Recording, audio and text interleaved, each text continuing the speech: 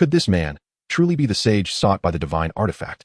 In a dilapidated little town in the southern reaches of the Empire outside a reeking, sour-smelling stable, the hero Gareth halted in his tracks, frowning as he stared at the sage's tome, glowing with divine radiance in his hand. This legendary artifact, said to guide destiny itself, stubbornly cast its light toward a corner of the stable.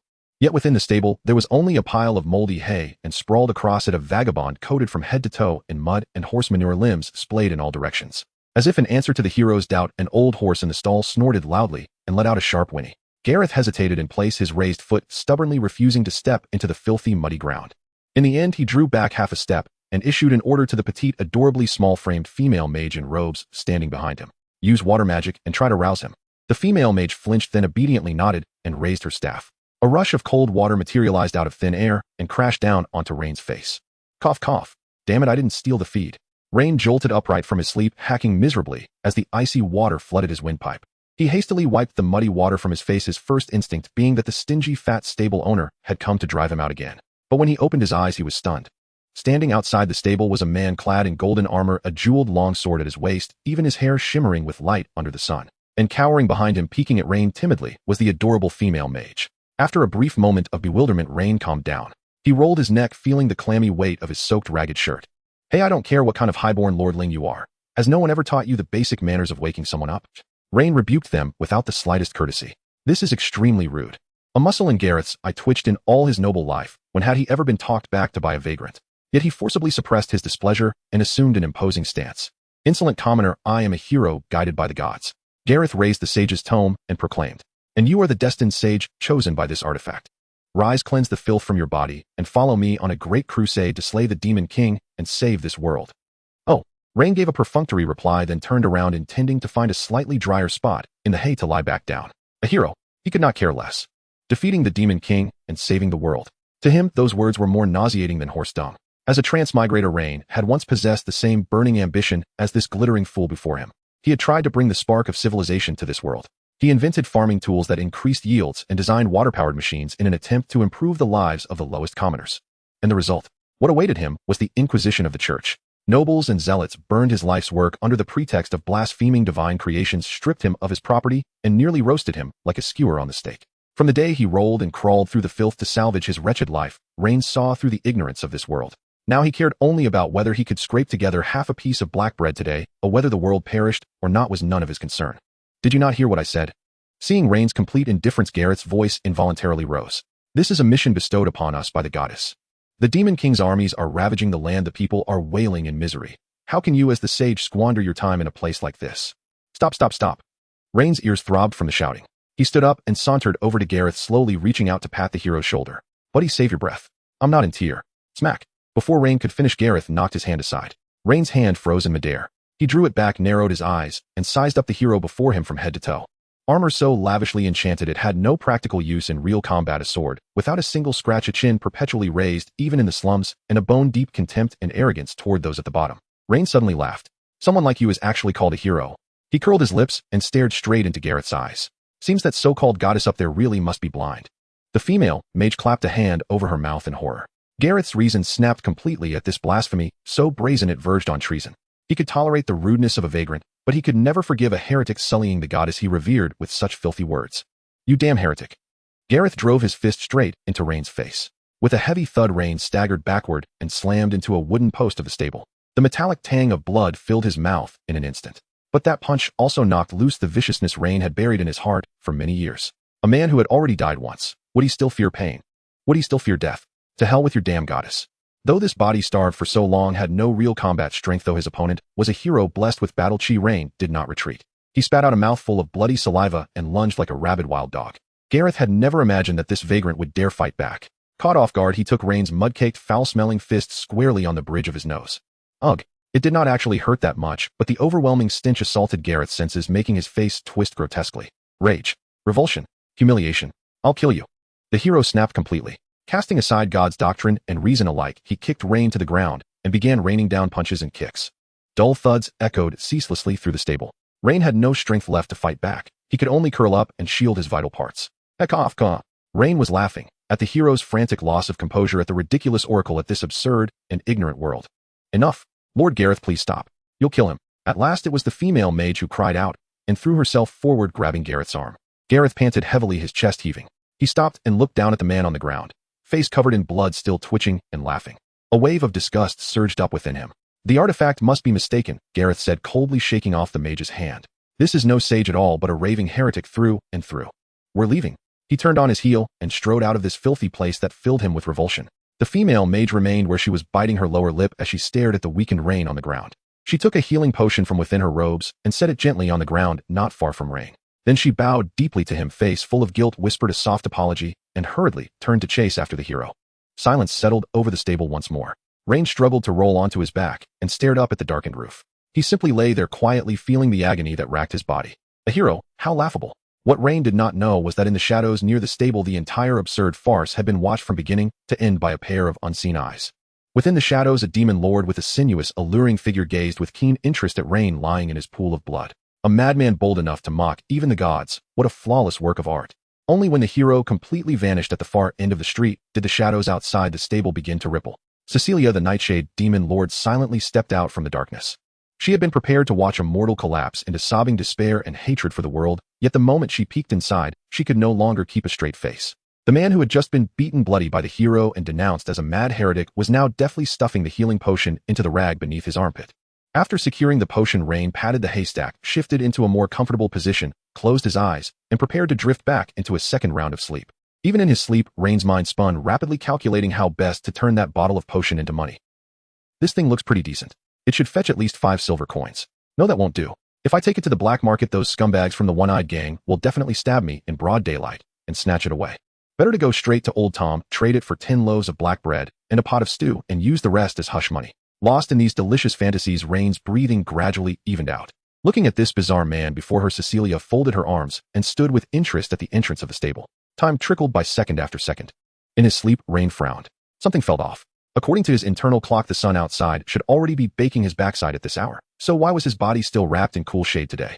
Moreover, in this rundown stable that usually reeked of horse dung, moldy hay, and mouse urine, why was there suddenly a whiff of perfume? As an old fox who had clawed his way up from the very bottom of the slums, Rain immediately sensed something was wrong. There was definitely a trap. After a meticulous 0.1 second analysis, Rain swiftly devised the safest strategy: play dead. As long as he did not open his eyes, as long as he did not wake up, no trouble in the world would ever find him. He slowed his breathing and began to snore, attempting to disguise himself as a worthless vagrant. But Cecilia was one of the demon lords most proficient in assassination and stealth. The faint tightening of Rain's muscles and the subtle change in his breathing rhythm were glaringly obvious beneath her gaze. Heh! A curve tugged at the corner of Cecilia's lips. She deliberately cleared her throat, then exclaimed in an exaggerated theatrical tone, "Oh my, how dreadful. Why is there a bedraggled, blood-soaked vagrant lying in this stable? He's so filthy. If he brings some contagious disease to these poor horses, that would be terrible. No, as a kind passerby, I must quickly fetch the stable's owner." Hearing this, Rain's heart skipped a beat where he lay buried in the haystack. If that stable owner, who was as fat as a pig, discovered he had been secretly sleeping here, not only would he be beaten half to death, he would also be forced to spend the night under that drafty, icy stone bridge outside town. In this damned autumn, sleeping in a bridge hole was a good way to die. Don't. We can talk this out. I'm not sick. Rain sprang upright, hands raised above his head, ready to bargain before his eyes were even fully open. But what entered his sight was not some meddlesome townsfolk, but a serpentine, deadly beauty in tight leather armor, her explosive figure so striking it was hard to look away. Taking in Rain's appearance, Cecilia cut him off and went straight to the point. "You are the sage." The tension on Rain's face froze the instant he heard that word. His eyes rolled back like a dead fish, and he flopped straight back into the hay with a soft thud, even grabbing a handful of straw to cover his face. "Didn't check the almanac before going out today. This just never ends, does it?" From beneath the hay came Rain's muffled voice. "You've got the wrong guy. The sage just went out and turned right. The one lying here is just a useless wreck waiting to die." Cecilia burst into laughter. "Whether I have the wrong person or not is for me to decide." She took a step forward, her leather boots rustling softly over the hay. "Allow me to introduce myself. I am one of the demon lords under His Majesty the Demon King, Nightshade Cecilia. By the way, my greatest specialty is assassination." The temperature in the air seemed to drop. Any ordinary commoner would have already wet themselves upon hearing the title of Demon Lord. Yet Rain merely lazily lifted the hay off his face and looked calmly at the voluptuous demon general before him. "Oh, hello, Miss Killer. So, are you here to kill me?" Rain spread his hands nonchalantly and yawned. "As far as I know, that damned book hasn't fully bound itself to me yet. If you kill me here, the artifact will immediately take off again, flying across the world to find some hot-blooded fool who hates your demon race to the core and is full of love and justice to be its next host." Rain dug a finger into his ear and pointed at his own nose. "Right now, the artifact has chosen someone like me, too weak to wring a chicken's neck and with absolutely no desire to oppose your demon king. If you kill me, you're basically helping the hero refresh his party member. Keep me alive, and the hero permanently loses an overpowered cheat. No matter how you look at it, killing a harmless sage is hardly a wise move, is it? Do the higher-ups of the demon race not even know this level of cost-benefit analysis? At these words, Cecilia lowered her head in thought. Flawless.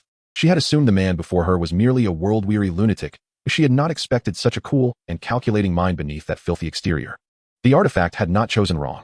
This fellow was undoubtedly a rare talent. You're right. It seems killing you would indeed be a losing bargain. The smile on Cecilia's face deepened as she bent at the waist, her breathtaking curves on full display, her voice dripping with temptation. Since you're unwilling to follow the hero, why not join our Demon King's army instead? As long as you nod, I can grant you endless wealth and make you a demon noble second only to one and above 10,000. Money, power, even the personal service of succubi, whatever you desire the Demon King's city can provide. Confronted with this sudden Acher-style grand pitch, Rain countered point by point. Spare me. Endless wealth. Without strength to back it, wealth is nothing but a pile of worthless paper. Power above 10,000. That just means endless paperwork every day and an endless supply of blame to shoulder. As for succubi, take a good look at this frail body of mine. I'd be sucked dry into a husk within 3 days if I even last that long. I'm not going. I'm staying right here on my back.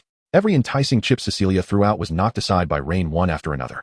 He refused both carrot and stick, more obstinate than a stone pulled from a cesspit, disgusting and impossibly hard. Yet it was precisely this slippery refusal to yield that made Cecilia increasingly fascinated by him. Lately, His Majesty the Demon King had been vexed by those demon generals who only knew how to think with their muscles. If she threw this amusing human into the Demon King's city, the reaction would undoubtedly be very entertaining. Having decided, Cecilia fell silent and began advancing on Rain step by step. Hey, what are you doing? Got angry because I tore apart your sales pitch. Going to use your fists now that you've run out of words. At first, Rain still seemed unconcerned, grumbling under his breath. But then he noticed the change in the Demon Lord's gaze. Something was clearly off. Wait, miss, that look in your eyes is wrong. Don't come any closer, I'm warning you. I haven't bathed in days. Oh crap. Before Rain could finish, Cecilia's fist had already grown large within his pupils. Bang. Before he could react, Rain felt darkness swallow his vision and searing pain explode across his face. Then his eyes rolled back, and he passed out cleanly. What a noisy and adorable little thing. Cecilia clapped her hands in satisfaction, then easily hoisted the unconscious Rain over her shoulder. Shadows spread out from beneath Cecilia's feet. Before leaving, she cast a glance around the stable. The only witness to the entire crime scene was the old horse. The old horse chewed on hay, snorted indifferently at the human being carried away, and went back to minding its own business. The shadow dissolved, and the figures of the demon lord and the sage vanished together from the dilapidated stable. When Rain opened his eyes again, a dull pain still lingered at the back of his head. He forced himself to sit up and began to survey his surroundings. This was an absurdly large palace, its dome soaring high, supported by massive black pillars that required 10 people to embrace. Yet strangely, this grand palace felt excessively bare and desolate. There were no towering piles of gold and silver treasures, no skeletal throne burning with green flames, and there wasn't even a decent carpet. The bare cold stone floor exuded an air of wretched minimalism. What a top-notch unfinished house this is. Rain rubbed his head, cursing himself for being so unfortunate. He had done nothing today, enduring 2 beatings instead. That shabby book of the sage, which claimed to be a divine artifact guiding fate, might as well be called a cursed tool. Whoever got involved with it would be doomed. Just as Rain bared his teeth in silent disdain, he caught sight of a familiar figure at the edge of his vision. The night shadow demon lord. Cecilia leaned against one of the giant pillars with her arms crossed, looking at him with a playful expression and a seductive smile on her lips. Seeing that smile, Rain immediately felt a surge of anger. He raised his right hand in a standard international gesture of goodwill, ready to vocally insult the ancestry of this female demon lord. Whoosh! A handsome face unexpectedly blocked his line of sight, almost touching his nose. This was a man dressed in a well-fitted long robe with smooth silver hair and deep-set eyes. He smiled at Rain, who was frozen in place. It seems our esteemed sage has finally awakened. Rain was startled by the sudden appearance and instinctively leaned back. Rain frowned impatiently, but his intuition told him that this place was definitely the core of the demon realm, and the silver-haired handsome man before him was undoubtedly an impressive figure. Who are you? Rain scrutinized him warily. A demon king. The man before him did not answer. Instead, his smile deepened as he tilted his head and said, "Guess." Looking at this theatrical act, Rain sneered inwardly. It didn't matter whether he was a demon king, since he had brought me here, it meant that I had value. To everyone's surprise, Rain lay flat on the cold stone floor, entering a state of giving up. I don't care if you're a demon king or a logistics officer of the demon realm, listen well. Rain crossed his legs and shouted. Immediately arrange a comfortable guest room with a soft mattress, and make sure there's hot water for bathing. The dinner menu must include roasted meat and beer. If any one of these is missing, I will immediately bite my tongue and die in this unfinished house. I'll dig my fingers into the dirt and fearlessly add, if I die, that cursed tool will immediately seek out a new sage filled with notions of light and justice, one who shouts about grinding you to dust. Let's see if you don't believe me. The silver-haired man remained calm in the face of this shameless threat. Prior to this, Cecilia had already shared everything that happened in the stables along with Rain's reckless logic as a joke in the Demon Lord meeting. Everyone thought that this stubborn human was a rare oddity. The man assumed a serious thinking posture. He began to circle around the lying Rain slowly. This does sound like a highly constructive and significantly threatening proposal. The man nodded and then changed the subject, his tone filled with curiosity. However, rather than arranging a guest room for you, I am more curious about why the artifact chose you. Rain closed his eyes, playing dead and refusing to answer. The man did not mind and continued speaking to himself. As far as I know, there is no magic power within you, nor have you condensed even a shred of fighting spirit. You are nothing but an utterly powerless mortal. Even more strangely, I have reviewed all the records from magical academies and night schools within human territories, even checking the literacy class rosters from various churches, yet there is no record of you whatsoever. You seem to have appeared out of nowhere. The man stopped and squinted at Rain. An illiterate who doesn't even recognize a single word, a waste rolling in the mud. Moreover, my intelligence network indicates that you seem particularly fond of using wood and iron pieces to assemble and create some sort of utterly powerless junk. Rain, who had originally been playing dead with his eyes closed, opened them in anger. Over the years, he had endured countless disdainful looks. He had been bullied for lacking the power system of this world. Afraid to retaliate, he was treated as a lowly laborer when he sought work at the Merchant Guild due to his lack of education in this world. As someone who had received higher education in modern society, he detested being considered illiterate by these world-dwelling natives whose minds were filled only with theology and magic. But he could endure it. He could accept being belittled as a waste. He could accept being knocked down in the stables to eat horse dung. Because he knew that he was not some great creator, he was merely a thief who had stolen the knowledge of modern civilization, trying to scrape by in this backward world. However, he absolutely could not tolerate anyone belittling the fruits of that world, the machines, tools, and water conservancy facilities that embodied the wisdom of countless generations, the entirety of modern civilization, behind him, as mere junk. That was his pride and bottom line as a traveler. Who the hell are you calling junk? Rain roared, springing up from the ground and lunging at the silver-haired man before him. Those are not junk. Those are tools that enhance productivity. They are the keys that allow commoners to eat their fill and drive civilization forward. You primitive bumpkin who knows nothing but how to play with magic, understand nothing at all. Cecilia, who was watching the scene unfold, was taken aback. She never expected that this slippery human would lose his mind over a casual remark. She considered stepping in to stop this reckless human. But an unexpected scene occurred. Facing the lunging Rain, the silver-haired man waved his hand, signaling Cecilia not to intervene. He did not use any magic nor unleash terrifying demonic pressure. Instead, he varied downwardly, rolled up his sleeves. Bang! Rain's furious punch landed solidly on the man's face. The man was knocked to the side, but he immediately retaliated with a punch that struck Rain's abdomen. Ugh! Rain gasped in pain, but instead of retreating, he grabbed the man's collar and slammed his head forward. No magic, no fighting spirit, and no flashy moves. It was purely a street brawl, a raw fight.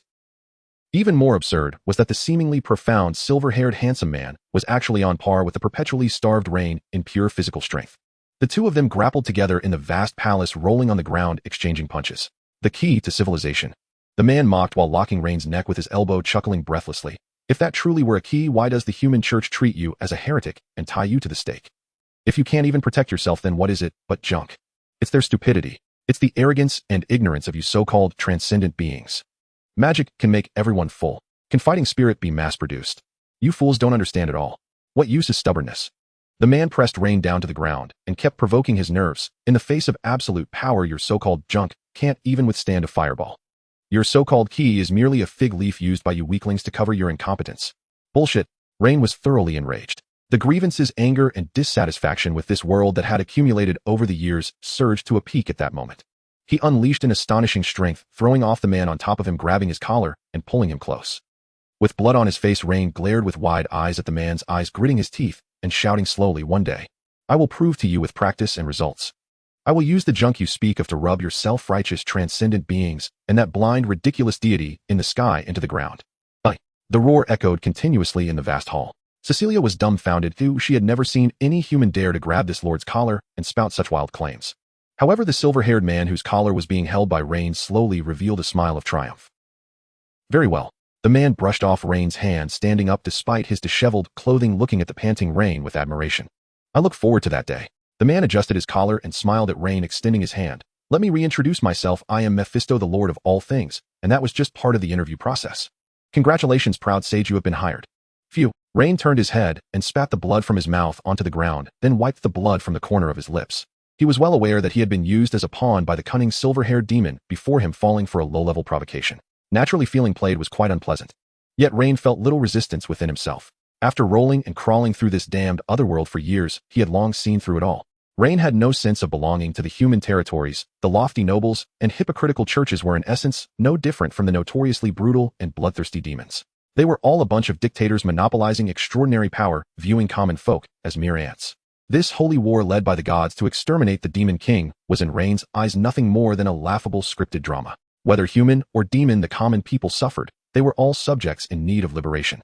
Since this damned world offered him no chance to voice himself, and since the human church had burned his creations, he would naturally not refuse the experimental field that the demons were willing to provide. Rain certainly knew that the odds of a mortal body opposing the extraordinary system and attempting to overturn the rules set by the gods were extremely slim. He could very well die halfway, even be reduced to ashes. But Rain understood a principle: even better, the body would eventually perish, but the mind would endure eternally. As long as he could hammer down the nails of progress in this backward and ignorant world, even if he died, as long as his thoughts were passed down, as long as someone learned from his ideas, the spark of progress would never extinguish. Who? Rain unhesitatingly extended his right hand to grasp Mephisto's hand. I will prove it to you. Rain looked into his eyes, each word resonating, Lord of all things Mephisto. Mephisto felt the strength in their handshake, a glint of unmasked admiration in his eyes. He smiled and firmly shook back. I look forward to it, great sage Rain. Mephisto then turned his head, casting a smug glance at Cecilia, who had been standing by the pillar watching the scene unfold. TCH, boring man. Cecilia rolled her eyes in silence. Now that the matter had been completely settled by Mephisto, her task was also deemed complete. Cecilia melted into the shadows beneath her feet. I must return to the human capital to keep an eye on our noble hero. Enjoy yourself in the Demon King's city, you little madman. Accompanied by a light laugh, Cecilia vanished into the shadows. Only two people remained in the vast hall. Rain suddenly remembered something and reached into his armpit to pull out a bottle of healing potion. If not now, then when? He uncorked the bottle and downed the potion in one go. The cool magical energy flowed down his throat to his limbs, fading the bruises on his face and abdomen, while the soreness from the earlier fight also subsided significantly. As Rain regained his composure, he looked up and surveyed the Lord of all things before him, asking, Hey, since you're just a demon lord, who is the Demon King? I was just about to take you to meet her. Mephisto adjusted his slightly disheveled collar and turned toward the grand door deep within the hall. However, the Demon King is extremely busy with a mountain of affairs to attend to, so she cannot spare much time to meet with a mere human. Rain followed behind Mephisto, his face filled with suspicion. Busy? A mountain of affairs? Can't spare the time. Is this really the big bad guy he had imagined, the one who sipped wine on a throne of bones and watched succubi dance every day? Why does it sound like someone being exploited by capitalists, a 996 corporate slave? Mephisto ignored Rain's complaints and glanced at the sky outside the hall. It's just the right time for a meal. The Demon King should be heading there. Let's go wait for her at the dining hall. Upon hearing the word meal, Rain's stomach let out a loud growl in perfect harmony. Regardless of what the Demon King looked like, filling his belly first was the hard truth. The two passed through a long corridor and arrived at the cafeteria of the Demon King's castle. Rain initially thought that the cafeteria would be a grand banquet with long tables, roast whole cows, and barrels of fresh blood. But as he stepped through the door, it was completely different. The place was unusually spacious, yet terrifyingly desolate. Rows of long wooden tables were scrubbed clean, and only a few demons could be seen in the entire cafeteria. Most of them wore simple linen clothes and silently picked at the food on their plates with absolutely no noise, belonging to an evil stronghold in the air. Rain found a seat by the window. Outside, the demon territory stretched out in dark red cracked land with ashlight clouds hanging in the sky all year round. Soon Mephisto approached with a wooden tray and placed it in front of Rain. Eat up, this is today's meal. Rain looked down and twitched at the corner of his eye. On the tray was only a bowl of grayish-brown thick soup floating with some unknown plant roots, and beside it lay a small piece of hard dry meat. Just this. You high-ranking demons, eat this. Rain was utterly shocked. In the demon realm, having any meat to eat is already a luxury. Mephisto sat across from Rain calmly, watching him devour his food. Despite the soup being almost devoid of flavor and the plant roots being rough enough to scratch his throat, the starving Rain still gulped it down, finding it exceptionally sweet. As he watched Rain eat, Mephisto's voice slowly rose, recounting the harsh realities of the demons. Humans are always envious of the demons' naturally strong bodies and vast magical power, but they do not know that this gift comes at a cost. Mephisto pointed to the dark red land outside the window. In the demon realm, the land is overly saturated with magic. Saturated to the point of madness. Ordinary food seeds, when sown, are either burned to death by the magic or undergo terrifying mutations, sprouting deadly poisonous vines. This land grants the demons unparalleled combat prowess, but it also bestows upon us an endless hunger. Rain's chewing gradually slowed down. His gaze involuntarily drifted outside the window, where he saw a gaunt little demon girl on the wasteland surrounding the Demon King's castle. The little girl wore tattered clothes, kneeling on the sandy ground, desperately digging with her dirty little hands. Suddenly, she seemed to have unearthed something. A look of joy appeared on the girl's emaciated face, and without hesitation, she was about to shove the muddy item into her mouth. At that moment, a slightly older demon boy rushed over. The boy slapped the item from the girl's hand. He scolded loudly, seemingly warning her that the object was poisonous. The food was gone from the girl's hands, and she sat on the ground, opening her cracked lips and crying out in despair. She cried with such desperation that only those who have truly experienced extreme hunger could make such a wailing sound. The boy looked at the crying girl, silently walking forward to embrace her frail body, lifting her from the cold ground and limping toward the low stone house in the distance. Inside, Rain watched the scene unfold. His hand froze in midair. The plant roots he had been using to fill his stomach now tasted like sawdust. A spasm surged from his stomach to his throat, and Rain felt nauseous. He wanted to vomit, but Rain gritted his teeth, forcing down the urge to retch. He forced himself to chew and swallow the food on his plate. For wasting food is the greatest sin. As Rain desperately tried to eat, a soft, authoritative voice laced with undeniable firmness sounded beside him. Please do not waste food, great sage. Rain turned his head and saw a white-haired loli standing by his table, barely reaching his chest. She wore a large black robe that had clearly been patched up with a pair of black spiraled horns on her head. In her hands, she carried a wooden tray identical to Rain's, filled with the same bland soup and dry meat. The Lord of all things, Mephisto, stood up, placing his right hand over his chest and deeply bowing his head. I salute you, Demon King. Huh. Rain held the unpalatable gray-brown thick soup, gazing at the white-haired loli before him. What is this? This soft, delicate little girl is the current Demon King, said to have green skin and sharp teeth, devouring human flesh, and capable of silencing the cries of infants in the Empire. Have the intelligence agencies of the human church collectively lost their vision, or are they intentionally portraying the Demon King as a monster? Facing Rain's scrutinizing gaze, the white-haired loli remained unfazed by the impolite appraisal. She naturally sat down on the long bench opposite Rain, holding a wooden tray. Ahem. Next to her, Mephisto straightened up, glanced at the hourglass, and said, My Lord Demon King, since the great sage has arrived, I shall take my leave for now. The greedy subhuman merchant groups on the outskirts of the Shadow Mountains are causing trouble again. Recently, humans have blocked the trade routes, and they have taken advantage of the chaos to raise the purchase prices of coarse salt and inferior wheat by a full 30%. Upon hearing this, the usually composed Lord of all things could not help but frown. Understood. The Demon King nodded gently. Do your best to stabilize them and avoid any conflict. Winter has arrived, and the soldiers on the front lines cannot do without salt. As you command. Mephisto once again placed his hand on his chest in salute, casting a meaningful glance at Rain before swiftly leaving the cafeteria. After Mephisto left, a silence enveloped the room. The Demon King took small sips of the soup with a wooden spoon, while Rain silently watched her, contrasting the cruel and bloodthirsty image of the Demon King he had imagined with the sight of a loli cautiously sipping her soup. The stark difference between imagination and reality left him momentarily at a loss for words. A simple meal quickly came to an end. The Demon King set down her wooden spoon and took out a pale linen handkerchief to wipe her mouth. She turned her head to gaze out at the land beyond the window. Great sage, what do you see through this window? She softly asked. Following her gaze, Rain recalled the crying demon girl from earlier and replied in a somewhat heavy tone, Barren. Not just barren, the Demon King corrected, her dark red eyes reflecting the sky, but also suffering. This land is barren because the rampant magical energy here causes nothing to grow. Yet at the same time, it is the richest land in the world. Beneath this dark red soil lies the purest and largest vein of magic crystals in the continent. Upon hearing about the magic crystal vein, Rain's pupils constricted. In human society, magic crystals are hard currency used to power magic arrays, forge enchanted weapons, and are also symbols of status for the upper class. A piece of pure magic crystal the size of a fingernail is enough for a common family to squander their entire lives. But isn't it ironic? The Demon King lowered her gaze in self-mockery. For the demon race who naturally possess magic power, these crystals are no different from stones by the roadside. They cannot fill our stomachs at all. Yet humans are extremely eager for them. Greedy humans covet the wealth underground, yet fear the demon race's formidable strength, not daring to wage a full-scale war. Thus they allied with the church under the hypocritical pretext of purging heresy in the name of the divine, blocking our trade routes, and cutting off our food supply, attempting to drain the demon race's blood through prolonged hunger. An innocent man suffers for his wealth. Rain understood the underlying logic of this cross-species war. What a load of nonsense about a holy war about light and darkness. In essence, it was just a resource-plundering war dressed in religious garb. If that's the case, why not relocate the entire race? Rain couldn't help but ask, with the demon race's individual combat strength, shouldn't it be easy to conquer a human plane where there are no magic crystals, but suitable for farming? The Demon King turned her head and fixed her gaze on Rain. After a long pause, she softly replied, Because this is the home of the demon race. Our ancestors were born here and rest beneath this land. Home. Rain fell silent. As a transmigrator who could not even return to his home planet, he understood the weight of this word better than anyone. The two quietly cleaned up the plates. Then the Demon King stood up and suggested, Seeing is believing, great sage, let us take a closer look at this land. After the meal, the Demon King led Rain out of the Blackstone Palace. This was Rain's first true step on the soil of the demon race. As soon as he stepped on it, he seemed to feel the rhythm emanating from the earth beneath his feet, as if this land itself were alive. Rain squatted down on the open ground, extending his hand into the soil, scooping up a handful of dark red dirt streaked with black. Rubbing it between his fingers, he felt the granules and moisture, then brought it to his nose to smell. It's black soil. What a pity. Reen patted the dirt off his hands, unable to help but feel regret.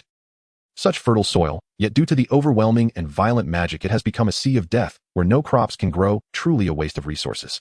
The Demon King noticed the expression of regret on Reen's face. She did not disturb him, simply standing quietly beside him and softly saying, "You can explore around by yourself." Reen stood up, surveying the wasteland, then walked directly towards the spot where the demon girl had dug earlier.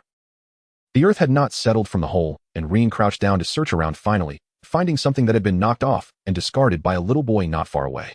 It was a root plant covered in rough bumps with strange purple-green patches. It was only the size of a finger and had a twisted shape. Reen held the object in his hands, flipping it over and examining it, his brow gradually furrowing. The Demon King walked up beside Reen and, seeing the object in his hand, spoke up to remind him.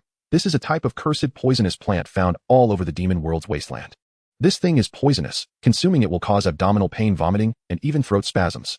Unless one is on the brink of starvation, it is not advisable for anyone to eat it. Upon hearing the Demon King's description, a storm brewed in Reen's mind. He held the small twisted object in his hand, examining it once more, and the corners of his mouth slowly lifted. He increasingly felt that this thing was not some cursed poison at all, but a wild potato that had never undergone any human domestication. It makes sense in a special place like the demon world. If anything could stubbornly take root and grow, potatoes would definitely be among them. After all, wild potatoes themselves contain a high level of solanine. Only after thousands of years of breeding, detoxification, and domestication by ancient Indians did potatoes become smooth, golden, and non-toxic staple foods. And the land of the demon world has perfectly preserved its original toxic wild form. Poisonous. Of course it's poisonous. But Reen's mind was filled with numerous physical methods to remove or reduce the toxicity of solanine. The Demon King watched Reen's eyes light up as he held the poisonous plant, and she couldn't help but feel puzzled. Is there something special about this? The Demon King tilted her head and asked. Reen stood up and turned to face this demon lord who was a head shorter than him. My lord Demon King. Reen examined the twisted poisonous potato in his hand. I think I may have found a way to solve the hunger problem. What method? Hearing Ryan's words, the Demon King's eyes stirred with waves. Ryan did not rush to explain. He tossed the poisonous potato up and down, smiling mysteriously. This method I alone cannot accomplish it. It requires the Demon King to personally cooperate with me. The Demon King nodded without hesitation. As long as we can find a solution to the food problem, I will agree to any request, no matter what it is. Her voice was soft and sweet, laced with determination. For a ruler who sees her subjects starve every day, not to mention cooperation. Even if Ryan were to hold a knife to her throat, she would not frown as long as it could solve the long-standing food crisis of the demon race. Ryan snapped his fingers. Then let's get started. He looked at the poisonous potato in his hand, ancient wisdom floating in his mind. The method of making lye. Under Ryan's direction, a large pile of withered yellow grass leaves and bush branches was quickly gathered in the wasteland. First, burn these leaves and branches to ashes. They must be burned thoroughly with not a trace of impurity left. Ryan pointed at the grass pile, issuing commands, letting the esteemed Demon King do the cooking. If Mephisto saw this scene, he would probably drop his jaw in shock. But the Demon King showed no hesitation as she immediately extended her finger towards the grass pile. Whoosh! The eerie blue flame engulfed the grass pile. In just a few seconds, the blue flame quietly extinguished. The withered leaves and branches had turned into a small pile of fine, pure gray-white powder. Wow, what burning efficiency! If this girl were placed in a chemical factory or incineration plant, she would definitely be the chosen worker. Magic is truly useful. This is what Ryan suppressed his inner shock and continued commanding. Next, mix these ashes with clear water. The Demon King looked suspiciously at the ashes on the ground, and then at the poisonous root in Ryan's hand. Mix the leftover ashes with water. How is this relevant to cooking food?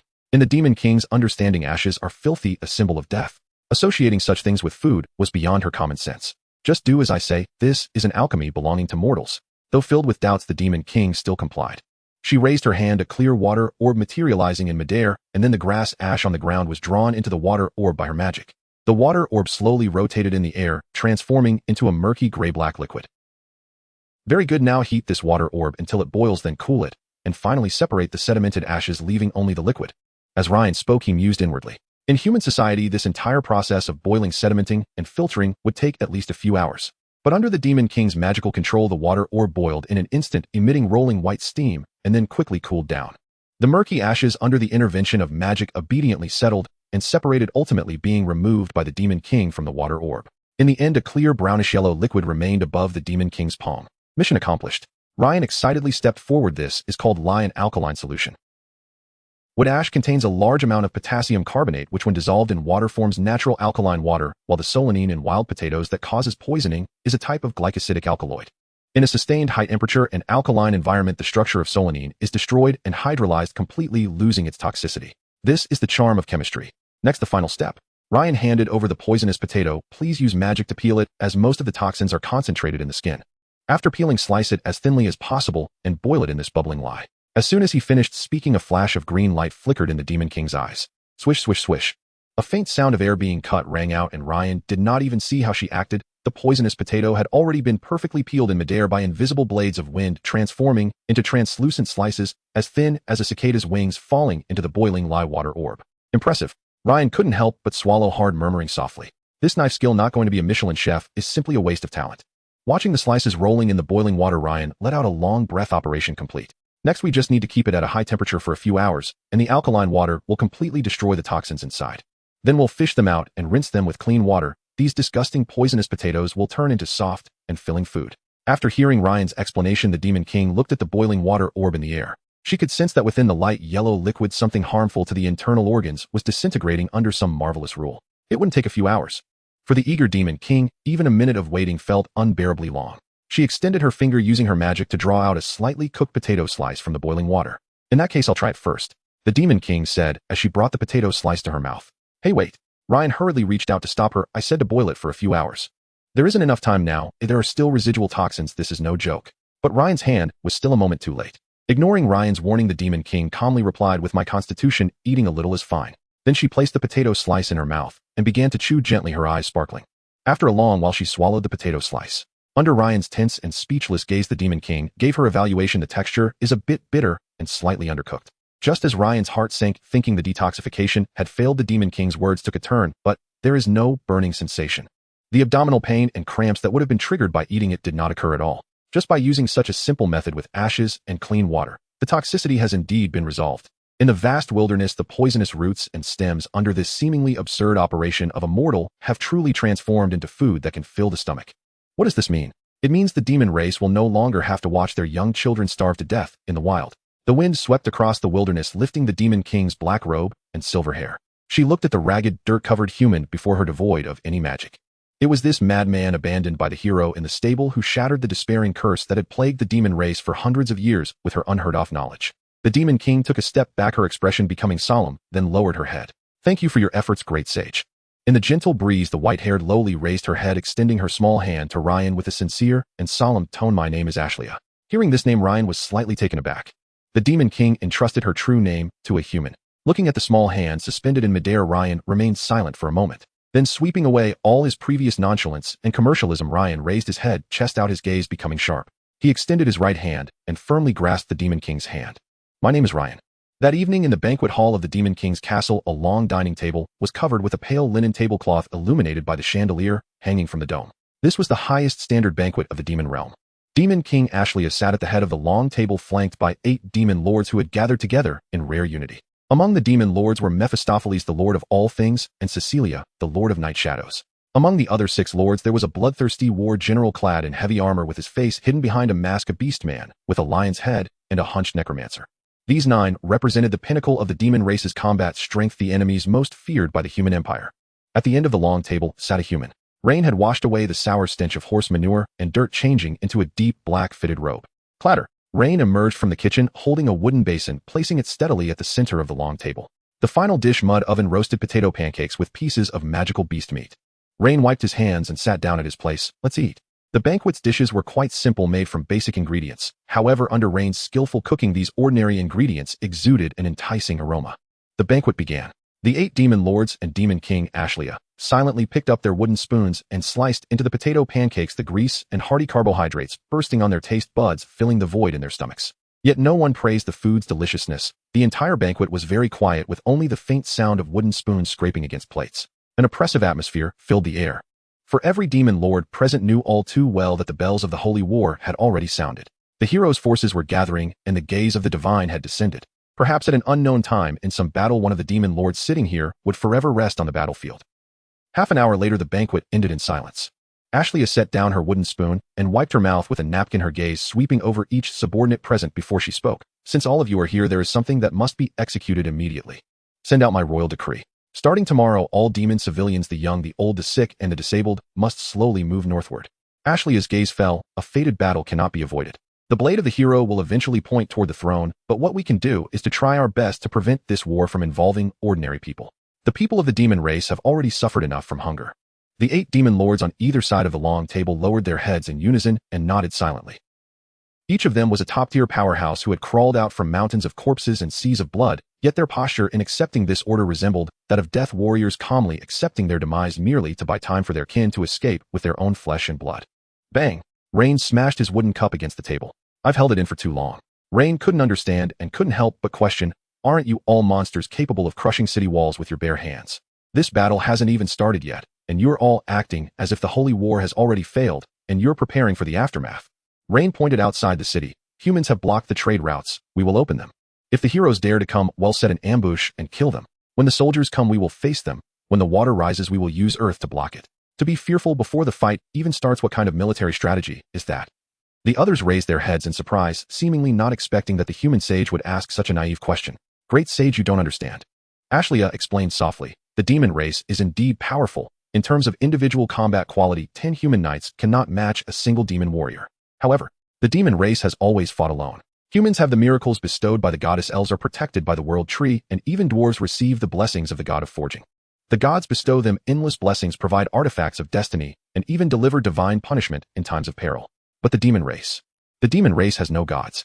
We have no divine favor, no artifacts to aid us, and not a single ally willing to stand with us. The will to fight alone against the entire world has already determined the outcome from the very beginning.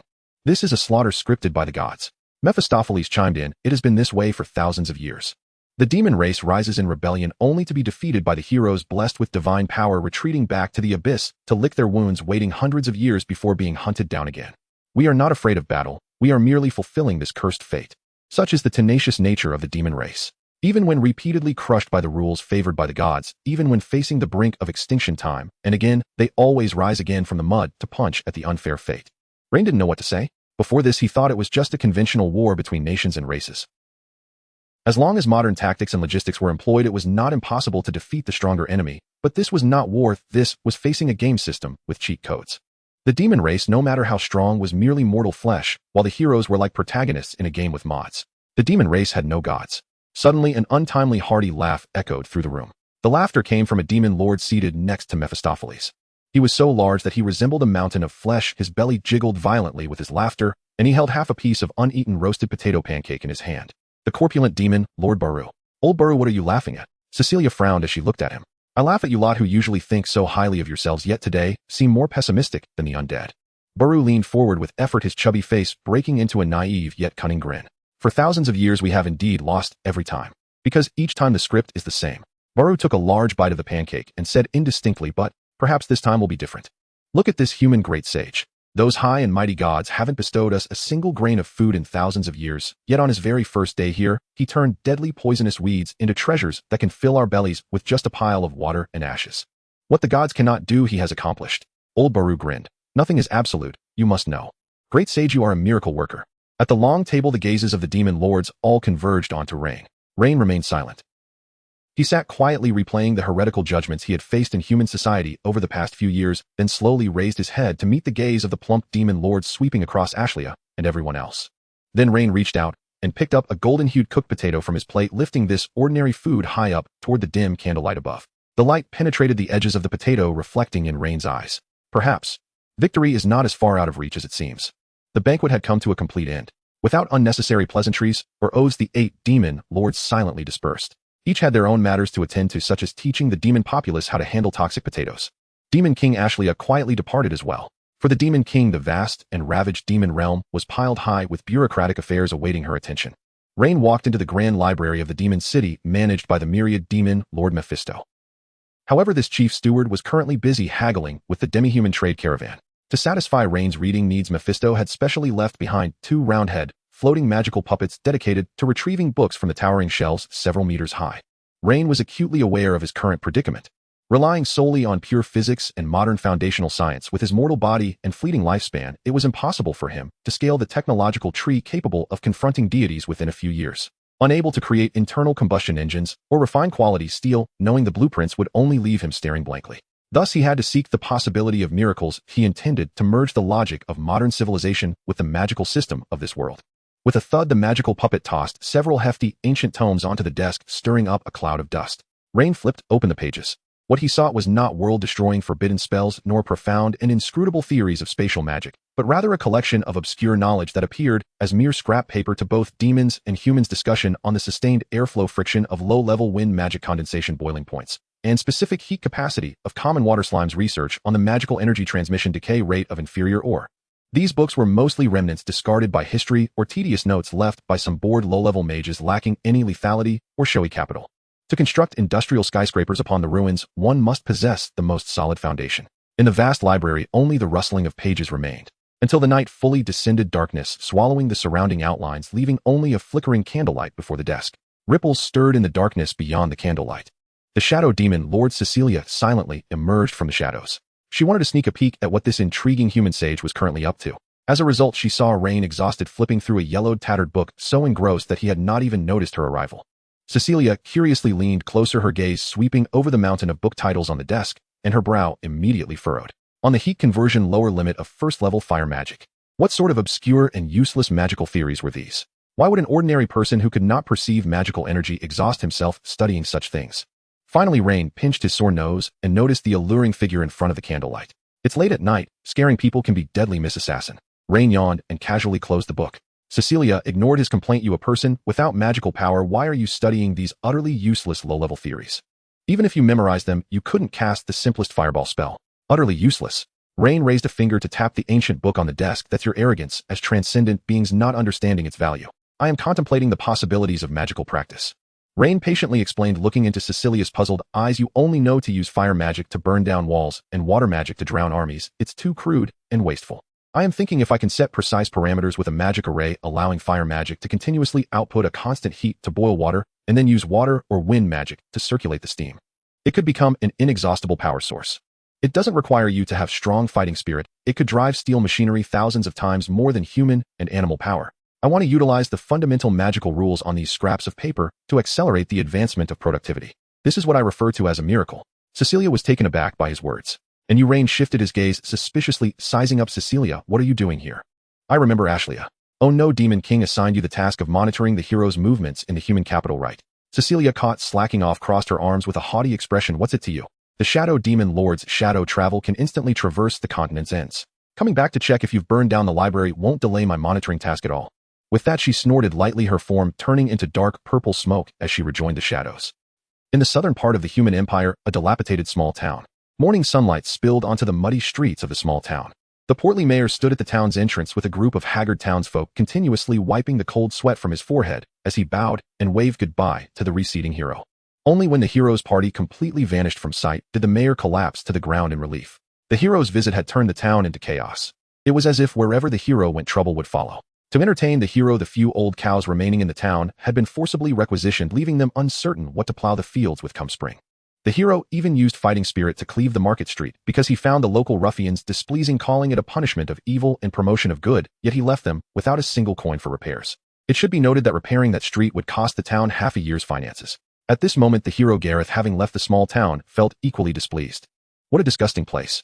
Gareth complained with a frown. To entertain a hero, they actually used such sour and inferior black bread. The house I stayed in not only had drafts, but the straw used for bedding was prickly. Do these ignorant commoners not realize they are hosting a great chosen one? If it weren't for my kind heart helping them clean up those thieving rascals, that filthy place would have been destroyed by monsters long ago. Oh well, who says I am the hero burdened with the fate of saving the world? Forgiving their ignorance is also part of my noble virtue. The petite female, mage following Gareth, watching the hero lost in his own thoughts, struggled internally. Ultimately, she couldn't help but speak softly. Lord Gareth, the sage we met in the stable, seems to be missing. Should we send someone to look for him? Hearing the word sage, a look of disgust crossed Gareth's face, as if he could once again smell the stench of manure and feel the ache in his nose. Shut up. Don't mention that lunatic in front of me. Missing. Humph, that kind of trash with no power who dares to blaspheme the deities has surely died somewhere in a cold, drafty bridge underpass after leaving the stinking stable. The hero held his head high, striding towards the sunny broad avenue, showing no concern for the vagrant he had abandoned. That madman must have used some despicable means. Once we reach the capital, let the archbishop re-baptize the artifact, and it will naturally seek a true sage of noble lineage filled with ideals and justice. Only such a person deserves to accompany me. As dawn light filtered through the stained glass windows of the grand library and spilled across the desk, Rain finally set down his charcoal pencil. Bloodshot veins webbed the depths of his eyes, and his hair stood in disheveled tufts from restless fingers. Though the ash-based detoxification method had rendered wild potatoes edible, Rain knew it was merely a stopgap, a superficial fix that addressed symptoms, not root causes. Wild potato yields were wildly unpredictable. True civilizational prosperity could never be built upon such capricious, weather-dependent foundations. To lift the demon folk decisively from the mire of chronic hunger, grain, normal, even abundant, had to be grown on this accursed crimson soil of the demon realm. If rampant ambient magical radiation in the soil mutates or incinerates plants, why not simply construct a localized magic-free chamber? At that moment, the library's great doors swung open, and Mephisto, the omnipotent demon lord, stepped inside. He had just concluded an exhausting night of haggling with a half-breed merchant caravan, though his overwhelming power had held the proceedings in check. The merchant's brazen arrogance, fueled by the human blockade, had left the elegant chief steward of the demon court utterly drained. "It seems your eminence enjoyed a most industrious evening, Archizage." Mephisto surveyed the desk strewn with ancient tomes and rough sketches. "Have you conjured even a single droplet of water yet?" "A water droplet? Such inefficient trivialities hold no interest for me." Rain seized Mephisto's arm and pulled him to the desk, pointing emphatically at the diagram at its center. "Look, this is how we'll grow normal grain in the demon realm." Mephisto's gaze settled upon the sketch, a semicircular sealed structure. At its base, Rain had meticulously transcribed the sigils of a magical array. "This is the Tier 2 magic suppression array." Mephisto recognized the obscure formation instantly. "Precisely." Rain snapped his fingers. "I call it the greenhouse cultivation method. Since the ambient magic outside is too volatile, we'll use this suppression array to forcibly carve out a magic-free zone, tens of square meters, directly atop the soil. Within the array's aura, magical radiation in both soil and air will be neutralized, allowing us to sow ordinary grain within this greenhouse." Mephisto listened in silence, and indeed a spark kindled in his eyes. Using a suppression array to cultivate mundane flora, a brilliant conceptual pivot, yet almost immediately the erudite omnipotent demon lord shook his head. "Archizage, your idea is theoretically genius, but utterly impractical." His fingertip tapped the array diagram. "Grain requires months to mature. Do you know how much magical energy is required to sustain a suppression array over tens of square meters, for months on end? Shall we station a demon warrior beside every field, forcing them to channel magic nonstop day and night for months on end? The moment a warrior's reserves deplete, the array collapses, and the unleashed magic will scorch the half-grown crops to ash. The cost is prohibitive. Even the entire Demon King's army could not produce enough food for hundreds of thousands." Listening to Mephisto's analysis, Rain's smile only deepened. "If you rely solely on living beings as batteries, you truly deserve to starve. But whoever said the array must be sustained by mortals?" Under Mephisto's unblinking gaze, Rain drew forth a dusty-toned conceptual framework for fully automated fortress defense arrays. "Observe." He flipped to a specific page. "These city defense arrays draw and regulate energy autonomously via their core matrices. We need only perform minor surgery, remove the offensive modules, replace them with suppression arrays, and then connect the system to a power source." "A power source?" Mephisto frowned, unfamiliar with the term. "Ah, demon crystals." Rain slammed his palm on the desk. "Ashleigh complained to me yesterday. Your realm is so impoverished it has nothing but demon crystal mines. Demons are born with innate magical furnaces, rendering these crystals as common and as worthless as roadside pebbles here. Then embed those worthless pebbles into the array's sockets as batteries. Fully automated magical greenhouses. No attendance required, self-sustaining once demon crystals are inserted. The demon realm's vast subterranean crystal veins, the inexhaustible energy source for demon agriculture. Dismantling the foundational logic of defensive arrays, grafting onto them suppression circuits, and powering them with the demon realm's most abundant resource. Such audacious, sacrilegious synthesis. Yet Mephisto, the paragon of rigor, looked further ahead. "This is genuinely feasible." His voice trembled. "But Archizage, if we scale this across the entire demon realm, even the largest crystal veins will one day dwindle. This is an irreversible depletion process." I anticipated precisely that question, so I found this. With deliberate calm, Rain produced another book. A tattered yellow-bound volume, its cover missing a corner, bearing the title Hypotheses on Capturing and Materializing Ambient Magical Energy. Its author, a human mage named Elk, was so destitute he couldn't afford spellcasting crystals, and thus devised an array to absorb stray ambient magical energy and recondense it into low-tier demon crystals. In certain human imperial regions, ambient magic is so thin that his array might yield only a fingernail-sized crystal after 3 years, dismissed as mere fantasy. But this is the demon realm. Here the land and air brim with magical energy, so dense it mutates plants. Rain sketched a closed loop on paper. We deploy ambient energy capture arrays around the crystal veins. The magic leaking from the deposits will be drawn in and continuously converted into fresh crystals. Then those newly formed crystals feed the inner suppression arrays, powering them to shield the crops. Leaning back in his chair, Rain declared the system's final form with quiet authority. "This is my solution." Mephisto stared at the battered book and chaotic sketches scattered across the desk, his worldview shattered, torn apart, and reassembled before his very eyes. Turning poison into nourishment, transforming death into vitality, forging a miracle that would feed the demon folk. By weaving together three seemingly unrelated theories into one seamless whole, Mephisto reached out and seized Rain's wrist. Hey, what are you doing? I haven't finished explaining yet. Rain felt the world spin violently. The omnipotent demon lord, renowned for his aristocratic poise, abandoned all decorum. Clutching Rain's arm, he kicked open the Grand Library's doors and sprinted toward Queen Ashlea's private chambers at breakneck speed. Hurry, Archizage, we must see Her Majesty now. A paradigm-shifting miracle cannot wait, not for a single second. The Lord of all things Mephisto dragged Ryan as they dashed through the corridors of the Demon King's castle, finally, stopping in front of a carved wooden door. Due to the sudden stop, Ryan nearly slammed into the door. Mephisto adjusted his disheveled collar and took a deep breath. He had initially raised his hand to knock, but a glint of cunning flashed in his eyes, as if he had thought of something. He suddenly halted, gentlemanly stepping aside to make way, and gestured to Ryan to knock on the door. Ryan was bewildered. What was going on? Just a moment ago they were in a hurry, and now it seemed all about pomp and circumstance. Ryan naturally assumed that behind this grand door was Ashley's office. Thus, without even knocking, Ryan directly pushed the door open. Bang! The door swung open. The mountain of documents and solemn desk he had imagined did not appear. What he saw was a soft bed. Ashley had evidently just finished her morning bath. Her silver hair still held a hint of moisture cascading smoothly over her shoulders. At that moment, the ruler of the demon realm, dressed in a somewhat loose-fitting white cotton nightgown, was sprawled on the bed, with her little legs dangling unconsciously in the air. Ashley held a document that she had not finished reviewing the night before, clearly intending to handle her work before heading off to eat the unpalatable breakfast. Upon hearing the sudden sound of the door opening, Ashley looked up. Two pairs of eyes, one large, and one small, one tall, and one short, met in the air. Ryan's gaze swept over her oversized nightgown, her fair face dotted with water droplets, and the black spiral horns that were frozen in place. 1 second. 2 seconds. Ryan expressionlessly stepped back half a step, grasped the doorknob, and then, with a bang, he firmly closed the door again. Ryan turned his head, his dead fish eyes staring at Mephisto, who was looking up at the ceiling. You did that on purpose, didn't you? Ryan gritted his teeth and said. Mephisto innocently spread his hands. Great sage, you are wronged.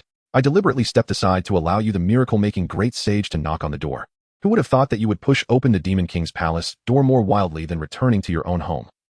Ryan was about to curse when the doors suddenly swung open from the inside. Ashley, now clad in a black robe and wrapped up tightly, stood at the door with a cold expression. Her eyes swept back and forth between Ryan and Mephisto. You two had better truly have something to report to me. Otherwise I won't hesitate to throw you both into the abyss river to wake up a bit. This is definitely a matter of life and death for the demon race. Ryan hurriedly displayed the blueprints and worn-out book before Ashley. Look at this. A fully automated magical power greenhouse array plan that will fill your stomachs. Upon hearing the words fill your stomachs, the killing intent in Ashley's eyes slightly dissipated. She lowered her head, her gaze falling on the wild blueprints. As Ryan animatedly explained the theories of magic crystal conversion suppression arrays and the closed loop of magic-free space, Ashley's expression changed. From initial anger to surprise and finally to uncontainable eagerness. Let's go. Ashley grabbed Ryan's wrist and dragged him out of the Demon King's castle. On the outskirts of the Demon City on the dark red land, Ashley personally demonstrated to Ryan what extraordinary construction efficiency looked like. Buzz. Ashley hovered in midair, her fingertips glowing with magical energy. She quickly sketched in the void, and the massive, intricate array patterns spread and intertwined across the ground. In just a few minutes, the facilities had already been constructed. Click. Accompanied by the activation of the capture array, the formation began to absorb the magical energy floating in the air.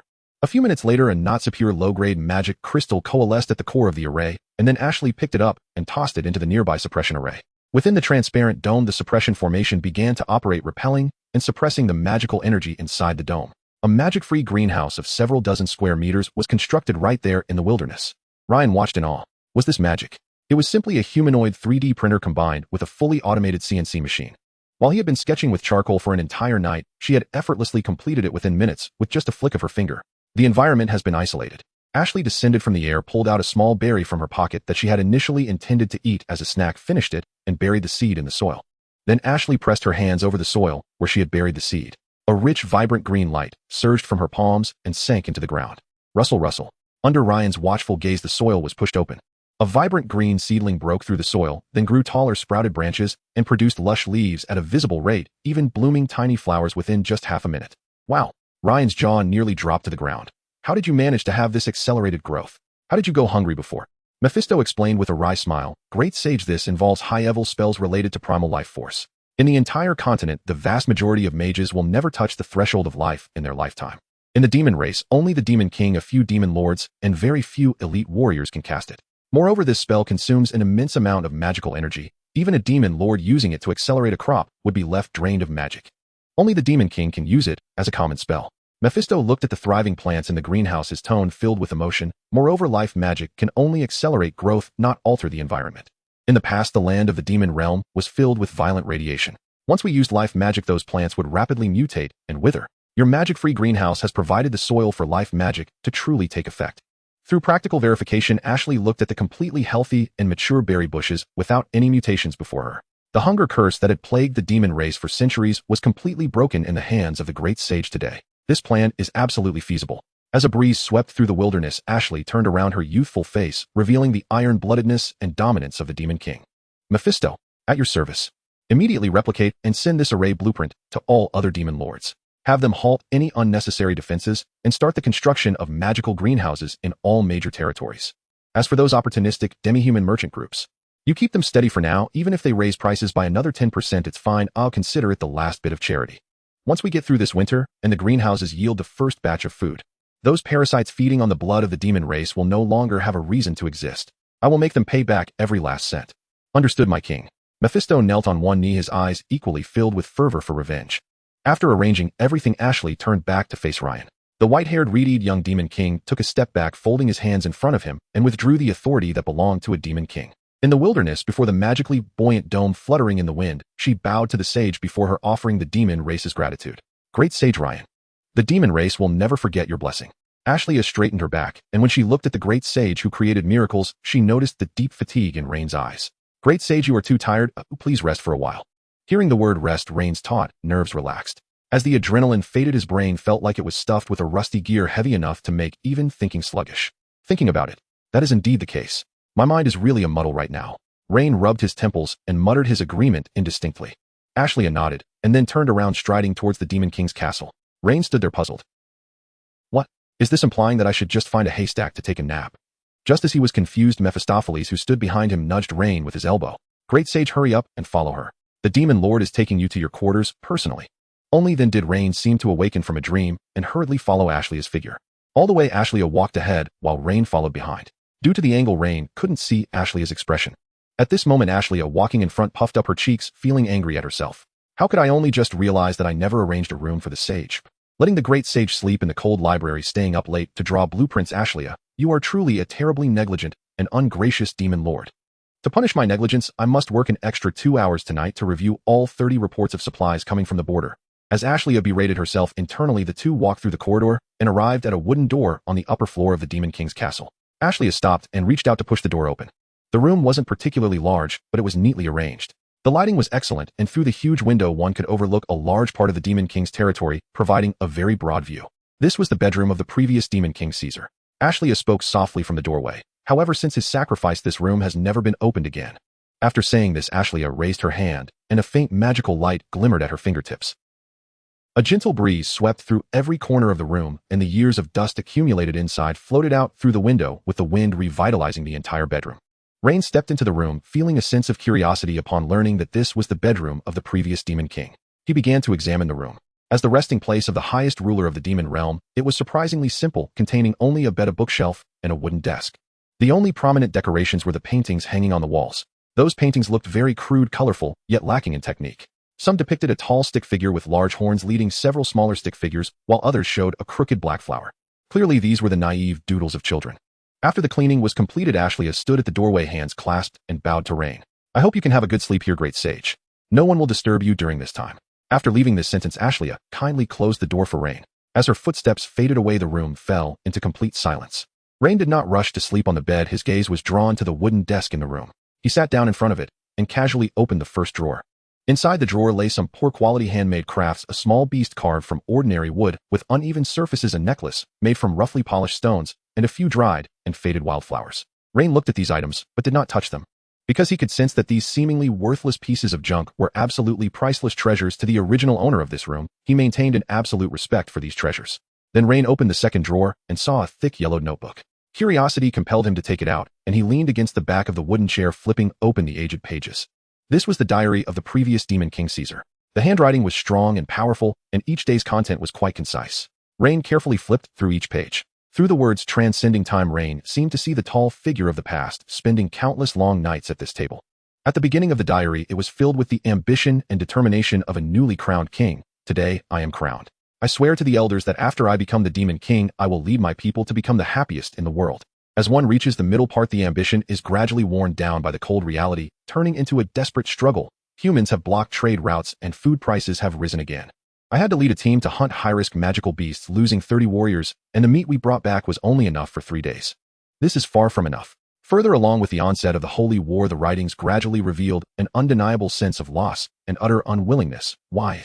Human heroes can heal fatal wounds with their prayers to the divine artifacts, while my warriors can only suffer and howl in the muddy waters without medicine.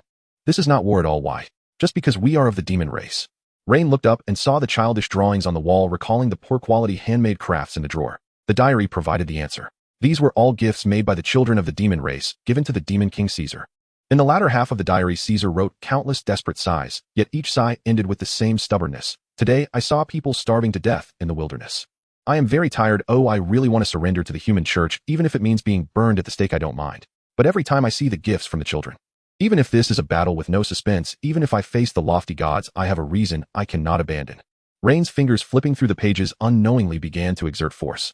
Finally, he turned to the last page of the diary, which was the day before the demon king Caesar's final battle with the previous hero. The paper was stained with large areas of smudged watermarks, as if the person who wrote these words had shed hot tears here. The handwriting on this page became messy and trembled. I am very sorry, my people. I failed to bring you the future I promised. I am truly an incompetent demon king. The diary abruptly ended here. Rain sat silently in the chair, feeling as though something was blocking his chest, making it hard to breathe. A man burdened with the desperate fate of an entire race spent his life crashing against an insurmountable wall, ultimately walking towards death with a heart full of apologies. Rain solemnly closed the notebook.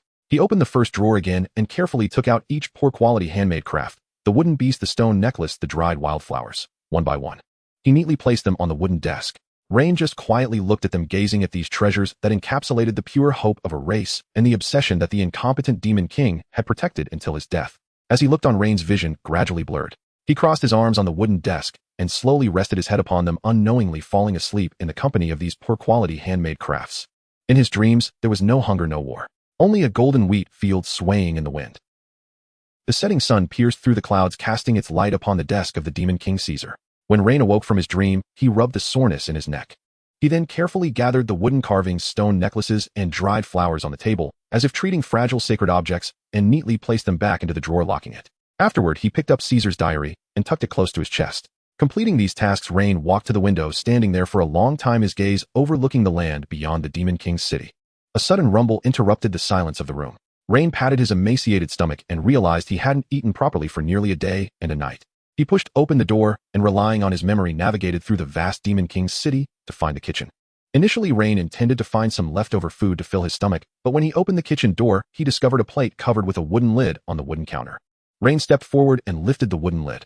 Inside was a somewhat charred piece of demon beast meat, accompanied by unevenly cut cooked potatoes and a small bowl of wild vegetable soup. At this time, it was well past mealtime, and the large kitchen was empty. Clearly, this warm meal had been left for him on purpose. Rain sat at the counter, picked up a wooden fork, and took a bite. This knife skill. This control of heat. He chewed while inwardly critiquing. The outer layer of the meat was overcooked and dry, while the inside was nearly undercooked. The potatoes were cut as if a dog had gnawed at them, and the wild vegetable soup was utterly devoid of salt. The cooking technique was truly amateurish. Yet for some reason, Rain ate with great seriousness, finishing even the broth. He could taste the cook's careful sincerity and dedication within this poorly made meal. Thank you, Lady Snail. Rain, satisfied, let out a burp and silently thanked the unknown chef. After eating his fill, Rain began to wander around the storage area of the kitchen. Soon he made a new discovery: in a corner bag, a handful of dried, shriveled green beans. Judging by their color, they were likely overpriced seconds bought from the Beastman merchant group. Rain picked up a dry bean pod and opened it. The few seeds inside were still plump, and his eyes gradually lit up. Green beans. These things are drought resistant, have a short growth cycle, and their roots can fix nitrogen in the soil. Rain felt an irresistible itch in his hands. He needed to plant something right now. Rain grabbed a handful of seeds and rushed towards the magical greenhouse he had previously built. Under the transparent suppression magic array dome, the climate was warm and suitable. Rain skillfully rolled up his sleeves and pant legs, unceremoniously lying on the ground. He dug shallow holes with his fingers, evenly burying the seeds before carefully covering them with soil. The dirt smeared his cheeks and nails, yet he was oblivious, wearing an uncontrollable, excited smile. Just as Rain was happily planting, footsteps approached from outside the greenhouse. Ashley, dressed in a long robe, entered the dome of the suppression magic array. She looked at the great sage covered in dirt lying in the mud, and for a moment, she didn't know what expression to wear. "Oh, Ashley, you came at the right time." Rain, hearing the noise, looked up and waved naturally. "Quick, use water magic to help me water this patch of land, so I don't have to go far to fetch water. And while you're at it, help me pull out that troublesome berry bush in the corner. It's taking up too much space." Ashley's mind momentarily froze upon hearing this. In this space, all magical elements had been expelled and suppressed by the array. To cast magic here, if it were any ordinary mage, daring to forcibly use magic in this place would result in their meridians being damaged from the counteracting magical energy. Only she, the mighty ruler of the demon realm, could cast spells here. Ashley, as speechless, extended her small hand. A gentle drizzle appeared and fell on the freshly planted soil. Then a breeze brushed the ground, uprooting the innocent berry bush in the corner and tossing it outside the greenhouse. Perfect. Rain stood up satisfied and dusted off the dirt from his hands. Looking at the seeds wrapped in moist soil, he could already envision the vines covering the greenhouse and bearing abundant fruit in the near future. After admiring his masterpiece, Rain snapped back to reality and turned to the exasperated Demon King. "By the way, you specifically came to the greenhouse to find me. Is something wrong?" Ashley retracted her spell. "There has been movement from the Beastman merchant group. They rejected Mephistopheles' proposal to stabilize prices, and in half an hour they will send a representative to the Demon King's city to see me. They are relying on the blockade from the human church, confident that we dare not confront them in winter. Therefore, I hope you can provide some advice. How should we respond to these greedy merchants?" A representative. How they are here to deliver an ultimatum, preparing to suck more blood from the arteries of the demon race. Rain's gaze sharpened. "I'm fine with giving advice, but I need the most detailed information about this Beastman merchant group, their financial chain, main goods, and even the personal preferences of their leader. Detailed as possible. In business warfare, intelligence is a lethal weapon. I've already arranged it." Ashley nodded. "Cecilia is currently sorting through all the dark web information about this merchant group. She will deliver the intel directly to you shortly." "Then there are no issues." Rain wiped his hands and said, "Go prepare for the meeting, my lord. I will teach these fellows what negotiation truly means." Ashley looked at Rain's confident demeanor and felt somewhat reassured. She nodded and turned to prepare for the upcoming negotiation. "Wait!" Rain suddenly called out to her. Ashley stopped and turned back. Rain reached into his chest and pulled out Caesar's diary. Rain approached Ashley and solemnly handed the diary to her. "Before meeting those vampires, I hope you can take a look at this." Rain's voice was low and soft. "I found this in the room you arranged for me." Ashley's gaze fell on the yellowed cover of the diary. She was initially puzzled, but quickly recognized its origin. A flicker of disturbance crossed her usually calm eyes. "Go on." Rain stuffed the diary into her embrace, turned, and continued to tend to his experimental field, waving his hand behind him. "After you read it, carry the unyielding spirit of Caesar. And in the future reclaim what the demon race has lost with interest." That night in the grand library of the Demon King's castle, Rain leaned over his desk, rapidly sketching and writing on the parchment with a charcoal pencil, occasionally pausing to tug at his hair in deep contemplation. The paper was densely filled with words like paternal, maternal, male, sterility, and pollination, which appeared as cryptic as ancient texts to the inhabitants of this world. Rain was conceiving a grand plan. Although he was not a professional agronomist, the most primitive method he could think of was to crossbreed two plants with similar traits. For instance, he could hybridize drought-resistant yet low-yield wheat with high-yield, but drought-sensitive wheat, then select outstanding individuals from the offspring that were both drought-resistant and high-yielding. This was a long and clumsy approach in human society. If luck was not on their side, it might take several generations of agronomists, decades of trial and error in the fields to stabilize a desirable trait. But things were different in this world. In Rain's mind, he envisioned the astonishing sight of Ashley effortlessly causing seeds to sprout, bloom, and bear fruit within half a minute.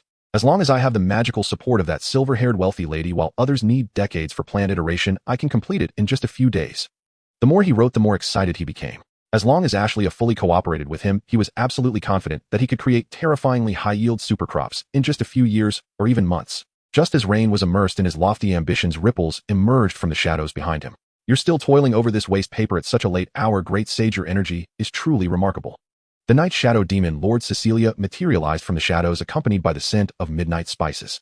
Rain's train of thought was interrupted, and he rolled his eyes in annoyance. "Enough of the chit-chat. Do you have the intelligence report?" "Of course. The Night Shadow Intelligence Network never disappoints." Cecilia tossed a thick roll of parchment onto the table, then casually picked up the hybrid breeding plan Rain had just been fervently writing. Rain ignored her and opened the roll to quickly browse through the top-secret intelligence about the subhuman merchant group. The intelligence showed that the subhuman merchant group was actually in a rather awkward position.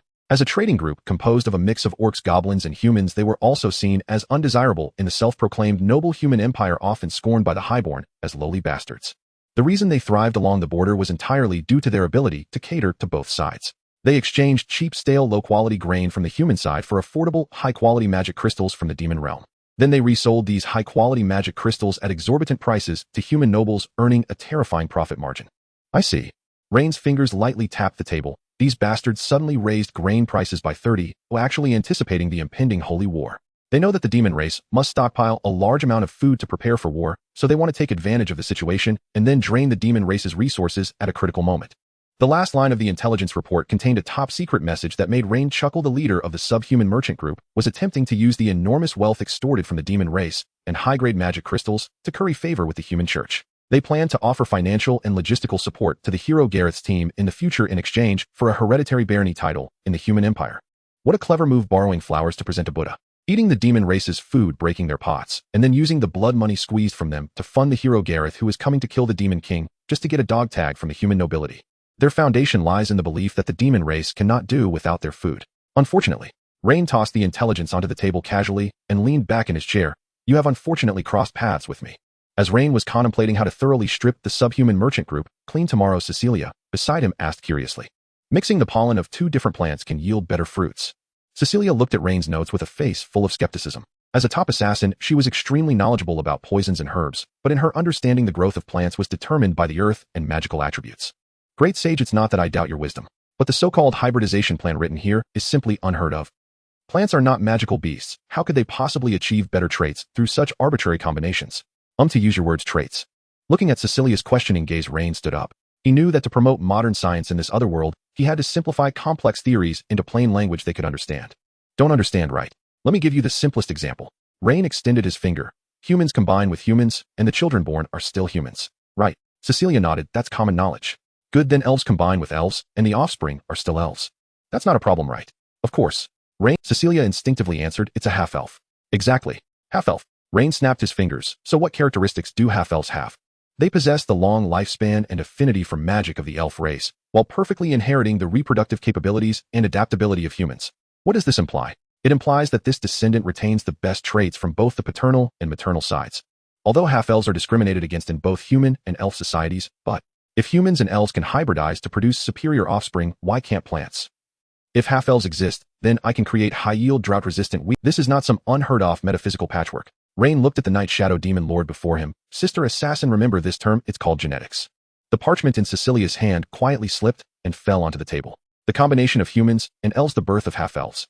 This common knowledge that had occurred countless times on the continent, now distilled by this great sage into a great truth explaining the reproduction of all things in the world. If this truth known as genetics could indeed be applied to crops. Cecilia's breathing suddenly became a bit rapid. All right, the biology lesson ends here. Rain yawned, casually rolling up the intelligence and sketches on the table and stuffing them into his pocket. He patted his long robe and strode towards the library's main door. Let's get some sleep. Tomorrow we'll have a good meeting with that reckless subhuman merchant group. In the early morning, the Demon King's city had yet to fully awaken. Knock, knock, knock. The sound of knocking echoed in the corridor.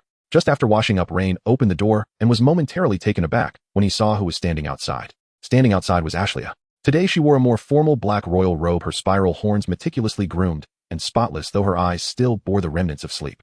Good morning, great sage. Ashlia tilted her head up and said, I am here to invite you to breakfast. Furthermore, a representative from the Beastman merchant group will be arriving shortly. With that, Ashlia produced a dark mask from behind her and presented it to Rain.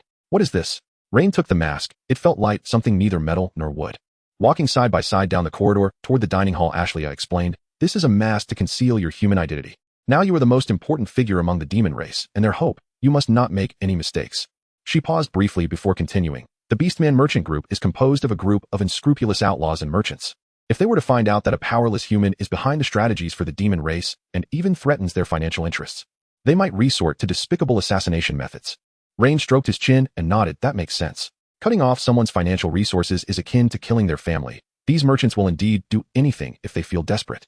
Although his mind was filled with modern scientific theories and business strategies, he was still a powerless mortal. If he were to be assassinated by a rogue on the street, it would be a great injustice. Wearing the mask was indeed a prudent protective measure.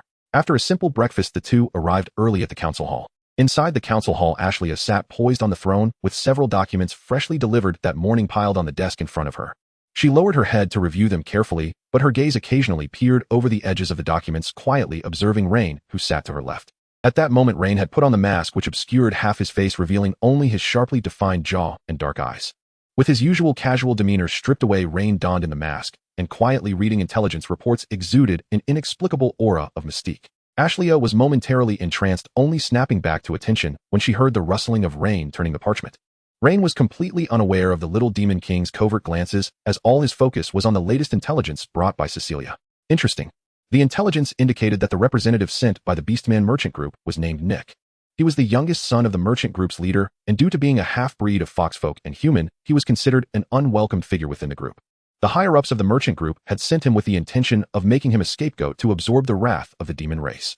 From the perspective of those within the merchant group, no matter how furious the demon race was, they had to grit their teeth and stomach the unreasonable price hikes as winter and the Holy War approached. Time slowly flowed in silence. Finally, the grand doors of the council hall creaked open. Mephisto strode in, followed by a young beastman lad. Ashley, seated in the high position, was now veiled in a thin black gauze, her tall figure appearing hazy in the shadows. Rain raised his head to scrutinize Nick. Nick was a young man sporting prominent fox ears and a fluffy tail, dressed in exquisite yet unpretentious attire, presenting himself neatly.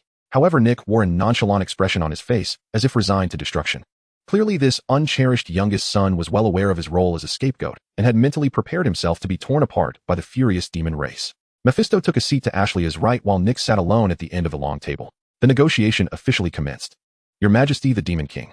Nick perfunctorily performed a gesture of respect, and then, like reciting a script, monotonously reiterated the merchant group's price increase demands. Throughout the entire process, he resembled an emotionless recording machine, as if these excessive terms had nothing to do with him. After hearing this arrogant ultimatum, Ashley's expression turned cold beneath her veil.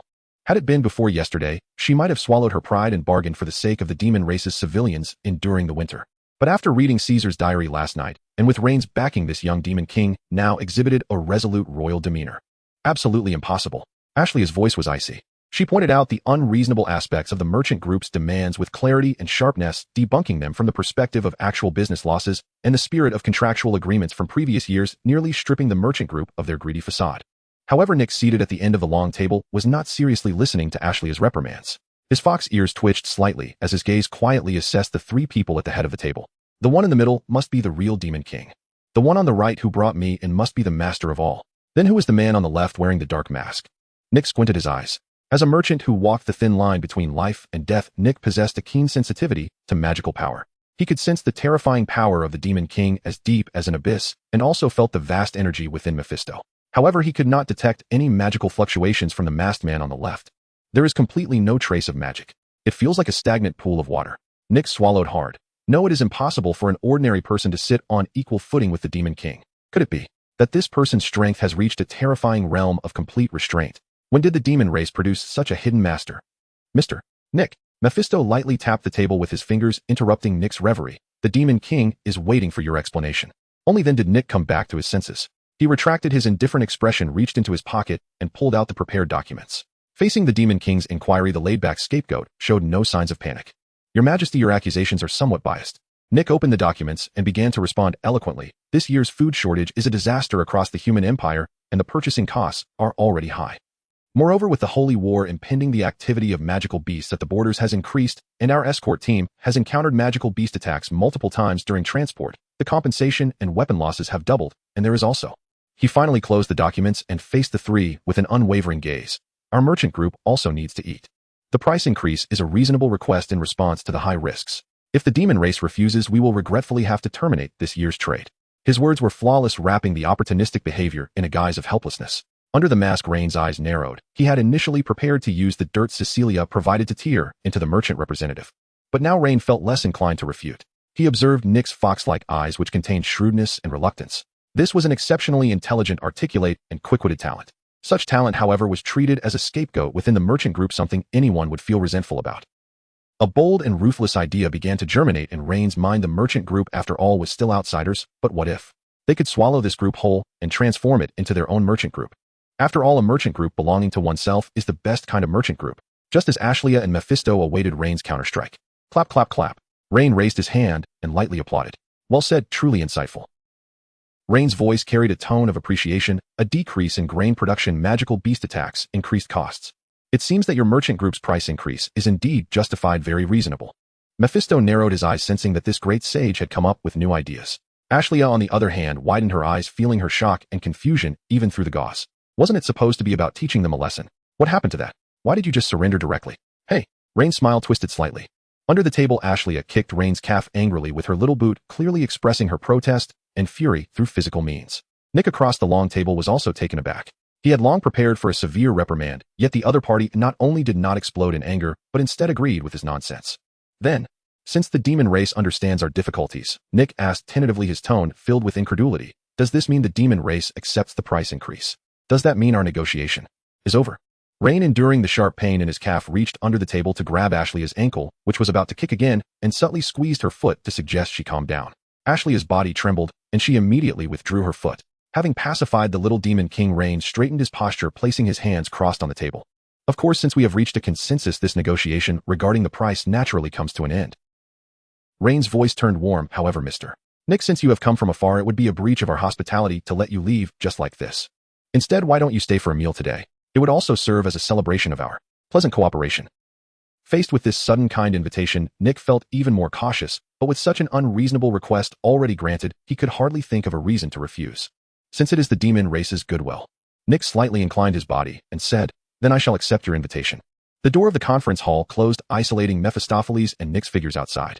Rain just gave Mephistopheles a subtle glance, and the Lord of all things immediately understood, smiling as he stood up to enthusiastically invite Nick to tour the historical corridor of the Demon King City under the pretext of experiencing the depth of the demon race. In the vast conference hall, only Rain and Ashley remained.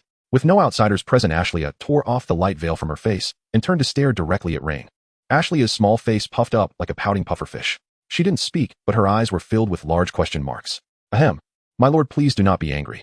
Rain awkwardly touched his mask and said, it was indeed my fault to unilaterally change the plan, but it is not a concession to that group of vampires. Rather, I suddenly had a better idea. A better idea? Oh. Ashley squinted her eyes. Is it because of that half-blood fox person named Nick? Exactly. Ren put away his joking demeanor. That young man is very clever with a strong ability to adapt on the spot, but the unwillingness within him cannot be concealed. His future is destined to be extraordinary, and he will inevitably compete for power with his greedy and short-sighted family. Since they will eventually fight for power internally, why don't we take the initiative? Using this price increase as bait to numb the other side, treating it as the last meal for that caravan. As long as we secretly support Nick, thoroughly depleting and swallowing the family behind him. This way, what the demon race gains will no longer be temporary supplies, but a completely loyal caravan under our control. After listening to Ren's grand plan, Ashley seemed thoughtful. Using a small loss now to exchange for absolute control over the entire trade route, and even an intelligence network in the future, this calculation is a clear profit for the demon race. I agree with your long-term vision.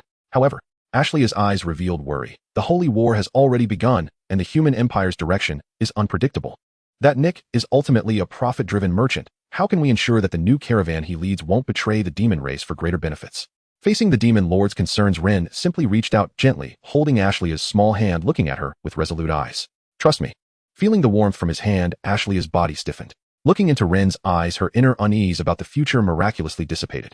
In the end, the young demon lord nodded gently. All right. Then all of this is up to you. After the conversation ended, Ren hurriedly plunged into the kitchen of the Demon King City. Since he aimed to pull off a great scheme and win over this future business star, the upcoming negotiation at the dining table must showcase something substantial. To demonstrate his sincerity, Ren unceremoniously dug out a treasured high-grade monster ham from the storeroom, slicing, slow cooking, and seasoning with the last remaining spices. The kitchen soon filled with an appetizing aroma of grease. Lunchtime. Mephistopheles led Nick to the exclusive restaurant of the Demon King City. At the long dining table, Ren was already waiting. On the table lay steaming and lavish dishes. Although the side dishes were still only coarse plant roots, they appeared particularly enticing under the cover of monster ham. Receiving Ren's glance, Mephistopheles naturally paused. Mr. Nick, I still have some urgent military affairs to attend to, and the Demon King has a mountain of documents yet to be reviewed, so I regret that I cannot accompany you for this lunch. Mephistopheles bowed slightly, pointing to Ren at the table. Please allow this wise man before you to treat you well. My lord, please take care. Nick nodded, watching Mephistopheles leave. In fact, this was exactly the situation Nick desired. He was eager to probe the details of this mysterious masked man who could not sense even a hint of magic, yet stood on equal footing with the Demon King, and he wanted to know why the other party so easily agreed to the outrageous conditions of the caravan. Nick sat down opposite Ren, not rushing to speak, merely observing silently. Don't be reserved, Mr. Nick. Ren warmly gestured to the dishes on the table. Give it a try. This is a simple meal made from monster meat unique to the demon realm, paired with some local plants. Nick picked up a knife and fork, cutting a small piece of grease-soaked steak to put in his mouth. As he chewed, Nick's eyes lit up involuntarily. He had assumed that the demon race's food would be as coarse and unpalatable as their land, but unexpectedly this dish was not only cooked to perfection, but also cleverly neutralized the bitterness of the plant roots with monster fat. Amazing. Nick put down his knife and fork, giving a fair evaluation. Although it is made from extremely simple ingredients, the taste is surprisingly good. It seems that there are people among the demon race who also know how to enjoy life. It is indeed a pity. Ren shook his head, sighing meaningfully. With these simple ingredients, it can only reach this level. If we had access to better and richer ingredients, we could definitely create dishes that would drive the entire continent wild. Hearing this seemingly casual remark, Nick's fox ears twitched. Nick's eyes flickered. He picked up the napkin to wipe his mouth and followed Ren's words. Your words are misguided. In my view, it may not be so. Oh, Ren interlocked his fingers under his chin. I would like to hear more. Nick looked directly into Ren's eyes beneath the mask, clearly stating, no matter how top-notch the ingredients are, if they fall into the hands of a mediocre person, they are merely a pile of wasteful garbage. An excellent chef is often more important than the ingredients themselves. In the caravan, I have seen too many fools who with just a few good ingredients become arrogant and waste good things.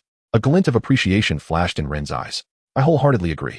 Ren smiled and nodded. Good ingredients may be common. As long as you spend money, you can always buy them. However, a truly excellent chef who understands cooking and can maximize the value of ingredients is not common.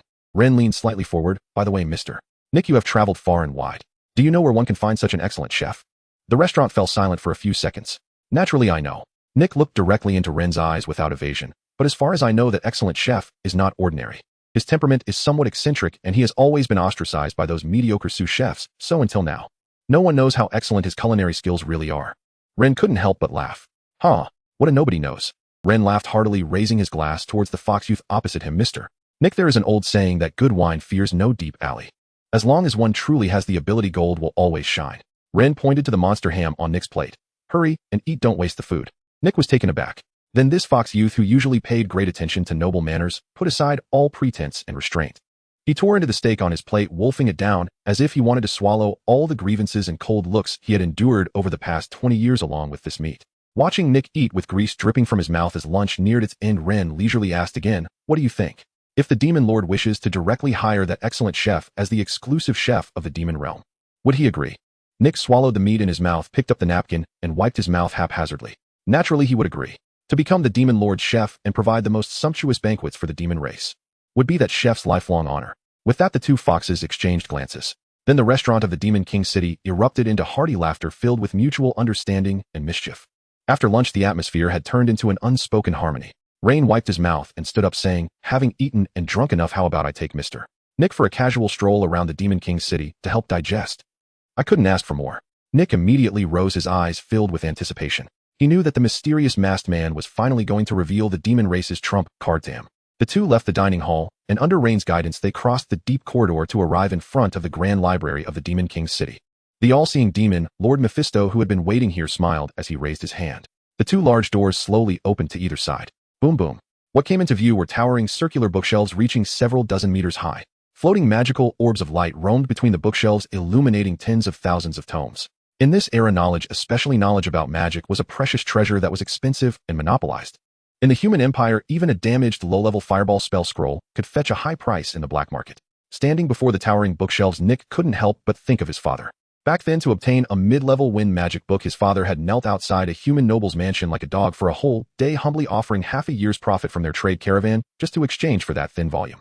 Yet here, the magical knowledge that human nobles regarded as treasures was casually piled on the shelves like stones by the roadside. Rain walked to the bookshelf and casually pulled out a dusty ancient tome. He blew the dust off the cover and then stuffed the book into Nick's arms, saying, take a look. Nick clumsily caught the ancient book. Complete Guide to the Habits of Magical Beasts and Construction of Advanced Psychic Taming Arrays. He trembled as he flipped open the pages. Inside, not only were the living habits, weaknesses, and diets of hundreds of magical beasts on the continent detailed, but the latter half even contained a complete and unabridged illustration of the magical beast taming array. How is this possible? As a foxman who had grown up in a trade caravan, he understood all too well the value of this book. When caravans traveled through the wilderness, the biggest loss and risk were not bandits, but rather surprise attacks from elusive magical beasts. If the caravan could master the taming array, not only could it completely solve the transportation safety issue, but it could even tame windhounds to pull carts, increasing transportation efficiency by more than tenfold. This was a gold mine capable of laying golden eggs. Sir, this book. Nick's face flushed with excitement as he was about to ask for it. Shoo. Rain raised a finger to silence Nick, placing it on his lips. Don't be too excited, Mr. Nick. Rain pointed at Mephisto, who stood at the door. Unfortunately, I am not the owner of this library. Although the knowledge recorded in this book was marvelous, to borrow it you must first see if you can present something that would satisfy the all-seeing demon lord's expectations. Nick suddenly understood. He stared at the ancient book in his hands. A flash of struggle and greed crossed his eyes, which ultimately turned into determination. Reluctantly, he closed the book and respectfully returned it to its original place. After placing the book back, Nick's resolve was completely firm. Only one thought remained in his mind: his father was a short-sighted fool. To think that he would try to blackmail a demon race with such deep resources just to earn that extra 30% margin on food. That ignorant old fool had no idea what truly valuable things existed in this world. If he could exchange for even 1,000th of the knowledge in this library, he would gladly give up selling wheat or even offer the entire trade caravan for free to the demon race. Leaving the Grand Library, Rain took the passionate Nick to the magical greenhouse outside the Demon King's city. Take a look at this. Rain patted the dome of the suppression array. Nick looked through the dome and saw healthy green bean seedlings breaking through the soil and growing. Is this a normal plant? In the land of the demon realm? Nick gazed at the greenery before him. The ability to break the curse of the demon realm and grow normal plants meant that the demon race's food crisis was just a matter of time. He not only felt pity for his father's foolish blackmail, but was also grateful that he had made a wise choice. It's not just about farming. Rain pointed at the capturing array around the greenhouse that continuously absorbed free magical energy and condensed low-level magic crystals. Mr. Nick, you are a smart man. Knowing that beneath the demon race lies the largest magic crystal vein on the continent, these low-level magic crystals are like garbage to us. Although the human empire values high-level magic crystals on this land, low-level magicians and apprentices who cannot afford high-level magic crystals make up the vast majority. Low profits, high sales, tapping into the lower market. Do you understand what I mean? Rain threw out the bait. In the future, the demon race can provide you with vast quantities of cheap, low-level magic crystals, allowing you to monopolize the mid to low-end magic market of the human empire. And my only requirement is... Rain stared into Nick's eyes. I need seeds. A large quantity of quality crop seeds. Cold-resistant wheat, high-yield rice, drought-resistant vegetables, the more the better. This will be our first deal. Absolutely no problem. Nick nodded without hesitation, considering it a windfall from the heavens. However, as a commercial genius, a bold idea flashed through Nick's mind, recalling the ancient book he saw in the library. Sir, forgive me for being blunt. Since you have the greenhouse, the crops, and the book on taming magical beasts, why not consider raising magical beasts? Nick excitedly gestured. Knights in the human empire must consume a large amount of magical beast meat to replenish their vitality while cultivating fighting spirit. But high-level magical beasts in the wild are too difficult to hunt, causing the price of magical beast meat to remain high. If the demon race could utilize these feed grown in the greenhouse to systematically raise low-level and even mid-level magical beasts, that would be an unexploited lucrative market across the continent. Raising magical beasts. Wow, this kid is truly a commercial genius. Rain had originally only thought about farming to solve food issues, but he overlooked the unique protein demands of this other world. Rain's gaze towards Nick became increasingly satisfied. He realized he had found the right agent. After the tour, Nick left with Rain's secret promise and contract filled with ambition on his way back. Mephisto personally saw him off, giving this white-gloved representative enough respect. As the figure of the caravan representative disappeared into the wilderness, Rain removed his mask. Is everything settled? Ashria appeared beside Rain, having changed from her royal robe into a neat fitted outfit, her sleeves rolled up high, and her silver hair simply tied into a ponytail. Everything is going according to plan. The fish has bitten the bait. All we need to do now is wait for him to entangle the fishing line around his neck. Rain smiled confidently, then looked Ashria up and down, saying, Where are you off to? Ashria pouted and shot Rain a glare. That's not important. I, the lord of the demon realm, actually have to go down the mines to work as a miner to fill the pit, all because of that damn sage. After saying this, Ashria, sulking, prepared to head to the abyss mine. Rain suddenly remembered something and called out to Ashria, who was leaving. Wait, Ashria, can you answer me one question before you leave? Rain asked seriously. In your demon realm, is there any magical beast that eats little, grows fast, and can reproduce in large numbers? Eats little, grows fast, and can reproduce in large numbers. Ashria stopped and frowned, pondering seriously for a moment. Regarding eating, you should ask the great stomach demon, Lord Baloo. After Ashlia hurriedly ran down to the mine, Ryan wasted no time and plunged into the Grand Library. As for why he didn't go directly to ask the corpulent demon, Lord Baloo, about the ingredients, the reason is simple. As a mortal, Ryan had no idea where that demon lord usually dined on which mountain. Under the candlelight, Ryan sat among towering piles of books as his charcoal pencil continuously crossed out one name after another on the parchment. Flame pig. No, this thing will breathe fire when it's famished. A wooden breeding farm would be burnt to ashes in an instant. Rock armored bull. That won't do either. Its growth cycle is too long. By the time it grows a decent amount of flesh, the daylilies will have withered. Acidic rabbit. Holy shit, its excrement is highly acidic. Who would dare to clean that up? Ryan scratched his head in annoyance. Through his research, he indeed found a few low-tier magical beasts that seemed suitable for captivity, but they all had their respective flaws. Creatures from another world have ultimately not undergone the lengthy agricultural domestication by humans. Finding a perfect livestock that eats little, grows fast, and yields ample meat is akin to searching for a needle in a haystack. It seems that trying to innovate in isolation isn't feasible. Oh, I really need to consult that knowledgeable old fatso. Time passed unknowingly, and the sky outside was completely enveloped in darkness. The cold wind rushed through the cracks of the window into the library, causing Ryan, dressed in light clothing, to shiver involuntarily. The shadow beneath his feet rippled. Still toiling over these useless papers at this hour, oh great sage, your energy is truly remarkable. With a waft of fragrance, Cecilia emerged from the shadows. She had just returned from gathering intelligence from the human empire, planning to report the latest movements of the hero to the demon lord Ashleigh. However, after searching the entire demon lord's castle, she could not sense Ashleigh's presence. With time on her hands, Cecilia noticed the library was still lit and decided to check on this sage who always managed to create miracles. Cecilia walked behind Ryan and noticed his thin attire. With a casual wave, she retrieved a magical beast wool blanket and draped it over Ryan's shoulders. Take care of your health, little madman. Cecilia lazily leaned against the desk, her red lips curling into a smile. You are now the hope for our demon clan. If you were to catch a cold from this draft, that would be quite a predicament. Feeling the warmth on his shoulders, Ryan's heart warmed as he tightened the blanket around himself. Thanks, big sister assassin. Did you come to find me at this late hour for something? Nothing urgent, just couldn't find his majesty. Cecilia twirled the candle flame with her finger and casually asked, want to hear some gossip? Go ahead, I'm listening. Cecilia giggled while covering her mouth. The hero is currently in a bit of a pickle. According to the oracle from the church, he has now embarked on a journey to find his next destined companion. From my intelligence network, it seems that this companion is an elven girl archer. Elves. They say that those long-eared ones are quite arrogant, usually hiding in the forest and not even giving face to the human kings. Who can argue with that? So this journey of the hero is bound to be filled with challenges. The elf clan has set up numerous tests, and the hero has faced quite a bit of hardship in the outskirts of the forest these days.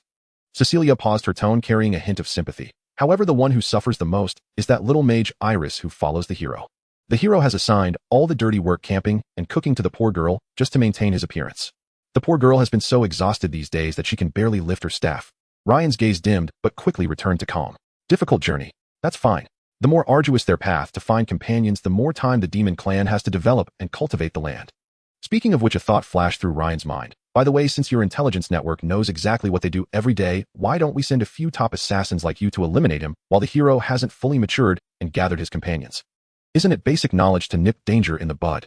Upon hearing this question, Cecilia paused, her fingers that were toying with the candle flame. Do you think the previous demon lords didn't do that? Cecilia sat up and said, over the past few thousand years, the demon clan has attempted numerous assassinations when the hero was still weak. Poisoning, stabbing, even direct sacrificial explosions from demon lord level beings. And the result? The result is they simply couldn't be killed. Because until the hero has completely matured and possesses the power to defeat the demon lord, he is under the protection of the goddess. Every time when a fatal attack is about to land, either a meteor strikes the assassin or a divine artifact erupts with an impenetrable holy barrier, or even spatial turbulence occurs transporting the hero away. That is the rule of this world. Before the plot reaches the final showdown, we villains can at most create some insignificant obstacles for the hero and cannot end his life. Ryan shook his head in speechlessness. A bloodlock with immunity to plot kills. This damn god really takes bias to the extreme. Ryan muttered a curse under his breath and then cast the matter aside. Forget it, let's not bother with that idiot who has modified the game. Ryan stood up and tidied his clothes. Big sister assassin, do you know where the corpulent demon Lord Baloo's territory is? Baloo. Cecilia showed some disdain. Of course I know. But at this late hour, what are you looking for that fat and ugly old guy for? Ryan grinned. Of course it's for the future of the demon clan. Greenhouses just address basic needs. I need to consult him about how to get some meat for the demon clan. After hearing Ryan's plan, Cecilia glanced at him sideways. Although she knew nothing about raising pigs, she still understood the importance of this matter. All right, since it's for meat. Cecilia stepped forward and linked her arm with Ryan's. Hold on tight, as shadow travel isn't very comfortable. Accompanied by a swirl of dizzying sensations, the two stepped into the deep darkness together. When Ryan's vision finally cleared, he found himself in a spacious valley basin. This was the territory of the corpulent demon, Lord Baloo. As soon as he landed, Ryan felt a distinct difference. He had thought that the demon lord's territory at night would be eerie and lifeless. To his surprise, the basin was brightly lit and bustling with voices. In the center of the valley, several large bonfires were lit, their flames dispelling the chill of the early winter in the demon realm. Hundreds of demon clan civilians gathered around the bonfire for a simple yet fervent celebration. And at the very center of the crowd, sitting cross-legged on an altar made of massive stone blocks, was the corpulent demon, Lord Baloo. His plump face was filled with a kind and benevolent smile resembling a giant version of a Santa Claus from another world. At his feet lay several large burlap sacks filled with candies made from some sweet tree bark and sugar. Form an orderly line. Everyone gets a share today. Baloo's voice echoed in the night sky as he extended his big hands, distributing candies to the demon children who lined up to approach. The ragged children received the candies, their faces blooming with the purest and brightest smiles. Thank you, Lord Baloo. Thank you, Demon Lord. Ryan quietly stood in the shadows observing this heartwarming scene. Baloo, sitting on the altar, sensed something and lifted his head, his gaze crossing the crowd to spot Ryan, who had been brought there by Cecilia. Old Baloo's eyes lit up, and without a moment's hesitation, he left the candies behind, his excitement causing his entire body to wobble as he strode towards Ryan. Huh, look who has come. It's our demon clan's miracle, the great sage. Baloo's hearty laughter drowned out the crackling of the bonfire. He reached Ryan and enthusiastically threw his arms around Ryan's shoulders, pulling him towards the center of the bonfire without hearing any objections. Old Baloo, what are you celebrating at this late hour? Ryan struggled to peek out from under Baloo's armpit. Baloo pointed at the laughing children around them. Celebrating what? Of course, celebrating that we finally have food. For the first time in decades, this is the children's first experience of feeling their bellies full before winter sets in. All of this is thanks to you, great sage. Tonight's bonfire is specially lit for you. The bonfire crackled in the center of the valley, its flames tearing a warm opening in the night sky. Rain stood at the boundary of shadow and firelight, watching the children holding hands and awkwardly dancing in a circle by the fire. They wore patched old clothes, their small faces a bit gaunt, yet at this moment each dusty face blossomed with the most unguarded and radiant smiles Rain had ever seen in his life. "Huh, you can't catch me. Hand over the candy." The clear voices of children and their carefree laughter echoed in the night breeze. Watching this scene, Rain suddenly felt as if his heart was gently squeezed by something. A strange yet profoundly nostalgic emotion surged from the depths of his heart. It was happiness, pure untainted happiness. Ever since growing up on Earth, he had been thrust into the meat grinder called society. Since crossing over to this damned otherworld, rolling through mud and manure for half a piece of black bread. Rain could no longer recall how long it had been since he experienced such a feeling. He had long gotten used to disguising himself with indifferent shrewdness and exchanges of interests. But now, watching the children dance joyfully because they were full, Rain found that the corners of his mouth had unknowingly lifted. He was greedy. Rain closed his eyes, taking a deep breath of the air sweetened by candy, savoring this long-lost thrill in his heart. He wished to forever etch the tranquility of this moment into his mind. "Hey, take this." Baloo approached and stuffed a palm-sized hard piece into Rain's hand. "This is candy." "That's right, rough sugar made from sweet tree bark." Baloo grinned. "Thanks to the greenhouse you built, and also to Lord Demon King." Baloo looked at the dancing tribesmen, his tone filled with emotion and respect. "The great sage Lord Ashlea was inspired by you and spent an entire evening breaking down high-level life gestation magic into the most basic magical circulation segments. This means that if a few ordinary demons stand together and inject their magic into the array and sequence, they can collectively cast growth magic. Breaking down high-level magic into a production line process that ordinary people can use. Is this something that moody little demon king can accomplish? Now we not only have enough rations, but we even have surplus plants to make sugar." Baloo patted Rain on the shoulder. Rain felt the rough sugar in his hand, a warm current surging in his heart. He turned to Baloo, just about to steer the conversation back on track. "By the way, old Baloo, I actually came to find you tonight to discuss the Beastmen." Everyone quiet down. Before Rain could finish, Baloo raised his voice. The lively bonfire party quickly fell silent, and all the demon eyes turned to old Baloo. Baloo grabbed Rain's arm and pulled him from the shadows to the bonfire. "My tribesmen, open your eyes and see clearly." Old Baloo proudly patted Rain's back and loudly announced to the crowd, "Standing before you is the wise man belonging to our demon tribe. He is the great sage who has broken our curse of hunger that has lasted for centuries. The food you have in your bellies today and the candy in the children's mouths are all miracles he has brought." The crowd erupted in exclamations of surprise. Soon the adults of the demon tribe began to step forward spontaneously. Those strong demons 2 meters tall with horns or scales appeared shy in front of the frail human Rain. They bent down in front of Rain, expressing their thanks in a stiff yet sincere tone. Rain looked into their eyes. In those pairs of vertical pupils, he saw a burning hope for a better future and endless gratitude towards him. But at the same time, he also sensed the tension in their bodies, a wariness and slight fear of Rain's human identity. After all, for thousands of years, humans had brought only slaughter, heretical trials, and decades-long hunger blockades to the demon tribe. Baloo noticed the instinctive distance maintained by the tribesmen, and a look of embarrassment crossed his face. He was about to chide them, but Rain waved his hand to stop him. Rain did not care. A freeze of 3 feet does not come from a single day of cold. He did not need hypocritical embraces. Rain was well aware that trust cannot be built on a few pretty words, and in the future his actions would naturally crush all barriers. After the adults stepped back, the silence was broken by the sound of hurried footsteps. "Sage brother." "Thank you, big brother." Unlike the adults' restraint, the demon children were completely indifferent to whether he was human or what racial hatred meant. To them, whoever gave them candy, whoever filled their bellies, was the best person in the world. A dozen children with various furry ears, small horns, or little tails chattered as they rushed up quickly, surrounding Rain until there was no escape. "Big brother, this is for you. It's the prettiest glowing stone I found by the river." "Sage sir, this is a little bug I made out of straw." This is half a piece of candy that I didn't finish. It's very sweet for you." The children eagerly tiptoed, stuffing their most treasured possessions into Rain's embrace.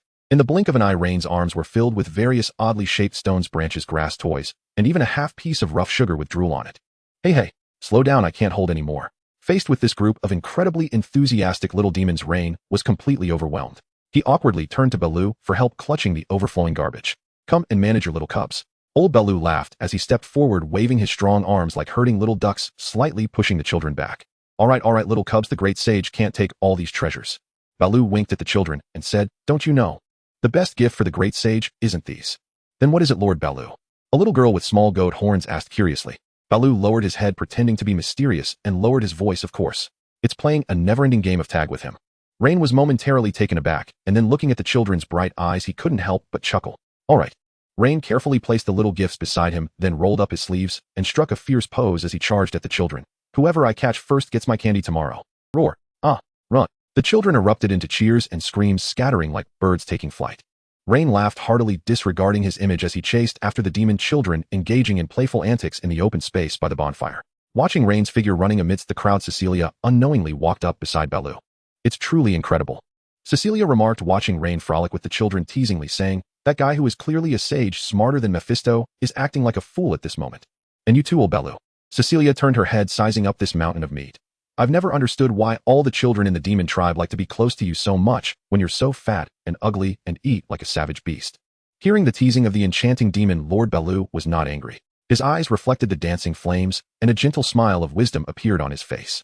"The secret is quite simple, Cecilia," Baloo said softly, looking at the smiling faces in the distance. "Just keep your childlike heart." Keeping a childlike heart. These 4 words spoken by a demon lord who kills without blinking seemed so absurd, yet so powerful. Cecilia was taken aback. After a moment, a genuine smile appeared on her lips. "What a bunch of hopeless madmen," Cecilia murmured softly, then with a light and graceful step, she entered the dance circle by the bonfire, dancing gracefully to the rugged rhythm. Watching the crowd completely immersed in the atmosphere, Baloo chuckled. He turned around and picked up a few thick logs to throw into the fire. Boom! The blazing flame shot up into the sky, dispelling all the chill of the winter night and illuminating the sky of this demon realm with hope. After a night of celebration, Rian experienced the most restful sleep since his arrival in this world. The next morning, as the early winter sunlight streamed through the window and kissed his face, Rian slowly opened his eyes on the soft fur bed.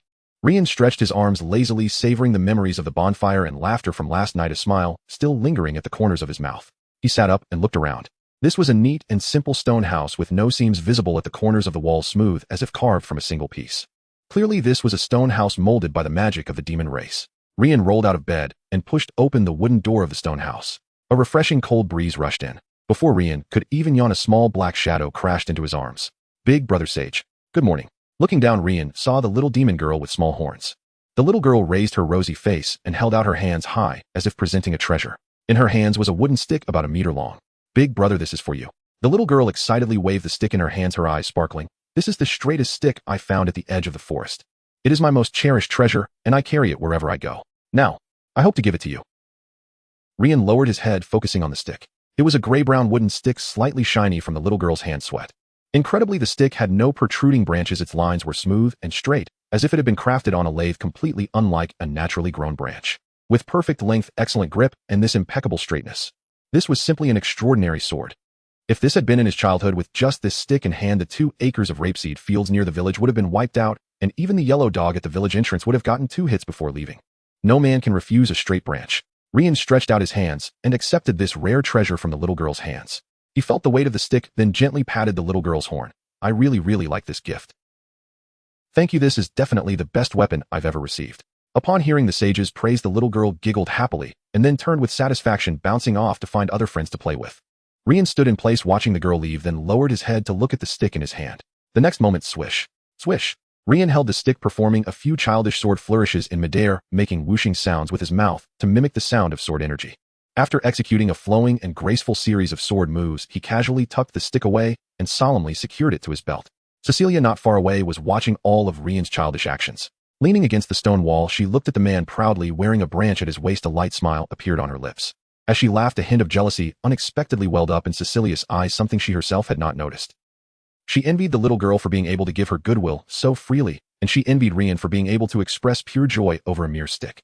That was a light unattainable for someone like her who had spent her life navigating through blood, lies, and assassination. "Big Sage, did you sleep well last night?" Old Barrow's voice came from afar as he strode over, holding a large bowl of steaming meat soup. "Last night was simply wonderful." Rian patted the stick at his waist, smiling as he approached. "Old Barrow, seeing the smiles of those children is my greatest satisfaction. Let's eat breakfast, and then I'll take you around my territory. Let you see our demon race's determination to make great strides." After a simple breakfast, Rian followed Barrow as they began to stroll through the valley basin. In this dark red wasteland, several shimmering magical greenhouses rose up. Inside one of the greenhouses, 5 burly adult demon warriors were sweating profusely, standing in a circle. They held hands and closed their eyes, straining to chant a spell. The magical energy of the 5 people gathered through the formation beneath their feet, transforming into a faint green light that infused into the soil. It worked. It sprouted. The vibrant green shoots broke through the soil, stretching their tender leaves. The 5 adult demon warriors' legs weakened, and they all collapsed onto the ground, gasping for breath, already soaked in sweat. Jointly casting the disassembled life magic was 100 times more exhausting for these rough men than a fist fight. Yet when they lifted their heads and saw the thriving green crops, hope shone in their weary eyes. Not just the adults. The children outside the greenhouse were also busy. Some were carrying small wooden buckets to help fetch water, while others were carefully picking stones from the soil. Everyone was doing what they could, and the whole territory presented a vibrant scene. What an impressive bunch. Of course, as long as there is hope, the demon race never lacks the endurance to endure hardship. Barrow proudly puffed out his belly, then turned to Rian. By the way, Big Sage, you didn't finish your words at last night's bonfire party. What exactly did you come to find me for? Rian withdrew his gaze. Old Barrow, farming can only solve the problem of not starving. But the warriors need training, and the children need to grow. It's not enough to just eat vegetables.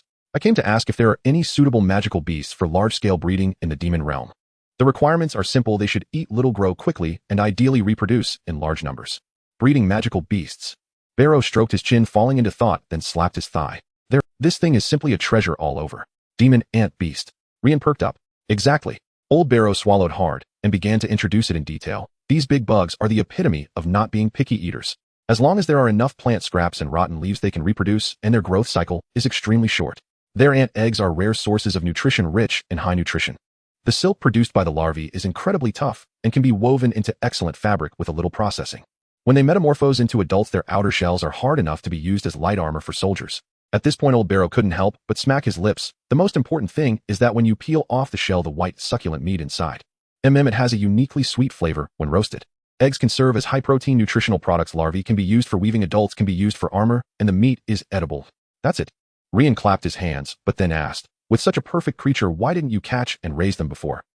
Upon hearing this question, the excitement on Old Barrow's face faded slightly as he spread his hands. Big Sage, the demon ant beast, is a typical social creature. Ordinary worker ants and soldier ants have no intelligence at all and only attack anything that approaches.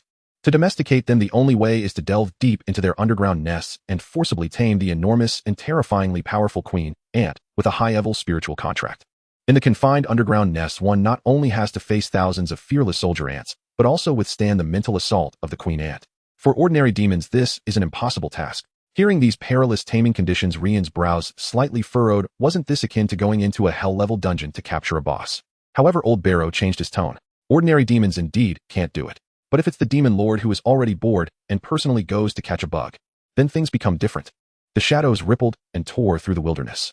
Accompanied by a sense of spatial distortion, 3 figures were heavily ejected onto the gravel-strewn wasteland. Huff. Cough. Damn it, Old Baruru, just how much do you eat on a regular basis? As soon as Cecilia landed, she bent over, hands on her knees, gasping for breath, her eyes fixed on Old Baruru, as if she wanted to carve 2 holes into his fat. You really should consider losing some weight. Ha ha ha, don't be angry, Cecilia. Old Baruru squeezed out an innocent smile. Eating a lot is a blessing. Besides, this layer of fat on me is the best insulation against the cold in winter. As the dizzy Rain regained his composure, he shook his head helplessly at their banter. He stood up and began to survey the surroundings. This was a desolate gravel plain with only scattered stones and a few dead thorns. All around was silent. Rain turned around and looked at Old Baruru with confusion. Old Baruru, didn't you say you would bring me to find the demonic ant beast? There's nothing but bare ground here, not even an ant hole. Where are those big bugs? Old Baruru pointed toward a small bare hill not far in front of the 3. Far in the distance, yet close at hand, Great Sage. That is the nest of the demonic ant beast. Where? Rain followed his finger, trying to find an entrance resembling an ant hole at the foot of the hill. Stop looking for ground holes. My point is, the small hill you see right in front of you is the nest of the demonic ant beast. Huh. Rain raised his head and carefully examined the hill, towering over 100 meters high. Could this actually be a hill formed from countless soil secretions and stones piled up over the years by the demonic ant beast's reproduction and excavation? What the hell? Rain's scalp tingled. Such a massive scale of a colony. There must be at least 1 million or a few 100,000 demonic ant beasts in this hill. Old Baruru nodded. About that, possibly even more. Then what do they eat? Rain posed a soul-searching question. With millions of mouths, even if they were just a bunch of bugs consuming organic matter daily, that would be an astronomical figure. This barren gravel plain has not a single hair. How could they maintain such a massive ecological system? Old Baruru was at a loss for words. He scratched his bald head and muttered, maybe they farm underground. What the hell, bugs farming? Rain rolled his eyes, but deep down he understood that such a level of insect colony must have an intricate and extraordinary logic for survival. Rain stroked his chin, observing this peculiar small hill. With millions of demonic ant beasts and such an unassailable structure, the interior must be filled with intricate mazes and ventilation tubes. If a regular army from a human empire were to besiege it, conventional fire attacks, flooding, or poisonous smoke would probably struggle to penetrate to the deepest part of the nest. In tactical terms, this is nearly a flawless war stronghold. This is a bit tricky. Rain furrowed his brow. The queen ant must be hiding in the deepest part of the most tightly defended underground. How can we get past millions of soldier ants' defenses and retrieve the queen without a scratch? What's so difficult about that? Old Bururu interjected. I'm tough and thick-skinned. The pincers of those soldier ants wouldn't even tickle me. I can just walk and trample through to the underground and pull that big bug out, can't I? Cecilia played with her long hair that hung in front of her chest. Or simpler. As long as you can pinpoint the exact location of the queen ant, I can directly use shadow magic to teleport behind it, knock it out, and bring it out without taking even a second. Rain opened his mouth, his mind filled with tactics such as feinting, poisoning, and other strategies, but they got stuck in his throat. Yes, he was completely thinking of countermeasures with a commoner's mindset. He forgot that the two guys standing beside him were among the very few powerhouses on the entire continent. In the face of absolute strength, what tactics, what perfect stronghold are nothing but paper tigers that can be pierced through with a poke. But then he thought, if it weren't for the various world-destroying magic in this realm, if the demonic ant beasts weren't born in the territory of a gathering of demon lords. With such a terrifying quantity and reproductive ability of this insect colony, they would have long since occupied half of this world, right? Just as Rain was lamenting the discrepancies in the worldview, click, click. The next second, a creature the size of a teenager crawled out from the shadows and appeared in front of the three. Is this an ant? This demonic ant beast has 4 pairs of limbs, 2 small and 2 large, with scythe-like claws in the front, a wide head with muddy compound eyes, exposed mandibles with serrated edges, and a pale yellow-brown exoskeleton with dark red patterns at the joints. This thing looks like it crawled out of a sci-fi movie. Even with 2 demon lords standing beside him facing, this creature still made Rain's breath catch in his throat due to fear.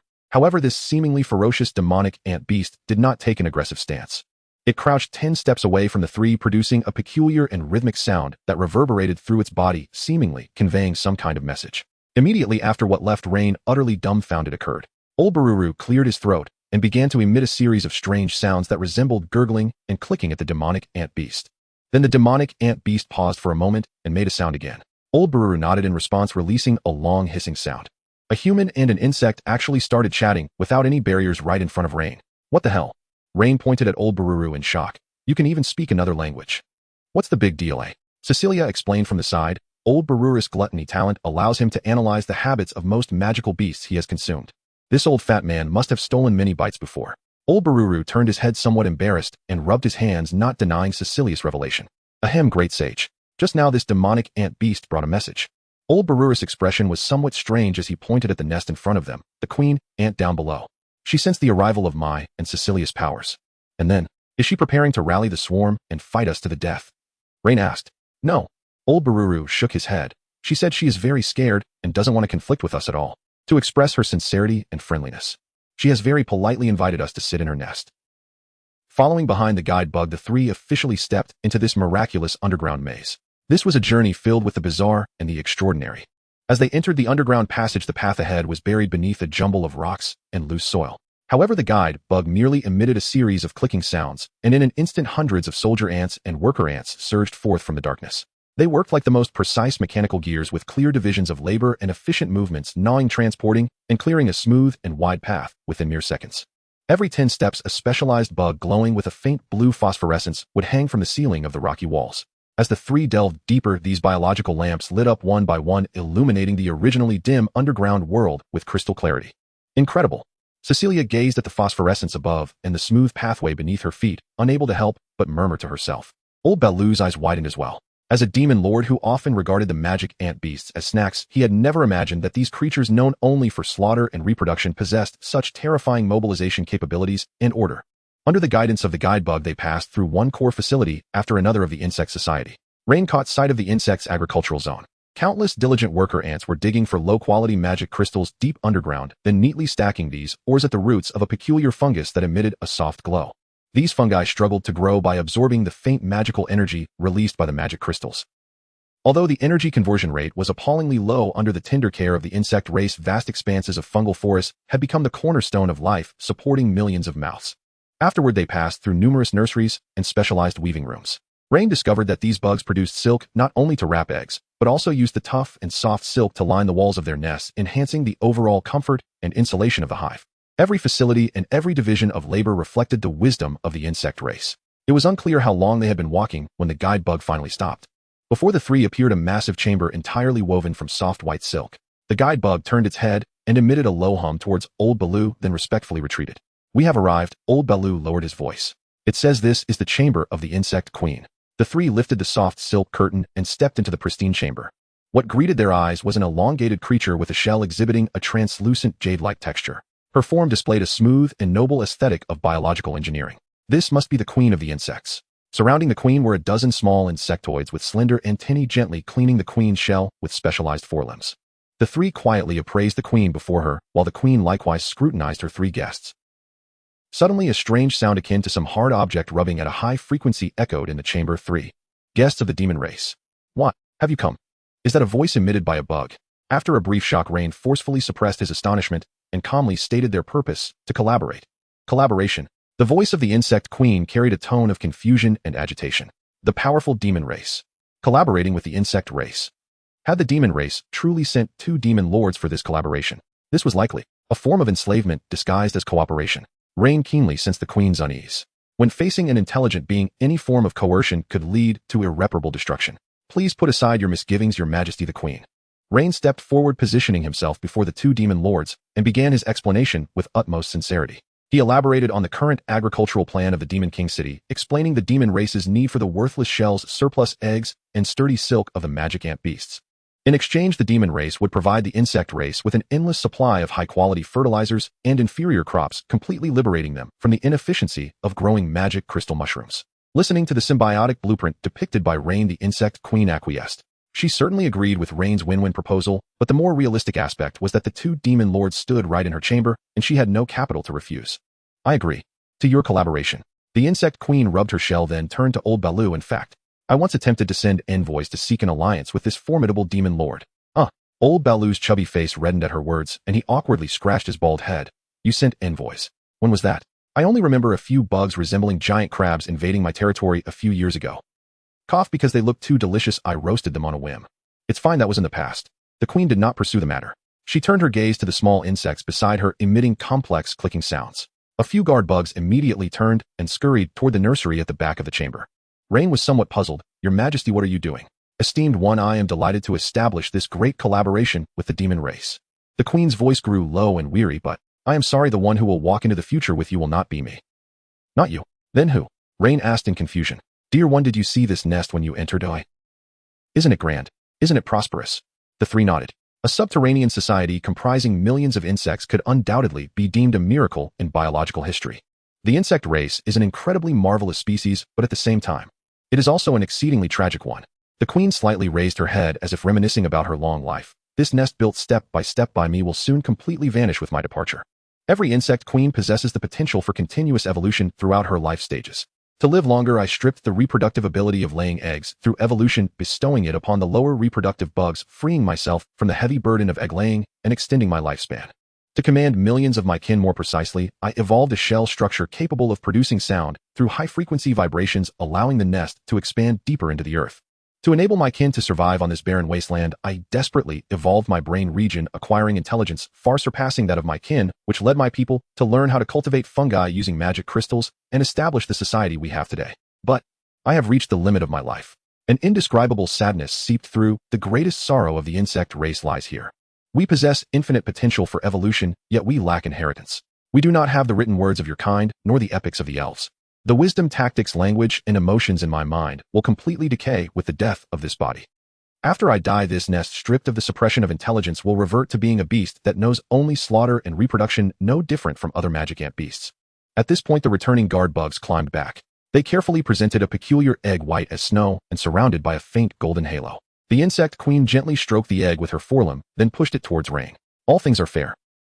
The gods have endowed the insect race with a terrifying potential for infinite evolution, yet they have locked our limits with brief lifespans and untransmittable genes. But you are different.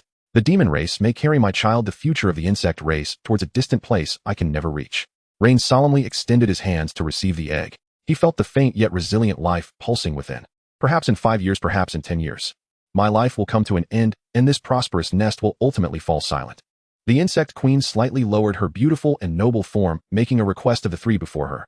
I hope the demon race will treat the insect race kindly in the coming years until my life comes to a complete end. The insect race will spare no effort to provide the demon race with the shell's silk and excess nutrient eggs they require. Rain nodded, saying in exchange the demon race will also bring a continuous supply of food to the insect race. I promise. This matter is on me. Old Baloo laughed heartily, assuring with me around there's absolutely no problem. Hearing this guarantee, the insect queen completely relaxed. Thank you, my powerful allies.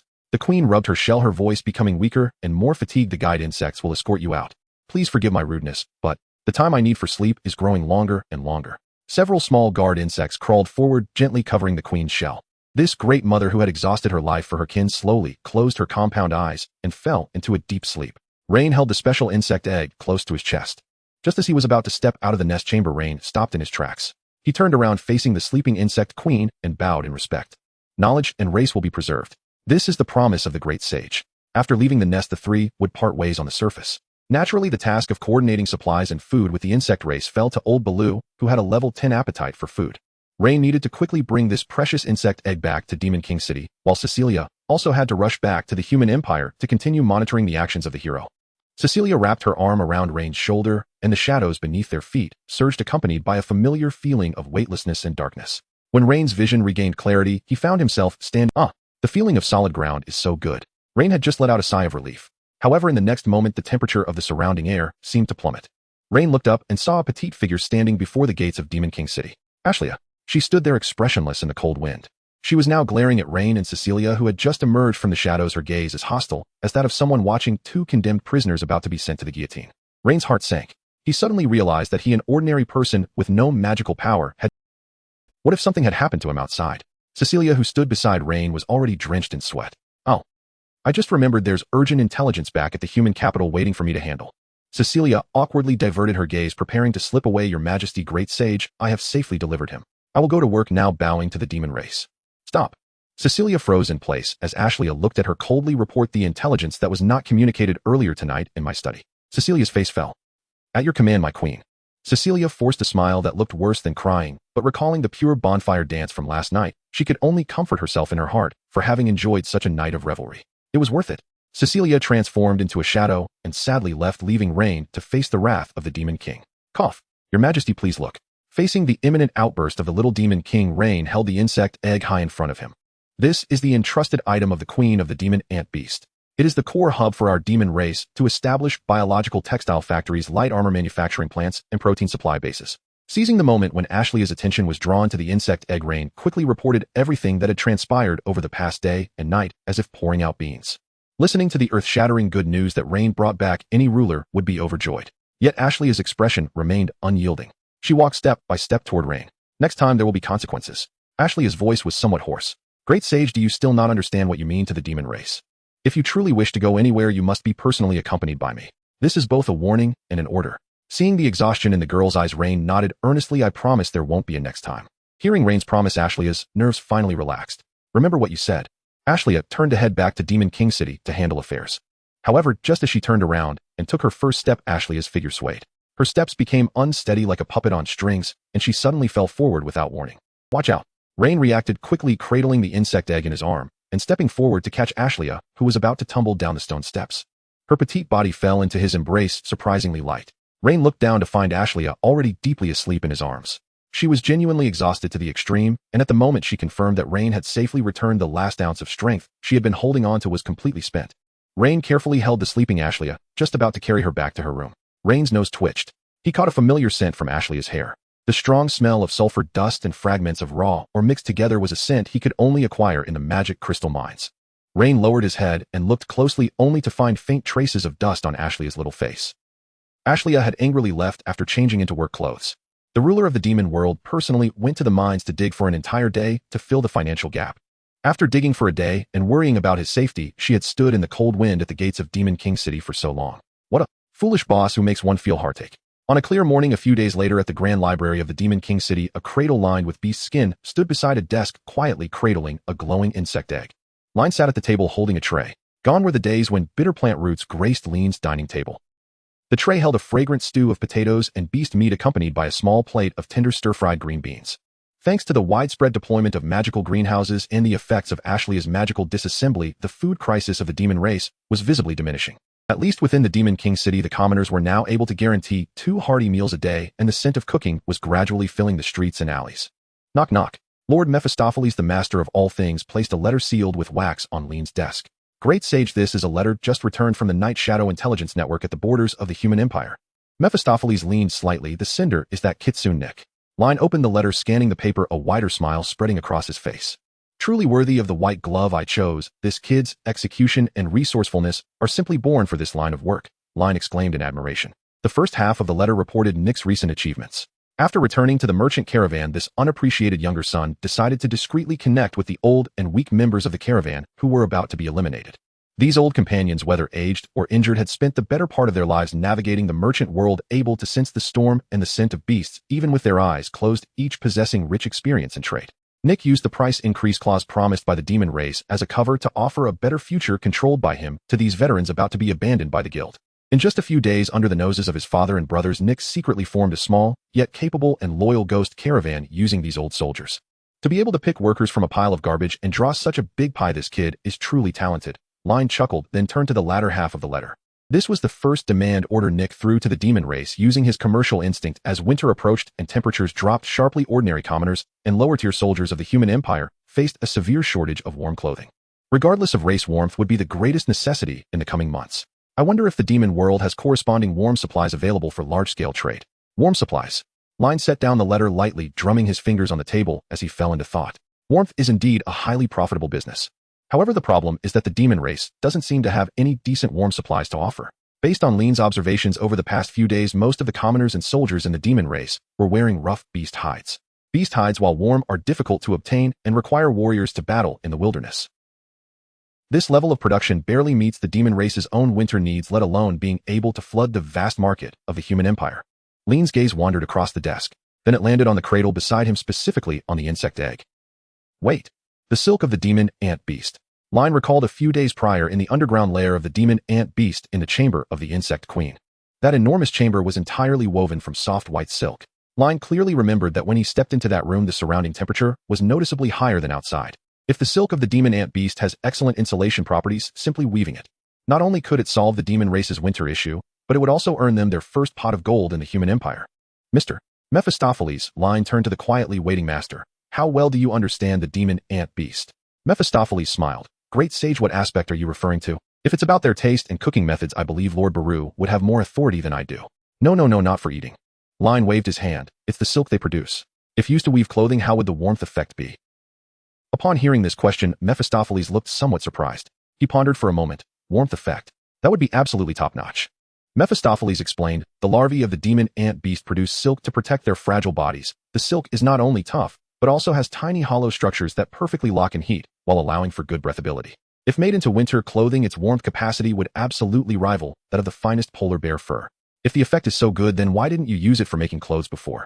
Mephistopheles spread his hands. Great sage, you must understand, before your cooperation with the insect queen, anyone wanting to obtain even a pound of demon ant beast silk had to face millions of furious soldier ants and fight their way deep into the lair to seize it.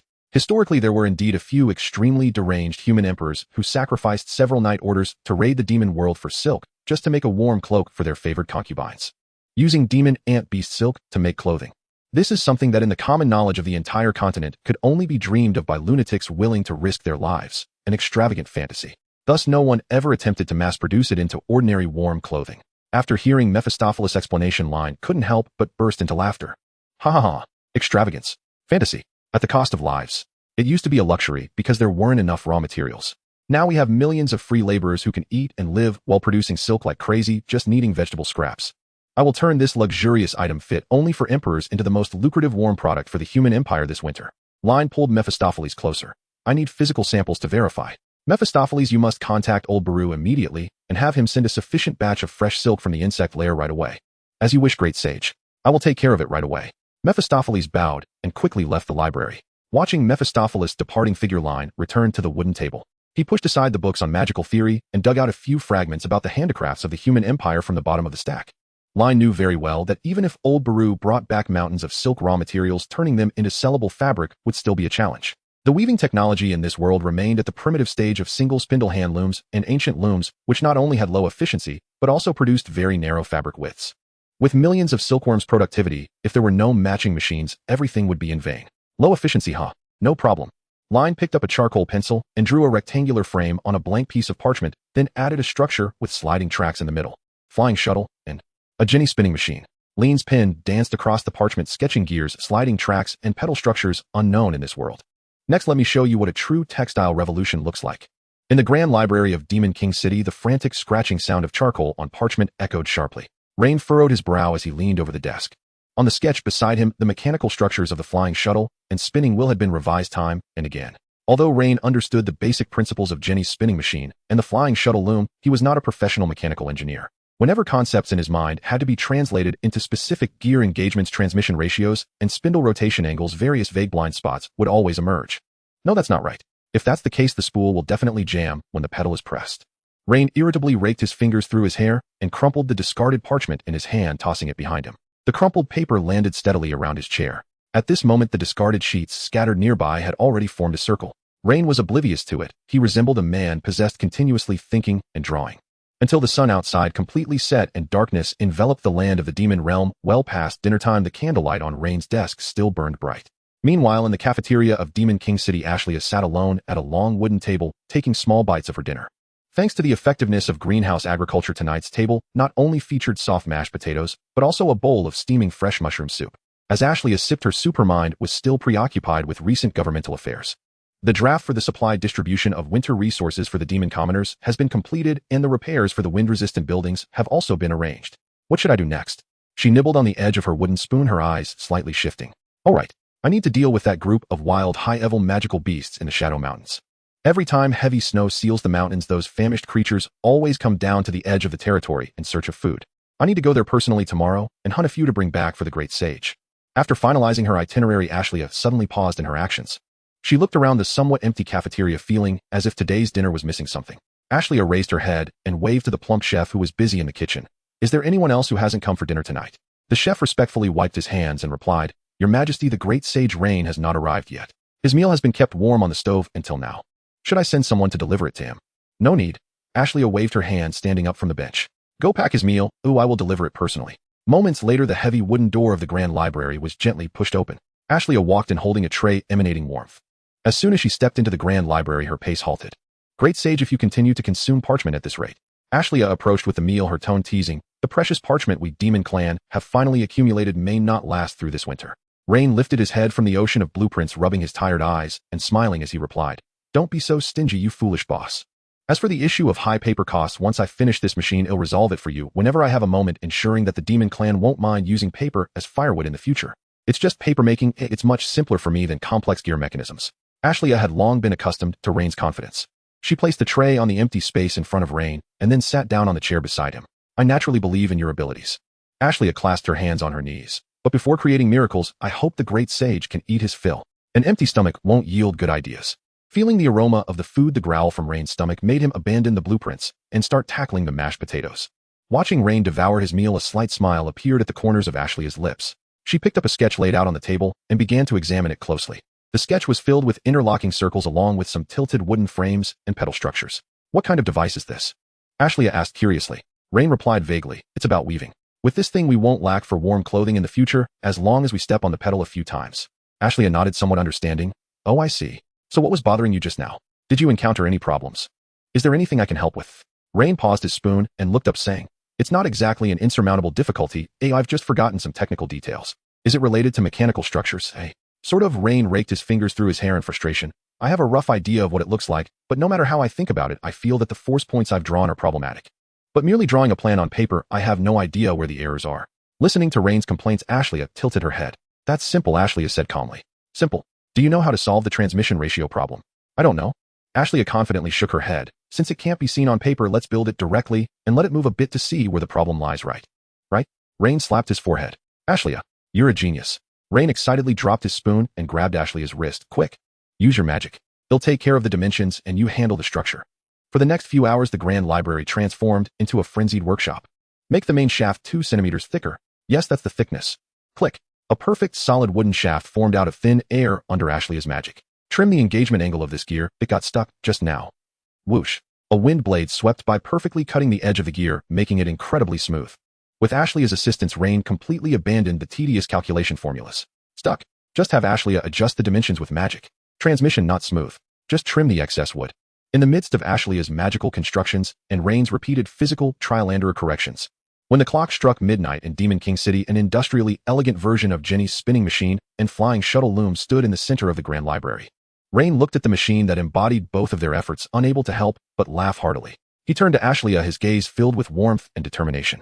Ashley, Rain solemnly promised the girl before him, before long with this machine, I will present you with a unique gift that no one on the continent has ever seen. Ashley stepped forward to pick up the plate that Rain had already cleaned. She glanced at the peculiar wooden machine, her face softening in the candlelight. All right, great sage. Ashley turned and walked briskly towards the library door. I am very much looking forward to it. The dim yellow candlelight was gradually replaced by the morning light filtering in through the window. In the grand library, Ashley had left early. Rain was hunched over the wooden table holding a charcoal pencil and sketching lines on a pristine piece of parchment. Now that the physical machines had been successfully created with the aid of magic, what he needed to do was to perfectly replicate the structural designs of these two machines onto the drawings in a wanton manner. Main shaft length, the angle of the shuttle track, the gear meshing ratio. Rain annotated detailed dimension parameters on the drawings while rapidly calculating the upcoming layout of light industry for the demon race in his mind. Since the core textile machine had already been born, it was clear that these two lonely wooden frames in the library were not enough. The so-called textile factory should now officially enter the preparatory stage. As long as there were standardized blueprints, the artisans of the demon race could mass-produce hundreds and thousands of weaving machines. By then, recruiting several thousand commoners from the demon race to implement a 3-shift assembly line would undoubtedly result in a terrifying production capacity that could devastate the entire textile industry of the human empire. Just as Rain finished his last annotation on the drawing, a wave of magical fluctuation rippled outside the grand library door. Great sage, it seems I returned just in time. The Lord of all things, Mephisto, walked in. Behind him followed several floating magical puppets, each holding large bulging bags. Boom. The bags were opened and bundles of raw white and unprocessed demon ant silk spilled out before Rain. Old Baraloo is quick. The first batch of fresh silk has already been delivered. Mephisto glanced at the two oddly shaped wooden machines nearby, then leaned forward to ask, the raw materials are all ready. Great sage, is there anything else you need me to do? You arrived just in time, Mephisto. Rain rubbed his sore wrist, picked up the mechanical structure drawing that had dried ink on the table, and shoved it into Mephisto's hands. Take this and summon all the best carpenters and blacksmiths in Demon King City. Tell them that by any means necessary within half a month I want to see at least 50 identical machines outside the city. At the same time, find a sufficiently large piece of land and build the factory for me. We are about to prepare the first textile factory in the demon realm. Mephisto glanced at the intricate mechanical blueprint in his hand. As you wish, great sage. I will personally oversee the construction of the factory and the manufacturing of the machines. Oh, and there's one more thing. Rain took a piece of paper, quickly wrote on it, folded the letter, and handed it to Mephisto. Deliver this letter to Nick using the Night Shadows intelligence network as quickly as possible. Rain explained to Mephisto, I informed Nick in the letter that the demon race has mastered excellent top-grade textile materials. However, I thought carefully, and even if the nobles of the human empire are wealthy given the scale of their circle, they absolutely cannot fully absorb the terrifying industrial capacity that the demon race will produce in the future. Since we want to make a profit, we cannot just focus on shearing the sheep in the human side. Rain's fingers tapped on the table. I instructed Nick in the letter to utilize the merchant convoys channels and to look further ahead. To explore the market of the elf race. Those proud long-eared beings must adore light and elegant silk products, right? And the northern dwarven tribes, though rough, hold vast amounts of gold and ores, and they are extremely lacking in warm clothing. I want Nick to turn the fabrics we are about to produce into the ultimate luxury sensation that will captivate all races across the continent. Upon hearing Rain's plan for commercial expansion, Mephisto couldn't help but exclaim, this great sage's appetite is truly for the wealth of the entire continent. Your foresight is indeed admirable. I will arrange all the matters at once. Mephisto saluted with a hand on his chest, then hurriedly left the grand library with the drawings and letters. Once again, only Rain remained in the vast library. Rain stood up from the wooden chair, walked over to the pile of pure white and soft silk, and then turned to look at the Jenny spinning machine and the shuttle weaving machine standing in the morning light.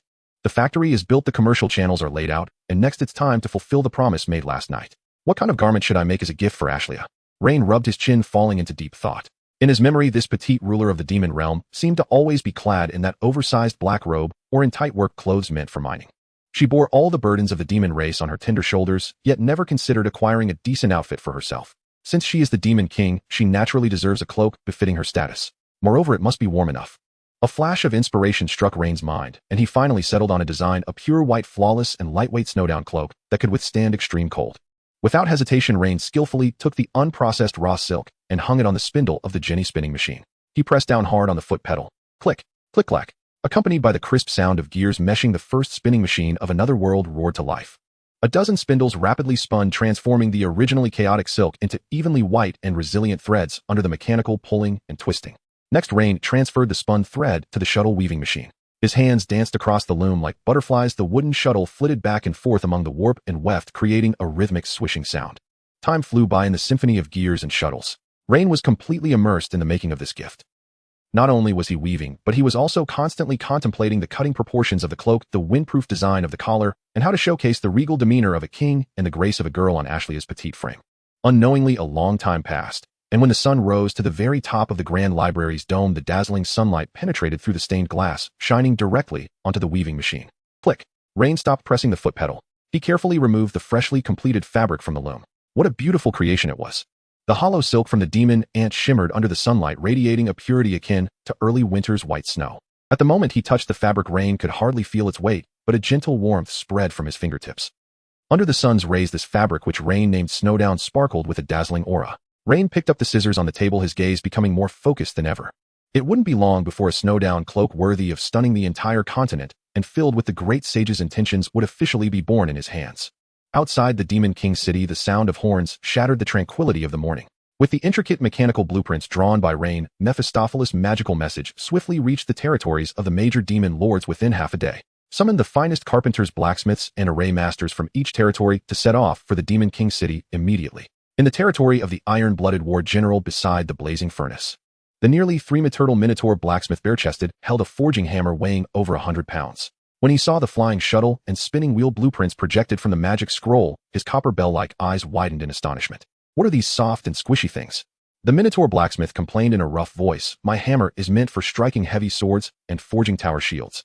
You want me to polish these intricate gears the size of a fingernail and ensure that the dam tolerance does not exceed 1 millimeter? Isn't this just a way to make a fool out of me? Not just him, but craftsmen from all over the demon realm grumbled when they received the blueprints. In the 1,000-year history of the demon race, the duty of craftsmen has always been to forge weapons of slaughter. No one had ever seen such complex wooden frameworks that appeared to be completely harmless. Shut up, you fools. The demon general in charge of delivering the orders slapped the minotaur on the back of the head and scolded loudly. This is a royal decree personally issued by His Majesty the Demon King. It is the miraculous machinery that the great sage specifically requested. Anyone who dares to delay delivering 50 units within half a month can jump into the Abyss River to feed the beasts. Hurry up and pack your tools, get to the Demon King city. Under the pressure of the demon lords and the Demon King, these rough men accustomed to wielding heavy hammers to forge heavy armor could only reluctantly suppress their tempers, hoist their toolboxes, and march towards the Demon King city. An unprecedented light industrial construction project officially commenced in the demon realm. Meanwhile, in the corridors of the Demon King city, Mephistopheles had just arranged the supervision of the factory construction when he happened to encounter the Night Shadow Demon Lord Cecilia emerging from the shadows to report back to the Demon King city. It seems the winds from the human empire are not too cold. You not only haven't been frozen, but your complexion has become even more enchanting, Cecilia. Mephistopheles paused to greet her. Stop with the flattery, Mephistopheles. I've been running my legs off at the human border while you comfortably play the steward in the city. Cecilia lazily stretched her back. Where is His Majesty? I just gathered the latest information on that hero and was preparing to report to her and the great sage. His Majesty should be handling the political affairs regarding the windproof buildings at this moment. Mephistopheles smiled slightly, taking out the letter written by Rain and handing it to Cecilia. However, before the great sage hears your report, you need to act as a messenger once. Use your fastest shadow channel to deliver this letter to that foxman named Nick. Cecilia took the letter and weighed it with some disdain. You want me, the prestigious Night Shadow Demon Lord, to run errands for just a letter? Don't underestimate this letter. It contains the storm of the great sage's plans. Hearing it was Rain's letter, Cecilia put away her disdain and tucked the letter into her bosom, then turned to head towards the Grand Library. Inside the Grand Library, Rain had just finished the first phase of cutting the snow velvet cloak. He carefully hung the shimmering pure white cloak prototype on a wooden rack and then held a cup of water to moisten his throat. It seems I interrupted your creation of artwork, great sage. Cecilia appeared silently beside the desk, her gaze lingering on the snow velvet cloak for a moment. Killer sister, you returned just in time. Rain set down the water cup and pulled out a chair to invite her to sit. Mephistopheles handed you the letter right. As for the human empire, how has our hero been doing recently? Mentioning the hero Gareth, Cecilia's lips immediately curled into a smile. He has been doing quite poorly, to say the least. He is in a dire situation. Cecilia leaned back in her chair and recounted. According to the artifact's guidance, Gareth has already reached the farthest north of the human empire these past few days. In a few days, he will officially step into the borders of the elven forest to find his destined companions. However, that esteemed hero has been subjected to considerable humiliation at the border these past few days. You know the elves are inherently proud. According to my spies' reports, the elven patrols on the forest's outskirts don't take his hero status seriously at all. Those long-eared ones directly mocked Gareth's gem-studded enchanted armor as a joke, calling him a barbarian with nothing but strength and the stench of copper in front of him. Hearing this, Rain nearly spat out his water. Barbarian? Huh. That duke's son who wouldn't even step in a slum for fear of dirtying his shoes is treated as a barbarian by the elves. Indeed. Cecilia shrugged. The most amusing part is that Gareth was furious about it. Reportedly his hand was shaking when he tried to draw his sword. But he dared not explode with rage, because he knows that without the elves' permission, he wouldn't be able to meet the next companion guided by the artifact. Thus the proud hero can only bite the bullet and swallow his anger. It is foreseeable that once he truly enters the elven forest, the rigid and arrogant elf elders will definitely arrange an unprecedented humiliation for him. After listening to Cecilia's report, Rain smiled and shook his head. He was not surprised at all. The elves are born with a strong natural perception ability. They can subtly sense the emotions of others. A guy like Gareth, arrogant and ignorant, his body odor must be as conspicuous to the elves as a cesspool in the night. It's strange he isn't discriminated against. I hope that guy trips and falls a few times in the elven forest and learns what true humility is. Then Rain shifted his gaze away from the distant farce, refocusing on the loom and the snow velvet cloak beside him. The hero's predicament is but a bit of amusement amid labor. He does not have the leisure to sympathize with the psychological trauma of a giant baby. Let him suffer in the forest for a while. For us, the slower the hero's progress, the better. Rain stood up, brushing off the fabric lint from his hands, his eyes filled with renewed vigor. Pass the word down. As soon as the craftsmen arrive, the textile factory will commence operations immediately. The current focus must be entirely on the construction of the demon race. I want to bring a grand gift to this world with the demon race's industrial products before the true winter arrives. The night was deep and heavy over a small town at the border of the human empire. In the most luxurious suite of the inn, only a single oil lamp flickered. At this moment, Nick was sitting at his desk, surrounded by a pile of account books, his feather quill calculating the recent financial flows of the merchant caravan. Even though the night was late, Nick was wide awake. Ever since forming a secret alliance with that sage in the Demon King City, the blood in his veins clamored day and night for power. Suddenly, the candlelight transformed into a dim, dark purple hue without warning. The temperature in the room plummeted. Nick's hand, which was flipping through the account books, froze in place. As a merchant walking on the edge of life and death, he had not even turned his head before feeling a cold, sharp sensation pressed against his carotid artery. It seems you have been living quite comfortably lately, little fox, a lazy, magnetic voice echoed in Nick's ear. Along with the voice came the murderous intent of a top assassin. The killing aura unabashedly clamped down on Nick's throat. Under the pressure of the demon lord, Nick felt like an ant caught in a storm. Any heavier breath would easily slice through his throat with the short blade. Nick was drenched in sweat. Cecilia narrowed her beautiful eyes, scrutinizing him. As the highest intelligence officer of the Demon King City, although she had heard Rain praise this fox man, she would never easily entrust the economic lifeline of the demon race to a weak fool. Tonight's assassination was a spontaneous test from her. She wanted to see what kind of character this white glove chosen by the great sage truly was. 1 second, 2 seconds. The sharp edge even pressed out blood on Nick's neck. However, to Cecilia's surprise, under the deathly pressure that would collapse an ordinary person, Nick, sitting stiffly in the chair, slowly forced himself to take a deep breath. Then Nick turned his head, forcing a standard respectful smile of a merchant onto his face. My apologies for the late visit, esteemed Lord Nightshade Demon King. His voice trembled slightly, but his words were clear. Your dagger is indeed sharp, but I believe. You didn't traverse half the continent just to test your knife on my neck, did you? After all, a dead fox man can't create a single gold coin's worth of profit for the great demon race. Even at the brink of death, he managed to leverage his own value as a bargaining chip. One could only say he was indeed a merchant. Cecilia found it rather dull, and then with a flick of her wrist, the short blade against Nick's throat transformed into shadows and dissipated. He'll give you credit for being clever. Cecilia walked around the desk and sat down on the leather sofa opposite Nick, her long legs crossed. Huff. Feeling the murderous intent on his neck disappear, Nick let out a long breath, almost feeling faint. He pulled out a handkerchief to wipe the cold sweat from his forehead. This is a letter the sage asked me to deliver. Cecilia wasted no time and directly tossed the letter onto the desk. Nick straightened his body, reverently holding the letter with both hands as he carefully opened it. When he saw the blueprint in the letter regarding developing the elven and dwarven markets, transforming demon race silk products into luxury bestsellers across the continent, Nick's breathing became heavy. Genius. He had initially thought the demon race only wanted a piece of the human market, but their ambition was to drain the blood of all races across the entire continent. Lord Demon King, please wait a moment, I must write back to the sage immediately. Nick grabbed the feather quill and began to write fervently on the parchment. After a few minutes, Nick handed the still wet letter back to Cecilia with both hands. Lord Demon King, in the letter, I have already reported the recent progress to the sage. Next Monday, the main merchant caravan, personally led by my father, will arrive at the border of the Demon King City with 30 carts of inferior wheat, preparing to complete the price-increasing deal from the previous extortion. I've marked the caravan's escort change route and all the names of my loyal followers in the letter. This time I will ensure that my father and brothers, along with those inferior grains, remain in the demon realm forever. The control of the caravan will completely fall into my hands. Killing father and brother to say it from the mouth of this foxman felt as casual as discussing tonight's dinner. Cecilia raised an eyebrow and took the letter. Apart from these, I also proposed a commercial suggestion about dumping in the letter to the great sage. When it comes to business, Nick immediately displayed confidence. The great sage has a far-reaching vision. The elven race is indeed a gold mine, and the dwarven race also lacks warm clothing.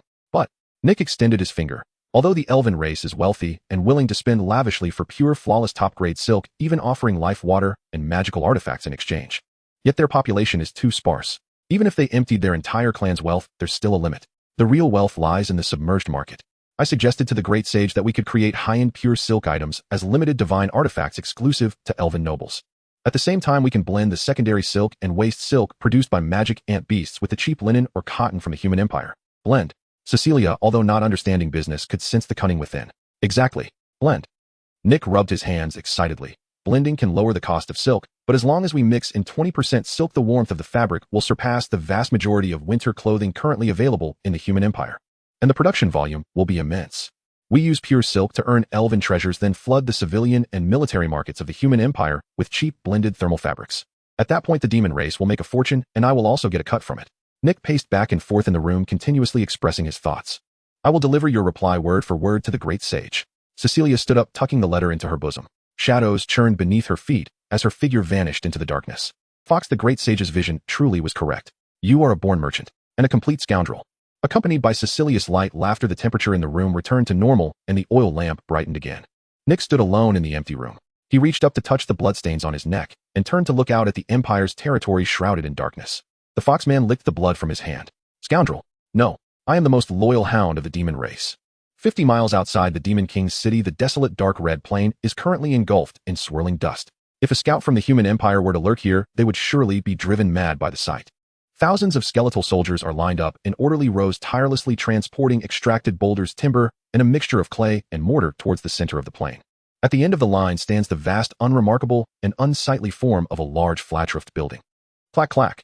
The hollow eye sockets of the skeletal soldiers burn with ghostly green flames of soul fire. They do not require food or water, making them the perfect machines for non-stop labor around the clock.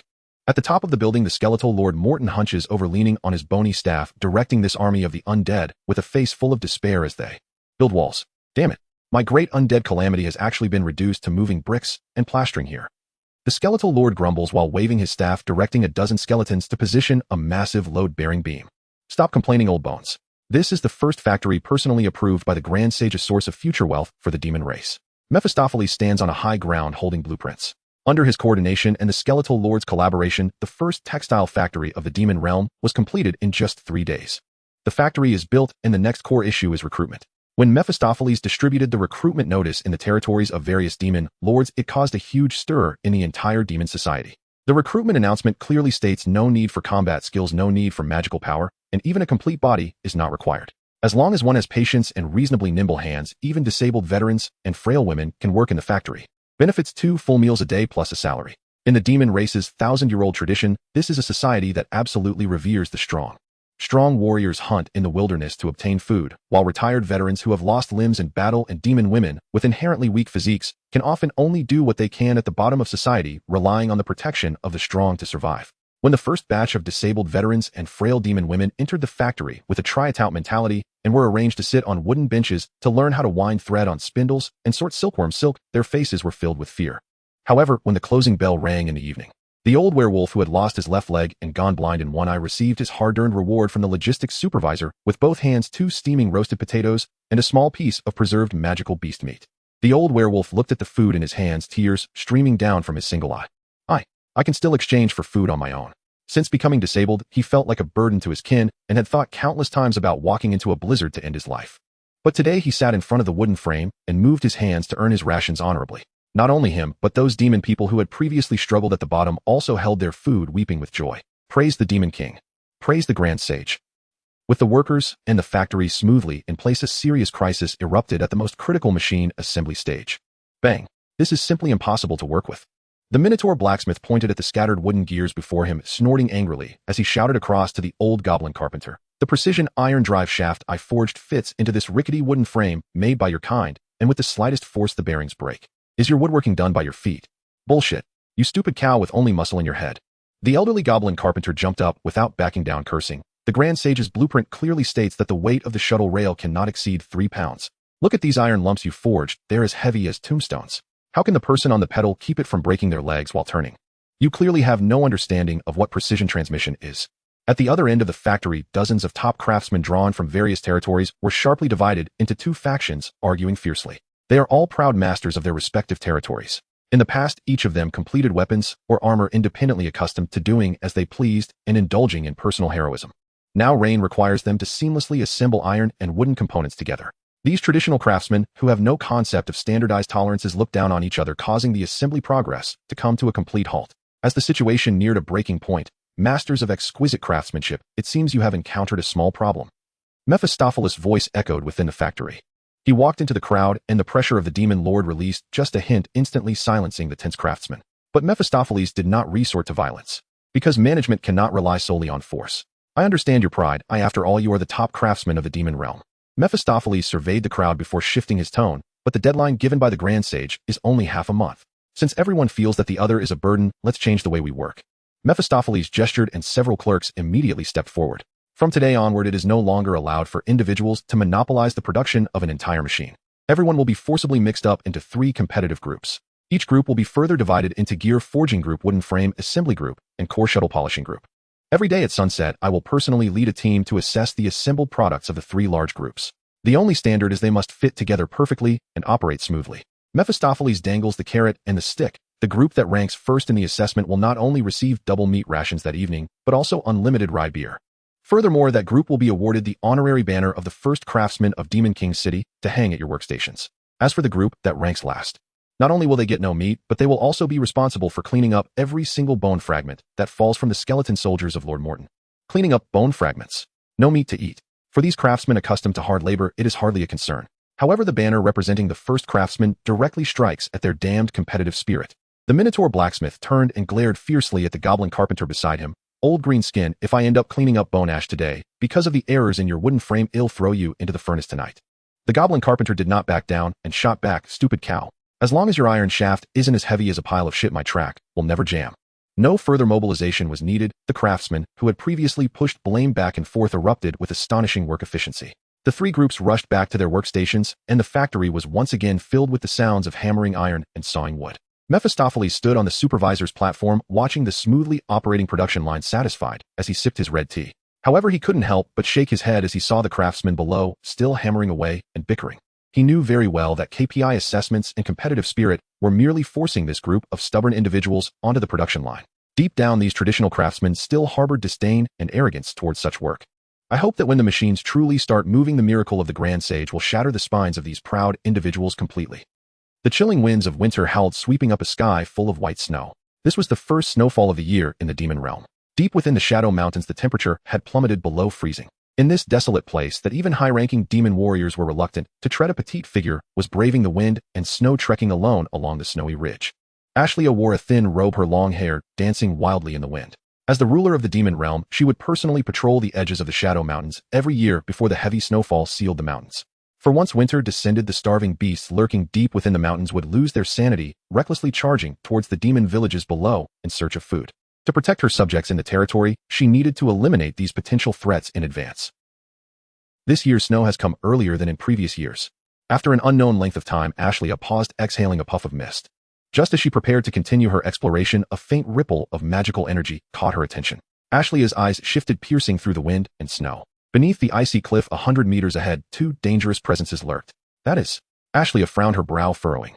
Under the cover of wind and snow, a massive beast lay crouched behind the icy rocks. Its body was covered in a thick layer of ice-spiked armor, and each breath released a frosty mist into the air. The high-ranking magic beast, the winter demon tiger, is renowned for its immense strength and defensive prowess. Ordinary blades leave no mark upon its body. However, what startled Ashlia was the other creature perched on the back of the demon tiger.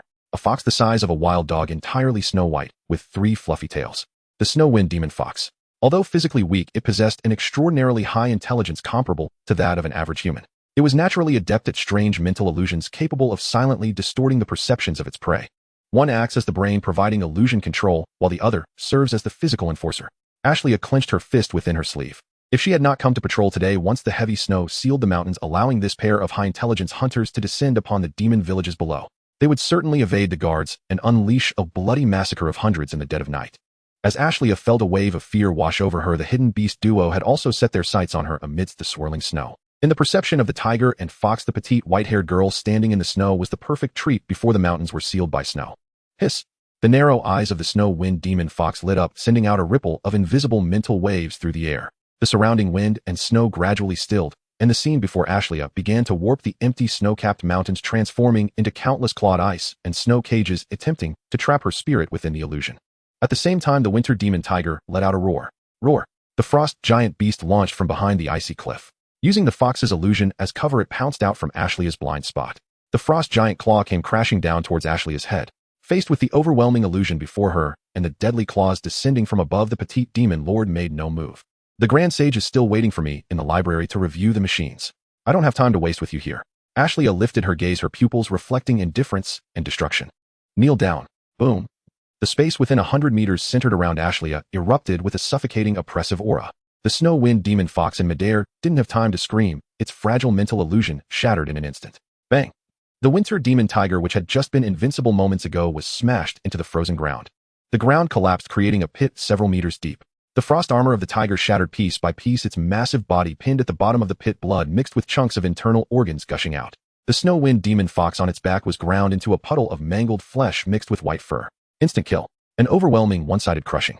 The fierce wind howled as snowflakes fell gently. Ashley stood at the edge of the pit, looking down at the high-ranking demon tiger, still twitching at the bottom, her initial indifference gradually fading.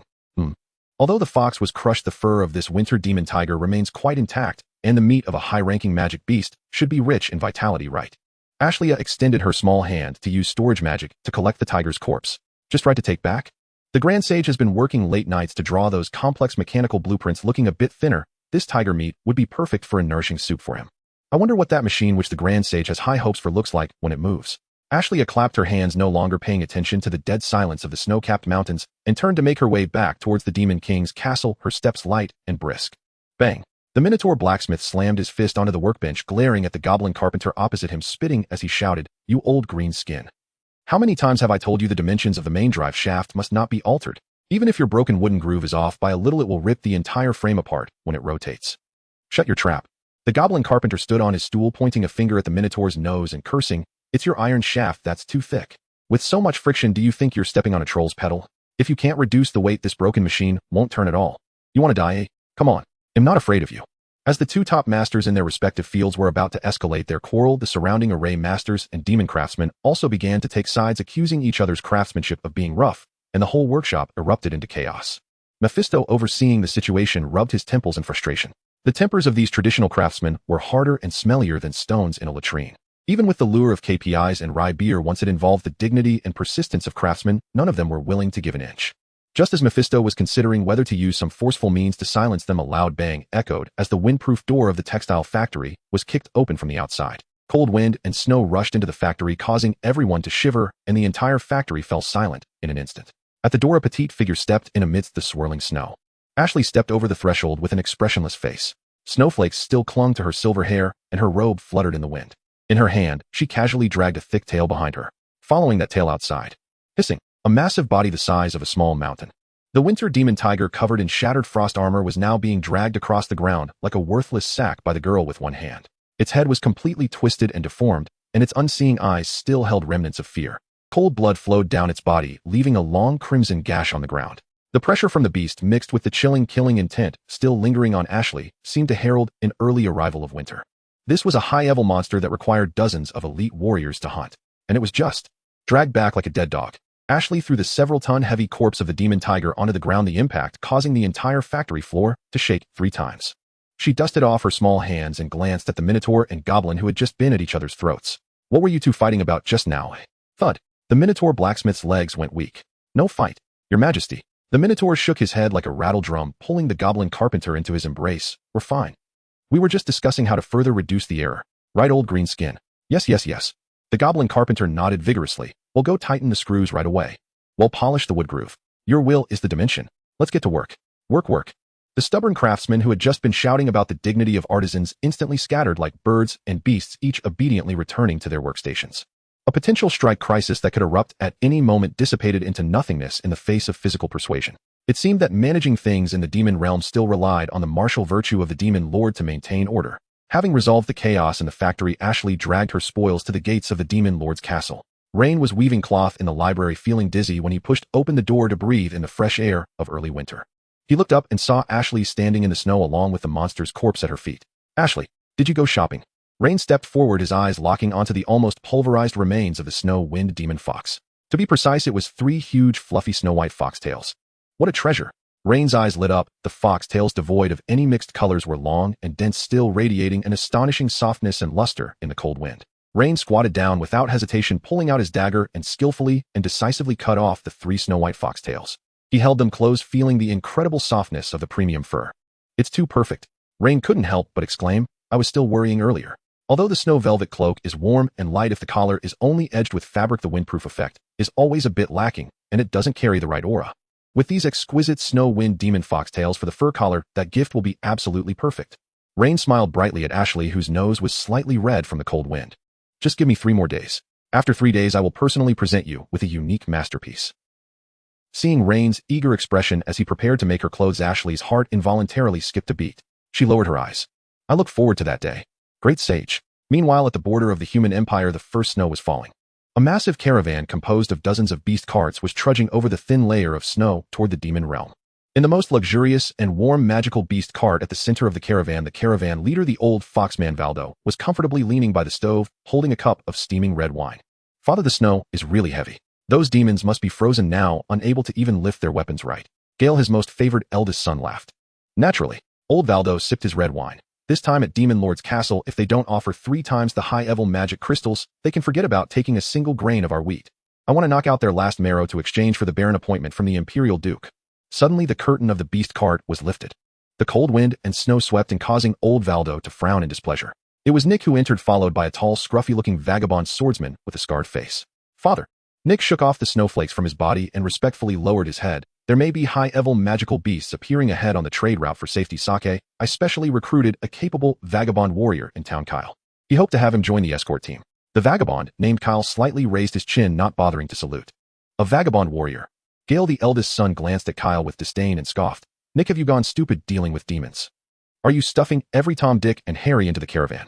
A lowly mercenary without even a proper knight's badge doesn't deserve to be near our supplies." "Brother is right." Nick bent lower, his face full of flattering smiles. "But brother Kyle does have some real skills. More people means more strength. After all, this trip is related to our family's noble title."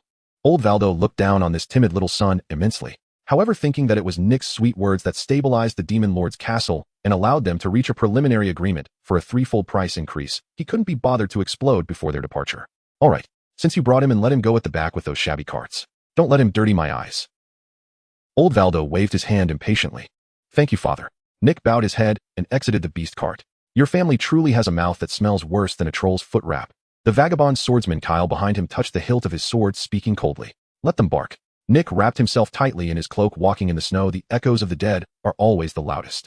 The two walked against the wind and snow, slowly making their way along the edge of the caravan. Passing the 3rd supply cart, the veteran One-Eyed Jack, who was checking the wheels, looked up and briefly exchanged a glance with Nick. Jack subtly nodded.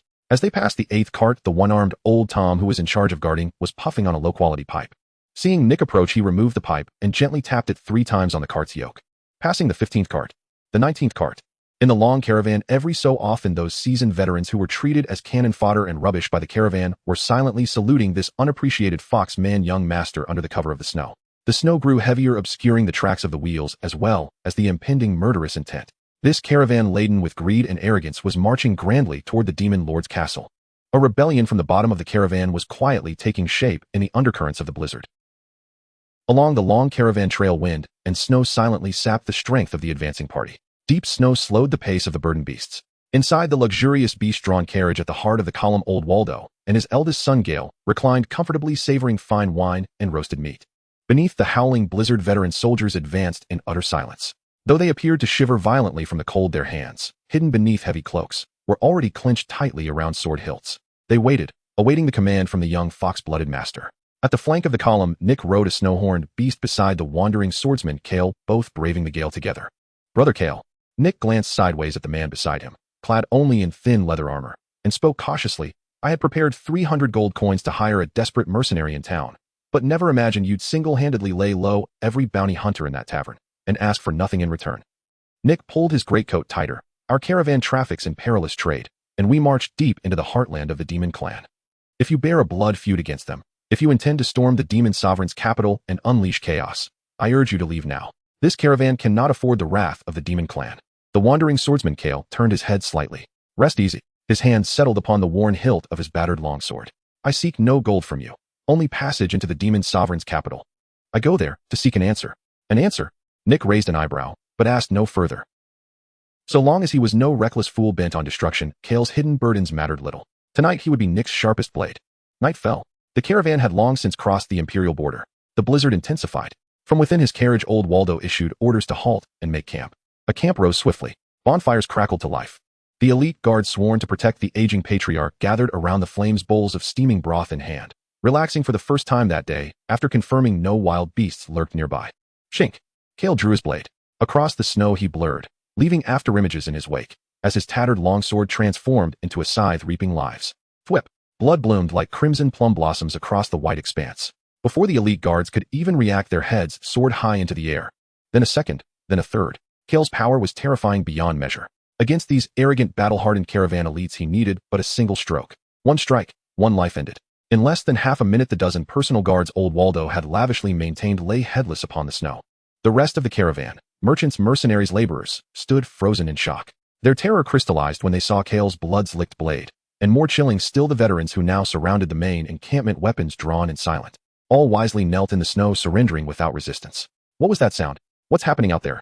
The carriage door burst open as old Waldo stormed forth, alarmed and enraged. His gaze swept across the field of headless corpses, and then locked onto the veterans standing motionless watching him. In that instant he understood everything. Treason. You wretched low-born dogs, you dare betray me. Trembling with fury he roared at the kneeling crowd, kill them all. Where are the remaining guards? Slaughter these ungrateful curs. But no one moved.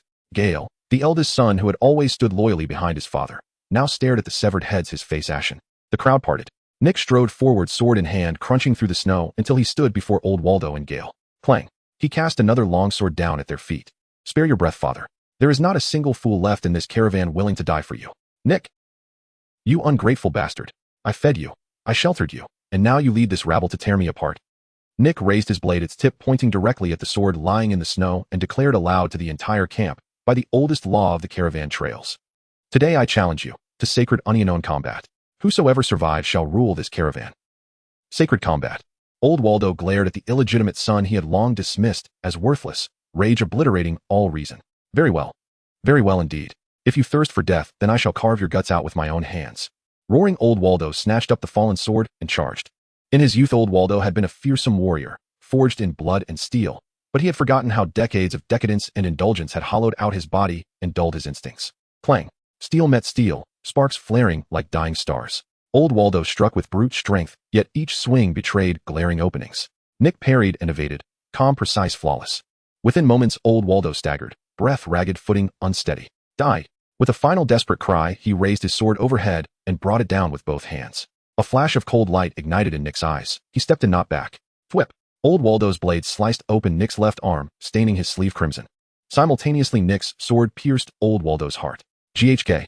Eyes wide with disbelief, blood surging from his mouth, the patriarch collapsed onto the snow, lifeless. Nick withdrew, his bloody blade flicked droplets from its edge, and turned toward Gale, who sat crumpled on the ground. Now, dear brother, it is your turn. Gale scrambled forward on hands and knees, tears and snot streaking his face, laughing hysterically in abject terror. Nick, my brilliant little brother. I always knew the leadership belonged to you. He pointed frantically at the corpse. That old fool couldn't see worth if it stared him in the face. I'm your true elder brother. Don't you remember? I've protected your mother all these years. Protected? Nick let out a soft, mirthless laugh, the sound of a man hearing the most absurd jest in the world. Was that what you called it? Turning her out into the blizzard, forcing her to sleep beside the draft animals in a draft-ridden stable, eh? Nick slowly lifted his sword. If such cruelty may be named protection, then perhaps slaying my own brother today is in truth the deepest expression of fraternal love. Seeing his plea collapse, Gale shrieked, No, Nick, think of our little sister, left alone in the main household. Who will shield her if we're both dead? Nick looked down, cold, unmoved. Draw your sword. As for our family, and our sister, from this day forward I shall bear that burden. Realizing mercy was impossible, Gale's face twisted into a snarl. Bastard, I'll kill you myself. Enraged, he seized his blade and lunged, wild, untrained, swinging wildly. Nick could have evaded easily, but the wound in his left arm compromised his balance. Tryik. The blade pierced his right shoulder. Ha ha ha. I've struck you. Die, you gutterborn cur. Ecstatic Gale believed victory certain, and tried to wrench his sword free for a finishing blow. But Nick granted him no second chance. He drove forward, impaling himself deeper, closing the distance by sheer will. In Gale's widening, horrified eyes, swish. Nick's blade reversed, slicing cleanly across his throat. A man who could not even hold a sword properly had only one fate. Gale clutched his spurting neck, eyes bulging, writhing feebly in the snow, until like his father he lay still, a cooling corpse. Warm blood dripped steadily from Nick's sword onto the melting snow below, spreading into vivid scarlet blooms. Ha ha. His breath came in ragged gasps. Agony in his shoulder and arm blurred his vision. Yet he did not fall. He withdrew, his blade turned, and faced the blizzard, raising his voice to the entire camp. The sacred duel stands witnessed by the gods. From this moment forth, I, Nick, am the sovereign of this caravan. Amidst the howling wind and snow, every veteran rebel dropped to one knee before their new sovereign. Even the surrendered bowed their heads. Nick had done it. He cast aside his blood-stained sword and limped toward the fire, step by unsteady step. He sat quietly beside the flames, gritting his teeth as he tore open his shirt and roughly dressed the wound in his shoulder. From the shadows, the wandering swordsman, Cale, watched the fox-blooded youth bathed in firelight. Patient, ruthless, and merciless, even to himself. This fallen illegitimate son was indeed worthy of being his employer. A few days later, the wind and snow gradually subsided. The long-lost sunlight pierced through the gray clouds, illuminating the flat-roofed buildings outside the Demon King city. The textile factory had been fully completed and officially put into operation. However, the hard-working bone demon, Lord Morton, barely had time to catch his breath before receiving a new mission from the Demon King. He was appointed as the chief contractor for the winter construction in the Demon Realm. Poor Morton hurried between various territories of the Demon Realm with blacksmiths and carpenters repairing and reinforcing cold-resistant buildings for the civilian villages. Of course, as a reward for allowing them to continue working in this icy cold, the Demon King Ashleigh made a promise. When spring arrived next year, all craftsmen and demon lords involved in the construction would receive a custom-made garment produced by the Demon King city, along with additional benefits. Meanwhile, in the grand library of the Demon King city, the sound of the textile machine gears that had been echoing for days and nights finally came to a halt today. Rain rubbed his sore shoulders and stood up, admiring the two garments hanging on the wooden rack in front of him. The one on the left was the snow-melting cloak he had painstakingly crafted as a surprise gift. The pure white hollow silk of the cloak shimmered with a warm glow under the light, and the collar, made from the tails of demon foxes, not only greatly enhanced its warmth, but also imparted an extraordinary nobility and majesty to the cloak. Next to the snow-melting cloak hung another elongated garment. This was crafted from the remaining scraps after he finished weaving the cloak. Though it was made from scraps, the craftsmanship of this piece was equally exquisite. Rain did not use any fur as decoration. Instead, he ingeniously found special ink and painted several clusters of bamboo, swaying in the wind, and poetic cloud patterns on the pure white fabric. Without any glitz or glamour, it showcased elegance and an otherworldly quality through the interplay of black and white. Perfect. Rain nodded in satisfaction, affirming his creations over the past few days. He carefully took down the snow-melting cloak, neatly folded it, and tucked it under his arm. Then Rain pushed open the grand library's door and strode towards the area where the Demon King worked. Inside Ashleigh's office, the fire was quietly burning. Ashleigh leaned over her desk, continuously writing on the parchment with a feather quill. Although winter had already arrived as the Demon King, she had begun planning for the expansion of agriculture in the coming spring and the farming routes for the commoners. Knock knock. The knock on the door interrupted Ashleigh's thoughts. Come in. The door was pushed open and Rain entered, bringing in a refreshing chill. I apologize, Your Majesty, for interrupting your plans for next year's blueprint. Rain looked at the mountain of drafts on the desk, his tone laced with regret. Ashleigh put down her quill and shook her head. It's fine, great sage. It's just some spring defense and cultivation plans that I've nearly sorted out. Do you have something to discuss with me? Rain said nothing, merely approached with a mysterious smile. He gently shook the fabric draped over his arm. With a swish, the radiant snow-melting cloak unfolded under the reflection of the fire, its pure snow-white and luxurious fox fur collar instantly captivating all the light in the room. Ashleigh's mouth fell open, her eyes filled with disbelief. It's the unique gift I promised you, Wonio fakened across the continent. Rain walked around the desk to stand behind Ashleigh. With gentle hands, he draped the snow fur cloak over her shoulders and carefully tied the collar ribbon for her. The soft fox fur pressed against Ashleigh's neck, and a gentle warmth penetrated the fabric, enveloping her entirely. The warmth not only dispelled the external chill, but also flowed into her heart, which had long felt lonely from the burdens of her race. Ashleigh's small hands caressed the delicate texture of the cloak. She wanted to say something to express the emotions stirring within her at this moment, but as the words reached her lips, she found any words of praise too pale in comparison to this heartfelt gift. After much thought, all the words finally condensed into one. Thank you, Rain. Hearing this barely audible gratitude, Rain's lips curved into a smile. Moments later, Ashleigh stood up from her chair, slightly turning the topic to conceal the blush on her cheeks. By the way, I heard Mephistopheles say that the textile factory outside the city officially began operations yesterday. Now that you have free time, why don't we go take a look together? Sure, Rain readily agreed. It's a good opportunity to inspect our demon race's first light industry production line. The two walked side by side out of the Demon King city, stepping on the still unmelted snow, arriving at the giant factory outside the city. As soon as they pushed open the factory door, a peculiar scent rushed towards them, and dozens of Jenny spinning machines and shuttle weaving machines were already in full operation inside. Click, click, click. Unlike the imagined sweatshop with frantic production, the speed of the production line here was not so fast as to dazzle the eyes, but it was far from slow. It maintained a steady and orderly rhythm. Sitting in front of the machines were veterans who had lost arms or legs, as well as frail women who had once relied on charity to survive in the demon society. They focused intently on the weaving shuttles, their hands moving rhythmically with the tempo of the machines. On their faces was a sense of fulfillment and tranquility from creating value with their own hands.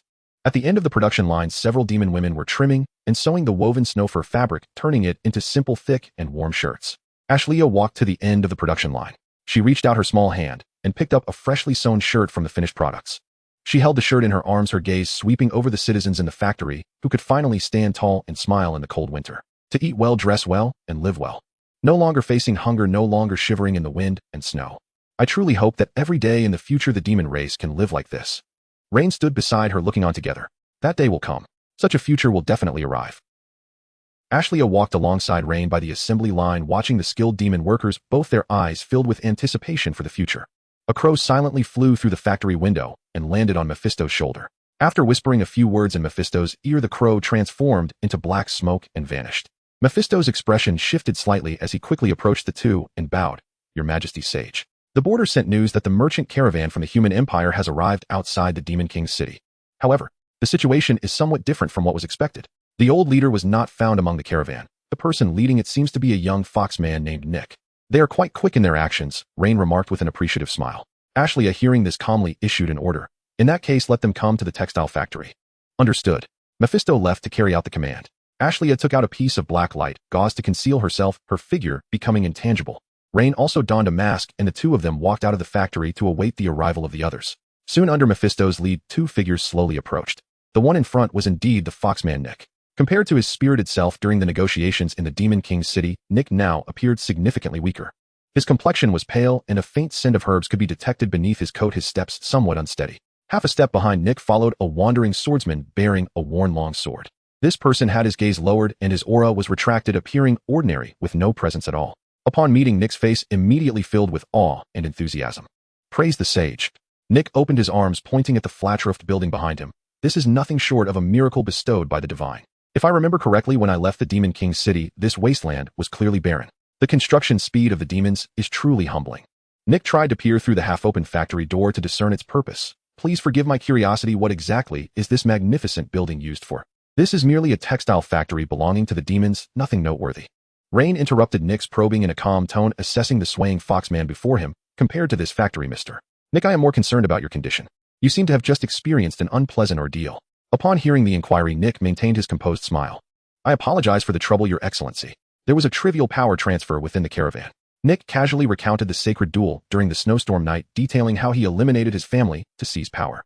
In the end, Nick shook his head self-deprecatingly. Upon entering the city, I saw the demon commoners with rosy complexions. Oh, I suppose the sage must have devised a brilliant strategy, and the demons are no longer lacking in food. In that case, those 30 carts of inferior wheat the caravan brought would be worthless if they rot in storage. I might as well consider them my first gift to the demons after officially taking over the caravan. However, Nick smiled bitterly, pointing at his shoulder. Now the entire burden and mess of the caravan rests solely on my shoulders. The feeling of needing to keep one eye open, even while sleeping, is quite unpleasant. Rain chuckled lightly. Talented people are always busy. Leader Nick, your efforts will be noted by the demons. Leader Nick. A blush crept onto Nick's face. Well then, Your Excellency, regarding the trade of magic crystals and textiles we previously discussed. Nick quickly steered the conversation back to the point. When can we begin? We can start now. Rain methodically laid out the plan. The demons can initially provide you with a small batch of goods. You can take them back to the human empire for a private auction among the nobles as limited items. Scarcity increases value. Hunger marketing can yield profits far exceeding your expectations. As for the massive quantities of goods that could flood the common market, we need to wait a while longer. Limited items. An excellent idea. Nick's eyes lit up, but he soon displayed a worried expression. No problem. However, I hope the demons can quickly ramp up production. After all, I can wait, but the increasingly cold winter weather will not wait for me. If we miss the peak demand for warm supplies, profits will take a significant hit. Rest assured, we will promptly get the machines running to produce more cost-effective low-end blended products to thoroughly penetrate the humans' sinking market. Rain suggested gently. Seeing your caravan has traveled a long way and recently experienced turmoil, you must be quite fatigued. Why not rest for a few days at the camp outside the Demon King's city? It won't be long before we can provide a sufficient amount of products. Thank you so much, Your Excellency. Nick placed his hand over his heart in gratitude, as this was exactly what he desired. After finalizing the human empire market, Rain shifted the conversation. Aside from the human empire, what about the elven market we mentioned in our letter? Nick, what are your plans? Well, Nick hesitated. The elves are exclusive and proud. Ordinary goods are difficult to impress them. I have prepared for this issue long ago. Rain confidently said, considering the time the annual winter festival of the elven race is approaching right. On that day, the elves will hold a grand feast to express gratitude for the gifts of nature throughout the year. I hope you can represent us in the elven forest and personally present a special attire to the elven queen at the feast. Nick appeared somewhat confused. A piece of attire. What kind of attire could capture the attention of the elven queen during such a significant festival? That's a secret. You will find out soon enough. Well, I am very much looking forward to it. Although filled with questions, Nick restrained his curiosity out of trust in the sage. The business negotiations came to a temporary halt. Rain turned his head, casting his gaze over Nick to the quietly standing wandering swordsman. At this glance, the wandering swordsman Kyle slowly raised his head. As a top-notch swordsman, Kyle's sensitivity to aura was remarkably keen. Upon entering the Demon King's city, he could sense the immense magical power within every demon he passed, as well as the unfathomable depth of the steward beside him. However, the man before him, wearing a mask, was like a still pond. There was no magical power, no fighting spirit, not even the robust physique of an ordinary person. Who are you? Kyle's fingers rested on the hilt of his worn sword. Kyle, do not be rude. Nick was startled and quickly tried to intervene. But Rain raised his hand to stop Nick, meeting the swordsman's gaze without fear, and calmly answered, I am the sage. Liar. Among the demons, only strength is revered. There is no such ridiculous existence as a sage. Who are you really? Clang. Without any warning, the sound of a sword echoed in the air. At lightning speed, a speed beyond mortal comprehension, Kyle's drawing of his sword was faster than Mephisto's casting of magic. Impudent. Mephisto's pupils constricted. He wanted to step in to suppress, but it was too late. The speed at which this wandering swordsman drew his sword surpassed even Mephisto's rapid magic. The chilling blade, carrying the intent to sever all, rushed towards Rain's face. The sword energy had already stirred Rain's hair at his temples, and in the next moment the blade would split both Rain's dark mask and his head in two. Yet just as the cold light was a mere half-inch from Rain's mask, a petite figure appeared, without warning, blocking in front of Rain. With a slash, the sharp sword energy sliced through Ashlea's black gauze, the veil torn in two and fluttering in the cold wind, revealing the girl's figure as she descended with the veil. The sword stopped, steadily halting before Ashlea. Human, what do you intend to do? Ashlea's expression was calm. Only she knew in her heart that she had not used any magic to suppress the blade. The sword had simply stopped at the hands of the wandering swordsman before her. Why did he put away his sword? Doubt flashed through Ashlea's mind, but her face remained cold and dignified. With the sword's edge halted, a storm of emotions surged in the heart of the wandering swordsman Kyle. At such a close distance, he could clearly sense the terrifying power within the petite girl before him, a vast force capable of completely consuming him. You are the Demon King. Kyle's hand gripping the sword trembled as he stared into Ashlea's eyes, firmly believing in his judgment. Yes, Ashlea boldly acknowledged her identity. Observing the tense atmosphere that could spill into violence at any moment, Rain couldn't help but voice his thoughts inwardly. Is this guy's brain a bit off? Does he have to draw his sword to greet someone? What kind of alien world socializing method is this? If Ashlea hadn't teleported quickly, I wouldn't even have had time to leave my last words before being blasted in the head by this madman. However, amidst this confrontation, one person's demeanor seemed out of place. Nick. When Ashlea's black veil was cut through by the sword's aura, Nick didn't even notice the blade, nor did he marvel at the legendary Demon King being a silver-haired, reedy girl. His eyes were completely glued to that snow-furred cloak. As a merchant, Nick prided himself on having seen countless rare treasures of human nobility. But at this moment, he would swear on his soul that this was undoubtedly the most luxurious and perfect cloak he had ever seen in his life, bar none. It was devoid of any gaudy gems, lacking in intricate gold and silver thread embroidery. Yet that pure extreme whiteness, the warm halo flowing in the wind and snow, and the collar made of fur that screamed exorbitance, all demonstrated a blend of understated elegance and luxury. If this cloak, which only existed in the realm of the divine, was crafted by the wise one before him, then Nick was now utterly convinced, and even worshipful of what the wise one had said about the attire that could move the elf queen. As Rain silently criticized and Nick's eyes sparkled, an unexpected event occurred. Kyle sheathed his sword, then this wandering swordsman surprisingly knelt down in the snow before the Demon King. Ashlea. Please forgive my rude test earlier. I merely wish to confirm your identity. Kyle lowered his head. I have come to the demon realm to seek an answer. An answer regarding the previous Demon King. Caesar. In the Demon King's castle at the grand table of the council chamber, Mephisto had already been sent back to the textile factory by Rain. He had been given a new task, ordered to personally oversee the workers switching production lines to prepare for the large-scale weaving of inferior blended fabrics mixed with linen for the upcoming sinking market. In the vast council chamber, only Rain, Ashley, Nick, and Kyle remained. Ashley sat calmly upon the throne. Rain sat beside her, observing the wandering swordsman across from them. Meanwhile, Nick, with his fox-like eyes, remained fixated on the cloak, already calculating how many cities this garment could fetch at a human auction. Go on and tell us. Rain leaned back in his chair, breaking the silence. Why did you come all the way to the Demon King's castle to seek answers about the previous Demon King? Kyle gently traced the worn and chipped long knife with his fingers, beginning to recount a long-buried past. I am the disciple of the last sword saint. That should have been an exceptionally glorious matter. However, every time I saw my master, he never smiled. Rather than the joy of a victor, his face was forever etched with guilt and pain. He often gazed at his sword in the dead of night, sighing, always muttering to himself that he was just a wretched clown, utterly unworthy of being called the sword saint. As a swordsman, if one cannot clear their heart, they cannot advance in their swordsmanship. My master died due to the demons in his heart, and my sword path has stagnated at a bottleneck since his death, unable to take another step forward. Kyle raised his head to gaze directly at Ashley on the throne. I just want to know what truly happened during the final battle when my master followed the heroes to confront the Demon King Caesar. Why would a great endeavor to save the world destroy the honor and heart of a supreme swordsman? After Kyle's tale, the council chamber fell into silence. Rain's hand holding the teacup paused. Combining this with what he had read in Caesar's diary, Rain's mind quickly pieced together the general outline of the events. Rain had a rough idea of the truth, but he chose to remain silent, merely sipping his tea. Such a cruel truth should not be revealed by him, a mere bystander. Facing Kyle's inquiry, Ashley lowered her gaze. I regret to inform you. Ashley's voice was calm yet heavy. Regarding the final battle of Lord Caesar, even as the Demon King, I know very little. She looked at the wandering swordsman before her. Human, I cannot provide you with the answer you seek. If you truly wish to unravel the demons left by your master, perhaps you need to stay in the demon realm to personally investigate, to seek the truth of the events with your own hands. Ashley's response did not bring Kyle redemption, but it did give him a reason to remain in the Demon King's castle. Kyle placed the worn long knife flat on his knees. He lowered his head, gazing at the blade filled with rust and chips, just like his currently fragmented sword, heart lost in the flickering furnace flames. The discussion in the council hall came to a close. Ashley stood up and nodded to Rain, saying, Wise one, I will personally handle the supplies brought by the human merchant caravan led by Nick. As the Demon King, I should indeed meet that great queen. Rain smiled in agreement. Go ahead and please send my regards to that great mother.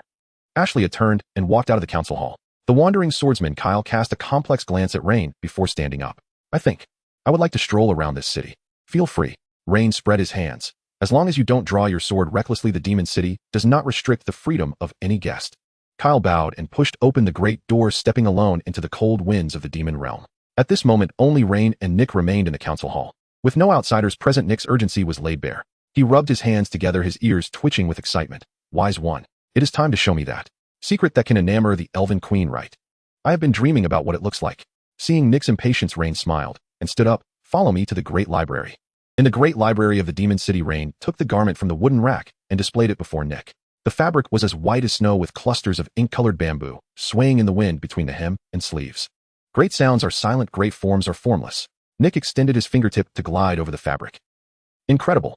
Nick closed his eyes in rapture, feeling the lightness and smoothness brought by his fingertip. This silky texture feels as if I am wearing the clouds floating in the sky. Seeing Nick's obsession, Rain stroked his chin. This other world seems to lack such things as stockings, doesn't it? If I could make black or white stockings from silkworm silk and sell them to the noble ladies of the human empire. Rain pushed down the ideas in his mind. The immediate priority was to secure the elven tribe. So how is it, Chief Nick? Rain asked as he recalled his thoughts. Are you satisfied with this gift? Absolutely satisfied. The elves inherently revere nature and despise slaughter, so they never wear any beast skins or leather. Moreover, they pride themselves on their nobility and disdain the golden and silver aesthetics of humans. But this garment is entirely woven from natural silkworm silk, untouched by any aura of slaughter. Furthermore, the elegant and ethereal design. I dare guarantee with my head that as long as this garment debuts on the winter festival, those elves will absolutely go crazy for it. Excellent. Rain nodded in satisfaction. The elven tribe guards vast forests with the richest magical plants and rare minerals in the whole continent.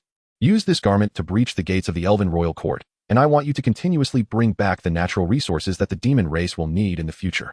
Then Rain walked over to Nick and patted him on the shoulder. Nick, for this expedition, the productivity of the demon race will be your greatest support. Do well. Rain pointed at the shelves piled high with magical tomes. If you succeed greatly this time, when spring arrives next year, I might be able to talk to the Lord of all things, Mephistopheles, and have him grant you a borrowing pass for the great library, allowing you a chance to learn magic here. Nick looked at Rain in disbelief. He took a step back, kneeling on the library floor with his forehead pressed to the ground. Nick Vardo is willing to serve the wise one, willing to go through fire and water for the Demon King's city. At the other end of the Demon City, The wandering swordsman Kyle walked aimlessly on the streets where the demon commoners lived. The cold wind was still biting, but Kyle's heart felt even more lost. He surveyed his surroundings. In his understanding, the demon realm was described by humans as a chaotic hell. However, as he ventured deeper, the scenes before him began to fracture his worldview. He saw newly repaired wind-resistant stone houses and the curling smoke rising from chimneys. He witnessed two burly demon men laughing and cursing at each other as they fought to help repair a roof. They were just like humans, capable of speaking, laughing, and bustling about for tomorrow's livelihood. Is this the place that the master wanted to destroy back then? Kyle murmured to himself. Unknowingly, he arrived at a wide open space where a group of demon children, just having finished dinner, were playing and frolicking. The children gathered together, chattering away about the good food they had for dinner. I had a huge piece of tomato today. It was soft and fragrant. My mom brought back half a piece of beast meat today. I haven't had meat in ages. I also have half a piece of coarse candy that my dad gave me. Do you want to lick it? Suddenly, a little girl with goat horns stopped in her tracks. She spotted the wandering swordsman standing in the shadows a short distance away, looking forlorn and confused. Kyle's clothes were tattered, and after a long journey, he looked more miserable than a beggar. Seeing the children looking at him, Kyle felt somewhat at a loss. The next moment, the little girl pulled a few friends and cautiously but kindly approached him. Uncle, you're standing here in a daze. Are you lost? The little girl curiously examined Kyle and then noticed his weary face. Haven't you had dinner yet? Kyle opened his lips, but before he could speak, the little girl took out a rough piece of candy from her pocket and stuffed it into Kyle's hand. The other children also hurriedly took out their hidden half-baked potatoes and a few wild vegetable roots, shoving them all into the hands of this destitute man. Here, Uncle, eat up. It's no good to be hungry. In the past, during winter, we often went to bed hungry. But not anymore. The great sage and the demon king said that everyone will have enough to eat from now on. You can eat these to fill your stomach for now. Next time we can take you to the big cafeteria in the city where there are many delicious foods every day, but Uncle, you mustn't be greedy. The children laughed and chattered as they turned to run back to the center of the open space to continue playing. Kyle stood there dazed. The cold wind swept across his weathered face. He lowered his head, holding the sword he had used for killing all his life on this land defined as evil by humans. But today, the small hands of the demon children filled his palm with the purest goodwill in this world. Kyle placed the piece of rough candy in his mouth. It was of very poor quality, very crude. Yet as the candy gradually melted on his tongue, the sweetness quietly permeated his battle-worn heart. Master. The wandering swordsman blinked in the snowstorm, tears quietly sliding down the scars on his face. I seem to understand now why you shed tears back then.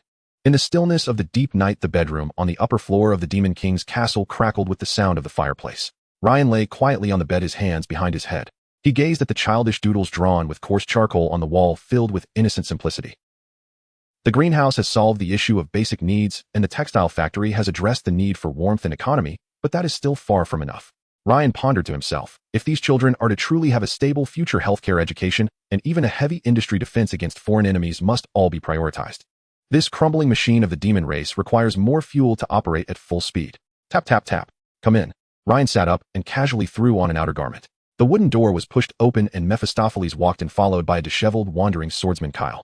What urgent matter brings you here at such a late hour? Ryan raised an eyebrow, his gaze landing on Kyle. Mephistopheles bowed slightly in apology. I deeply apologize for disturbing your rest, great sage. It is this wandering friend. He heard the children in the civilian district mention your name and insisted on meeting you immediately no matter what. But rest assured, for your safety, I have used magic to seal his magical circuits and powers. Ryan glanced at Kyle, who was bound by magical restraints, and waved his hand. It's all right, Mephistopheles. Let him in. I believe he is not here to fight me. Kyle stepped into the room. He looked at the childish doodles on the wall and then at Ryan's calm face. The children say you are the sage, the one chosen by the artifact destined to assist the hero in defeating the Demon King. So what if I am? So what if I'm not? Ryan quietly gazed at him. I don't understand. Since you are the sage representing the will of light and deities, why are you here? Why would you strategize for these despised demon races, even bringing them a kind of prosperity that even the human empire has never experienced? Faced with the swordsman's question, Ryan walked to the wooden table, poured himself a glass of water, then turned around and asked in return, and what about you, swordsman? As a swordsman who should be chivalrous in the human empire, why have you come to this so-called abyss of the demon race like a beggar? Kyle instinctively avoided Ryan's gaze. He evaded that painful question and said softly, I just want to know the truth of those years. I want to see clearly what is right and what is wrong in this world. Right and wrong. Ryan shook his head while holding the glass of water, then looked out at the demon realm shrouded in darkness. On this land, there has never been any absolute right or wrong. There is only the perspective of each. Humans raise the banner of justice to plunder magic crystals and land. Demons can only reveal their fangs in dire straits to survive. Ryan turned to look at the bewildered swordsman. You just need to remember one thing. When the empire thrives, the common people suffer. When it perishes, the common people suffer. Whether it is the human empire winning the holy war and ushering in prosperity, or the demon race facing annihilation. Those deities and nobles will always hold victory feasts, while those who truly wail in the mud, freezing and starving in the snow, will always be the lowly commoners. No wonder. No wonder the master shed tears of regret before the sword after winning the honor of saving the world. Because he saw clearly that his sword did not cleave evil, but the hope of those innocent beings to survive. He understood. He finally understood why this great sage chose to stay here. Because there are truly those who are striving to alleviate the suffering of the common people. Kyle's confusion was replaced by pure sword intent. He took a half step back and bowed deeply to Ryan. I have learned. Great sage. Kyle placed his hand on his worn long sword. I will set out on my journey again. However, from now on, this sword in my hand will no longer be wielded for hypocritical justice. I will use it to cut through the suffering of this world. After saying that, Kyle turned around and strode out of the room. Meanwhile, in the underground insect kingdom, Ashley has stepped into this underground kingdom all alone. Although Ryan had described the scenery here to her, when she saw the bioluminescent street lamps, the orderly fungal agricultural zones, and the countless meticulously working ants, a sense of uncontainable wonder flashed in Ashley's eyes. Guided by the guide insect, Ashley passed through layers of corridors and finally arrived at a vast chamber woven from white silk. Esteemed Demon King. The insect queen bowed low. The sound of her shell scraping against the ground was deep and respectful. Thank you. And that wise one. The fresh plants and food you sent have allowed my children to finally experience true satiety. Ashley looked calmly at the vast creature before her, imbued with immense spiritual power. No need for thanks. These are merely the necessary conditions for our cooperation. At the same time, I also want to thank the insect race for their contributions to the demon race. The silk you provided has also relieved the Demon King's immediate needs. This is a win-win.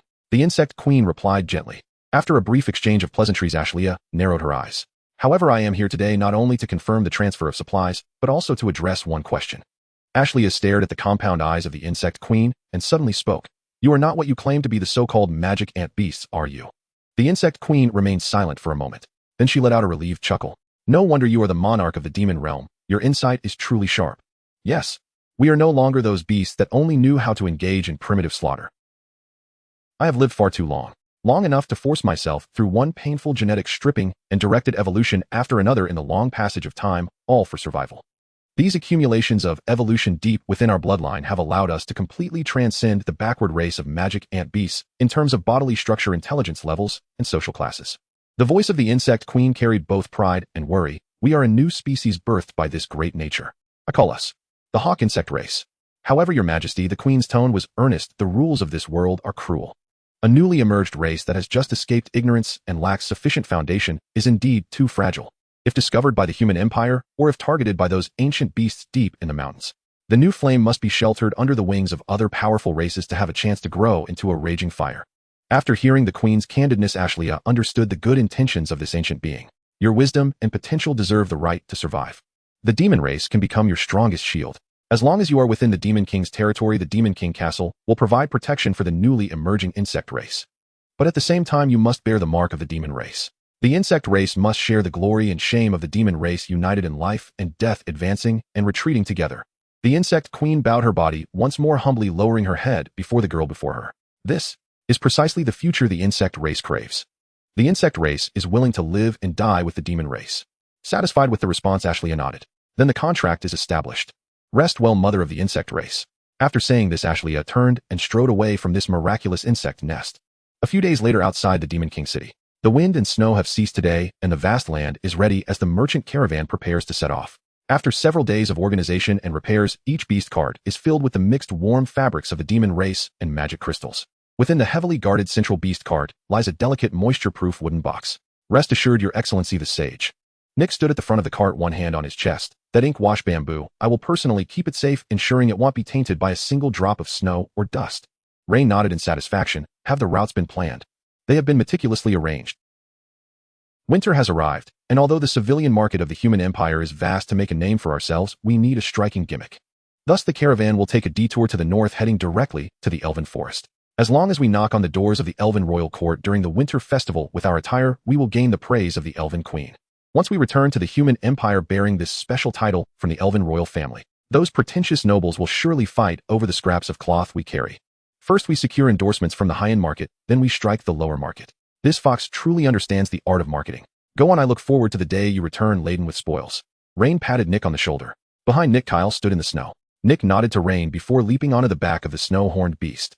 With a swordsman capable of reshaping the sword heart and possessing unfathomable strength escorting them, Rain had no worries about the safety of this caravan. As the deep, muffled sound of the horn sounded, the wheels trampled over the accumulated snow. Rain stood before the gates of the Demon King city, quietly watching the caravan disappear into the vast expanse of snow. All right, with the battle outside taken care of, it's time to focus on matters at home. Rain withdrew his gaze and turned back into the Demon King city. With the caravan's departure, the first batch of export orders stacked in the factory has been cleared. During this long and cold winter, the textile factory can finally produce warm clothing for the demon's own civilians. Walking down the civilian streets of the Demon King city, Rain saw a group of demon children wearing new silkworm shirts, joyfully playing in the snow, throwing snowballs, and chasing each other. Rain paused, quietly watching these carefree children. The greenhouse can fill their stomachs, the textile factory can keep them warm, but the future of the demon race should not solely be spent in play and frolic. Rain pondered inwardly, this dilapidated machine of the demon race needs a higher-grade fuel. Industrialization requires engineers, agriculture needs coordinators, and even the assembly lines in factories require skilled workers who can understand dimensions and scales. Education must be established. Carrying this plan, Rain made his way to Ashley's office. Winter has arrived, heavy snow has blocked the mountains, and the threats from the outer magical beasts have mostly been cleared. For the little Demon King, who was always busy like a spinning top, today was a rare leisurely afternoon. When Rain pushed open the door, Ashley was lazily curled up in a fur armchair. The fire was blazing, and the young Demon Queen was draped in a snowdown cloak, her silver hair cascading smoothly. She held a thick, ancient book, deeply engrossed in her reading. "It seems I have interrupted your rare leisure time, Your Majesty." Rain smiled as he approached. "Sage." Ashley lifted her head from the book, delight flashing in her eyes as she straightened up. "Has the caravan set off?" "It left not long ago. Nick and Kyle will handle everything beautifully." Rain pulled up a chair and sat opposite Ashley. "Ashley, I'm here today to inquire. What kind of educational system do we currently have within our demon race?" "Educational system?" Ashley tilted her head, confusion written all over her small face. "You mean schools?" Rain explained, "A place where children of appropriate age are gathered, taught by specialized teachers to read, calculate, and even learn various knowledge." "If it's that kind of centralized teaching place, then the demon race probably has some." "Probably." Rain was perplexed by this vague term. If it exists, it exists. If it doesn't, it doesn't. "What do you mean by probably?" Ashley set down the ancient book in her hands and began to explain the common knowledge of the demon race to Rain. In the demon race, the transmission of knowledge is usually family-based, passed down through word of mouth and personal example. Demon children's parents will teach them some survival skills and basic magic when they are young. Once these children grow a bit older, the local demon lords will patrol their territories and select those with outstanding magical talents. These selected children will be sent to the Demon King city. Ashley pointed in the direction of the Grand Library. Then the Grand Librarian Mephisto will personally instruct them in advanced magic and tactical training. After hearing this explanation, Rain was left speechless. This is truly simple and crude. Leaning back in his chair, he finally understood why the demon race had been impoverished for so many years. This is not called an educational system at all. This is merely a military elite selection competition. Besides magic and combat, is there no one teaching them how to read? How to calculate how much grain can be produced from an acre of land? How to measure the length of a piece of wood? Rain persisted in questioning. Ashley shook her head as if it were obvious. The demon race reveres the strong. Reading and calculating cannot help us kill high-level magical beasts in the wilderness, nor can they fill our stomachs. Thus, apart from the demon lords and a few clerks responsible for logistics, the vast majority of demon civilians are actually illiterate. Illiterate. This is bad. Rain raked his hair in frustration, seeing Rain sitting across from her, frowning and anxiously scratching his head. Ashley couldn't help but laugh. Rain looked up at her with a sorrowful gaze. "I'm nearly at my wit's end, and you're still able to laugh." "Sorry." Ashley suppressed her laughter. She stood up from the armchair and walked to Rain's side, extending her small hand to gently smooth his hair. "The sage always bears all the heavy responsibilities alone. Occasionally, please try to rely on the demon race as well." Ashley walked to the desk, pushed aside the scrolls on the table, and spread out a blank piece of parchment. Basic literacy textbooks for the demon race, simple arithmetic, logic, and theoretical explanations of low-level magical energy operation. If it's for spreading this basic knowledge, perhaps I can be of some help. Ashley gently shook the feather pen in her hand. "After all, I happen to have nothing to do right now." Seeing the radiant smile of the girl by the fire, Rain's complex anxieties were swept away. With Her Majesty the Demon King personally penning the curriculum, this is truly the highest honor that no school across the continent has ever received. Rain smiled as he walked to the desk, pulled out a chair, and sat shoulder to shoulder with Ashley. Now the preparations for the first school of the demon realm officially begin. The cold wind howled outside the window. Meanwhile, in the warm study of the Demon King city, the large and small figures illuminated by the orange-earth fire meticulously sketched out a brand new future belonging to the demon race on the parchment. Days later, the cold wind howled across the wilderness with the snow nearly reaching their knees. The merchant caravan steadily advanced through the storm on the long trade route. In previous years, if they had encountered such dreadful weather, the crew and guards of the caravan would have suffered frostbite on their hands and feet long ago. But this year was entirely different. Even amidst such snow and wind, the caravan moved at a steady pace, with the workers bustling in the snow to drive the pack animals, sweat even beading on their foreheads. All of this was thanks to the absurdly warm insect silk coats they wore. This clothing is truly remarkable. It feels so light when worn, even warmer than the fur of the polar bear. Isn't that the truth? In previous years, my toes nearly froze off on this route. Today, I can actually walk with ease in the snow. Listening to the conversation of the crew amidst the wind and snow, Nick gazed out of the window at the scenery outside. The first batch of finished products bestowed by the Wise One was also a powerful tool for winning the hearts of the people. Nick unreservedly distributed this batch of blended clothing to every person in the caravan, deepening the respect and affection the veterans and crew felt for their leader Nick. Now Nick's prestige within the caravan was even more solidified. Nick pushed open the carriage door and lifted the curtain to step out. The biting cold wind made him squint his eyes. He turned his head to see the wandering swordsman Kyle sitting cross-legged beside the driver's seat outside the carriage. Old Jack, Nick turned to the one-eyed veteran driving ahead and asked, "Where are we now?" The one-eyed Jack replied robustly, "According to the leader's words, we are almost at the border of the Elven Forest. At this pace, we should be entering Elven territory in just a few days." "That's good." Nick encouraged, patting the wooden board of the carriage. "Let the brothers cheer up. Let's do a good job. Once we successfully open the doors to the Elven royal court, I will take everyone back to make a fortune and enjoy the good life." "Ha ha ha." Old Jack laughed heartily. "Following leader Nick, we can turn this hard life into something bearable. As long as we don't freeze or starve to death in the snow, the brothers will already be satisfied." Hearing the straightforward reply from the veteran, Nick nodded with a smile. Then Nick's gaze fell back on Kyle beside him. "Brother Kyle," Nick began, "with such heavy snow outside and you wearing so little, how about putting on a coat?" Kyle opened his eyes and replied in a flat tone, "No need. I have no money to buy your clothes." As a wandering swordsman, he was utterly broke. "Haha, brother Kyle, you're being too formal. This isn't about money." Nick laughed and took out a thick blended insect silk coat from the carriage, handing it to Kyle. "You are now our caravan's chief guard. It's only right for the leader to provide winter gear for the guards." Moreover, Nick looked ahead at the caravan. "We are going to participate in the Elven Winter Festival. Those elves with their long ears value appearance highly. You can't possibly meet the Elven Queen in such ragged clothing, can you? You need to wear something presentable to make a good impression." Hearing this reasonable explanation, Kyle pondered for a moment. He nodded. "Well, thank you." Kyle reached out to take the coat. The fabric was incredibly soft. Merely holding it in his hands, warmth radiated through his fingertips, as if the coat itself contained a magic to dispel the cold. Truly the creation of the great sage. Kyle silently marveled within himself.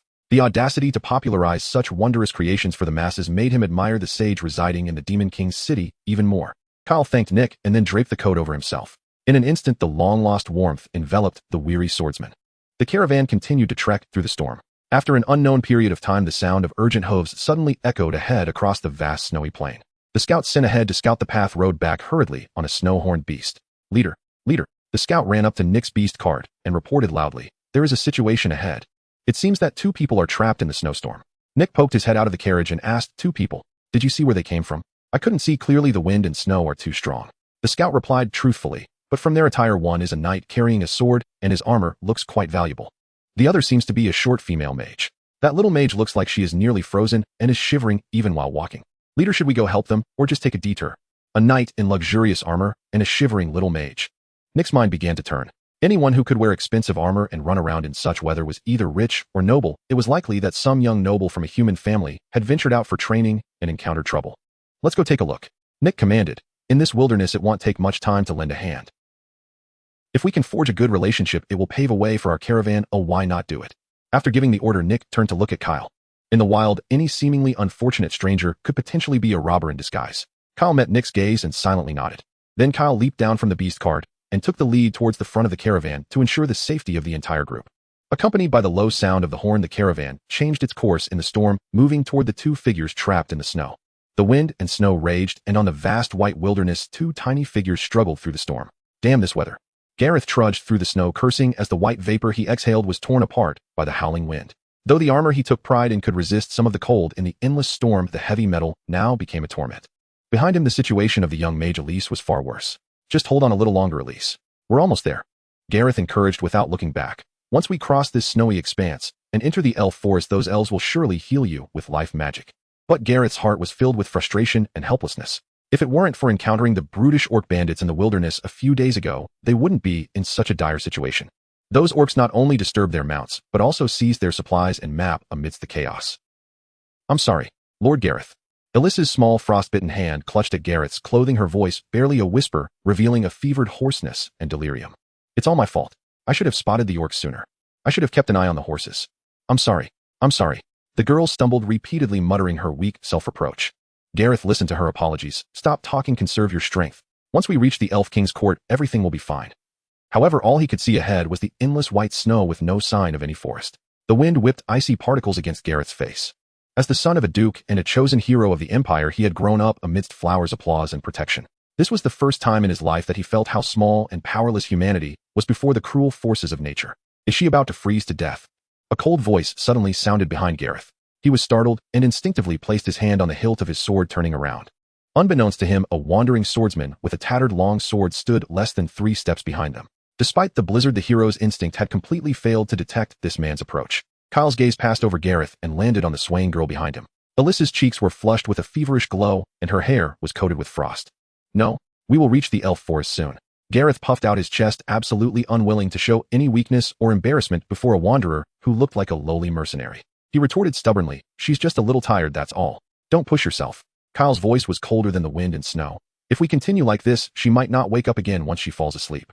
As soon as the words left his mouth, Alyssa's small hand slipped from his grip, and she collapsed straight down into the snow. Elise. Gareth panicked, rushing forward to shake the girl's shoulders, trying to wake her.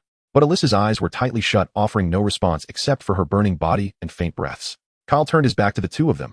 Carry that girl on your back, and follow me. You.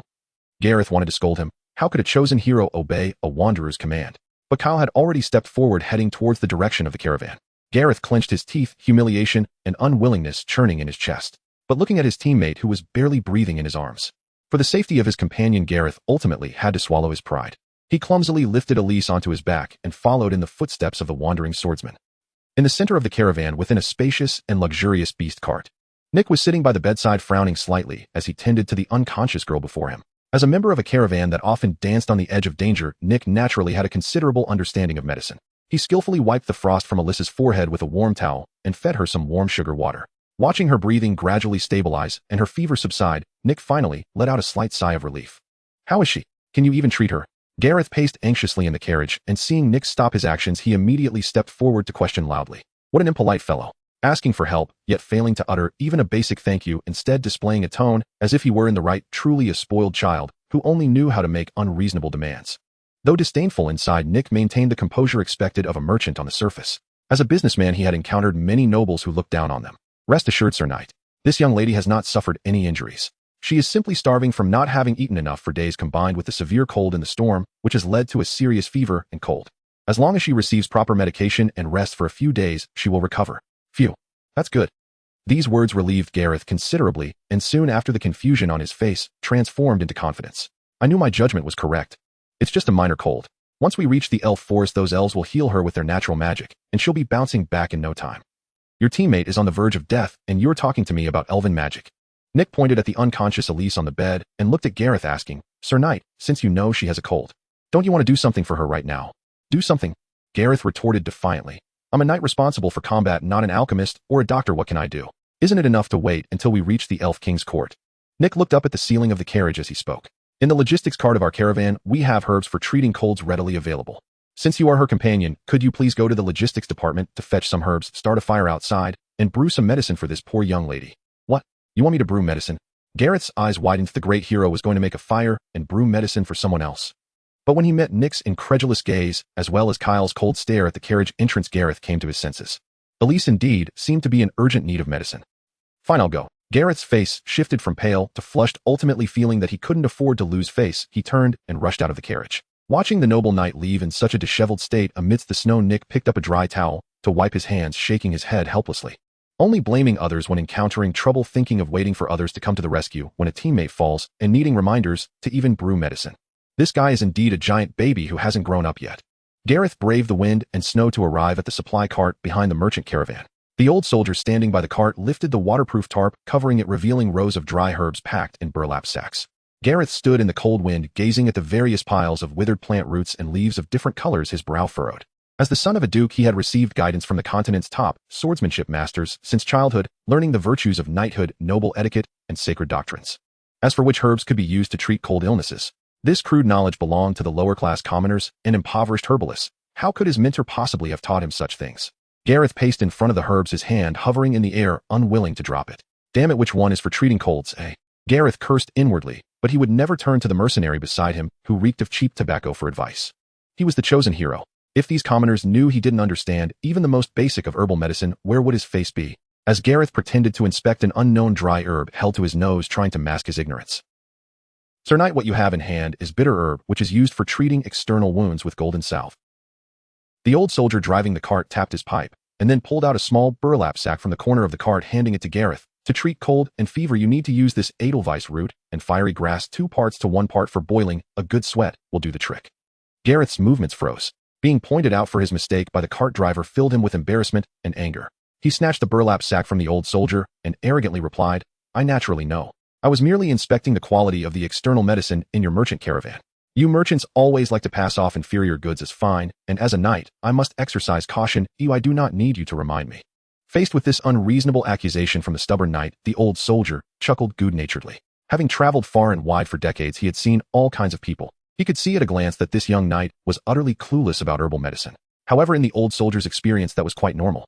These noble lords spend all their energy honing their combat skills for splitting mountains and shattering stones. Why would they care about identifying herbs, such trifling matters? This is the work of us lower-class folk, the old soldier thought silently. After obtaining the herbs, Gareth turned around to find a snowbank sheltered from the wind. He tossed the herbs into the iron pot he had taken from the caravan, added snow water, and then he froze. How was he supposed to start a fire? Gareth instinctively parted his lips. Elise used fireball to ignite. Just as the words reached his lips, he realized. The little mage who normally attended to all his camping chores at his beck and call was currently lying unconscious in the cart. Without magic, he had no idea how to light that damp pile of firewood in the freezing cold. Truly, Gareth kicked the snow at his feet in frustration. As Gareth was at a loss, the old soldier approached. He squatted down, pulled a flint from his pocket, and handed it to Gareth, then skillfully split the firewood with a dagger, removing the dry inner core to place beneath the herbs. Sir Knight, to start a fire in the snow, you must first use dry leaves to ignite the dry wood core, the old soldier demonstrated, while patiently instructing, strike the flint downwind so the sparks can land on the tinder. Once the fire is blazing, place the pot on top. Wait until the water boils and rolls 3 times, then the medicinal properties will be fully extracted. The old soldier's guiding gestures caused a sense of resistance and discomfort to rise in Gareth's heart. This feeling of being guided from above reminded him of his stern father, the Duke, who always pointed out every single action he took. He hated being lectured. Gareth clenched the flint in his hand, the veins on the back of his hand bulging, but as he looked at the cold snow water in the pot, he held back. Calm down, Gareth. You are a tolerant and great hero. Gareth silently transformed his mindset, finding a perfect excuse for himself. This is not really guidance. These commoners in this perilous wilderness being able to receive the protection of a hero is their fortune. They inform me of these survival skills as tribute to serve me. That is their duty. After completing this mental construction, the frustration in Gareth's heart dissipated, turning into a sense of inherent pride. All right, shut up. I've got it under control. Gareth interrupted the old soldier. Under the soldier's guidance, Gareth's movements remained clumsy, but gradually, he finally managed to ignite the dry core with the flint. Watching the flames dance beneath the iron pot, Gareth wiped the grime from his face, and for the first time in his life, he personally brewed a murky herbal soup. Meanwhile, inside the central beast cart of the caravan, Elise's eyelashes fluttered within the thick, soft bedding. So warm. Elise felt her body wrapped in something incredibly warm. Her limbs, which had lost sensation in the wind and snow, were now sweating and regaining warmth. She wanted to sit up, but her body communicated a sense of emptiness in her stomach and a slight dizziness in her mind. Are you awake? Nick, who was sitting in the cart reviewing the accounts, heard the movement, set the book down, and approached with a warm bowl of sugar water. How do you feel? Nick maintained a gentle smile. Elise shrank back a bit, feeling awkward. I feel a bit hot, a little hungry, and my head is a bit dizzy. Elise weakly lifted the sugar water to drink a sip, then gratefully lowered her head. Thank you. Thank you for saving me. No need to be polite. Drink some sugar water to replenish your strength. You will recover soon. Nick smiled reassuringly, then pointed at the silkworm coat she was wearing. If you feel hot, you can loosen the coat a bit. This coat is indeed a bit too warm. Elise nodded. By the way, may I ask, where is Lord Gareth? Where did he go? Lord Gareth. Nick raised an eyebrow. You mean that proud? That knight who is traveling with you? He is outside in the snow, personally brewing herbal medicine for you. Nick replied with a smile. For me? Brewing medicine? How nice. Elise hugged her coat tightly, her face showing a mix of emotion and gratitude. Lord Gareth actually brewed medicine for me. It seemed the hero did not disdain her. Seeing the girl display such a satisfied expression, Nick secretly shook his head. To be grateful for just a bowl of medicine, this little girl was truly naively pitiful. However, as a shrewd businessman, Nick quickly cast aside his sympathy and began to probe. Speaking of which, this wasteland is notoriously dangerous. Even we large merchant caravans must tread carefully. He sat down on the chair beside the bed, his tone mixed with concern and curiosity. Why are the two of you young people alone out here? Where exactly are you headed? Facing the inquiry of her savior, Elise did not conceal much. Actually, we are a hero team. Elise explained softly, Lord Gareth is the son of the Duke, guided by the divine, destined to defeat the Demon King. And I am the mage dispatched by the church to accompany him. We were originally headed to the elven forest up ahead to recruit our next destined teammate. Elise's gaze dimmed as she continued, but a few days ago, we were suddenly ambushed by orc bandits. Our horses were startled and scattered, and we lost our map and supplies, which led us to become lost in the wind and snow. I see. After listening, Nick maintained a calm demeanor, showing some indignation towards the bandits. But in reality, the merchant's mind was racing. A hero, the legitimate son of the Imperial Duke. This was someone truly at the pinnacle of the power and wealth pyramid in the human empire. If he not only saved them this time, but could also safely escort them to the elven forest, the caravan would definitely gain a favor from this Duke's son. With the endorsement of the Duke's favor, those cumbersome tariffs, internal obstacles within the merchant guild, and even exclusivity in the noble circles would be effortlessly resolved. This was simply a heaven-sent springboard. Nick laughed inwardly. Meanwhile, outside the luxurious beast cart, the wandering swordsman Kyle leaned against the wooden wall of the cart, arms crossed. A hero? Is it a... Kyle opened his eyes, snowflakes landing on his scarred face. In his mind, he recalled Gareth's self-righteousness, commanding others in the snow, only knowing how to complain when faced with danger. Looking back at the sage who tirelessly worked to feed the children in the Demon King's castle, and then at this self-proclaimed noble, yet utterly useless giant baby in front of him. Such an arrogant and ignorant fool. No wonder the sage would rather accompany the Demon King than associate with such a person. Bang! The beast cart's door was pushed open. Gareth rushed into the carriage holding a ceramic pot with impatience. Perhaps it was due to the fierce wind and snow outside, or perhaps because he had never served anyone before. Gareth stumbled and nearly fell as he boarded the cart. Just as the precious medicinal soup he had painstakingly prepared was about to spill onto the floor, a large hand suddenly reached out, steadying Gareth and helping him secure the ceramic pot. It was Kyle standing at the entrance of the carriage. However, Gareth did not turn his head. His entire focus was on the medicinal soup in his hands. Elise, look quickly. Gareth hurriedly stepped to the bedside, excitedly presenting the murky medicinal soup to the girl. He lifted his chin, his eyes filled with unabashed pride, resembling a young boy eagerly showing off his handiwork to an adult. This is the medicinal soup I personally brewed for you in the wind and snow. Drink it while it's hot. Seeing Gareth's red, frostbitten hands and the dirt on his face, Elise felt a surge of emotion. Lord Gareth, you actually brewed this for me yourself. Elise struggled to sit up and took the medicinal soup from Gareth's hands. She glanced at Kyle, who was meditating at the entrance of the carriage, and softly said, also, please thank Mr. Kyle on behalf of Lord Gareth. Thank you for your help earlier. Kyle remained silent in the cold wind. Quick, give it a try. How does it taste? Gareth leaned forward, urging with great anticipation. Elise lowered her head, closed her eyes, and tilted her head back to take a small sip. Bitter. It was so bitter that her tongue felt numb, making it difficult to swallow. But when Elise set down the ceramic bowl and looked up to meet Gareth's gaze, a gentle smile blossomed on the little mage's face. It's very sweet, Lord Gareth. Really? Hearing this praise, the gloom and frustration on Gareth's face vanished completely. He rubbed his hands together with excitement, like a child who had received encouragement from his parents. I knew it. The talent of this brave hero is not limited to just swordsmanship. Gareth excitedly stood up and hurriedly walked out of the carriage. Since it's useful you stay here. They'll go outside to ask that old man for some herbs, and he'll brew you another bowl. This way your illness will get better a bit faster. Wait, Lord Gareth.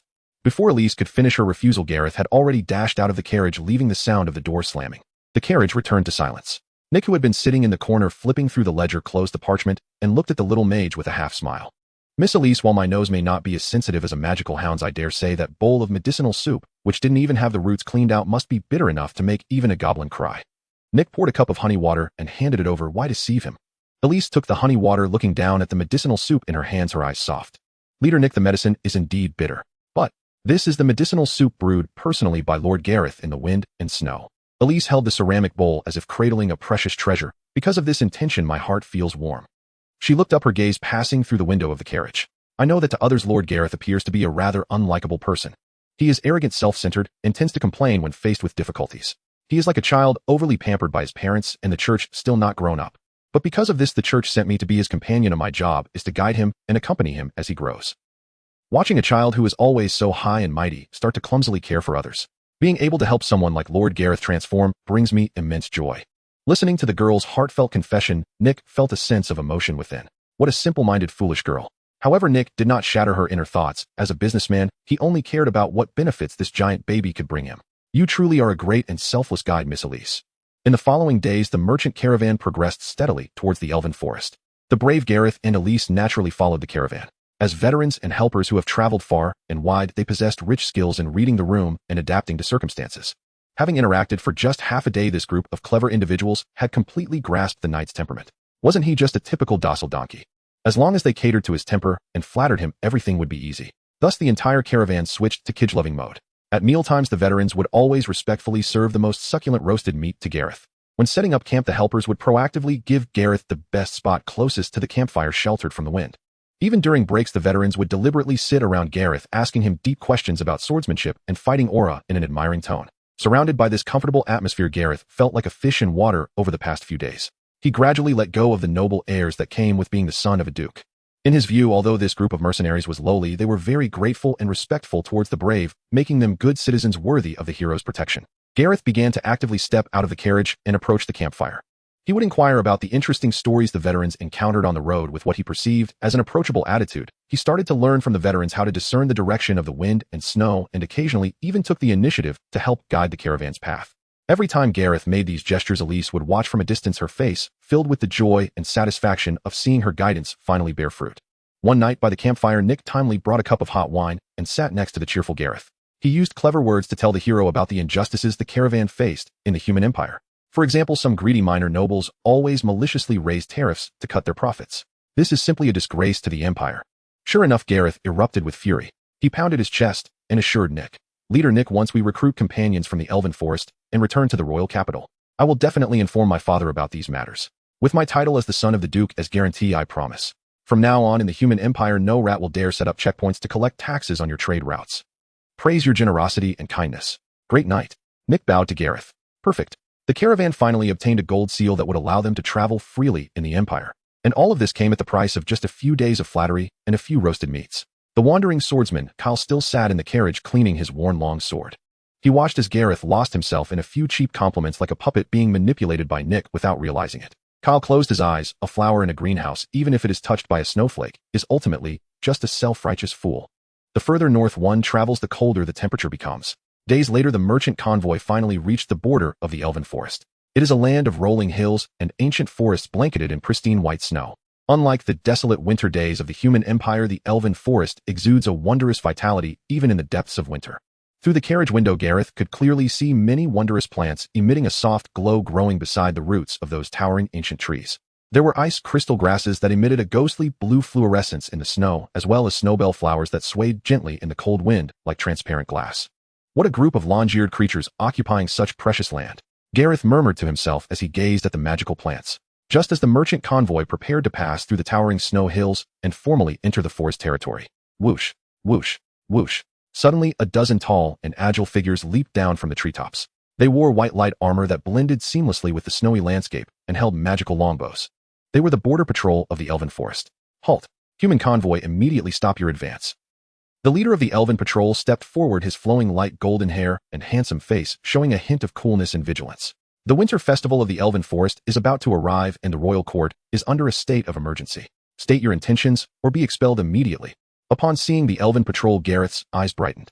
An opportunity had arisen. For the past few days, he had been well taken care of by this group of good citizens. Now that the convoy encountered an obstacle, it was time for him, the son of the Duke and the chosen hero, to display his might and authority. He had to showcase the privileges of a hero in front of these good citizens. Gareth lifted the carriage curtain, adjusted his armor, cleared his throat, and was about to jump down to resolve the situation. "My Lord Knight." Before Gareth could speak, Nick, standing outside the carriage, immediately stepped forward to block him.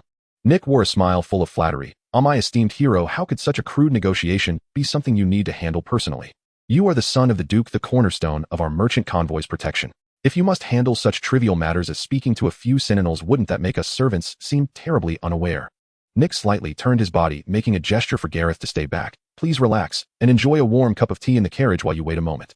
Gareth stroked his chin, nodding in agreement. You do have a point. The energy of this hero should indeed be reserved for dealing with true enemies. A few gatekeeping elves are not worth my personal negotiation. Then I leave it to you, Chief Nick. Don't disgrace the face of this hero." Gareth waved his hand and sat back down in the warm carriage, adopting an air of strategic planning. After calming the giant baby, Nick turned around, his flattery receding. He approached the elven captain with a composed demeanor. "Salutations to the spirit of nature, esteemed elven guardian." Nick placed his right hand over his chest, performing a standard ancient elven greeting, then took out the merchant convoy's travel documents and presented them. Facing the elven guard's stringent inquiries, Nick smiled and answered fluently. "We are a human merchant convoy from the south. This journey through snow and wind to the Elven Forest is to present a unique gift to the great Elven Queen on the sacred winter festival. Furthermore, we are here to escort that divinely guided hero in the carriage, seeking a small favor from your esteemed land." Inside the carriage, Gareth, eavesdropping, furrowed his brows and turned to Elise, lowering his voice to ask, Elise, what were that elf and Nick saying about the winter festival just now? What is that? Elise patiently explained in a soft voice, My lord Gareth, the winter festival is the grandest and most sacred holiday of the elven race in a year. On this day, elves scattered throughout the forest gather at the elven royal court to express their gratitude to Mother Nature for her gifts over the year with the purest songs and dances. A glimmer of anticipation flashed in Isla's eyes. According to the Church's records, the elven companions of the heroes of past generations often emerged during significant gatherings at the elven royal court. Thus, participating in the winter festival is undoubtedly the best opportunity for us to find the next destined companion. Gareth suddenly understood. I see. It seems the guidance of the divine artifact was not wrong. We have arrived just in time. Outside the carriage, the negotiations continued. The elven captain reviewed the documents and confirmed the hero's identity, his hostility slightly diminishing, but he still maintained a sense of justice. Since you have come for the winter festival, we can let you pass. However, according to the rules, we must inspect your goods to ensure you are not carrying any prohibited items that could pollute the forest. This is nature. Please feel free to inspect. Nick generously stepped aside. The elven guards orderly boarded the merchant convoy supply cart. During the inspection, Nick waved his hand for a crew member to bring out several new silk coats, emitting a soft glow from the back of the carriage. Patrolling the border is indeed a tough mission, especially in such cold weather. Nick approached the elven captain, sincerely handing over the coats with both hands. These are a small token we happen to acquire, woven entirely from natural silk, free from any blood or slaughter of animals.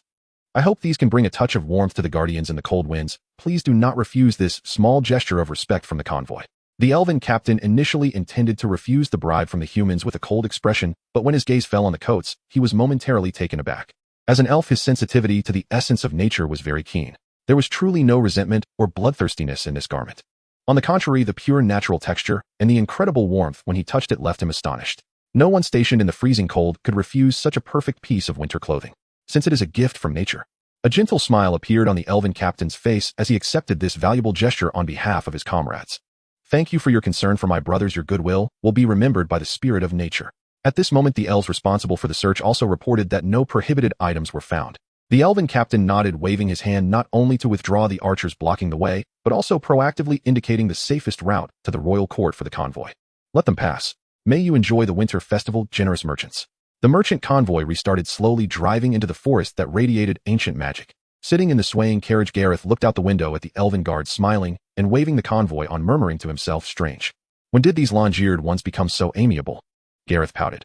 I remember those elven rangers and elven mages, even if they had broken legs, their gaze towards people was like that of a stubborn lone wolf. Hearing Gareth's mumblings, Elise softly replied, My lord Gareth, conversation is also a profound art. Chief Nick lowered his stance, exchanging enough respect and just the right amount of kindness to receive a friendly response in return. Gareth stroked his chin, deep in thought. The art of conversation. It seems this hero indeed needs to learn this skill during my spare time. Once I master this art, no matter where I go, those elves will treat me courteously, and I won't have to emphasize my identity anymore.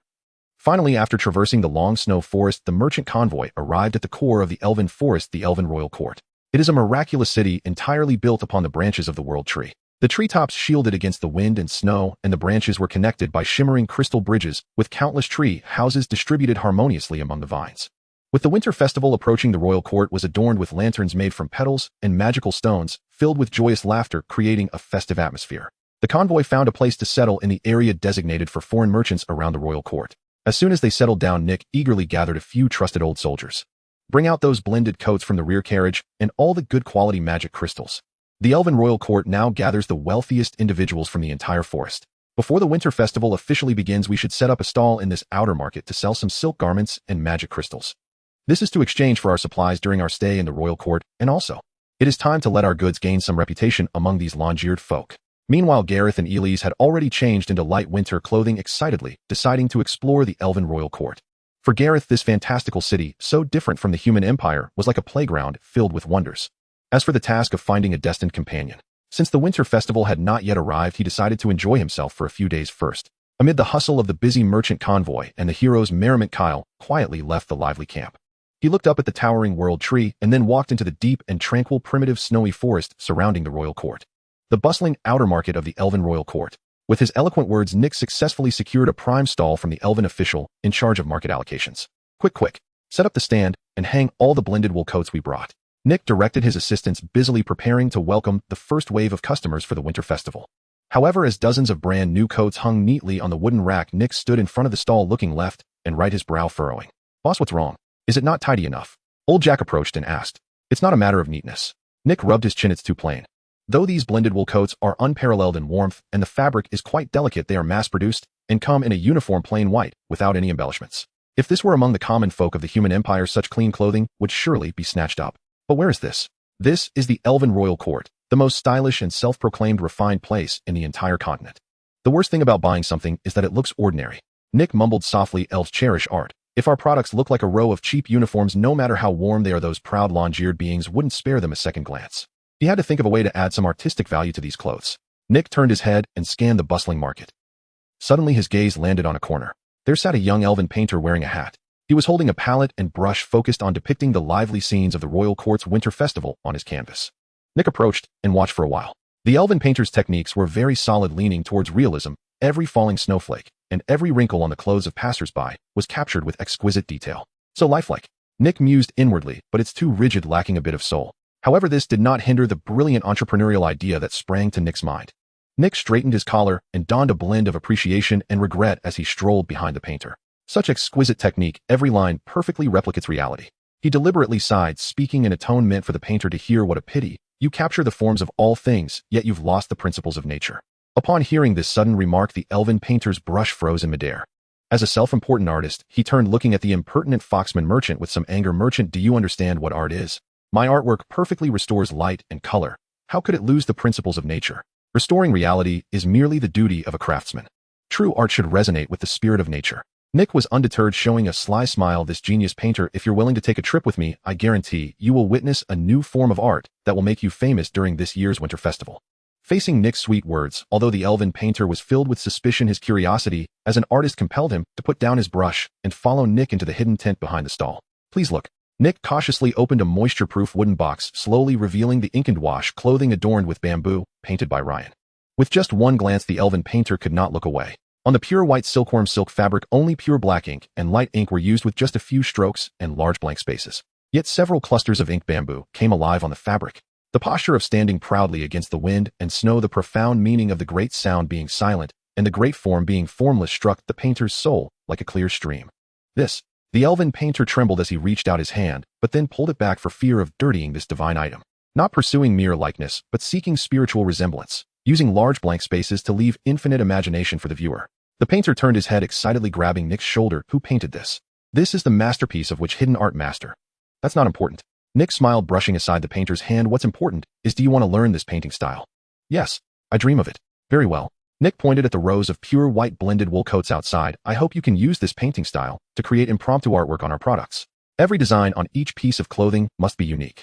As long as you are willing to cooperate before the winter festival ends, you can observe, examine, and draw inspiration from this priceless piece of art at any time. Deal.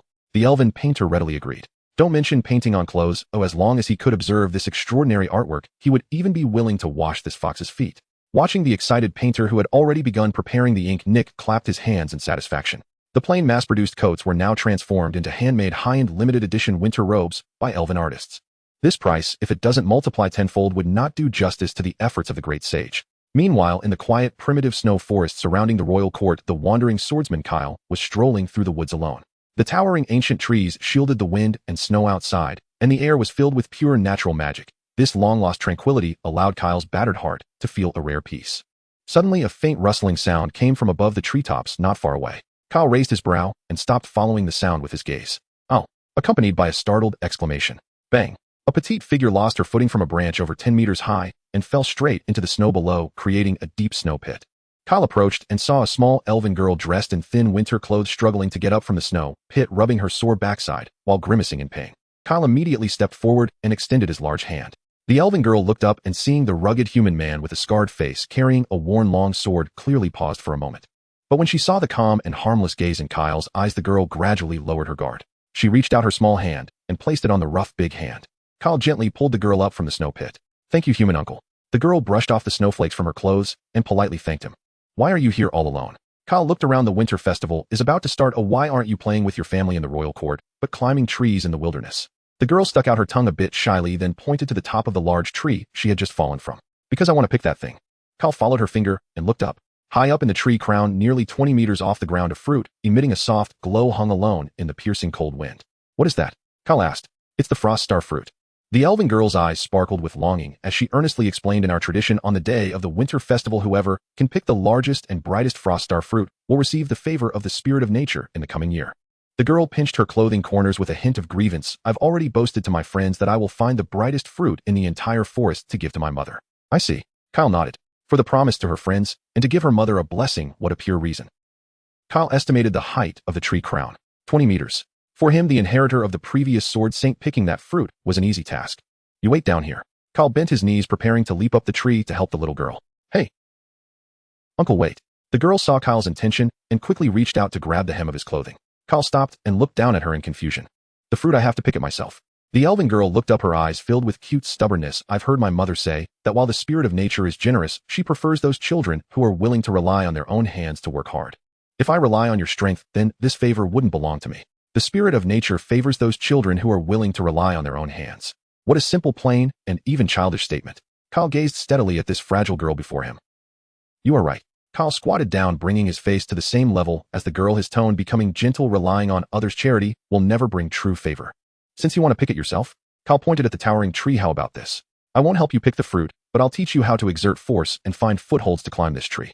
The elven girl's eyes lit up upon hearing this, sparkling like stars in the snow. Really? That's wonderful. Thank you, Uncle. The girl laughed with joy. Watching her innocent and untainted smile, a genuine smile blossomed on Kyle's stiff and serious face.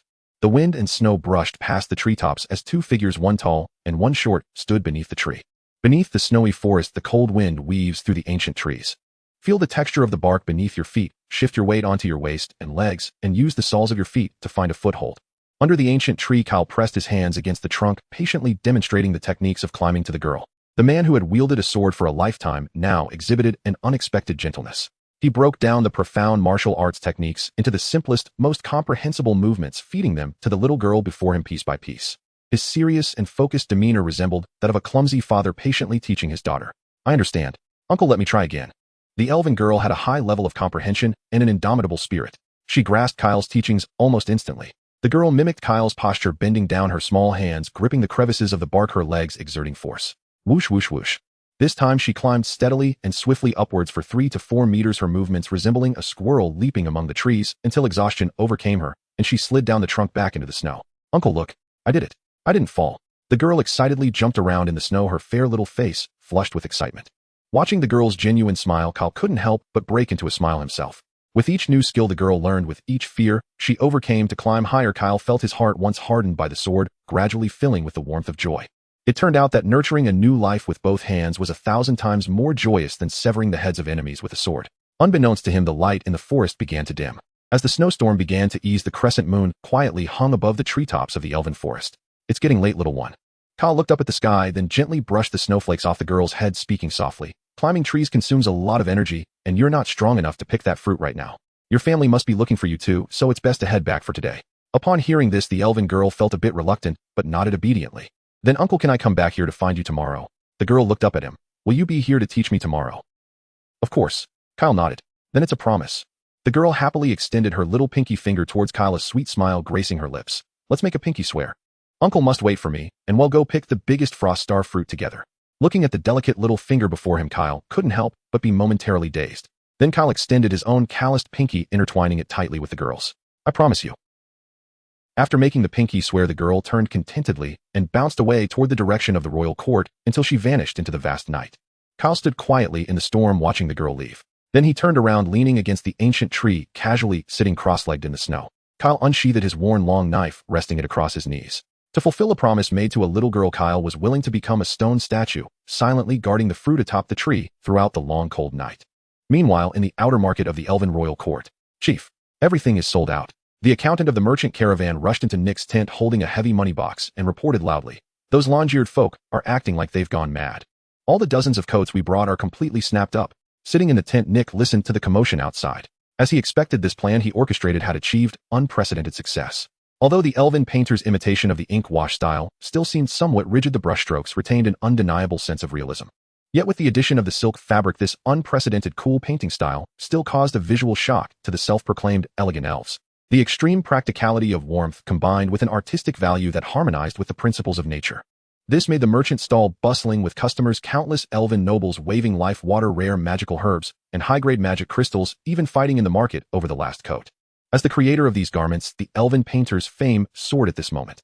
The market hadn't even closed down yet, and the painter was already surrounded by the high-ranking officials of the elven royal court. Master, please do join our family's art workshop. You can set your own salary. Go away, how could your measly money attract a master?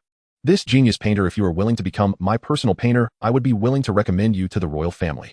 Faced with countless golden olive branches and the temptations of wealth and status, the elven painter showed extreme impatience. Get away from me, vulgar. Do you know what true art is? The painter tirelessly pushed away the nobles. At this moment, those worldly riches and fame were but a fraction of the allure that the ink-wash bamboo clouds brought to him. Finally, when the market had completely closed down, the painter swiftly shook off the crowd and hurried into Nick's tent. Merchant, I finished painting the clothes as you requested. The painter looked at Nick. You promised me. As long as I help you with the painting, I can observe that divine object anytime. Naturally, merchant, you know that contracts are of utmost importance. Nick leisurely poured the painter a cup of hot tea. However, that precious artwork has already been safely placed in the merchant caravan's camp, as this market is filled with all sorts of people and is quite unsafe.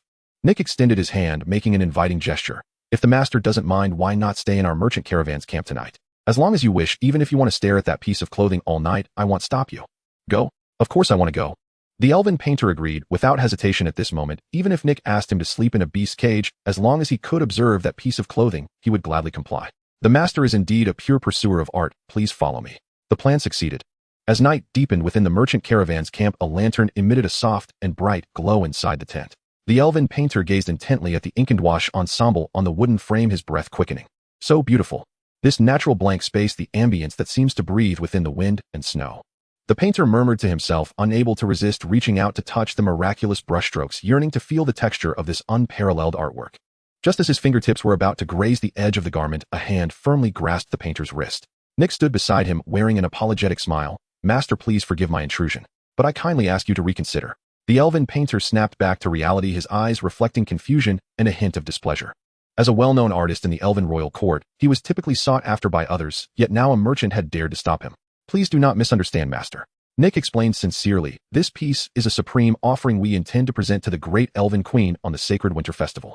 It represents the pure respect of our caravan, who before it is presented to her majesty, it must not be tainted by worldly dust and hues. I hope you can understand. If it were a gift for the queen, it indeed could not be desecrated in any way. I was too forward. The painter withdrew his hand, feeling a deeper reverence for the garment. You are right. Merely being able to observe this caliber of artwork up close, and to comprehend its brushwork and spirit with my own eyes, is already the greatest grace bestowed upon me by nature. Looking at the painter, who had been thoroughly subdued, Nick's fox-like eyes narrowed slightly. Master, there's a saying that seeing it 1,000 times is not as good as painting it once. Just looking won't allow one to fully grasp this new ink and wash technique, wouldn't you agree? The painter smiled wryly and nodded. Indeed. However, this technique is exceedingly profound. Without quality materials for repeated trials and copying, it is hard for me to capture its essence. That's easy to solve. Nick slapped his thigh, appearing generous. Our caravan may lack many things, but we have plenty of this pure white flawless custom clothing. Master, as long as you are willing, our caravan can lend you over 100 pieces of pure white clothing for your practice. You can freely unleash your inspiration upon them, copying and modifying as many times as you need until you master this art as best as you can. How does that sound? Lending me clothing for practice without charge? The elven painter's eyes widened. This foxman was actually willing to offer up over 100 expensive garments just to support his artistic pursuit. Leader, you are the most generous and art-appreciating merchant I have ever encountered. The painter grasped Nick's hands tightly, repeatedly expressing his gratitude. Oh, it is my honor to contribute to the inheritance of art. Nick smiled broadly, returning the handshake. Practice. Wasting. Every stroke and line traced onto the garment will eventually carry the label of the Elven Royal Court's limited edition, haute couture. These fabrics, after being freely imitated with a brush, could be sold for exorbitant prices, tenfold or even 100-fold among the circles of human nobles and elven tycoons. Someone. Nick turned and shouted to the attendant outside. Prepare the warmest and most spacious tent for the master. 3 meals a day must be provided with the finest ingredients. During this time, no one is allowed to disturb the master's practice. I am immensely grateful. I will begin painting tonight. The elven painter was immediately filled with enthusiasm, diving into artistic imitation. The next day, in the snowy forest, the ancient trees stood in tranquility. Kyle leaned against a tree trunk, sitting in the snow with his eyes closed throughout the night.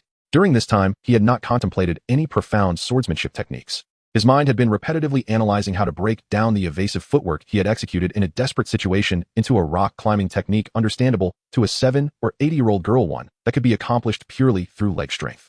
Huff. Kyle opened his eyes. After a night of meditation, he now had ample confidence that he could allow the girl to personally touch the fruits of their labor today. Time passed, and the sun climbed high above the elven forest, sunlight filtering through the treetops and casting mottled shadows on the snow. Accompanied by the crisp sound of footsteps on the snow, the girl appeared. Uncle. The girl ran towards the ancient tree, panting, her little face flushed from running. She extended her hands, which had been hidden behind her back, revealing 2 items carefully wrapped in large leaves. I'm sorry, Uncle. I am late. The girl had run so quickly that she almost stumbled, but she still carefully protected the items in her hands, then looked up, her face breaking into a radiant smile. She presented the leaf-wrapped items to Kyle, revealing a stack of exquisite pastries exuding a unique floral aroma. However, I brought you the elven specialty honey cakes. You definitely haven't tried them before, right, Uncle? The girl cheekily blinked. I'll use this to make it up to you, so we are even now. Looking at the exquisite food before her, the girl's small hands were a bit red from the cold. Kyle's expression softened as he smiled and reached out to take the warm food. Then Kyle raised his hand and gently ruffled the girl's hair. How could you be late? Actually, I just arrived too. In the afternoon, when the golden sunlight slanted through the treetops. Yes, step firmly on that tree knot. Use your left hand's strength to lift your body. Under Kyle's command from below, the girl gritted her teeth, gripping the last piece of bark with her small hands, and leaped upward with all her might. At last she overcame the final obstacle, steadily perched on a branch 20 meters above the ground. I made it. Uncle, I touched it. The girl excitedly looked up. The frost star fruit, blessed by nature, was now within arm's reach. Under the sunlight, the fruit appeared so large, so bright, radiating an alluring, enchanting glow. The girl could hardly wait to extend her hands, carefully plucking the fruit from the branch. Uncle, look, I picked the brightest fruit in the whole forest by myself. Haha. The girl was so excited that she forgot herself, holding the frost star fruit with both hands, turning around to joyfully shout at Kyle below the tree, attempting to show him the fruit. However, an accident occurred at that moment. Overwhelmed with excitement, the girl forgot she was perched 20 meters high, losing her point of balance. Her foot slipped. The residual snow on the bark caused the girl to lose her balance. Accompanied by a terrified scream, the girl, along with the frost star fruit, plummeted directly from the treetop. The wind howled past her ears. The girl closed her eyes in the weightless sensation of falling. It's over. Falling from this height will surely hurt a lot. Long before the girl turned around and raised her hands, Kyle had already prepared himself. Bang! Kyle extended his sturdy left arm, expertly catching the girl in his embrace, absorbing all the impact of the fall. At the same time, his right hand moved like a blur in the air, securely catching the fallen frost star fruit. The wind and snow stilled. The girl, tightly closed in Kyle's embrace, had her eyelashes trembling slightly from fear. But soon she felt herself steadily cradled in a warm, broad embrace. The girl cautiously opened one eye. What came into view was Kyle's face, filled with reassurance. Open your eyes and take a look. Kyle released his left hand, safely placing her down on the snow. The joy of having regained what was lost and the relief of surviving surged within her. The girl excitedly accepted the fruit from Kyle's hand, cradling it against her chest, looking up at the swordsman before her, and sincerely thanked him loudly. Thank you, Uncle. As night fell, the elven royal court welcomed its most sacred and grand moment of the year. The ancient world tree emitted a soft green glow in the night. As if to respond to the joyous atmosphere in the court, the night sky danced with dazzling auroras under the bright moonlight, casting a dreamlike reflection over the forest. In the square of the royal festival, invited guests from various races gathered together with the elven nobility. Nick and Kyle were seated in a prime location. As a distinguished guest who brought divine treasures, Nick wore a calm smile as he and Kyle quietly waited for the moment when all eyes would be on them to present the inkwash bamboo to the elven queen. Nick's gaze subtly swept across the crowd. In the square, many young elven nobles were chatting in groups. Some self-proclaimed elegant elves were wearing the blended garments Nick had sold. However, these aesthetically inclined elves had modified them according to their preferences after purchase. Some had used magical vines to outline the waistlines, others adorned their collars with glowing gems, and some had used life magic to create everlasting ice crystal flowers at the hems of their garments. After these modifications, the warm clothing truly exuded a noble and ethereal elven charm. What a perfect live advertisement. In an inconspicuous corner at the edge of the square. Hiss, be gentle. Elise, do you want to kill me? Gareth gasped. In that moment, the once arrogant hero was nowhere to be seen. His face was bruised, with his left eye swollen. Elise sat beside him, carefully treating his injuries with a cloth soaked in healing potion. I'm sorry, Lord Gareth, they'll be more gentle. Elise softened her touch. Though she did not know what this hero had gone through in the past few days, the cost he paid was undoubtedly severe. Fortunately, behind Gareth stood a tall elven girl with a long bow. Lilith. Despite the harsh beating Gareth received, he ultimately found his destined companion with the guidance of a divine artifact, and he had paid a considerable price to have her agree to accompany him. Gareth gritted his teeth, feeling the sharp pain on his face. He did not understand why he was repeatedly thwarted in this forest, and even revealing his identity as a hero only earned him the cold disdain and expulsion from the elves. Nevertheless, the beatings had taught him a lesson. In a place where he was unfamiliar and not welcomed, he needed to be more discreet, at least until he left the elven forest. He could not afford to shout casually. Watching Lord Gareth, though injured, learning to endure and control his temper, Elise felt a mix of pain and joy in her heart. Lord Gareth has finally begun to grow up. Behind them, Lilith looked at the back of Gareth's head with a look of disdain. What an arrogant, ignorant, and annoying short-lived human. If it weren't for the sacred mission, I wouldn't even spare this fool a glance. But then she thought a human's lifespan is merely a century. Even if she accompanied this guy on his journey to defeat the Demon King, it would take up less than 1% of her long life. Let's consider it a stroll outside. I'll begrudgingly agree to this guy's pitiful request. As the auroras in the night sky became more dazzling, the festival finally reached its climax. The ethereal melodious singing echoed through the branches and leaves of the world tree. Under the watchful eyes of all, the elven queen slowly descended from above, surrounded by several elder dignitaries. Wearing a crown woven from the leaves of life, her beauty transcended that of the mortal realm. Yet her gestures carried no seduction, instead exuding a nurturing glow from her clear eyes. Your Majesty the Queen, praise the spirit of nature. All the elves bowed in reverence. Children are the most cherished future of the elven race. On the day of the winter festival, the most important moment was for the children of the forest to present the frost star fruits they had gathered to the queen. Elven children formed a line holding high the softly glowing frost star fruits, excitedly approaching the elven queen, all hoping to receive her recognition and blessing. Lilith watched this scene, a gentle gleam welling up in her eyes. How nostalgic. The elven girl softly sighed. I remember when I was young I also did this, and I received many praises and rewards directly from the queen. However, for the long-lived elves, that was already hundreds of years ago. Hearing this, Gareth, whose face was bruised, couldn't help but retort softly, I didn't expect you to receive the elven queen's rewards when you were a child. Toughened. Fist tightened. Lilith forcibly suppressed the urge to smash Gareth's other eye, silently repeating to herself, cannot kill teammates. Cannot kill teammates. Indeed, this arrogant guy is unbearable to the extreme. At that moment, Kyle, standing at the front of the crowd, slightly rose on his toes, searching for that familiar little girl among the children in line. 1, 2, 3. None. Kyle searched for the little girl who had been trying so hard to climb the tree, hoping she would proudly receive the elven queen's recognition. But he could not find that small figure anywhere. Has she disappeared? Or for some reason she didn't come? Kyle felt a twinge of disappointment in his heart. Just then Kyle felt a gentle tug on his little finger. The force was so slight, like a snowflake landing on his fingertip. Kyle looked down, and there she was. The little girl had appeared beside him, gripping his finger tightly, looking up at him with a radiant smile. The girl said nothing, as she simply pulled on Kyle's finger, stubbornly taking small steps toward the center of the venue. Although her strength was so small, Kyle could not possibly be moved by her. Yet looking into the girl's sparkling eyes, Kyle's heart softened, and he obediently took steps, following her lead step by step out of the guest viewing area, amidst the shocked and astonished gazes of countless elven nobles and human guests. A wandering swordsman carrying a worn long sword was led by a little elven girl directly to the center of the elven royal court, stopping before the elven queen.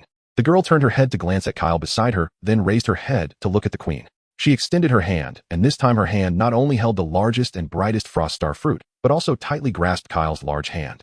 Under the gaze of thousands, the girl held Kyle's hand high, presenting the fruit they had both watched over and picked together to the elven queen.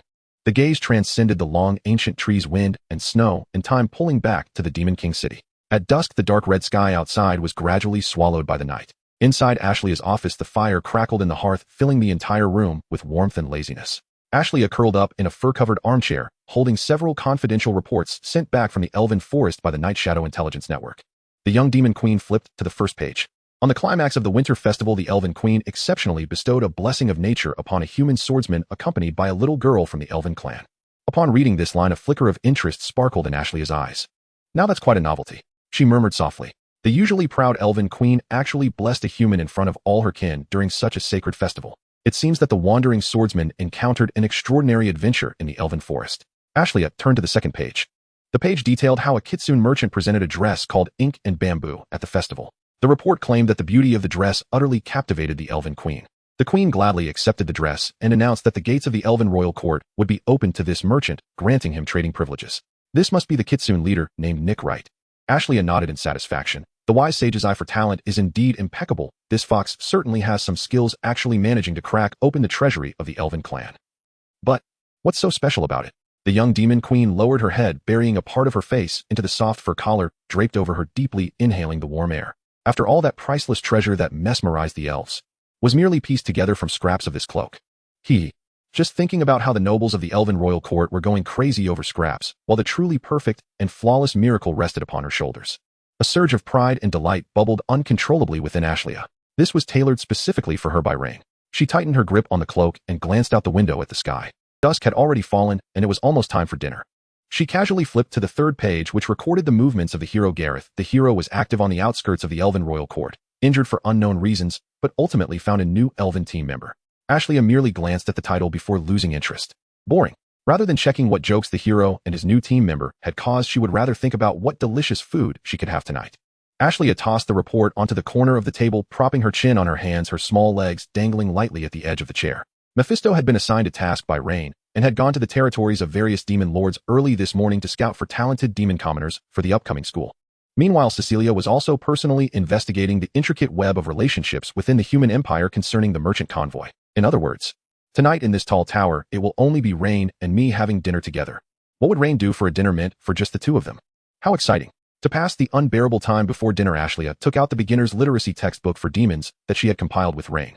She pretended to study it seriously while her ears remained alert to any sounds from the corridor outside. Meanwhile, in the exclusive kitchen of the Demon King city, sizzle. Rain was shaking the iron pot in his hand, the aroma of beast meat mixed with grease and spices wafting through the kitchen. I heard that the elves with long ears are holding a grand winter festival banquet these days, with the entire city celebrating. As Rain sprinkled some refined snow salt into the pot, he muttered, "If the elves have a banquet, the Demon King of the Demon Clan certainly cannot fall behind." Today, Rain was personally cooking to prepare a special winter festival dinner exclusive to the Demon King city for Ashley. Thanks to the bountiful harvest from greenhouse agriculture, the storerooms of the Demon King city were no longer in the pitiful state of having mice leave in tears. Rain's culinary skills finally had a chance to shine. Fresh and tender vegetables, meat cuts from low-level magical beasts with the right amount of fat, and various crude, yet uniquely flavored spices from other worlds. Today, the wise sage Rain was determined to showcase his skills. Half an hour later, the wooden table was filled with an array of dishes. There were bright red, tender, and flavorful braised beast meat chunks, crisp and delicious stir-fried green beans, and a pot of rich milky soup made from big bones, each dish exuding an enticing aroma. Ashley had already taken her seat at the dining table early. With her hands neatly placed on her lap, the small boots under her long robe were gently swinging in the air, revealing her current mood of anticipation. Wherever Rain went, Ashley's gaze followed. She could hardly wait for this lavish dinner for two. However, Ashley still maintained a hint of restraint, silently telling herself it was all right to wait a little longer until he was finished. Huff. Rain brought the last plate of spiced baked potato chips to the table, wiping the sweat from his forehead with a towel. "Sorry to keep you waiting. The last dish is ready." Rain pulled out a chair and sat directly opposite Ashley, looking at the girl and playfully tapping the table. "What are you staring at? Dig in. Everything on this table was made with all my skill. It would be a shame if it got cold." As he spoke, Rain picked up the serving chopsticks and placed a piece of tender, succulent beast meat into Ashley's bowl. "Here, eat more meat. You need to replenish your strength." Ashley looked at the steaming piece of meat in her bowl and softly hummed in acknowledgement. She took small bites. She savored the juicy meat, tasted the crisp green beans, and took a sip of the incredibly delicious bone soup. To her, as a being of her caliber, food had long lost its necessity for sustaining life. But for some reason today, every dish tasted not only delicious, but also brought a warm and wonderful feeling that flowed down her tongue, filling her heart to the brim. The food was delicious in her mouth, but in her heart, it felt sweet. What kind of flavor was this? Ashley didn't know how to describe it. All she knew was that she wanted to fully and greedily enjoy this moment. Outside the window was the harsh winter wind and snow, while in this not-so-large dining room, the orange candlelight burned quietly, reflecting Rain's figure as he served her food. At this moment, there was only the aroma of food and a dinner that belonged solely to the two of them. A few days later, in the great library of Demon King City, a dozen tall and vigorous young demons stood neatly beneath the dome. They varied in appearance. Some had prominent horns on their foreheads, while others had scales covering their skin. These young individuals were the elite talents carefully selected by Mephisto from among hundreds of thousands of demons across various demon lord territories. At this moment, their eyes brimmed with uncontainable fervor and anticipation. To them, being chosen by the great Wanxiang demon lord and brought to the heart of Demon King City meant something profound. It signified that they were about to access the most core legacies of the demon race. They speculated that it might be a long-lost forbidden magic, or perhaps a fighting technique capable of splitting mountains and shattering stones. Each of them secretly vowed to absorb power, here preparing to step onto the battlefield and become the sharpest blades of the demon race. Accompanied by footsteps, Ryan stepped out from behind the bookshelf. Beside him stood Mephisto, bowing slightly to hand over the stage to the Grand Sage. "Hello, young ones." Ryan's gaze swept over this group of sharp-witted geniuses. "I know what you are expecting. But I regret to inform you that the Wanxiang Demon Lord did not select you from various territories to teach you magic, nor to make you into warriors charging into battle. You are here to accomplish a cause far greater than merely slaying enemies on the battlefield." Confusion and bewilderment appeared on the faces of the young demons.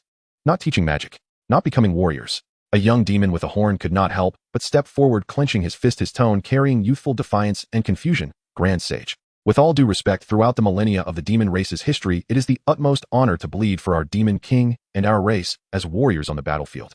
Besides dying for the survival of our kind, what could possibly be considered a greater cause than this?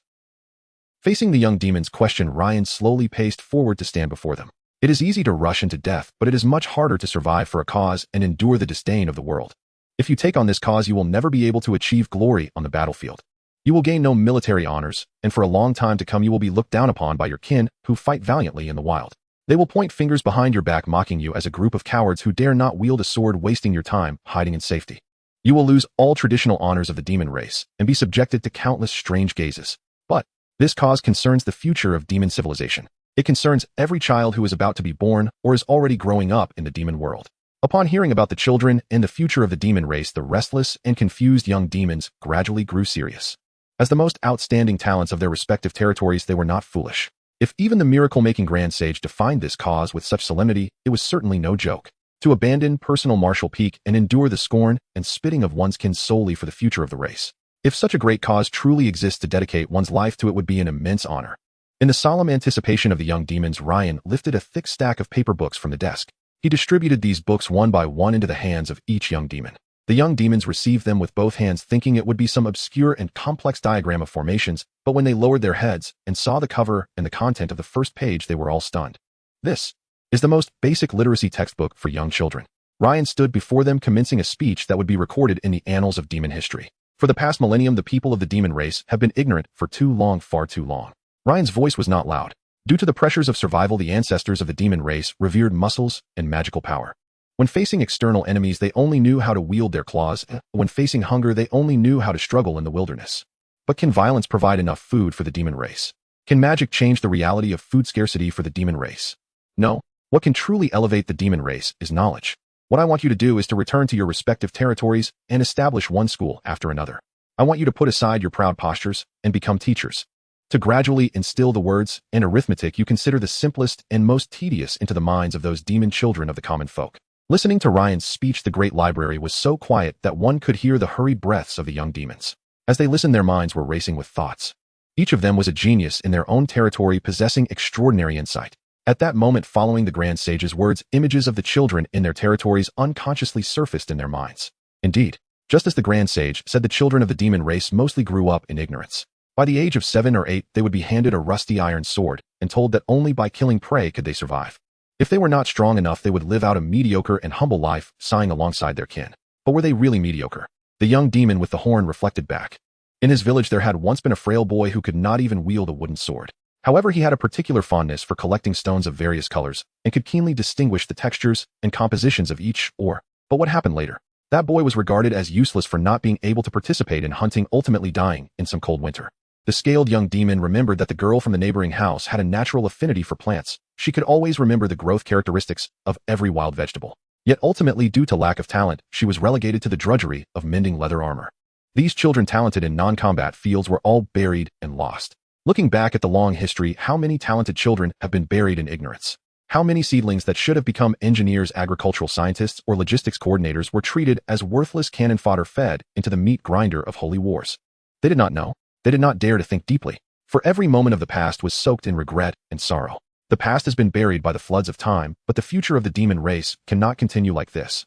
The more they contemplated, the brighter the young demons' eyes became, and the tighter they gripped their textbooks. They understood the weight of the cause described by the Grand Sage. To become a teacher and enlighten those common children. In a society that reveres power, they would surely be mocked by their former companions, seen as worthless failures destined to bear countless strange gazes. They would completely cut off their immeasurable futures in martial arts and magic. But so what? As long as they could recognize one more character, learn one more arithmetic problem, or unearth one more buried child, the hope for the revival of the demon race would increase by a fraction, a little more. The torch must be passed down, as someone has to be that stepping stone that burns themselves to illuminate the night. Someone has to do it. We are willing. No one knew who spoke first. The voice was somewhat hoarse, but filled with resolute determination. Then one after another they declared, "I am willing. We are willing." At that moment, a dozen young demons let go of their desires for slaughter and power, bowing their heads towards the textbooks that represented civilization and knowledge. The long winter stretches on. In the grand library of the Demon King City, the teacher training class is in full swing. This winter Ryan has devoted all his energy to these dozen or so young demons. He is well aware that no matter how much knowledge he possesses in his mind, relying solely on his words will never achieve that great accomplishment. He needs a sower to spread knowledge throughout the demon realm. Therefore, Ryan's teachings are not limited to the phonetics and arithmetic found in textbooks. He must take practical actions to let these geniuses understand how to guide the future of the demon race. Copy the board notes onto the blackboard and then force them to memorize it by rote. That is not education. On the second floor of the library, Ryan stands by the window observing the demon children playing in the snow below. Behind him, a dozen young demons hold their notebooks, listening attentively. To become a qualified teacher, the first thing you need to learn is to have eyes that can discover treasures. Open the window, letting the joyful laughter from below flow into the library. Understand the thoughts of the children, remember each of their interests. Do not measure all seedlings with a warrior's standards. Ryan points to a demon boy in the snow meticulously building a small snow fort with perfectly square blocks. Look at that child. If he were to learn swordsmanship, he might not even be able to defeat a slime. But look at the snow fort he built. Its load-bearing structure is perfect and the walls are straight. If you can discover his shining points, guide him in learning geometry and mechanics, and encourage him when he feels disheartened. In the future, he will become an engineer constructing the steel fortifications for the demon race. Then turning to another girl directing her friends during a snowball fight, Ryan says, "Look at that girl. Her magical power may be minimal, but her tactical intuition and organizational skills are exceptional. If she is given the right guidance in sand table simulation, she might one day replace any one of you here and become a commander of the army." Following Ryan's guidance, the young men stand by the window observing the civilian children who are usually regarded as ordinary and worthless. Discover, guide, and encourage. Just as I am guiding you today. This is the essence of education. The young men did not disappoint Ryan's expectations. In the following days, they not only listened carefully, but also earnestly recorded Ryan's teachings, combining them with the living habits of the demon race, and summarized their own unique teaching methods. They understood the weight of their mission. They are educators, but also prospectors for the future of the demon race. Before they knew it, winter had passed halfway. In Ashlea's office, the fire burns warmly. Ryan and Ashlea stand side by side at the window, overlooking the square below. In the vast snowy plaza, those dozen young demons are mingling with a group of children. A young man with scales patiently draws simple geometric shapes in the snow with a stick, guiding several curious children in calculations. Another young man with a horn smiles as he encourages a frail boy who has just spelled his name correctly. Pure knowledge is being passed on through guidance. It seems my teachings are beginning to bear fruit. Ryan takes a sip of hot tea, his tone filled with satisfaction. These young people are now capable of standing on their own in education. I have assigned them a final task. Before spring arrives, each of them must submit a paper on educational development based on their understanding to me. As long as this paper receives my approval, once spring arrives and the ice and snow melt, they can return to their respective territories as educational officials of the demon race to establish the first batch of schools. Ashlea turns her head, looking up at Ryan. Regarding the hardware construction of the schools, I have already sent the blueprints and tasks for building schools to the bone demon Lord Morton. With his skeleton army working day and night to move bricks and mix mortar, I believe all the school buildings in the territories will be completed and handed over before spring. That is truly a great help, Ryan remarked, turning to look at the girl before him. Thank you for your assistance, Ashlea. Without your support and assurance from behind the scenes, even with my best efforts, I could not have achieved today's accomplishments. Upon hearing Ryan's gratitude, Ashlea instinctively clutches her cloak tightly, her gaze evasively flitting away. You must not say such things. Compared to the greenhouses, textile factories, and all this knowledge you have brought to the demon race, the insignificant help I provided is not worth mentioning. Ashlea lowers her head, feeling frustrated deep within. Faced with Ryan's repeated contributions, the Demon King feels a sense of helplessness. She truly does not know how to express her gratitude, bestowing endless gold, silver, and jewels. The great sage does not care for such mundane things. Granting supreme power, his influence in the demon race is already no less than that of her, the Demon King. Ashlea feels that even if she were to give him everything she owns, it would seem insufficient compared to what he has done for the demon race. As Ashlea lowers her head, entangled in her own thoughts about how to repay his kindness, Ryan's gaze drifts towards the distant skyline.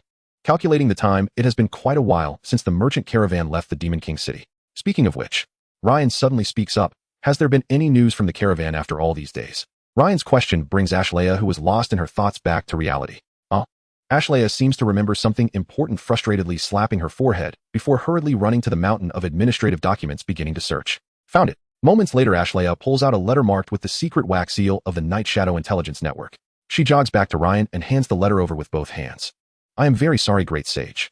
Ashlea murmurs softly, explaining, this intelligence actually arrived a few days ago. But I saw how hard you worked every night to prepare lessons for those young people these days. I really didn't want to exhaust your energy with these complicated business matters. I originally planned to wait until you finished your busy schedule to give it to you, but once I got busy, I completely forgot about it. Seeing the cute way the girl in front of him sheepishly admits her mistake, Ryan can't help but chuckle. He gently takes the thick intelligence letter. It's all right, foolish boss. Caring for the health of the employees is a virtue that you, as a Demon King, should have. With a soft SSLL sound, Ryan delicately peeled back the wax seal on the envelope, extracting the parchment within, and began to read it intently. Ashley stood by his side obediently, her hands clasped behind her back, waiting quietly. Although she felt a twinge of guilt for hoarding information earlier, she was equally curious about the events unfolding in the human empire. As his gaze swept across the letter, a smile appeared on Ryan's face. I knew it, this kid was born for this kind of work. Ryan couldn't help but exclaim in admiration, then tilted the letter to share the good news from afar with Ashley. In the first half of the letter, Nick excitedly described his wealth accumulation in the human empire. Riding the favorable winds of his splendid performance during the winter festival in the Elven Forest, Nick immediately booked the most luxurious venue upon returning to the borders of the human empire to host a private auction for the nobility. Once the garments certified by the Elven nobility were unveiled, they ignited a frenzy among the local high society. Although the trade caravan had yet to extend its reach into the heart of the human empire, the nobles in the areas occupied by the caravan were already flocking to it. Those lofty dukes and countesses were willing to lower their status, waving their jewels and magical crystals just to secure a coat identical to that of the Elven nobility. In just a few days, the profits earned by Nick's caravan had far exceeded the total his father had accumulated over the past few years. Esteemed sage, I truly do not know how to express my respect to the great Demon King and to you. Ryan softly read aloud the words in the middle of the letter. After much thought, I believe only the purest wealth can somewhat match the grandeur of Demon King's city. I have decided to load all the gold coins earned by the caravan recently onto carts bound for Demon King's city. By the time you open this letter, the convoy laden with gold should already be on its way. Gold coins, fully loaded. Ashley's eyes sparkled like rubies. The impoverished demon realm was finally about to welcome its first wave of returning riches. Ryan continued to read. In the second half of the letter, the tone shifted from the greed of capitalists to heartfelt warmth. After emptying the noble's coffers, Nick proceeded to throw out a large quantity of blended thermal fabrics. With the endorsement of the noble circle acting as a leading effect, these highly effective thermal garments quickly became a bestseller in the civilian market. I followed your teachings and lowered the price of those leftover scraps and defective blended garments to a meager profit margin. During this long, harsh winter, the lives of the lower class in the human empire are not much better than those in the demon realm. But thanks to the grace of the demon lord, along with the miracles you bestowed, those impoverished commoners who would have frozen to death in the biting cold can finally enjoy the luxury of warmth this year. Seeing the faces of those who bought winter clothing in the snow, I, on behalf of those struggling in the cold winter, wish to express my gratitude to the great Demon King and to you. After reading the last line, Ryan put down the letter, feeling a deep sense of admiration.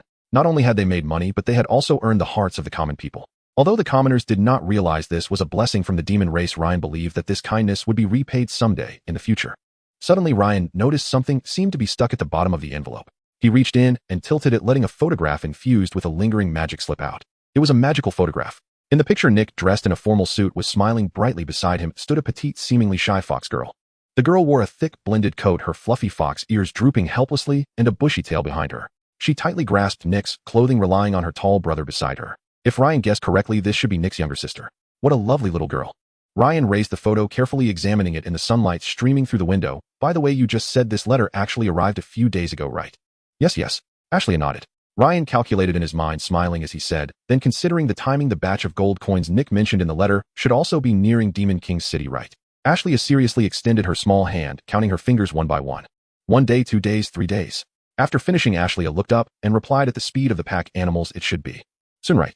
Maybe it will reach the borders this afternoon. This kid indeed does things reliably. Ryan looked at the fox girl nestled beside Nick in the photo, unable to help but sigh. This kid Nick is a greedy devil to outsiders, merciless to his old man. But his sister truly has a good brother.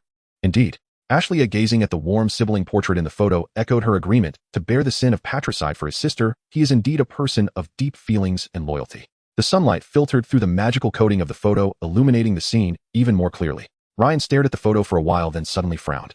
He put down the photo, pointed at the girl in the picture, and spoke in a peculiar tone. But there's a question. What question? Old Valdo is a typical red-brown fur fox person. Nick is a red-brown-haired half-beast. Ryan pinched his chin, his finger touching the snow-white fur of the fox-eared girl in the photo, confusedly questioning why. Is this kid's sister pure white? Yeah. Why is that? Ashley blinked, her dark red eyes dazedly echoing. The cold winter wind blew through the window, yet within the grand library of the Demon King's castle, there surged a fervent tide of excitement. Time flowed slowly amidst the busyness and fullness. The first teaching training session of the demon realm welcomed the day for submitting answers. A dozen young members of the demon race stood tall at their desks. Compared to their earlier rebellious demeanor focused solely on the sharpness of power, their eyes now reflected depth and restraint. During this time, they followed the teachings of the great sage deep into the heart of the Demon King's castle. Through meticulous observation, clumsy practice, constant summarization, and repeated experimentation on the children, each of them forged a unique teaching method. At this moment, they all held thick sheets of parchment in their hands, their expressions tense, but their hearts filled with confidence. Behind the desk, Rain sat upright, carefully reading through the heartfelt submissions presented by the youths. Ashley stood beside Rain. The girl slightly leaned forward, her hair occasionally brushing against Rain's shoulder as her gaze joined his on the parchment, filled with writing, her expression serious and focused. Below the desk, Mephisto weaved through the anxious youths. Relax, young ones. The efforts you've made during this time have been recognized by all of the Demon King's castle. The great sage values your thoughts, regardless of the results. You have all taken a great step forward. Accompanied by the rustling of paper, the sound of a pin drop could be heard in the grand library. After a long while, Rain finally finished reading the last submission. He neatly folded the parchment and set it aside. Although called a graduation thesis, Rain knew in his heart it resembled more like educational diaries and daily observations. After all, these youths had never received formal education, and the writing appeared somewhat immature with logic that was occasionally whimsical. Some recorded how to lure greedy orc children to memorize 10 letters with roasted potatoes. Others wrote about how to use mud to explain basic geometric defenses by shaping a city wall for the restless children. Looking at these simple yet heartfelt words, Rain smiled with satisfaction. However, he did not immediately offer praise, but instead stood up. I have finished reading. Rain's fingers tapped on the table from these words. I see your dedication. But at the same time, I also see the unshakable tenacity that has yet to be washed away from your bones. The youths felt a tightening in their hearts and collectively held their breath. Cal, you wrote in your record that for those children who always made mistakes in arithmetic, you adopted a method of making them stand in the snow as a punishment to deepen their memory. And Yulia, you forced a girl who was more interested in plants to memorize the fire magic circuits simply because you thought fire magic was more practical in the wild. The youth whose name was called lowered his head in shame. You must clarify one concept. Rain walked before them, his voice echoing in the grand library. What we are doing here is called teaching and nurturing. Remember, the emphasis in these 4 words is never on teaching, but on nurturing. The focus of teaching is not on the act of imparting knowledge like stuffing it into their heads, nor is it about forcing compliance through punishment and fear. The true core lies in guiding. Guide them to discover the patterns of this world, guide them to find their own talents, guide them to become truly independent thinkers. Every word was a pearl of wisdom resonating loudly. The youths hastily took out charcoal pencils from their pockets, recording the great sage's words. Watching them humbly learn, Rain's tone gradually softened. Education has never been about rigid rules. Rain surveyed this group of sparks destined to spread across the demon realm, earnestly advising the territory of the demon realm is vast, so vast that every region has entirely different environments. Each child you encounter will have completely different racial talents and personalities. For children in the northern regions, your teaching materials should include more knowledge about cold resistance and snow architecture. For children in mining areas, you should guide them to understand geology and mechanics. Adapt to local conditions and teach according to the material. Do not use a single ruler to measure all seedlings. I need you to continually change and improve your educational methods based on actual situations. Do you understand? We understand. A dozen youths stood tall, responding loudly with all their might, their eyes burning with fire. Very well. Rain turned his head and exchanged a smile with Ashley. Ashley understood and walked to the back of the desk to retrieve a stack of items from a drawer. A stack of light beige, slightly roughaged but thin and smooth sheets. This was the first batch of handmade paper from another world crafted by Rain during his spare time using plant fibers and wood ash from the demon realm. Although this batch of paper still appeared crude, each sheet bore a beautifully written short farewell message in elegant cursive. At the very bottom of the paper, 2 names were prominently signed: Demon Realm, Sovereign Ashley. Great Sage Rain. Rain picked up a sheet and walked over to the youth with a horn, solemnly presenting it. Take this. From today onwards, you are no longer just a warrior who knows how to wield a sword. You are certified as the first batch of educational officers of the Demon King's castle. The youth trembled as he reached out his hands to receive the light sheet of paper. The paper was light, but in the youth's hands it felt heavier than 100 swords combined, for it carried the civilization and future of the demon race. Rain walked along, presenting this paper of recognition to each youth one by one. Once the last sheet was distributed, Rain took a half step back, standing shoulder to shoulder with the Demon King Ashley. The future of the demon race is ours, and it is also yours. Rain's gaze pierced through the library's dome as if he could see the vast and vibrant land of the future. But ultimately, the future belongs to you. You are like the sun rising at 8 or 9 in the morning, full of vigor, slowly ascending. Go back to your territories. The hope for the future of the demon race rests upon you. Tears flowed uncontrollably from the youth's eyes. A few days later, before the gates of the Demon King's castle, the snow no longer accumulated and the wind still carried a hint of chill, but it was no longer as piercing as in midwinter. Ashley and Rain stood outside the gates, seeing off this group of sparks that carried the hopes of the demon race. They were not the only ones here to bid farewell. On either side of the gate, a crowd of demon children gathered. They were the seedlings who had been playfully tested by the youths over the past few months. During the internship, these young teachers and mischievous children had experienced conflicts, arguments, and mutual glaring and frustration. But at this moment of parting, all conflicts were washed away completely. Teacher Ralph, do you really have to go? Teacher Mia, I will obediently memorize the names of wild vegetables. Please don't go to another territory. The children surrounded the youths, crying out, reluctant to part. The youths crouched down, gently wiping away the children's tears and softly promising that they would meet again in the future. This was a time filled with chaos, yet destined to be unforgettable for both sides. Rain couldn't help but step forward, reminding the youths, once you arrive, if you encounter children you truly cannot teach, do not lose your temper, be patient. If you come across problems that can't be solved, write a letter to the Demon King's castle. The youths held back tears, engraving the great sage's nagging into their minds. Ashley quietly stepped forward. Compared to Rain's countless reminders, this unexpressive Demon King simply clasped her hands in front of her, her gaze sweeping over the young faces. She spoke softly yet firmly, "Go. The hope for the future of the demon race." Mephisto stepped forward, and a dark purple teleportation array lit up beneath everyone's feet. Amidst the flickering of light, the Lord of all things vanished with these dozen youths before the gates of the Demon King's castle. They were like resilient dandelion seeds blown by the wind into various territories of the demon realm, to take root, to sprout, and to bloom into flowers called civilization. A few days later, a scent of fermented plant pulp filled a spacious room within the Demon King's castle. In the center of the room, several wooden fermentation troughs and rows of fine bamboo curtains for filtration were arranged. Rain rolled up his sleeves, his hands covered in gray-white pulp, testing a freshly dried sheet of paper. Sizzle. With a slight pull, the paper tore in the middle. No, the toughness is still too poor, and the thickness is uneven. Rain casually tossed the waste paper aside. Before this, he had successfully produced a few sheets of paper suitable for writing.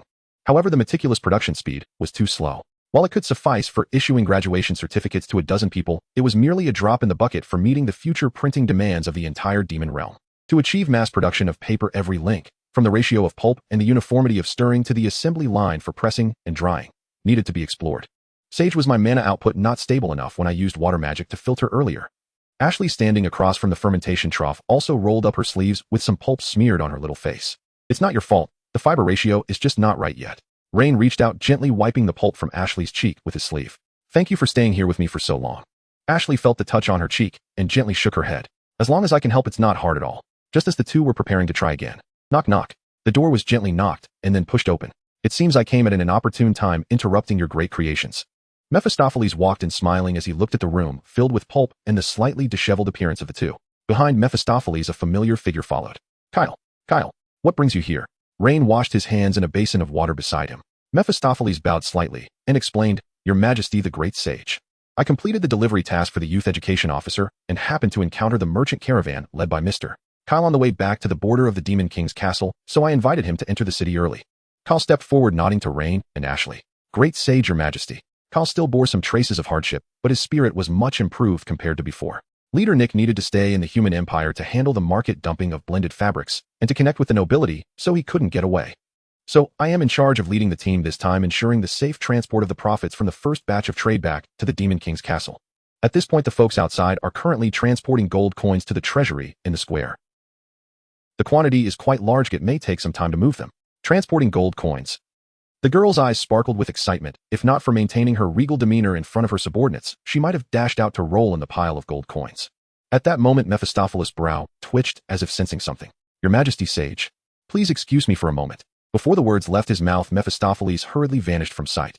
Watching Mephistopheles' hasty departure, Rain shook his head, then pulled over a few chairs, signaling for Kyle to sit. "Thank you for your hard work, Kyle." Rain poured a cup of hot water for the swordsman, curiously observing him. "But to be honest, I was quite surprised that you agreed to help Nick escort the caravan. As far as I know, wandering swordsmen like you who pursue the pinnacle of martial arts typically despise being bound by the mundane rules of merchant caravans.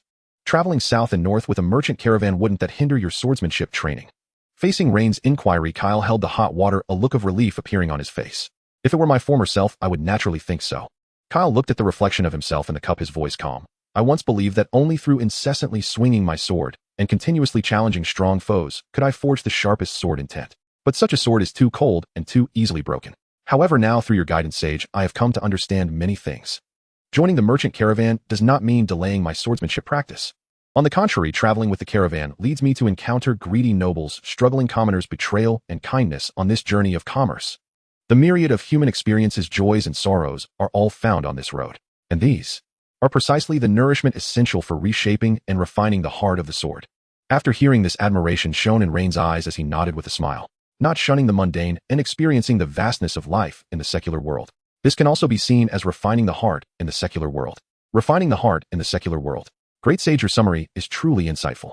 Kyle scratched his head, a rare look of embarrassment appearing on his face. Moreover, besides, for the sake of training, I indeed need the identity of the caravan escort as a cover. Because I promised someone that I would visit her regularly. Rain immediately understood and smiled knowingly. So it's a promise to meet again. Wandering swordsmen often resemble floating weeds likely to perish in unknown corners. Yet once they have someone in their heart, their sword gains a reason to swing. Having an anchor point in one's heart, no longer drifting like a rootless grass. That's a good thing, Kyle. Anchor point. Kyle pondered. He raised his head, looking at Rain sitting opposite him and the young demon king behind Rain. Kyle sincerely remarked, indeed. In this world of wind and snow, having a reassuring anchor point is truly a tremendous blessing. Great sage, this is simply an incomprehensible disaster. Mephistopheles returned, pushing the door open with a helpless expression, holding a small object in his hand. You absolutely won't believe it, this little guy almost devoured a rare magic book from the restricted section of the Grand Library with a history of 300 years. Fortunately, I stopped it in time. Rain focused his gaze. In Mephistopheles' hand was a peculiar larva only the size of a kitten, exuding a translucent white jade luster. Although the larva was suspended in midair by Mephistopheles' grip, its tiny claws clung to something, and it was making crunching sounds as it chewed. Rain twitched at the corners of his mouth when he saw that the thing the larva was chewing on was astonishingly his own unparalleled sword. Hatched. Let go. Quickly release it. My unparalleled sword. Rain dashed forward, gripping the wooden stick tightly, trying to pull it out of the larva's mouth. But this little caterpillar about the size of a kitten possessed incredible strength. Its hard mandibles clamped down on the wooden stick while its 6 short legs flailed wildly in the air, making a clicking sound in defense of its food. No matter how hard Rain tugged, it refused to relent. A stalemate ensued in midair between man and creature, both engaged in a tug-of-war over the stick. Kyle, standing to the side, frowned at the scene. As a wandering swordsman for many years, he remained wary of all unknown creatures. With a clang, Kyle lightly pushed the hilt of his sword, revealing a glimmering edge, his killing intent locking onto the larva. Great sage, this beast seems peculiar. Kyle inquired in a flat tone, do you need me to slice it in half for you? Wait. Spare the creature. Rain hurriedly released one hand to stop Kyle. What kind of international joke is this? This is the future heir of the insect tribe entrusted to the Demon King's city by the insect queen. If Kyle were to chop it in half, the future biological technology of the Demon King's city would be declared bankrupt on the spot. This little guy must not be harmed. It is an important core member of the Demon Clan's future. While protecting the larva, Rain loudly explained. Kyle paused, his hand still gripping the sword hilt, his expression filled with confusion. Having traveled through perilous lands for half his life and encountered countless fierce beasts, he had never seen such a strange caterpillar completely white as jade. However, since the astute great sage deemed it important, it must hold some deeper significance. Kyle nodded and sheathed his sword. I understand. Since it is the arrangement of the great sage, I will not ask further. With the crisis averted, Rain's tug-of-war continued. As the bite marks on his unparalleled sword grew deeper, Rain was sweating profusely. At that moment, Ashley stepped forward. The girl tilted her head, carefully observing the struggling, white jade larva. Great sage, don't wrestle with it just yet. Ashley softly interjected, I see it gnawing on the wood so vigorously it must have just hatched. It's probably hungry, right? Hungry. Indeed, for any creature, the first instinct upon hatching is to feed, to replenish energy. This little guy gnawing on the branch is simply treating it as a fiber biscuit. Rain's gaze swept across the room, finally landing on the fermentation tank, filled with pulp beside him. Isn't the main component of the slurry for paper making just crushed plant fibers, ash, and water? For the insect tribe that relies on consuming plant scraps to survive, isn't this stuff just a natural liquid food porridge? Ashley, hurry. Rain quickly pointed to the wooden tank. Scoop a bowl of that slurry over there with a wooden bowl, and let this little guy try it. Ashley nodded, rolled up her sleeves, and carefully scooped a large bowl of thick plant slurry from the tank, bringing it cautiously in front of the larva. The distinct fermented plant aroma wafted out. The white jade larva, which had been gnawing on the wooden stick, froze momentarily.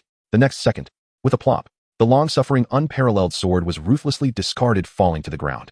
The white jade larva lunged directly from midair towards the wooden bowl, and Ashley's hands burying its entire head into the slurry, making joyous slurping sounds. My sword.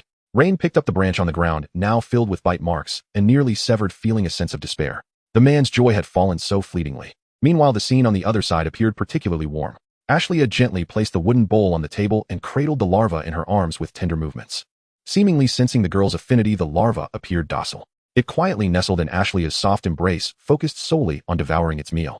Watching the larva settle down, Rain let out a long sigh of relief. He turned his head to look at Mephisto beside him and instructed. Mephisto, this little guy is currently in a critical developmental stage that requires ample nutrition. Ordinary slurry will definitely not suffice. Please inform the kitchen to prepare a special meal for it every day from now on. Use more advanced plant roots and grind in some low-grade magic crystal powder. Make sure it is well fed. Understood, great sage. I will personally arrange it. Mephisto placed a hand on his chest and bowed. Just now, this creature nearly gnawed through a rare magical tome, so even if Rain didn't say anything, he would ensure it was wealth, never allowing it to develop any appetite for the precious books in the Grand Library. After Mephisto left to carry out his orders, only Rain, Ashley, Kyle, and the larva remained in the room. Kyle's gaze remained fixed on the larva. Great sage, what exactly is the origin of this larva? Kyle couldn't help but voice his curiosity. I can sense that its spiritual energy is unusually vast. Rain set down the unparalleled sword in his hand, walked over to Kyle, and was just about to explain the origins of this second-generation insect queen. Before Rain could speak, Ashley, holding the larva, suddenly looked up. Ooh, she answered the question before him. They are the hawk insect tribe. Kyle was slightly taken aback. Hawk insect tribe. Ah, that's right. Rain nodded and picked up Ashley's train of thought. Kyle, I know that in the common knowledge of the human empire, any kind of insect is regarded as a low-level beast that knows only reproduction and destruction. But the hawk insect tribe is different. They are a new civilization that is awakening, possessing a strict social structure and limitless potential. Rain moved closer to Ashley, extending a finger to point at the larva's shell. The larva lifted its head and affectionately rubbed against his fingertip. In the future, the relationship between the demon clan and the insect tribe will evolve into a symbiotic relationship much like that between humans and orcs or dwarves. They will become the most solid backing for the demon clan. But this is by no means enslavement. Within the territory of the Demon King City, the demon clan will grant the insect tribe absolute respect and protection, and in return the insect tribe will reciprocate with the same loyalty and respect. Seeing the little queen cradled in the Demon King's arms, Kyle understood that perhaps others could not achieve this, but the Great Sage certainly could. Because he is the Great Sage, the creator of miracles. Let's go get some fresh air and check on our first bucket of gold. Rain patted Kyle on the shoulder as they chatted and walked out of the room side by side. Ashley followed behind Rain, cradling a white jade larva in her arms. The well-fed little creature was quite obedient, occasionally rubbing its shell against Ashley's hand, causing a smile to appear on the girl's lips. Pushing open the door, the cold winter air cleared their minds. By the way, Kyle, how have you been feeling lately while traveling with the merchant caravan? Rain casually asked, and upon hearing the sage's inquiry, Kyle's expression softened. It feels quite marvelous. Kyle spoke with a tone of reflection. On the road as merchants, we often encounter a myriad of people and situations. When we come across travelers trapped by heavy snow or farmers with broken axles, the members of the caravan always do their best to lend a hand. I also help them out. You know, Great Sage. Sometimes just pushing a cart or sharing a piece of bread can yield unexpected rewards. For instance, a bag of wild fruits grown at home, or perhaps an unforgettable countryside story shared on a snowy night. This warmth of human connection was something Kyle had never experienced before. Rain nodded approvingly after listening, saying, that's wonderful. Only by truly planting our feet in the soil can we feel the pulse of this world. However, Kyle scratched his head, appearing a bit embarrassed. Actually, during this journey, I've increasingly realized that aside from sword fighting, I seem to be less capable than the ordinary members of the caravan. When I encounter someone ill, I don't know what herbs to use. When I see a broken cart, I don't know how to repair the wooden wheels. So recently, I've also started trying to learn. In my spare time, I look for some miscellaneous books in the caravan to read, recognize some characters, and jot down notes. Rain's eyes gleamed with surprise, then transformed into genuine delight. This is absolutely a great thing, Kyle. Rain patted his shoulder and praised him. Everyone has their shortcomings. Many people in the world can recognize their weaknesses, but those who are truly willing to bow their heads and work hard to change are few and far between. If you can take this step, your swordsmanship will surely reach new heights. Actually, it's not for any breakthrough in swordsmanship. Kyle explained. I just feel that if I can lend a hand while helping instead of just standing by and watching, then I could also gather some interesting stories from those travelers. Kyle's eyes were filled with warmth. I want to compile all the beautiful stories I hear and gather along the way. Next time we pass by the elven forest, I'll tell that child about them. She has been in the forest and must be eager to hear what the outside world is like.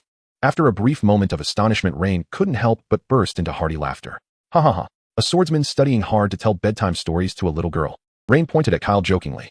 It seems that soon we will have a new literary swordsman renowned across the continent. Kyle felt a bit embarrassed by the laughter, but couldn't help but smile as well. Amid the joking, they had already arrived at the front square. Clang clang.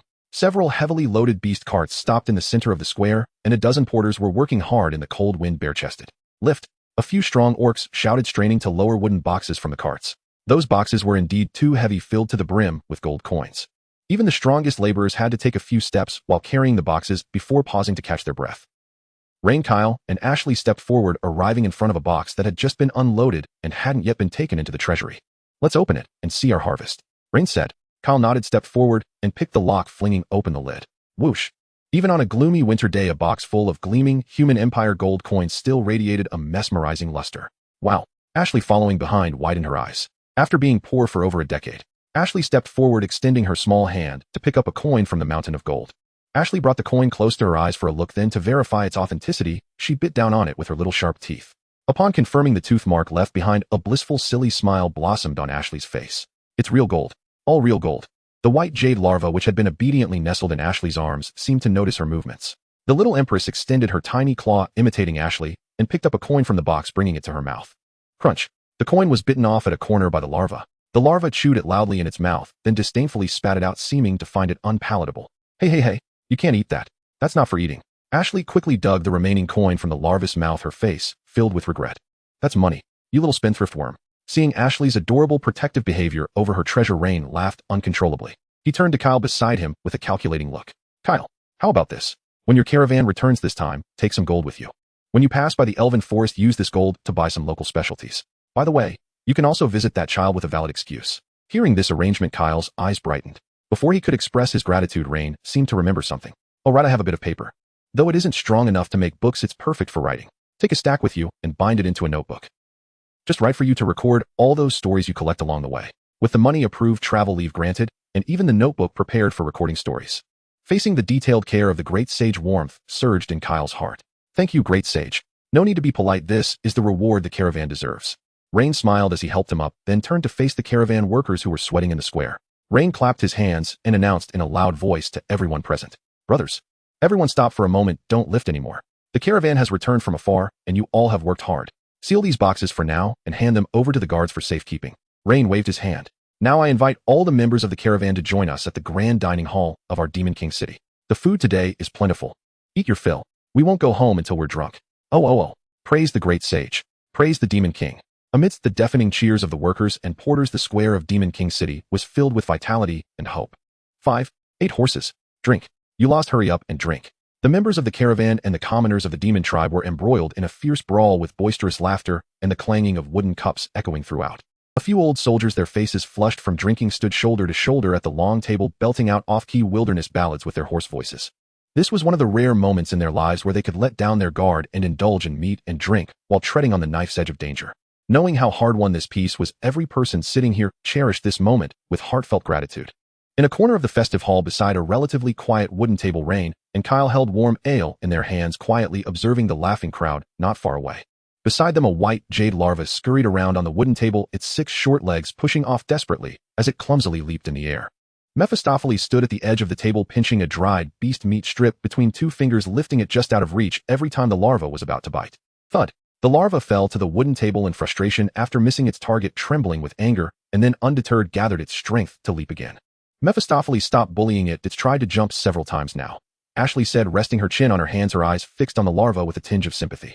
Yet seeing the little creature's comical antics, a smile crept onto her lips. Your Majesty, increasing the difficulty of feeding appropriately will help train the jumping ability and predatory instincts of the new larval species. Mephistopheles smiled seriously, spouting nonsense, and then showing mercy tossed a piece of meat into the larva's mouth. Rain took a sip of his ale. Suddenly remembering something, he turned to Kyle. By the way, Kyle, I saw a magical photograph in the letter Nick sent back earlier. It was about Nick's sister. Before Rain could finish, Kyle put down his drink. The great sage wants to ask about her hair color, right? Kyle looked at Rain, his expression complicated. Old Valdo and Nick are both reddish-brown foxmen, while the girl named Sherry has pure white hair. This matter? I was deeply puzzled when I first saw her in the caravan, Ashley said, immediately shifting her attention from the larva, eager to listen in curiosity. Mephistopheles also paused his actions, standing quietly by. However, after understanding the reason behind her white hair, Kyle sighed. I can only feel pity for that poor girl and her deceased mother. Facing the inquiring gazes of the 3, Kyle slowly unveiled a tragic past buried under the snow. Sherry's pure white hair is entirely inherited from her mother. Her mother was once a saintess of a rare snow fox tribe. Kyle's fingers brushed the edge of his wooden cup. It was a small, peaceful tribe that sought harmony with the world. But unfortunately, their home was precisely located on the route of expansion for the human empire's church to the north. To expand their territory and purify heresy, the church's paladin order forcibly expelled that tribe, even confiscating their ancestral lands under the pretext of blaspheming the gods. The Snow Fox tribe was left homeless, suffering from the harsh wilderness, facing cold and hunger with heavy casualties, as their entire tribe teetered on the brink of extinction. To secure a path for the tribe, Sherry's mother, as the saintess, actively sought out old Valdo, who was trading in the northern lands. She voluntarily offered herself in marriage to that greedy old fox, just to exchange for life-sustaining supplies for the caravan and a promise to smuggle the remaining tribesmen to safety. Hearing this, Ashley's eyes darkened. Old Valdo, enamored by the beauty and bloodline of the Snow Fox saintess, naturally agreed without hesitation. But, to the profit-driven old beast, Sherry's mother was just one of many wives he had bought, or rather one of his prized spoils. When the novelty wore off, especially after the birth of Sherry, who was seen as a burden, this once noble saintess lost her favor. She was cast aside by old Valdo in a drafty courtyard, enduring cold stares and bullying.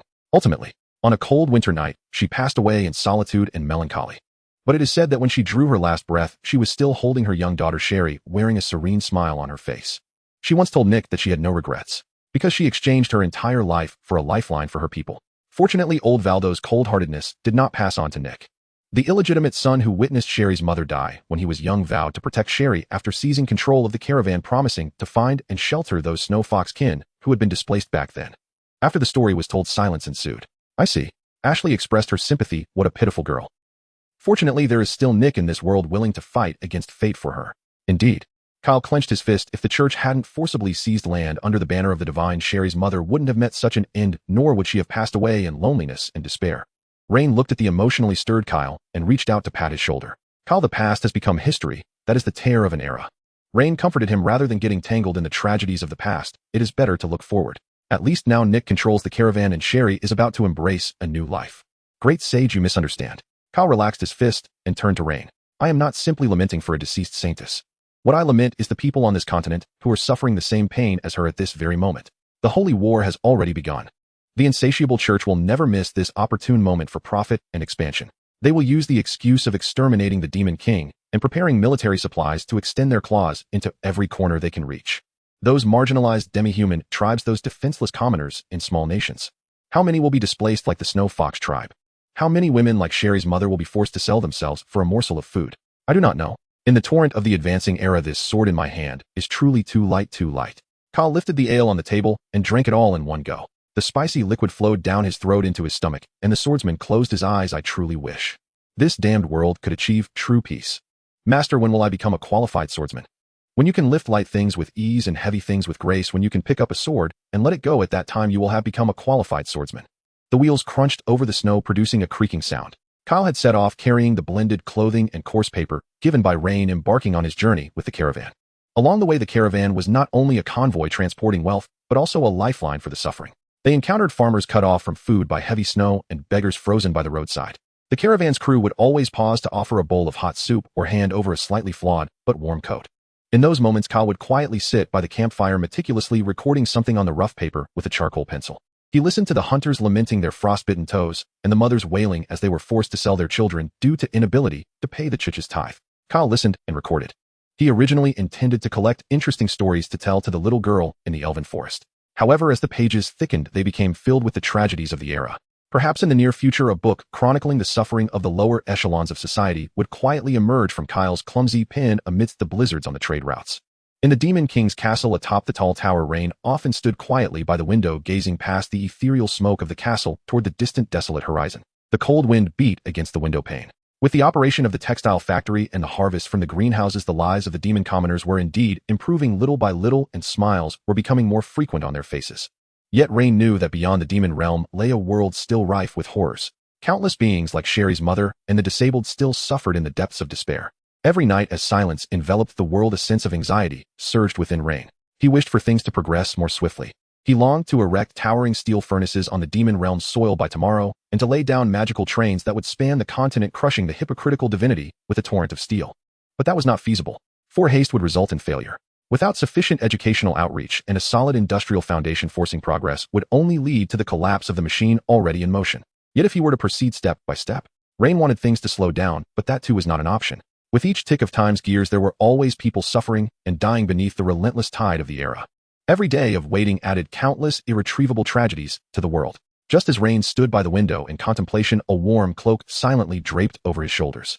Ashlia had come to Rain's side without him noticing. She said nothing, merely standing quietly beside him for a moment. As the demon queen, Ashlia could keenly sense Rain's emotions.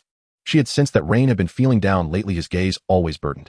She wished to share some of his burden to soothe his tightly knit brow, but she did not know what she could do or should do. Sage. Ashlia spoke softly, attempting to dispel the gloom over Rain's heart with good news. Recently, the production line equipment for mass-producing paper has been debugged.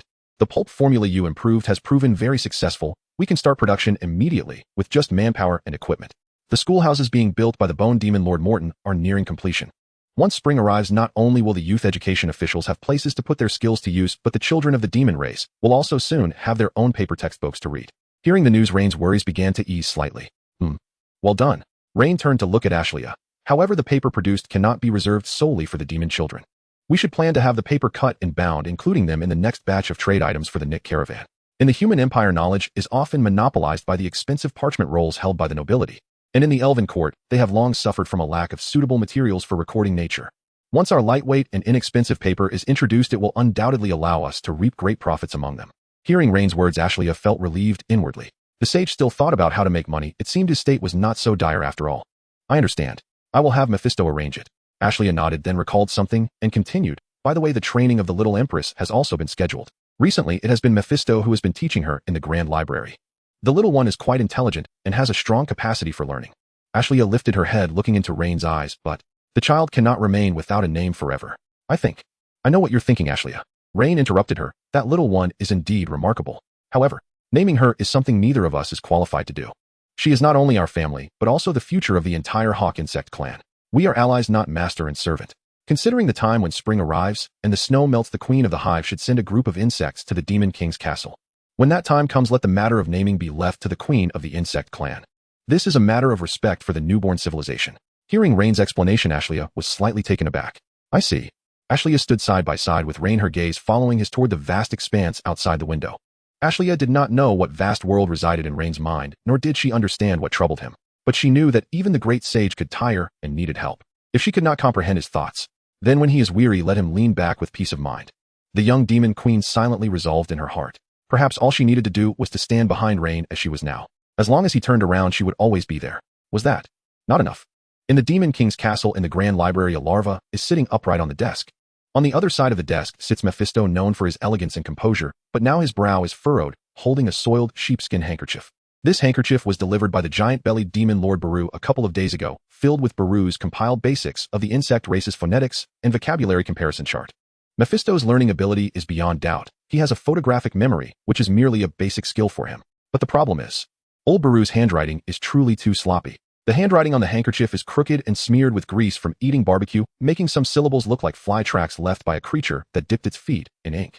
Moreover, with the insect race's strange language system that relies on shell friction and airflow to produce sounds, even the erudite lord of all things is currently feeling overwhelmed. Ahem. Mephisto cleared his throat, lowered his head to look at the handkerchief, and then tentatively produced a string of strange, stuttering syllables directed at the larva on the desk. Goo. Kata. Si. Gulu. The larva tilted its head, displaying great confusion in its multifaceted eyes. In fact, Mephisto intended to treat this little future queen of the insect race like an ordinary child and teach her patiently. Unfortunately, this little one is far too active. As soon as Mephisto's gaze strays for a few seconds, she can dart from the desk to the top of the bookshelf, trying to gnaw on precious ancient magical scrolls. To properly educate her, Mephisto had no choice but to adopt this special measure of interaction. Mephisto bent down again to decipher Baru's chicken scratch handwriting, struggling to piece together the syllables kata, sibasi, baba, loi, kubiu, hulu. This translates quite simply to as long as you behave, there will be delicious food.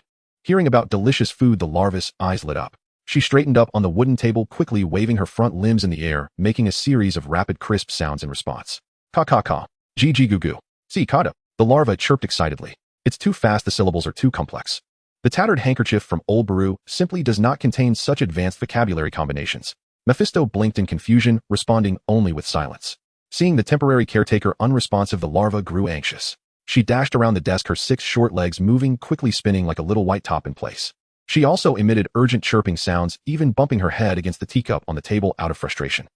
Wait, stop, don't spin, oh, I'm getting dizzy. Mephisto pressed down on the teacup, rubbed his temples, and began to guess and try to establish a cross-species conversation with the agitated little bug. After a flurry of gesturing and guessing, Mephisto suddenly realized. You mean, you want to eat stew? Upon hearing that, he understood. The larva immediately stopped spinning and began nodding vigorously. Mephisto felt speechless. This little one's intelligence development is rather rapid, isn't it? However, upon reflection, Mephisto's recent attempts at parenting have not been completely in vain. At the very least, through body language and feeding, he has successfully taught this high-intelligence larva some social norms. For instance, the little queen is now very aware of her high status in this castle. Since her status is high, it stands to reason that she should get to eat more and better food. Alright, I promise you. Just sit still, and you will definitely get your stew. Mephisto compromised. Just as the larva was about to exhaust the patience of the Lord of all things, the wooden door of the Grand Library was pushed open, and Ashlia walked in. Chirp! The larva, who had been sitting at the desk, leapt into Ashlia's arms like she had spotted a savior. Oh dear, you troublemaker, are you causing mischief for Mephisto again? Ashlia chuckled, catching the larva and gently tapping its shell with her finger. Lying comfortably in Ashlia's warm embrace, the larva turned over. Then she poked her little head to look at Mephisto at the edge of the desk, making a series of friction sounds. Ka-ka. Ka-ka-ka. Mephisto raised an eyebrow. He suspiciously picked up the handkerchief and compared its meaning with these syllables. When he found the corresponding translation, Mephisto couldn't hold back his laughter. The handkerchief clearly stated that this series of ka-ka sounds translates to sticking out one's tongue and making faces in the insect race's body language. With the Demon King backing her, this little bug actually dared to mock the Demon Lord. Forget it. Mephisto stuffed the sheepskin handkerchief back into his pocket. As the distinguished lord of all things, he couldn't possibly hold a grudge against a bug that was born just a few days ago. Ashlia, holding the larva, walked to the desk, her playful expression replaced by one of royal seriousness. Mephisto, winter is coming to an end and spring is approaching soon. Regarding the various tasks for spring plowing, I hope you can prepare and manage them in advance. Mephisto immediately entered work mode, leaning forward to listen to her instructions. We are about to build a new workshop, so we need to recruit a new batch of manpower from various territories. Additionally, please send a message to the Bone Demon Lord Morton asking him to hand over the finishing work on the windproof structures in each territory and to return to the Demon King's castle with the skeleton army immediately. We need to select a site to build a paper mill outside the city. Mephisto noted everything down and then inquired, Your Majesty, regarding the material transfer and transportation needed for the Insect Queen after spring, should I also manage that? No need for you to handle that. Ashlia shook her head. For the matters concerning the Insect Queen, delegate the task to Cecilia. Her shadow transportation has a unique advantage in terms of speed, so giving this errand to her should ensure it gets done faster. Understood, Your Majesty. I promise to fulfill all your missions perfectly. Mephisto clasped his chest and bowed, accepting the heavy and cumbersome spring responsibilities. After the administrative handover was completed, Mephisto adjusted his collar, preparing to turn and leave the Grand Library to begin a busy day as the demon race's steward. However, just as he turned around and hadn't taken 2 steps, the larva cradled in Ashlia's arms suddenly called out clearly in insect language towards his back, Goo. S.I. Lu. Mephisto paused. All right, this time he understood what she was saying. The greedy larva was declaring, today, I want to eat stew. Mephisto turned back, helplessly looking at the larva in the Demon King's embrace, and sighed. As you wish, Your Majesty, the little queen. I will instruct the kitchen. The cold of winter had quietly receded in the gentle breeze, and the long-awaited early spring sunlight bathed the land. Outside a humble village on the edge of the demon realm, the skeletal demon, Lord Morton, sat quietly upon a high platform. In truth, this was hardly a high platform. It was merely a simple mound of earth hastily piled up by skeletons while excavating the foundation for windbreaks. Morton looked down below. On this construction site, hundreds of pale skeletons bustled about, working together with the sweating demon craftsmen to finalize the repairs of the village schoolhouse. Throughout the long winter, Morton had commanded his undead calamity, traversing every corner of the demon realm. From the ice plains in the north to the wilds in the south, wherever there were houses needing reinforcement or schools needing to be built, there were these tireless skeletal craftsmen. My Lord Demon, we have received a magical communication from Lord Mephistopheles urging us to complete the windbreak construction and return to Demon King's castle to build the paper mill. The demon foreman approached the mound and respectfully reported to Morton. Understood, cough cough. Just tell him that there are still a few wooden boards left to lay on the schoolhouse roof and to let him wait a little longer. Morton casually dismissed the foreman.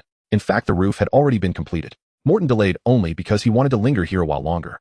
Even if it was just adding a layer of mud to the windows of these commoners or repairing a section of a broken fence, he felt a sense of fulfillment.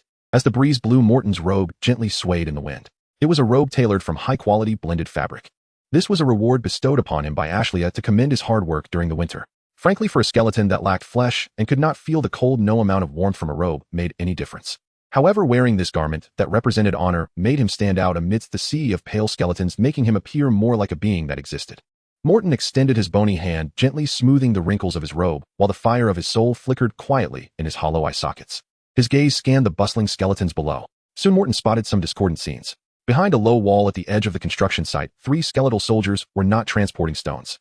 They cunningly tossed their buckets of mud aside and sprawled lazily on the grass pile, bathed in sunlight, propping their legs up. One of the skeletons even comfortably stuffed 2 blades of dry grass into its eye sockets to shield itself from the sun. They were slacking off. If it were any other necromancer, seeing their summoned undead being lazy would certainly invoke punishment with soul lashes. But Morton did not. Not only did he not feel anger, but he even felt a sense of joy, because he understood that a skeleton that only knew how to work tirelessly was a soulless object. However, when they learned to be lazy and evade work, it meant that a faint consciousness had already been birthed deep within their bones. Being lazy is a good thing, Morton mused to himself, because he himself had come this way once. Morton had not always been called Morton. Long ago, he had also been an inconspicuous little skeleton in the undead army, one whose consciousness was still vague. Back then, he too enjoyed being lazy. Whenever there was a charge or hard labor, he would always find a blind spot on the battlefield, lie down on the ground, and play dead better than anyone else. He always believed that his unique and greatest ability was successfully slacking off beneath the watchful eyes of the previous bone demon, Lord Morton. Until later, when the previous bone demon, Lord Morton, fell in the Holy War, he is the only skeleton in the entire undead army with complete self-awareness. Inherited the throne of the Demon Lord, and also inherited the name Morton. Indeed, the previous Bone Demon Lord was also named Morton, as was the one before that. Because skeletons while alive might have had their own identities, but after transforming into bones in death, they lost all their past, they bear no names. Morton stands as a monument shared by countless nameless bones, just as the Bone Demon Lord was immersed in memories of the past. Look, there are a few bone uncles slacking off. Yes, they're lying on the grass pile sunbathing. How outrageous. The chattering voices of children interrupted Morton's thoughts. A few children from demon families pointing at the lazy skeletons behind the low wall ran towards Morton with their short legs to report. A few months ago, these children would have cried loudly and trembled behind their parents at the sight of skeletons. After all, they symbolized death. But now the children were no longer afraid. Because during the winter they had witnessed these bone uncles carrying logs for them in the wind and snow, watching these skeletons build warm houses and bright schools for them. Knowing that these once terrifying skeletons were there to help them, their fear naturally transformed into closeness. Morton lowered his head, looking at the demon children surrounding the hem of his robe, all chattering away. He tried to muster a gentle smile on his hollow skeletal face. Morton liked the children very much. Every time he drew near to these little ones, he could feel the vibrant vitality from deep within his long-dead soul. From their rosy cheeks and clear eyes, Morton could sense the vigor of life that he could never possess again. Haha. Morton let out a dry laugh, extending his bony hand to gently pat the boy's head. Little ones, they are not slacking off. Morton's voice was gentle. They are just tired. Hearing this response, the children tilted their heads, confusion written all over their faces. Tired. But my dad said that skeletons don't eat, don't sleep, and are monsters that never feel fatigue. Why would the bone uncles be tired? The innocent question of the children floated in the early spring breeze. Morton's soul fire burned quietly. He turned his head, looking at the nameless bones below that had endured suffering in life and continued to toil on this land after death. Yes, why would they be tired? Morton withdrew his gaze softly, replying to the children before him, because in life, they had already lived enough to be tired. In life, they fought desperately in the wilderness for food and bled on the battlefield to protect their families. They never had a proper rest day while they were alive. So now in death, while the spring sunlight is so pleasant, letting them lie down and rest well is only right. Although the tone of the Bone Demon Lord Morton was filled with tenderness and sighs, it was evidently beyond the comprehension of the somewhat older children who could not grasp such profound philosophies of life and death. In their perception, this was more akin to an amusing game. No way. Uncle Bone is definitely just being lazy. Come on, let's go scare them. The children were totally unconvinced, giggling and pushing each other as they dashed off towards the low wall. Beneath the low wall, three skeletons lounging with their legs crossed, basking in the sun, were completely unaware of the impending danger until a group of little devils peeked over the wall. Hey, we've caught you. The leading boy, hands on his hips, deliberately put on a stern face and shouted at the skeletons lying on the ground. Lord Morton is watching you from the platform above. How dare you slack off and not work here? Upon hearing the name Morton, the three skeletons lying on the haystack immediately sprang up from the ground. Clack, clack, clack. The sound of bones clattering echoed as they trembled uncontrollably from fear. The skeletons nervously lifted their heads, gazing towards the nearby platform. Sure enough, the Bone Demon Lord was indeed watching them at that moment. Oh no. The flames of the souls in the eye sockets of the three skeletons shrank into tiny sparks from fright. In the realm of the undead, disobeying orders or slacking off would mean facing the torment of a soul whip worse than death. They stood frozen, their bones trembling like leaves, awaiting the painful punishment that would soon befall them. However, seconds passed. 1 second, 2 seconds, 3 seconds. The anticipated soul whip did not come down. Morton looked at the three skeletons below, who were on the verge of falling apart from fear, with a gaze that conveyed both helplessness and warmth. Then Morton nodded at them. He had given his tacit approval. Seeing the Demon Lord nod, the three skeletons exchanged blank stares, confirming that they were indeed not punished, before finally steadying their bones in relief. Having escaped calamity, the skeletons slumped back down, returning to their position in the warm haystack. All right, Lord Morton has allowed you to sleep. The children watched the skeletons lie down again, bursting into clear and cheerful laughter. The kindness of children always comes so pure and direct. Since the Uncle Bones truly seemed tired and needed rest, they naturally wanted to make them more comfortable. We'll go get some hay. Me too. A few children cheered as they ran off, soon returning with armfuls of dry, soft hay. They earnestly spread the hay evenly over the three skeletons, as if covering their sleeping family with a thick quilt. Shoo, Uncle Bones is asleep. Let's go play somewhere else and not wake them up. A little girl put her finger to her lips, signaling for silence. Then she and her friends tiptoed away. In the early spring sunshine, the golden hay gleamed, filtering through the gaps in the stalks and illuminating the bone-white skeletons. The three skeletons lay quietly there, basking in the sunlight and the joyous laughter of the children. Morton continued to sit on the platform, admiring the children at play, watching the skeletons covered in hay and listening to the children's voices carried by the wind. These three little ones will probably remember this moment for the rest of their lives, Morton thought quietly to himself. For the undead life is long and monotonous. In the endless darkness and slaughter, to be able to bask in the sunlight on a spring afternoon, surrounded by the laughter of children and gently covered with hay by their tender little hands. This is undoubtedly something to be proud of and cherished in the flames of their souls for a long time. While Morton was immersed in tranquility, a young figure walked up the earth slope to the platform, approaching Morton's side. Morton turned to glance. The newcomer was one of the educational officers of the demon race, personally taught by the great sage Rain. The young man had a horn on his head and clutched a few textbooks that were considered treasures. Morton knew that the spacious and bright school below was prepared for this young man. Salutations to you, esteemed Bone Demon Lord. The young educational officer stepped to Morton's side, following his gaze down to the newly built schoolhouse and the children running in the sunlight. Then he solemnly bent down and performed a deep salute. On behalf of the children below and the future of the demon race, I express my sincere gratitude to you and your undead army. Without your tireless supervision, the children would never have been able to sit in such a warm and bright classroom this spring. In response to the young man's gratitude, Morton casually waved his bony hand. No need for thanks, young man. This is what I ought to do. Morton's gaze remained fixed on the construction site below. Our skeleton lives are long, so long that there is no end. But in such a long time, the things we can do, or rather the meaningful things we can accomplish, are truly very few. In the past, we could only be used for destruction and slaughter. Now to be able to use this old bone to build a school that nurtures hope and to watch knowledge take root and blossom here. This is not only your fortune, but also my honor. Morton extended his bony hand and gently patted the young educational officer's shoulder. You are different from me, Morton said earnestly. You living beings possess boiling blood and beating hearts, but your lives are limited. The great sage has entrusted you with the precious ember of life. I hope you, along with your fellow youths, can achieve more meaningful things in this limited life. Morton pointed at most of the undead who were still busy or had already turned to dust below. Don't wait until the day you close your eyes to realize that you are just like the vast majority of skeletons down there, drifting aimlessly without purpose. Listening to the teachings of the Bone Demon Lord, the young educational officer tightened his grip on the books in his arms. He felt the heavy weight of the era on his shoulders, a weight that carried the great sage's expectations, the Demon Lord's trust, and the future upheld by countless ancestors of the demon race. Rest assured, Lord Morton, I will dedicate my life to fighting for the future of the demon race. As the last wooden plank of the roof was secured, the schoolhouse in the humble village finally celebrated its completion. Morton stood up from the pile of earth, brushing off his robe. It's time to work, my little ones. Morton raised his skeletal staff and paused in midair. Invisible waves of spiritual resonance rippled outward. The skeletons that had been lying on the ground or transporting tools suddenly felt the flames of soul fire in their eye sockets flicker to life. They quickly stood up, forming into neat ranks. The demon craftsmen also packed their belongings, ready to march alongside the army.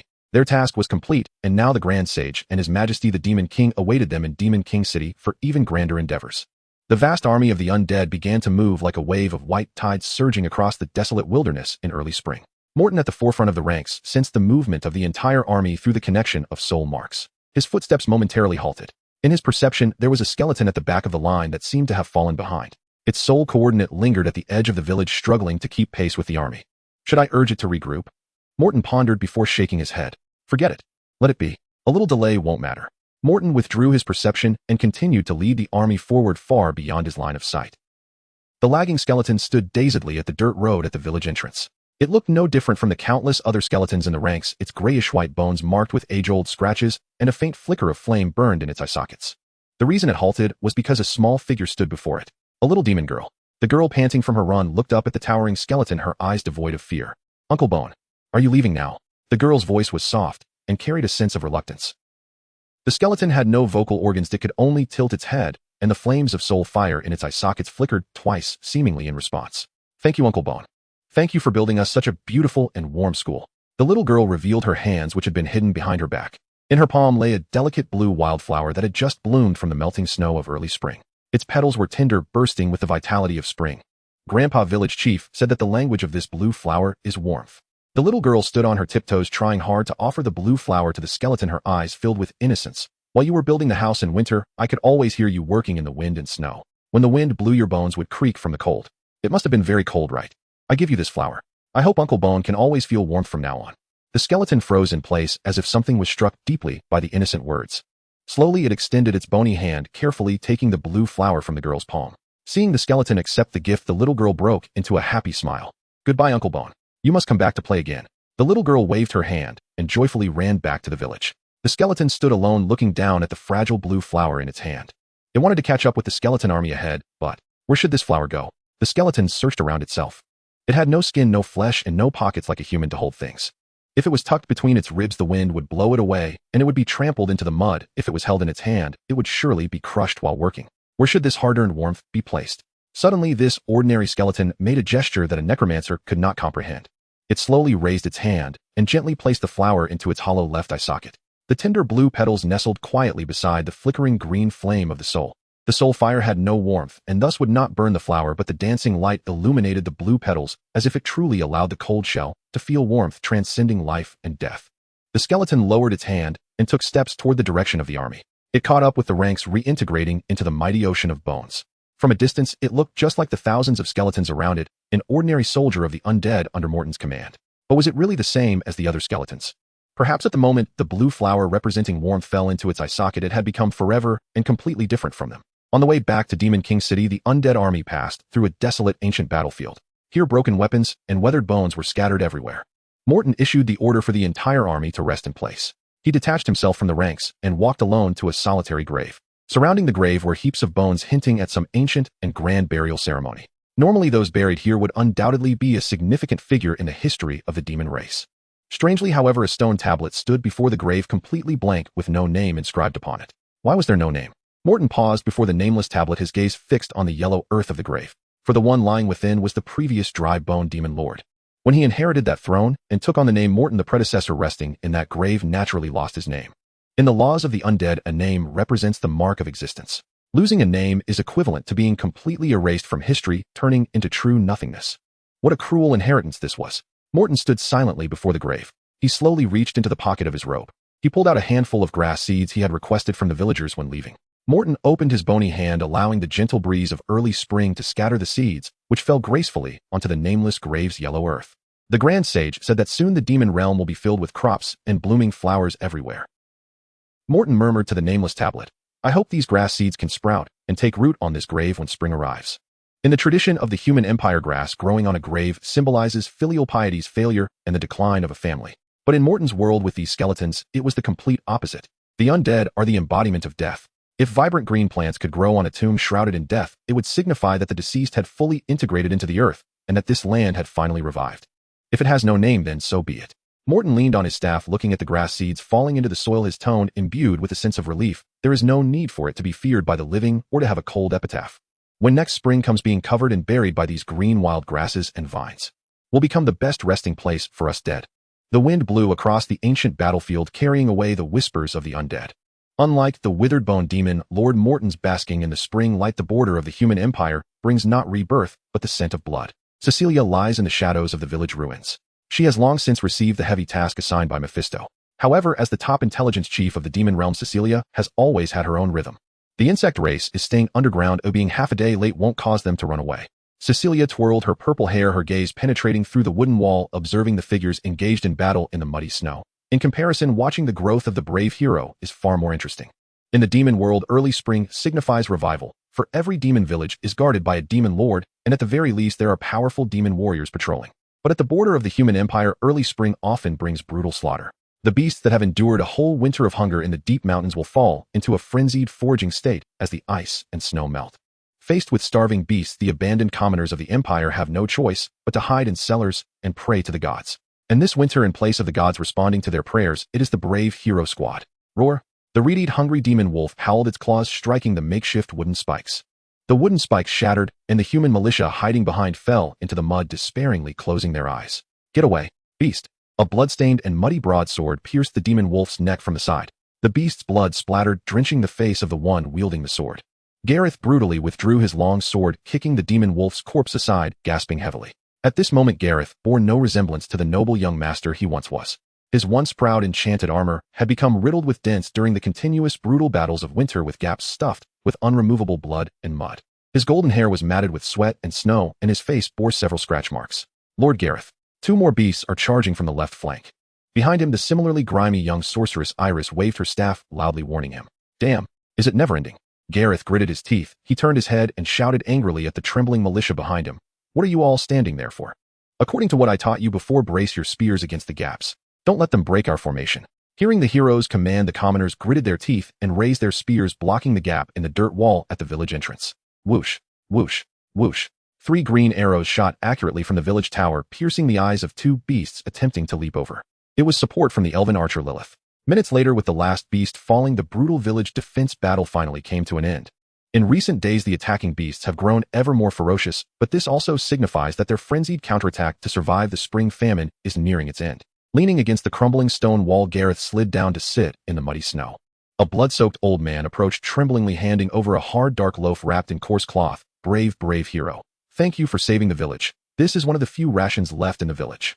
Gareth looked at the bread smeared with the old man's fingerprints. A few months ago he would have found this stinking garbage disgusting to even look at, but at this moment he extended his blood-stained hand, took the old man's black bread, and bit into it forcefully. It was dry, rough, and hard to swallow. As Gareth chewed vigorously, he gazed at the commoners in the mud supporting each other and weeping to survive. Throughout the long winter they had worked day and night to protect these villages, narrowly escaping being bitten in the throat by high-evil beasts several times. He learned how to roll in the mud to survive in the wind and snow, and understood that sometimes personal strength is not everything. Without those commoners he viewed as useless, sacrificing their lives to fill the gaps he alone could not withstand the beast's assault. Gareth awkwardly admitted in his heart, these commoners sometimes do have some use. But during those stormy, snowy nights, he witnessed his mother torn apart by beasts while protecting her child, and witnessed veterans perish alongside demon wolves to buy time for the village. The stories of blood and tears born in desperate circumstances slowly cut through the heart Gareth had wrapped in indulgence. Looking at his arm torn by claws, watching the blood flowing out identical to that of the commoners, Gareth realized. Setting aside the halo of the chosen hero, shedding the identity of the Duke's son, stripping away this layer of enchanted armor, Gareth was just a person who could bleed, feel pain, and die. Footsteps crunched on the snow. The elven girl Lilith, carrying a longbow, walked in front of Gareth. She looked at the hero sitting in the mud, eating the black bread, her eyes reflecting a complex expression. When she first joined the team, Lilith only thought of this human as a reckless, arrogant, foolish giant baby. But after enduring the battles of the entire winter, although this stubborn mule still could not change his arrogant tone, he had never retreated a single step in the face of beasts, even taking attacks for her and Iris. You're not completely hopeless after all. Lilith pouted, unfastening her water bottle from her waist and tossing it into Gareth's arms. Don't choke on it. Your swordsmanship may be as awful as a wild boar digging in the ground, but you've at least learned to think a bit. Gareth caught the water bottle, took a big gulp of cold water, and replied sullenly, shut up, long ears. Once my fighting spirit breaks through again, I will definitely show you what the Empire's #1 swordsmanship looks like. Just when the two were rare not to argue, a divine magical wave echoed from the sky. A radiant magic falcon pierced through the clouds and landed on Gareth's shoulder, transforming into a scroll made of sheepskin with the church's seal. Gareth unfolded the scroll and scanned its contents. A message from the church. Gareth raised his head to look at his two teammates. The church says that the spring famine is about to end, and they will send the Holy Army to take over the guarding task at the border. The Archbishop has instructed us to set off immediately to the furnace town to find the next destined teammate guided by the artifact.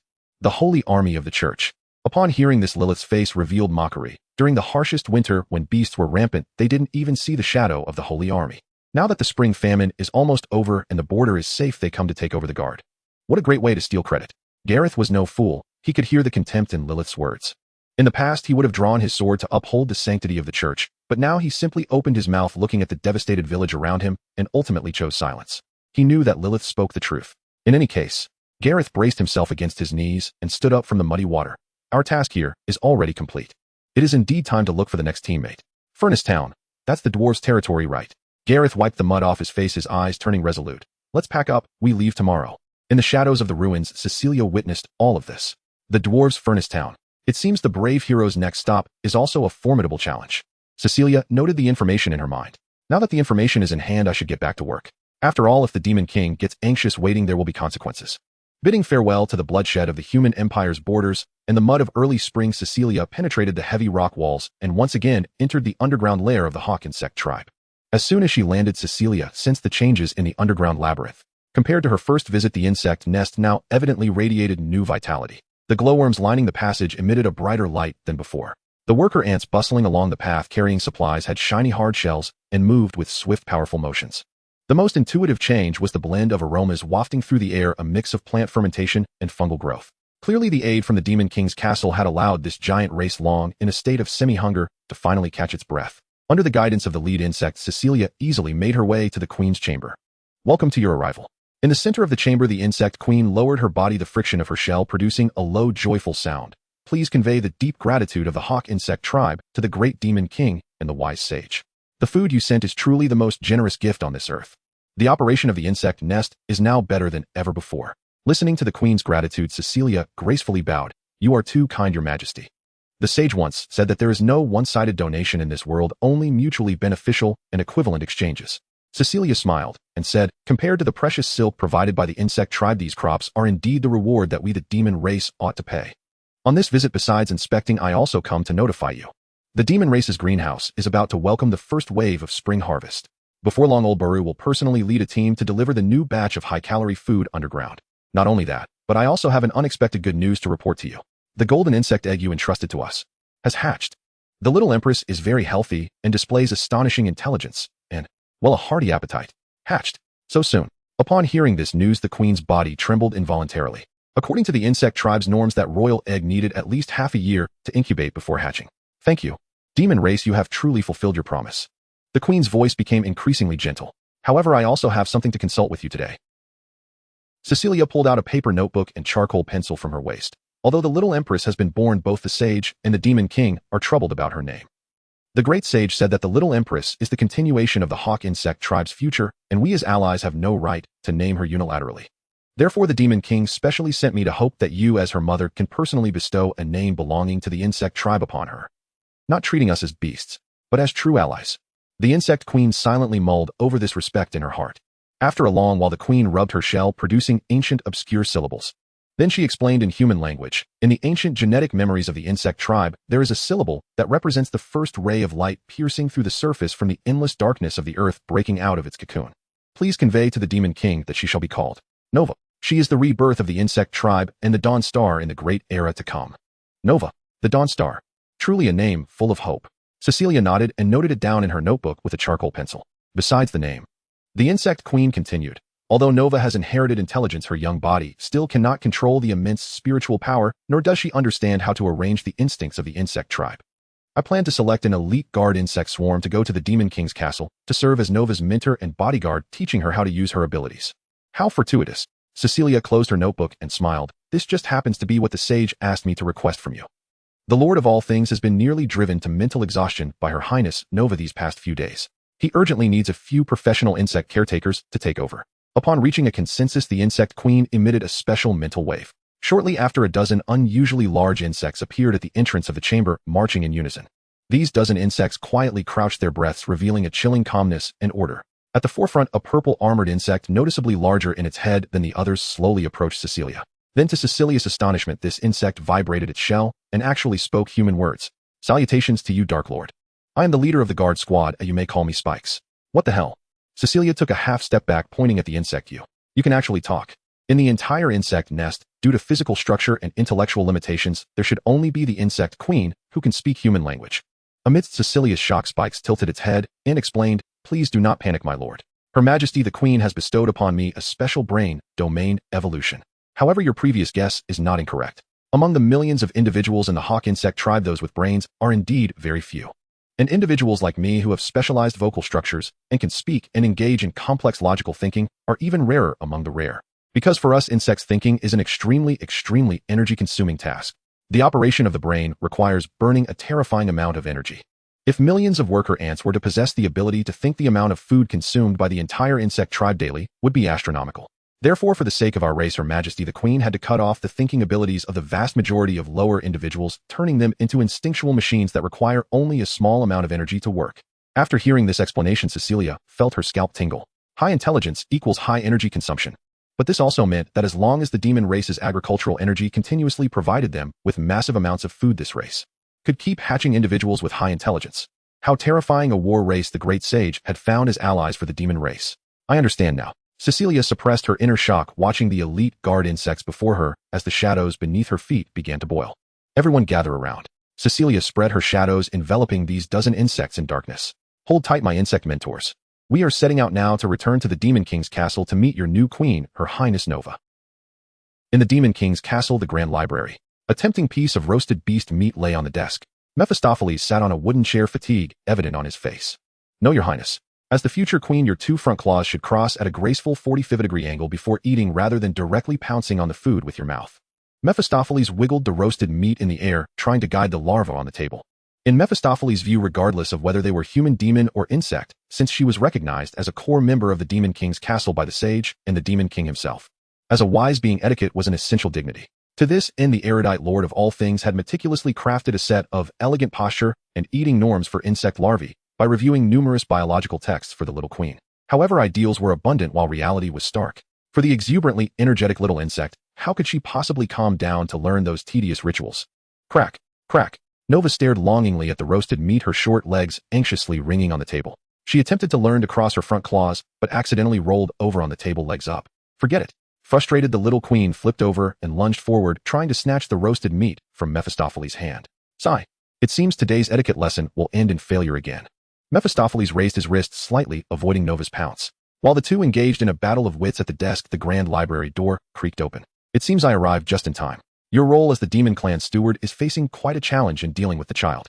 Cecilia stepped out from the shadows, followed by a dozen insect guards covered in dark purple shells, entering the grand library in succession. They had broad exoskeletons on their heads and scythe-like forelimbs, exuding the aura of high-level magical beasts. The little queen, who had been rolling around for the roasted meat, immediately abandoned it upon sensing the presence of her kin, leaping off the desk in a flash. Nova excitedly rushed in front of the guard insects, as if discovering a new continent circling around the lead purple-armored insect. Curiously, she reached out her tiny claws to tap on the thick leg armor, making constant clicking and chirping sounds. For Nova, who had only seen demons and humans since childhood, this group of kin radiating a friendly aura was incredibly fun. Taking advantage of the little queen's distraction, Mephistopheles stood up and walked over to Cecilia.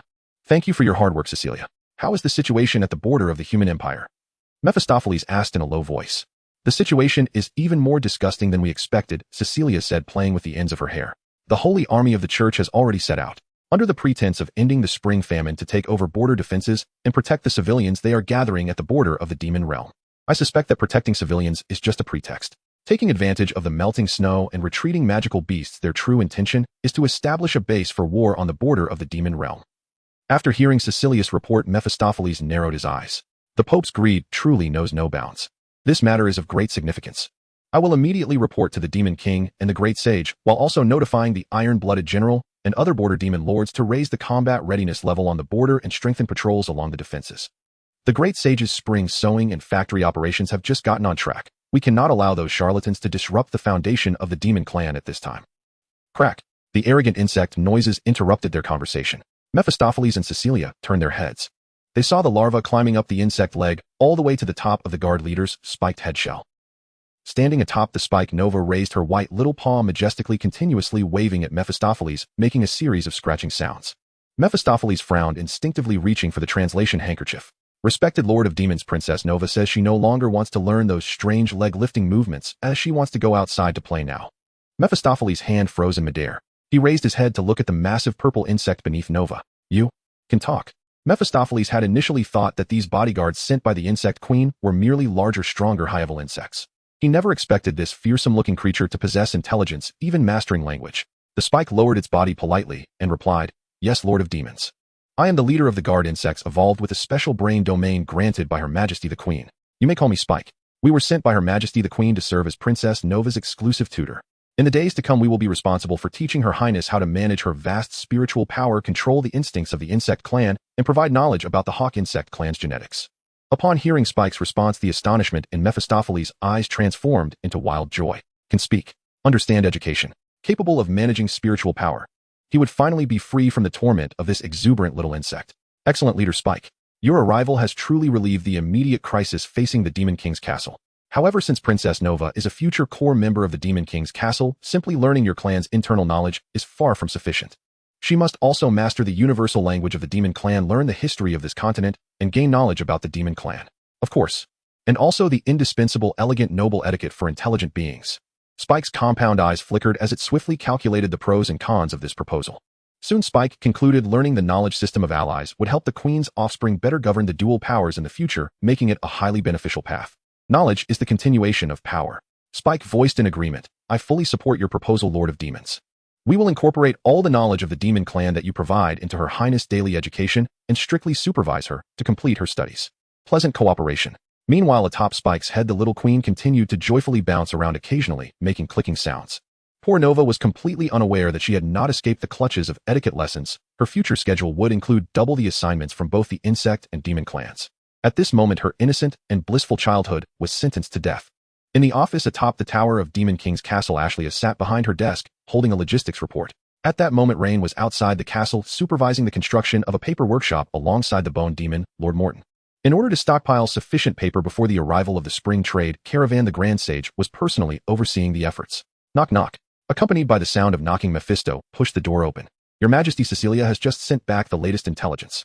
Mephisto approached the desk and said, "The holy army of the human church has already set out, currently gathering in large numbers at the border of the demon realm under the pretext of protecting civilians during the spring famine."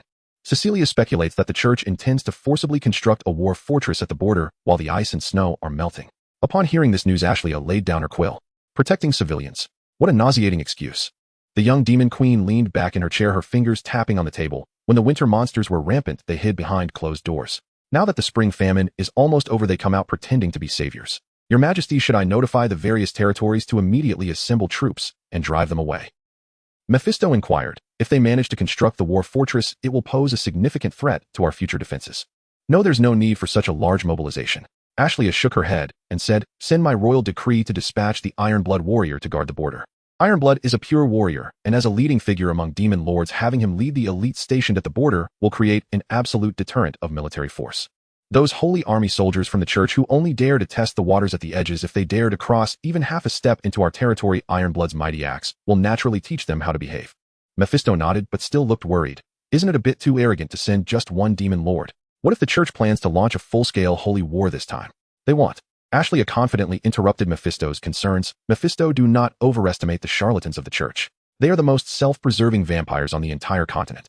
Until the brave teams have fully matured and cleared the traps before them in the demon realm, the church would absolutely be reluctant to send their main holy army to confront us demons directly. The current gathering is merely a display of power to occupy more territory and extort holy war taxes from the imperial civilians. For the next 2 years, as long as the sword of the brave does not truly point at Demon King's castle, the church will not launch any large-scale substantive attacks. They will only linger and bark at the border. 2 years. However, we must remain vigilant." Ashley withdrew her gaze. "The church has given us a 2-year buffer, and the military buildup of the demon race must also be expedited. Traditional leather armor and cold weapons can no longer keep pace. Tonight, I will have a thorough discussion with Rain about the army's equipment. Your Majesty's insight is indeed profound." Mephisto praised, placing his hand on his chest. With the administrative report complete, Mephisto cleared his throat and tentatively opened his mouth. "Ahem, Your Majesty. The queen of the insect race has sent a highly intelligent guard leader, Spike, to act as Princess Nova's bodyguard and tutor, regarding the etiquette and cultural education for the little empress." Mephisto looked at Ashley with hope. He truly did not want to continue being the energetic little empress tutor. However, Ashley merely smiled at him. The insect race can only teach her instincts, but if she is to live in Demon King's castle in the future, she must understand the culture of the demon race. Mephisto, in the entire demon realm, no one is more knowledgeable or elegant than you. So about Nova's education, I must trouble you further? At your command, my king. Meanwhile, at the construction site of the paper workshop outside Demon King's castle, hundreds of skeleton soldiers tirelessly transported stones and timber, while the massive pulping vats and filtration channels had already begun to take shape.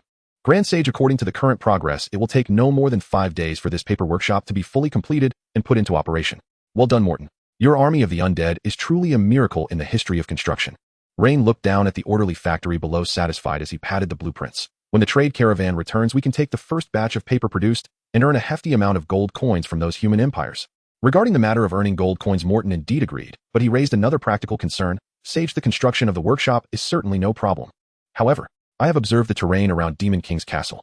The paper-making formula you previously gave me primarily utilizes barkwood and specific plant fibers. In the wilderness near Demon King's castle, although there are some cold-resistant shrubs and wooded areas, it is indeed sufficient to meet the workshop's consumption in the short term.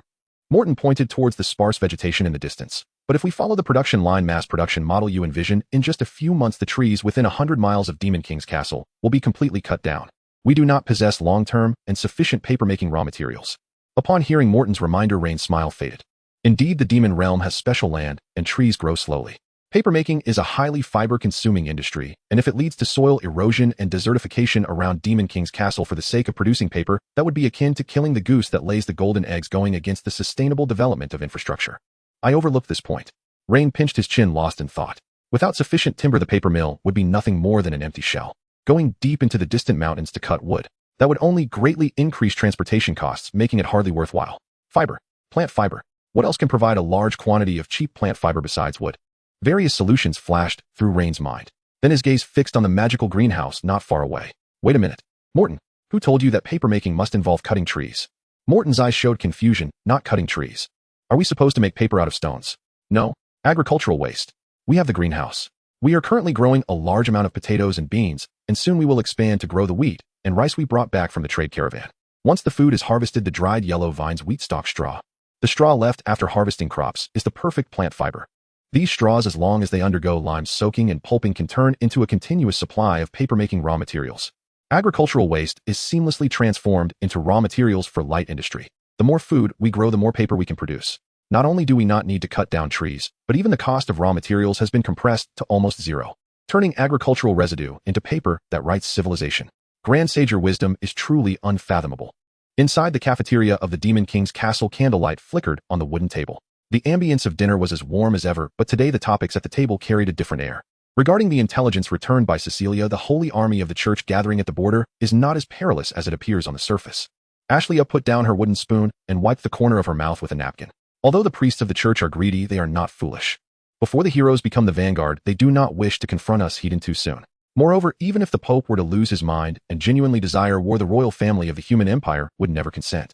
The royal family and the various dukes would not be willing to use their private armies to feed a bottomless meat grinder right after the winter when the national treasury is empty. As Reinhardt cut the beast meat, he listened intently. He chewed the meat carefully and after a moment swallowed it while nodding in agreement. You are right, Ashley. This is just political theater. Reinhardt gestured with his knife and fork in the air. The church is gathering the holy army partly to show their determination in eradicating heresy to the faithful across the continent, thereby justifying the collection of holy war taxes. On the other hand, they are also pressuring the royal family for more military power. However, Reinhardt shifted the conversation.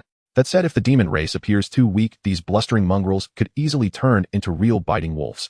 The military strength of the demon race must be strengthened as soon as possible. In Reinhardt's vision, conventional cold weapons were naturally inadequate. Reinhardt sat on the stool lost in thought. To enhance military power, the first thing that came to his mind was firearms, muskets, or even cannons. As long as kinetic weapons can be produced, even ordinary demon civilians, without magical power, could easily penetrate the enchanted armor of elite knights from 100 meters away. It should be noted that this is how the era of knights came to an end. This is true equality for all. However, I'm not a military industry expert. Reinhardt only knew that the basic principles of firearms are the barrel, bullets, and primers. The problem is the essential sulfur needed to produce primers and black powder cannot be found on demon lands. If we were to say where firearms and gunpowder are most likely to emerge in this world, it must be in the dwarven territory of Furnace Town. That area is filled with volcanoes possessing not only a vast amount of sulfur resources, but also the best smelting and forging techniques on the continent. It would be perfectly reasonable for firearms to be developed there.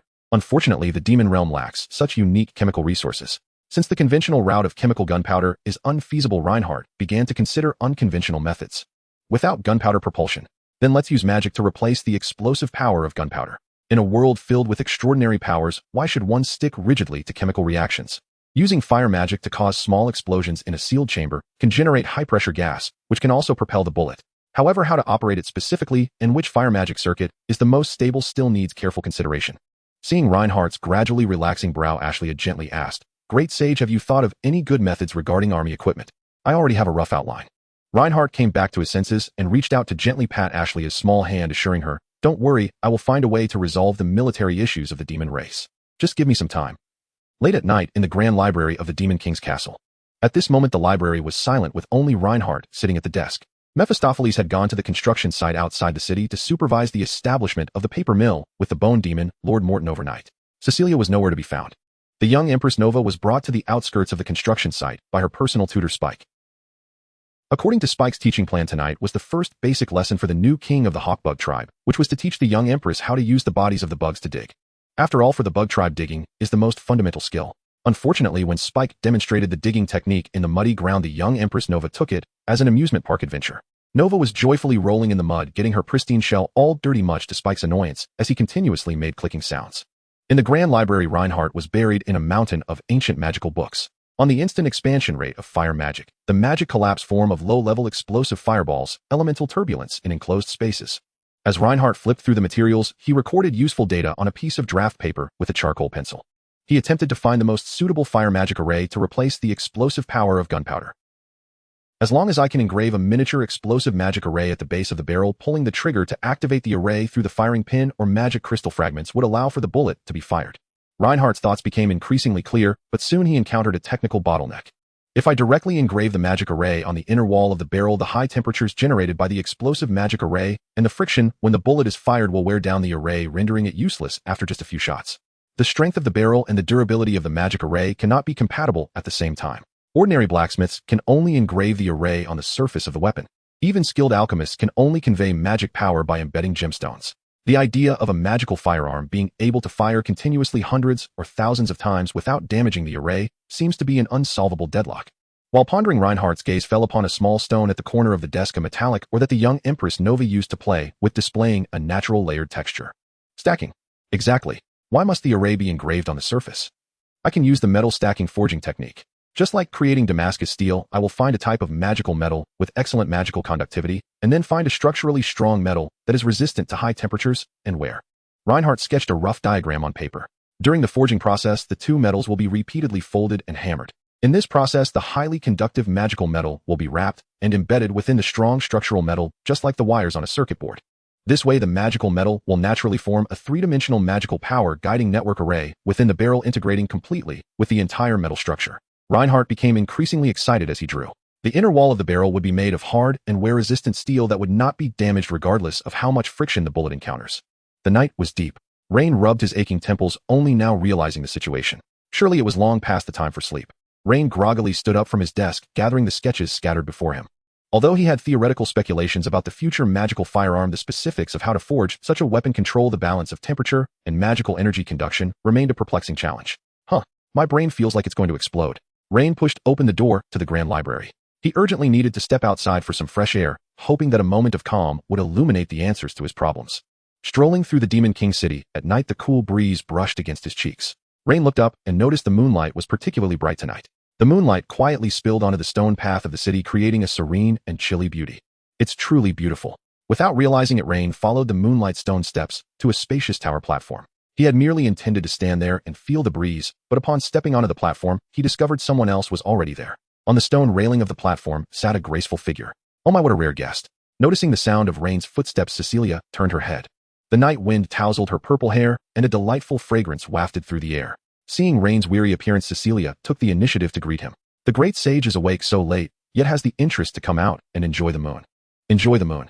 Rain looked up at the night sky, following her words. Oh, indeed, the moon was very beautiful and round tonight. Rain walked over to Cecilia's side and plopped down on the stone steps. Gazing at the round moon, a thought suddenly crossed his muddled mind. Is it already the mid-autumn festival?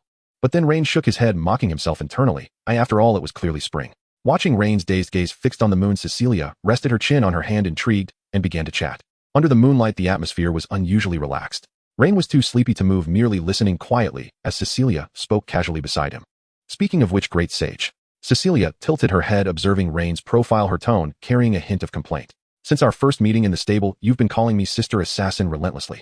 Although I am the demon lord overseeing assassination, I don't think I'm that old, right? By both human and demon standards, I consider myself a rather beautiful woman. Rain sluggishly turned his head, taking a look at Cecilia by the moonlight. Indeed. Rain yawned and honestly nodded in agreement. You're very beautiful. Then I won't call you that anymore. Actually, there's no need to change it. Cecilia chuckled, lightly swinging her legs as she looked at the moon, saying leisurely, I don't mind you calling me that at all. On the contrary, I sometimes find it quite refreshing. Why? Rain forced his eyelids to stay open and asked, Don't women typically dislike being called old? Because for a succubus. Cecilia's voice became ethereal in the night breeze. When a man first sees me, if he focuses not on my body. This is actually the greatest compliment to a succubus' own allure control. Succubus. Hearing this term, Rain's groggy mind seemed to awaken slightly. He turned his head and opened his eyes wide, carefully observing Cecilia beside him. The shadow demon, Lord Cecilia, is actually a succubus. Seeing the ghostly expression on Rain's face, Cecilia couldn't help but giggle. What's wrong? Surprised. Cecilia's eyes sparkled as she countered. Are you wondering why, after spending so much time in the demon realm, having encountered centaurs, beastmen, skeletons, and even insectoids, you've yet to see a single legendary succubus? Rain pinched his brow, recalling carefully. Indeed. Rain nodded. I haven't seen a single one. I even thought that succubi were an endangered species in the demon realm. Why is that? Because of rules. Cecilia patiently explained. Succubi naturally emit pheromones and seductive magic. If not controlled, surrounding creatures would fall into an endless cycle of lust and chaos. Therefore, throughout history, all demon lords have established rules. All succubi are absolutely forbidden from stepping outside their designated territory until they can control their allure. Think about it, the demon realm is already a harsh place to survive. If a group of uncontrollable succubi akin to walking aphrodisiacs were to run rampant, wouldn't the demon race be in chaos? That certainly makes sense. No wonder there were no succubi in the Demon King city. They were all isolated in beginner villages to control their allure. Actually, Cecilia lifted her gaze to the bright spring moon in the night sky, her voice softening. Human teachings often depict us succubi as demons that extract life force, embodiments of pure desire. But in reality, succubi are a group that craves love more than any other race. Because we naturally possess the magic to manipulate desire, we can easily obtain anyone's body and fervent obsession. Yet precisely because of this talent, we can never discern those who say I love you to us, whether they genuinely love our true souls or are merely slaves to their lust, captivated by our magic. We wander amid countless false affections, yearning to find our one true love. Unfortunately, this talent almost guarantees we can never find someone who truly loves us. I see, Rain silently thought to himself. So the succubi which the church rigidly criticized also had this side. On the surface, they are masters of manipulating desire, yet deep down, they are prisoners forever, craving genuine affection amidst false love. What a pitiable existence. The night breeze continued to blow, and Cecilia seemed particularly inclined to confide tonight. She sat in the moonlight, continuing to chat with Rain. She shared many unknown historical facts about the succubi.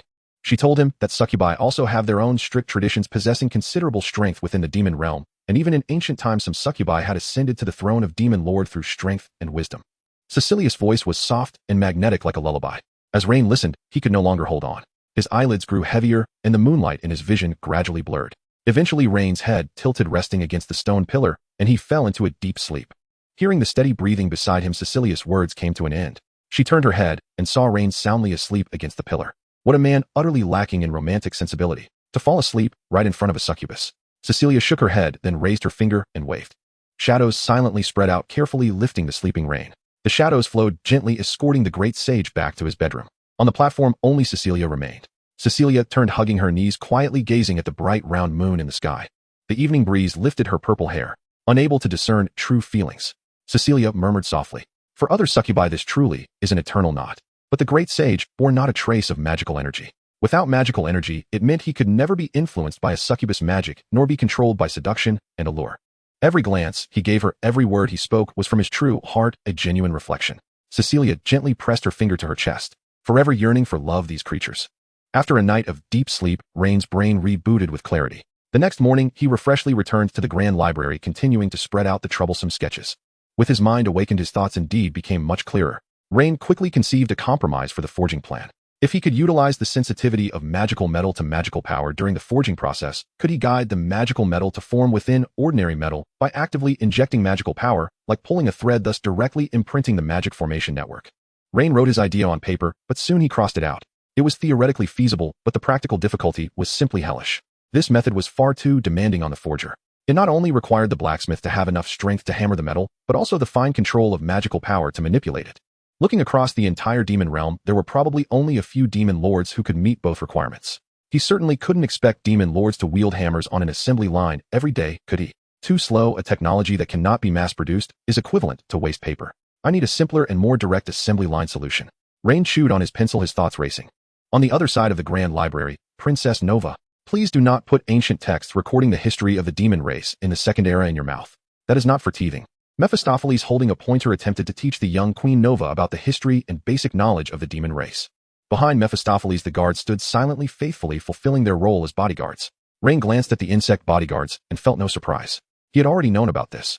Rain shifted his attention back to the pressing problem at hand. Since integrated forging is too difficult, why not split it apart? A flash of inspiration crossed Rain's mind, casting. I can first have a skilled array master or craftsman weave the skeletal framework of the magic formation network using magical metal.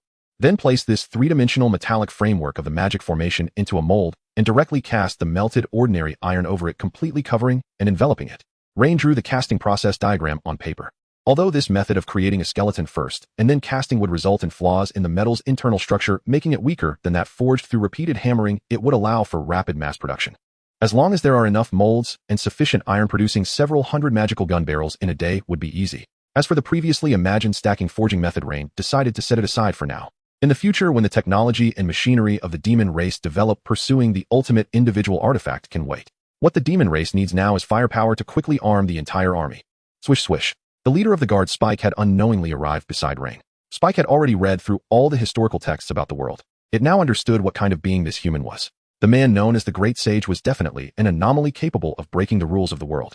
For the hawk insect race to survive and evolve in the future, the presence of this sage was an absolute core necessity. Spike walked to Rain's desk. Its gaze fell on the casting sketch of Rain's magical firearm. Spike quietly observed for a moment before speaking. Your idea about separating the magic formation network from the external shell for mass production, I agree with it. This aligns very well with the logic of modular resource allocation.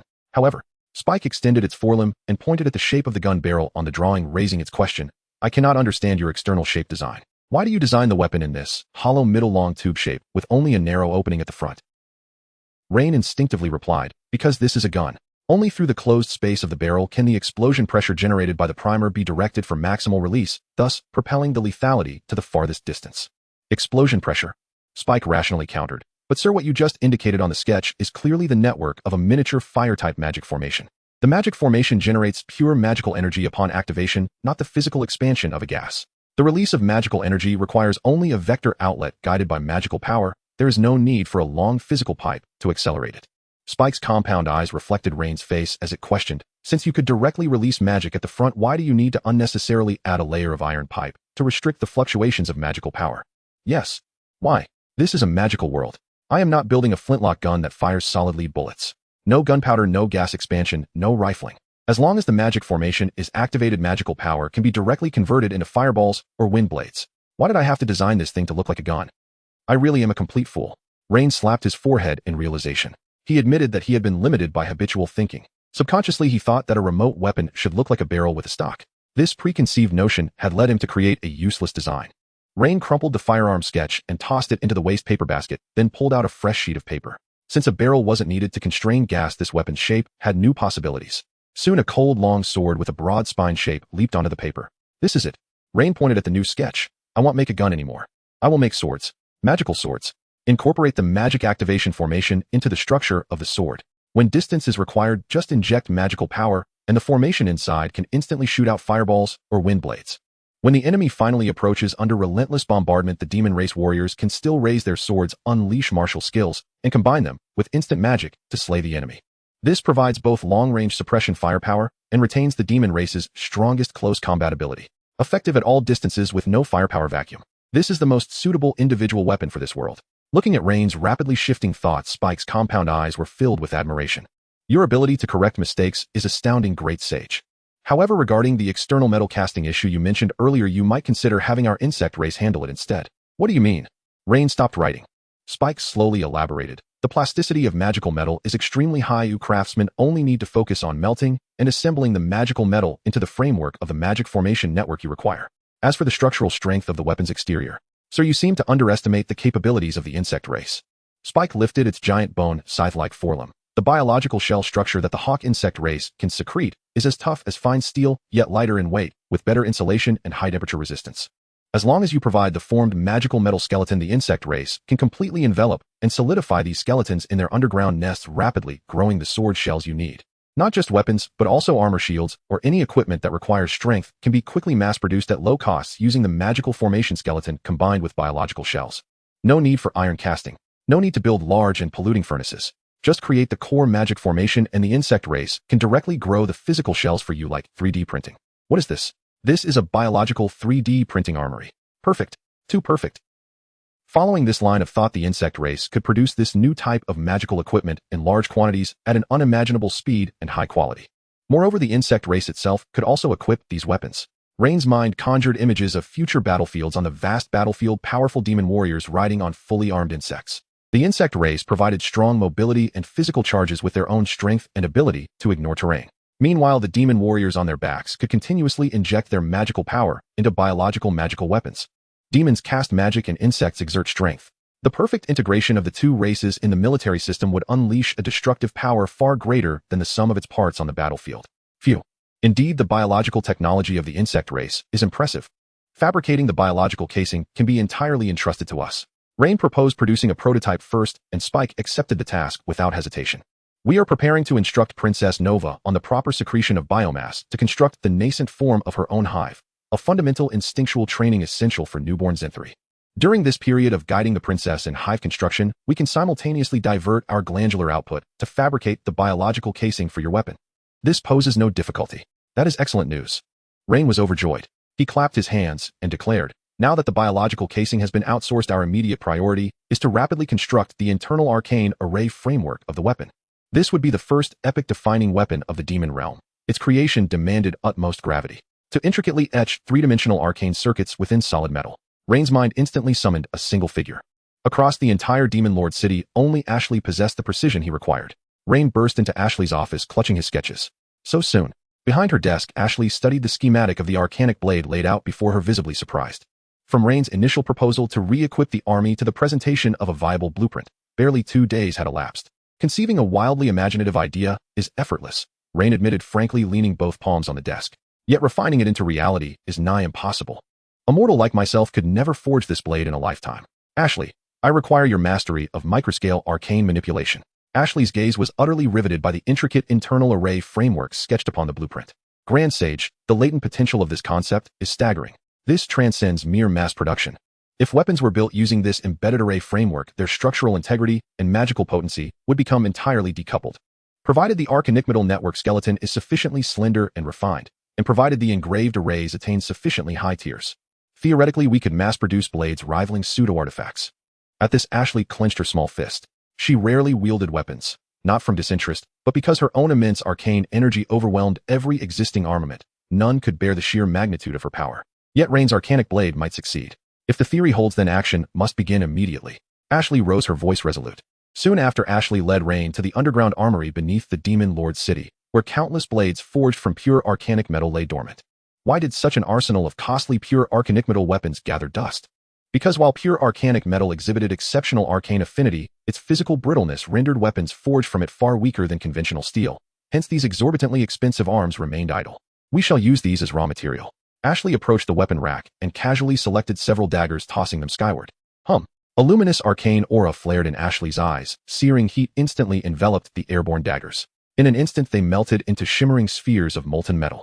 I am beginning now. Ashley drew a deep breath. Her fingers danced across the air, swift, precise, ethereal. Under her command, the molten arcanic metal stretched, thinned, and fragmented into thousands of gossamer filaments. These filaments wove, interlaced, and knotted midair, while Ashley, drawing upon her vast reservoir of arcane knowledge, sequentially inscribed amplification, energy focusing, and edge-sharpening arrays into the nascent sword-shaped skeletal framework. Not enough. I can still embed several more. Ashley bit her lip, brow furrowed in intense concentration. To push the blade to its ultimate structural limits, she attempted compressing over a dozen high-tier arrays into the narrowest possible volume, an endeavor draining not only immense arcane energy, but also terrifyingly taxing her spiritual endurance. Rain gazed at the complex, three-dimensional arcane lattice suspended in air, woven from countless metallic filaments. In that moment, he envisioned printed circuit boards and photolithographic chip fabrication. Treat arcane energy as electrical current, treat arrays as integrated circuits. If demonkind's industrial precision someday reach micrometer, or even nanometer scale, they could engrave vast, sophisticated arcane matrices directly within weapon cores. At that moment, huff, panted breaths interrupted Rain's reverie. Ashley lowered her arms, leaning weakly against the weapon rack. Rain hurried forward to support her. This is the absolute limit of what I can achieve for now.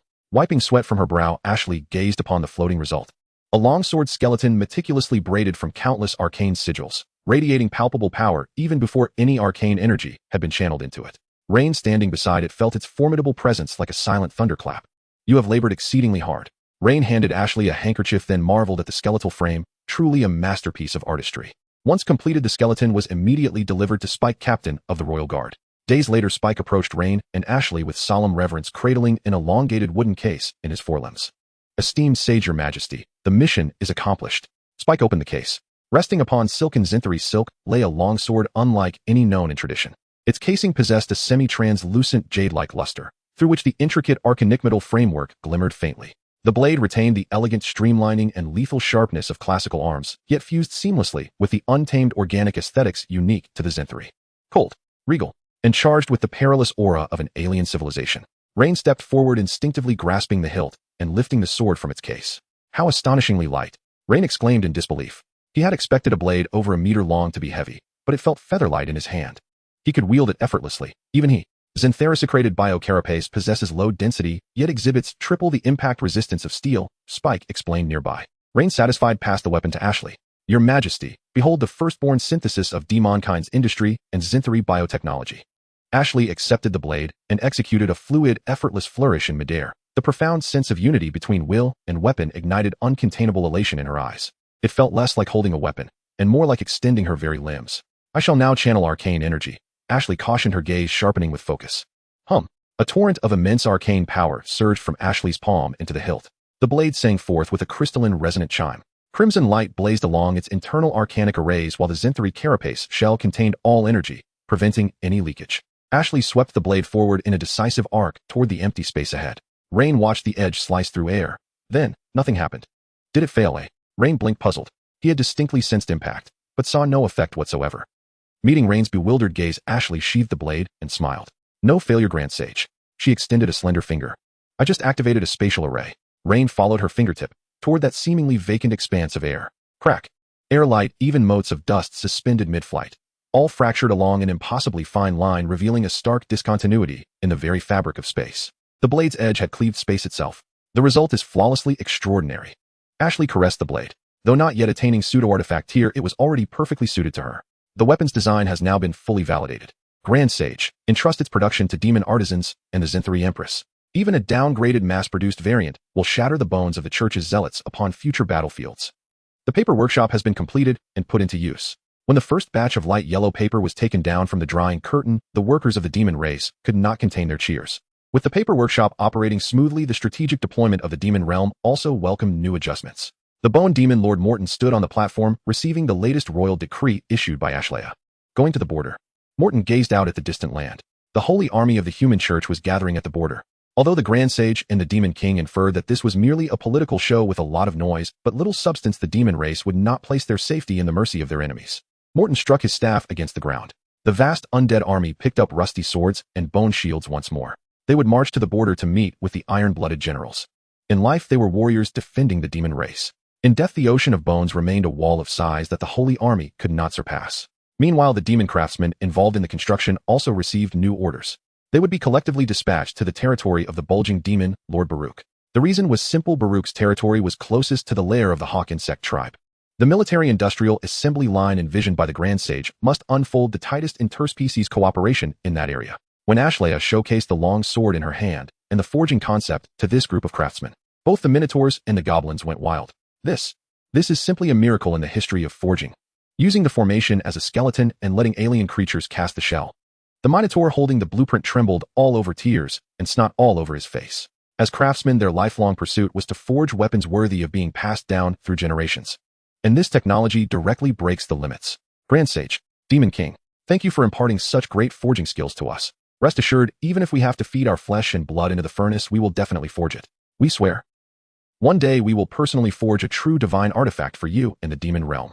Looking at the craftsmen, who seemed to be energized, Rain smiled with satisfaction. With this group of enthusiastic technocrats, the demon race's military-industrial production capacity was just around the corner. A few days later, the merchant convoy laden with goods slowly approached the Demon King city in the spring sunlight. Nick gazed from afar while riding the snowhorn beast. Every time I come to the Demon King city, this city brings me a completely different shock. Nick couldn't help but exclaim. A few months ago, this place was still barren. When winter came, magical greenhouses and textile factories appeared outside the city. Now on the ground, civilians could be seen tilling the spring mud with brand new farming tools. However, before the merchant convoy could enter the city gate, Nick was captivated by the peculiar buildings in the wasteland outside the city. A fortress resembling a strange shape seemed to be constructed from a mixture of some secretion and soil. At the very top of the building, a small white jade-like insect was happily jumping around. What is that thing? Nick squinted curiously and urged his mount to come a little closer. In the next moment, when he saw the things surrounding the building, Nick was so frightened that he almost fell off the snowhorn beast. Dozens of terrifying purple armored giant insects lurked quietly around the building. They exuded the aura of predators, making Nick's legs feel weak even from a distance. Enemy attack. The Demon King city is surrounded by high-level insect monsters. Nick instinctively wanted to turn the cart around and escape. Calm down, leader. The wandering swordsman Kyle pressed down on Nick's shoulder and said there's no need to be afraid. The small white insect jumping on top of the building is the little queen of the insect race, recognized as an ally of the demon race by both the Grand Sage and the Demon King. As for those seemingly terrifying purple armored insects below, I guess they must be the little queen's exclusive bodyguards. Allies. Bodyguards. Nick swallowed hard. What on earth has happened in the Demon King city during my absence? Just as Nick was still in shock, the scene before him made him question his life even more. Under the feet of the purple armored insects, there were 7 or 8 little demon children chasing and playing. Nova, come down quickly. It's your turn to catch us. A little demon boy shouted at Nova at the top of the building. GG. The little Queen Nova exclaimed excitedly and then leaped directly from the top of the fortress. She landed precisely on the head of a spiky shell and then slid down to the ground to start playing tag with the demon children. And those dozens of purple armored guards, instead of getting angry, retracted their sides, afraid of accidentally hurting the demon cubs. Looking at the absurd scene across species, Nick's mouth hung open in complete numbness.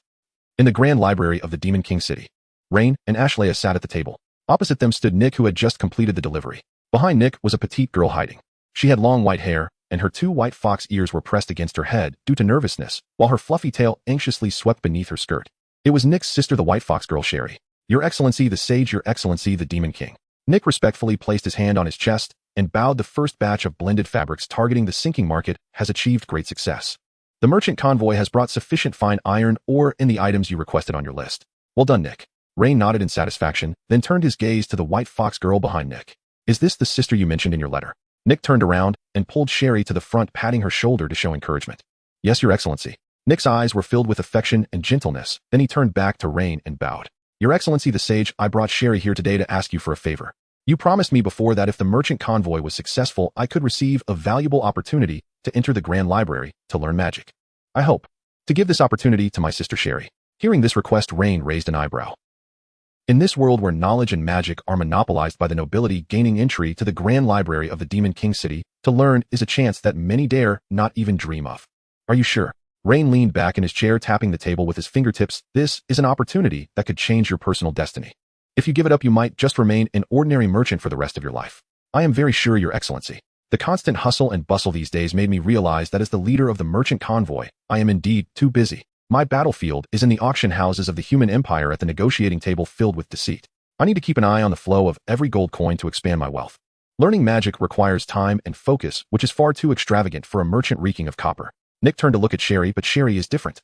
She is very smart and has had a wonderful affinity for magic since she was little. Her magical talent far surpasses that of me, a half-hearted practitioner.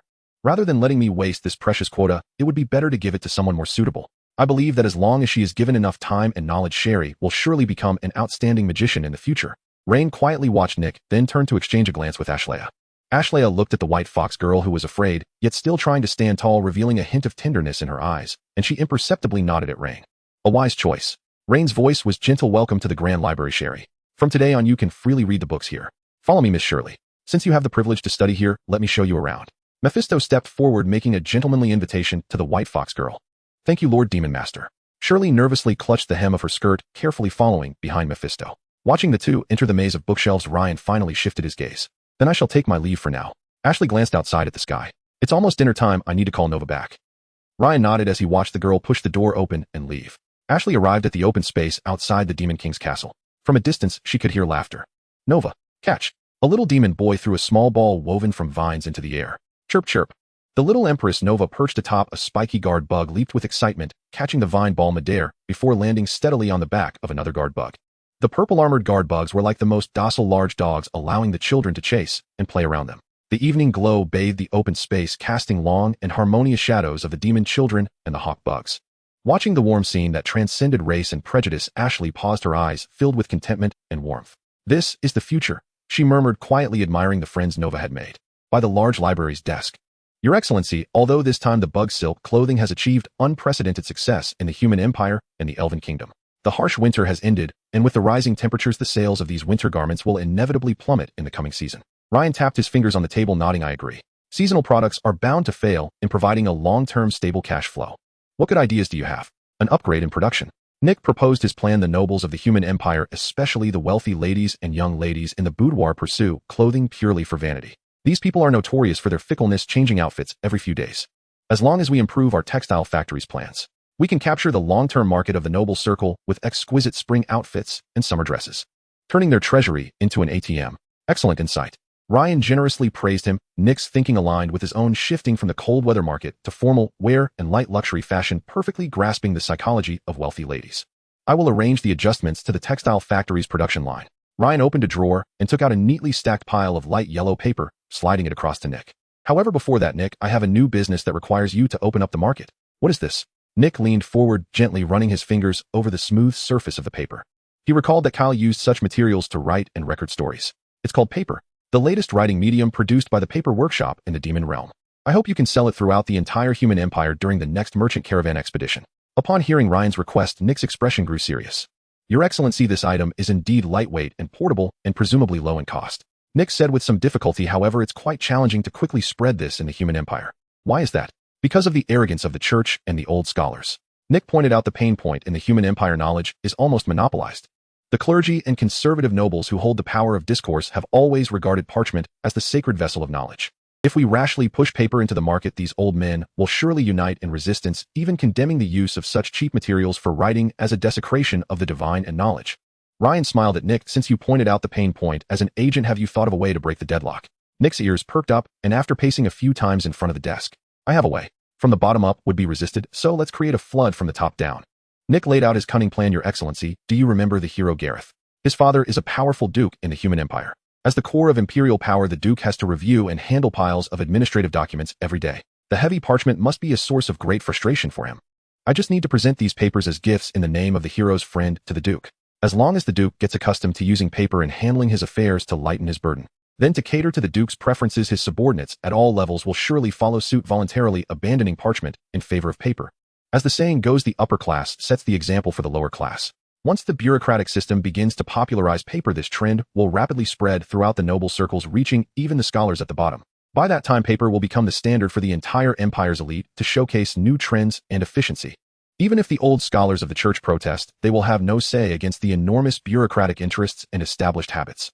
Ryan couldn't help but applaud Nick after hearing this. Using magic to defeat magic, promoting cheap light industrial products through bureaucratic flattery. This method of leveraging power to achieve results is truly devious. I agree with this plan. The initial free gifts to the duke indeed requires some financial investment, but compared to the future monopoly profits of paper, this cost is negligible. However, Ryan shifted his tone to remind him, but you must be careful. Once paper becomes popular, the greedy officials of the empire will surely set their sights on this lucrative opportunity. They may resort to despicable means attempting to swallow your profits. In response to Ryan's warning, Nick exhibited absolute confidence. You worry too much, Your Excellency. In the business world, I, Nick, have never feared anyone. This is also the reason why I must bring Shirley to the Demon King's castle. As long as my weakness is securely protected, then at the gambler's table, I will be a reckless gambler without any reservations. If those officials dare to reach out, I will crush them to the bone. Hearing Nick's confident declaration, Ryan nodded in satisfaction. A fox without weaknesses is the deadliest hound. By the way, there's one more thing. Ryan said seriously. According to intelligence, the church is about to assemble a large number of holy armies at the border to build a war fortress. Will this affect the logistics of the merchant caravan? Nick thought for a moment and casually waved his hand. There will definitely be some impact, but it's not a big deal. Your Excellency, do not forget that our merchant caravan possesses the tax-exempt pass promised by the hero himself, as well as the natural ally merchant road privileges personally stamped by the Elven Queen. At worst, we can make slight adjustments to the transport route. The caravan can first enter the Elven Forest from the human empire, then use the route along the border connecting the Elven and Demon realms to directly enter the Demon territory. Even if the Church's holy army is arrogant, they wouldn't dare to come to the Elven Forest to intercept us. After receiving this answer, Ryan felt completely relieved. However, Nick, while happy, couldn't help but rub his sore waist, complaining, actually going the long way doesn't matter. The church can't stop us. It's just that the terrain from the Elven Forest to the Demon King's castle is too rugged. The pack animals suffer immensely trudging through mud and rubble, and the axles of the carts often break. This greatly slows down our logistics efficiency. If only there were a flat road on that stretch. Unintended words hit home. Ryan stood up from his chair, murmuring to himself, to get rich, one must first build the roads. Nick, you are absolutely right. Ryan slapped the table. Since we find the road difficult to travel, then let us build a road. The era of major infrastructure in the Demon realm must be put on the agenda. How many words are we at? Why are you bringing so much food? What will we eat on the road if we don't bring any? Inside the Demon King's castle cafeteria, the long wooden table was surprisingly full of people. Rain, Ashley's siblings Nick and Shelley, Kyle, and the little Empress Nova, who was busy devouring her meal on the table, were all gathered together enjoying a sumptuous dinner. Regarding the previously mentioned plan for the renovation of the trade route from the Elven Forest to the Demon King's castle, I have given it much thought. Rain swallowed a piece of pork chop and turned to the serving Mephisto. I initially considered having Morton's skeleton army do the labor of digging and repairing the roads. But upon further reflection, it seems rather untrustworthy. Rain complained, Old Bones will need to lead his army to confront the holy army of the church at the border, and the defensive forces cannot be easily diverted. Moreover, road construction inevitably involves tunneling through mountains and bridging over waters. Letting skeletons dig tunnels. I'm genuinely afraid they'll cause a collapse with a single strike and bury themselves in the soil. Hearing the hellish joke, several people at the table couldn't help but laugh. In comparison, the insectoids' tunneling and civil engineering skills are much more suitable. Rain tapped on the table, making a decision. Such infrastructure projects naturally need to leverage the racial advantages of the insectoids. Ashley understood and turned to give an order to Mephisto. Mephisto, you will personally visit the insect nest tomorrow. Request a batch of worker ants skilled in excavation and road construction. Ashley turned her head to look at Nova, who was gnawing on a baked potato with crumbs all over her face. By the way, let this batch of worker ants be assigned under Nova's command. This way it will also help her practice her command skills over lower-tier insect troops. As you command, my queen. Mephisto placed a hand over his chest in acknowledgement. At the dining table, although little Empress Nova's mouth did not stop chewing for a moment, her eyes were not focused on the potato at all. Her gaze was fixated on the white fox girl Shelly across from her, or more precisely, on the fluffy white fox tail behind Shelly. Crack. If I could just get a little bit of that white fur to pad my nest, how comfortable that would be. Nova's gaze made Shelly stiffen all over. Although her brother Nick had warned her before coming to the cafeteria that this little white bug was an ally of the demon race and the queen of the insectoids, it was still somewhat terrifying for Shelly to be stared at so intently by a bug. Rain did not notice Nova's little actions as he raised his mug and gently clinked it with Kyle's. How did your trip to the elven forest feel? Rain joked with a smile. Did you meet that little elven girl? Upon hearing Rain's inquiry, a gentle smile appeared on Kyle's face. I did. Kyle set down his cup. I brought her a storybook made with the paper you created, and she loved it. I also taught her a couple of self-defense sword techniques. That child is truly wonderful, very clever. Kyle recalled the laughter under the tree, but gradually he withdrew his smile. Kyle looked at his palm and murmured softly, it's just, the stories I can bring her are far too few, far too few. On the trade route, Kyle recorded everything he saw with paper and pen. But all that filled the pages were the frozen corpses of the starving dead, the civilians robbed of their food, and the blood and tears of those selling their children for a mere half a loaf of black bread. Compared to the suffering collected along the way, those fairy tales that could bring joy and warmth felt so barren and scarce in this era. The atmosphere at the table grew heavy and oppressive due to Kyle's words. Nick sensed the somber mood and quickly raised his cup to change the subject. By the way, Your Majesty, the Wise One. I heard from Lord Wuxiang that our Shelley seems to have a bit of a talent for magic. I wonder how this girl has performed. Has she caused any trouble? Upon hearing her brother mention her, Shelley immediately straightened her posture, her fox ears perked up nervously. Ashleigh put down her spoon at this. Leader Nick, you are too humble. The magic power within Shelley is very pure. Mephisto believes she has a high affinity for ice magic and spiritual illusions. Mephisto has already tailored a course for her. With Mephisto's guidance along with the ancient texts of the demon race, I dare guarantee that Shelley will surely become a renowned great magician in the future. Upon hearing the Demon King's praise, Nick turned to look at Shelley, who had turned red with embarrassment beside him. He reached out to gently tousle Shelley's long hair. Did you hear that, Shelley? A great magician. Brother knows you can do it. Just as everyone was sharing a heartwarming smile at the touching sibling bond before them, little Empress Nova silently slipped down from the table. Nova scampered with her short legs, quietly sneaking around the dining table to reach behind Shelley's chair. The fluffy white fox tail was right in front of her. Just a little tug. Just a bit of fur to pad her nest. Just a small handful. Nova excitedly shouted in her heart as she carefully lifted her front paw toward the fluffy tail. Crack. Thud. The sharp spine gave Nova a mental warning. Nova turned her head with a wronged expression to look at the sharp spine's eyes. The gaze was very clear. Your Highness, please immediately cease your rogue behavior. The little Empress shrank down entirely. Under the stern gaze of the sharp spine, Nova could only droop her head in reluctance and climb back to her position, turning her pent-up frustration into hunger as she fiercely tore at the potato. At the dining table, Rain and Nick clinked their cups and drank. Ashleigh and Shelley were conversing and Kyle was recording. Aside from the moody little Empress and the sharp spine, no one knew. Accompanied by the sound of horns, the merchant caravan slowly departed from the Demon King's city, heading towards the direction of the human empire. Nick, riding on a snowhorn beast, took a last glance at the dark castle behind him. His sister Shirley would be safe in the grand library enjoying the shower of knowledge. Without his weakness, Nick no longer needed to be overly cautious. Brother Kyle. Nick looked at Kyle beside him, who was meditating with his eyes closed, and whispered, I sensed it at the border of the empire. In the wind, there was not only the smell of earth, but also some unsavory odors. In the harsh winter, Nick amassed a fortune that even dukes envied. Innocent bystanders might suffer, but the rich attract envy. A half-blood merchant caravan, without any background, carried an immense wealth akin to a 3-year-old child flaunting a gold bar in the streets. Nick could easily guess that those nobles he had swindled along with the greedy bandits had long since turned into hyenas, eyeing him as a prime target. What is meant to come will eventually come. Kyle opened his eyes and gazed at the wilderness ahead. Having enjoyed comfort for so long, my bones are nearly rusting. Since those greedy vermin want to pry into the wealth within our carriage, let them pay with their lives for a ticket. No, Your Highness, Nova. Mephisto held a stick, frantically correcting the little Empress posture. He'll say it again. As a future ruler, you cannot lay on the table with all 6 legs sprawled out while listening to others speak. This is far from elegant. On the wooden table, little Empress Nova lay listlessly, her head resting on a thick book, making a half-hearted chattering sound. Nova despised etiquette lessons. She found them extremely distasteful. In her eyes, these formalities were the most time-wasting things in the world. With the time spent learning how to cross her paws at a 45-degree angle, she could have gone to the cafeteria to enjoy 2 more bowls of potato stew.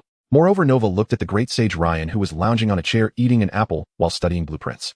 Aside from this guy named Mephisto, who else in the entire Demon King city cared about these outdated rules? Even the great sage drops crumbs when he eats. Alright, let's pause the etiquette lesson for now. We will proceed to history class. Hearing about history class, Nova perked up, her front paws neatly folded together, her eyes filled with excitement. History class was the only indoor course that Nova did not dislike. Mephisto's tales of ancient heroes and great beast battles from the demon realm felt like bedtime stories. Nova loved listening to stories. For a curious little being, those thrilling legends were 1,000 times more interesting than etiquette rules. The long and torturous morning finally passed. In the afternoon, Nova finally welcomed her most anticipated time, the practical combat lesson, led by the chief of the Royal Guard, Spike. In the open space outside the Demon King's city, the sun shone brightly. Splash! Nova joyfully rolled in the mud, covering her shell with thick mud, and then quickly dug into the soil, skillfully building a miniature insect nest fortress. Your Highness, when constructing a defensive line, the moisture of the soil needs to be further compacted, otherwise it cannot withstand the enemy's impact.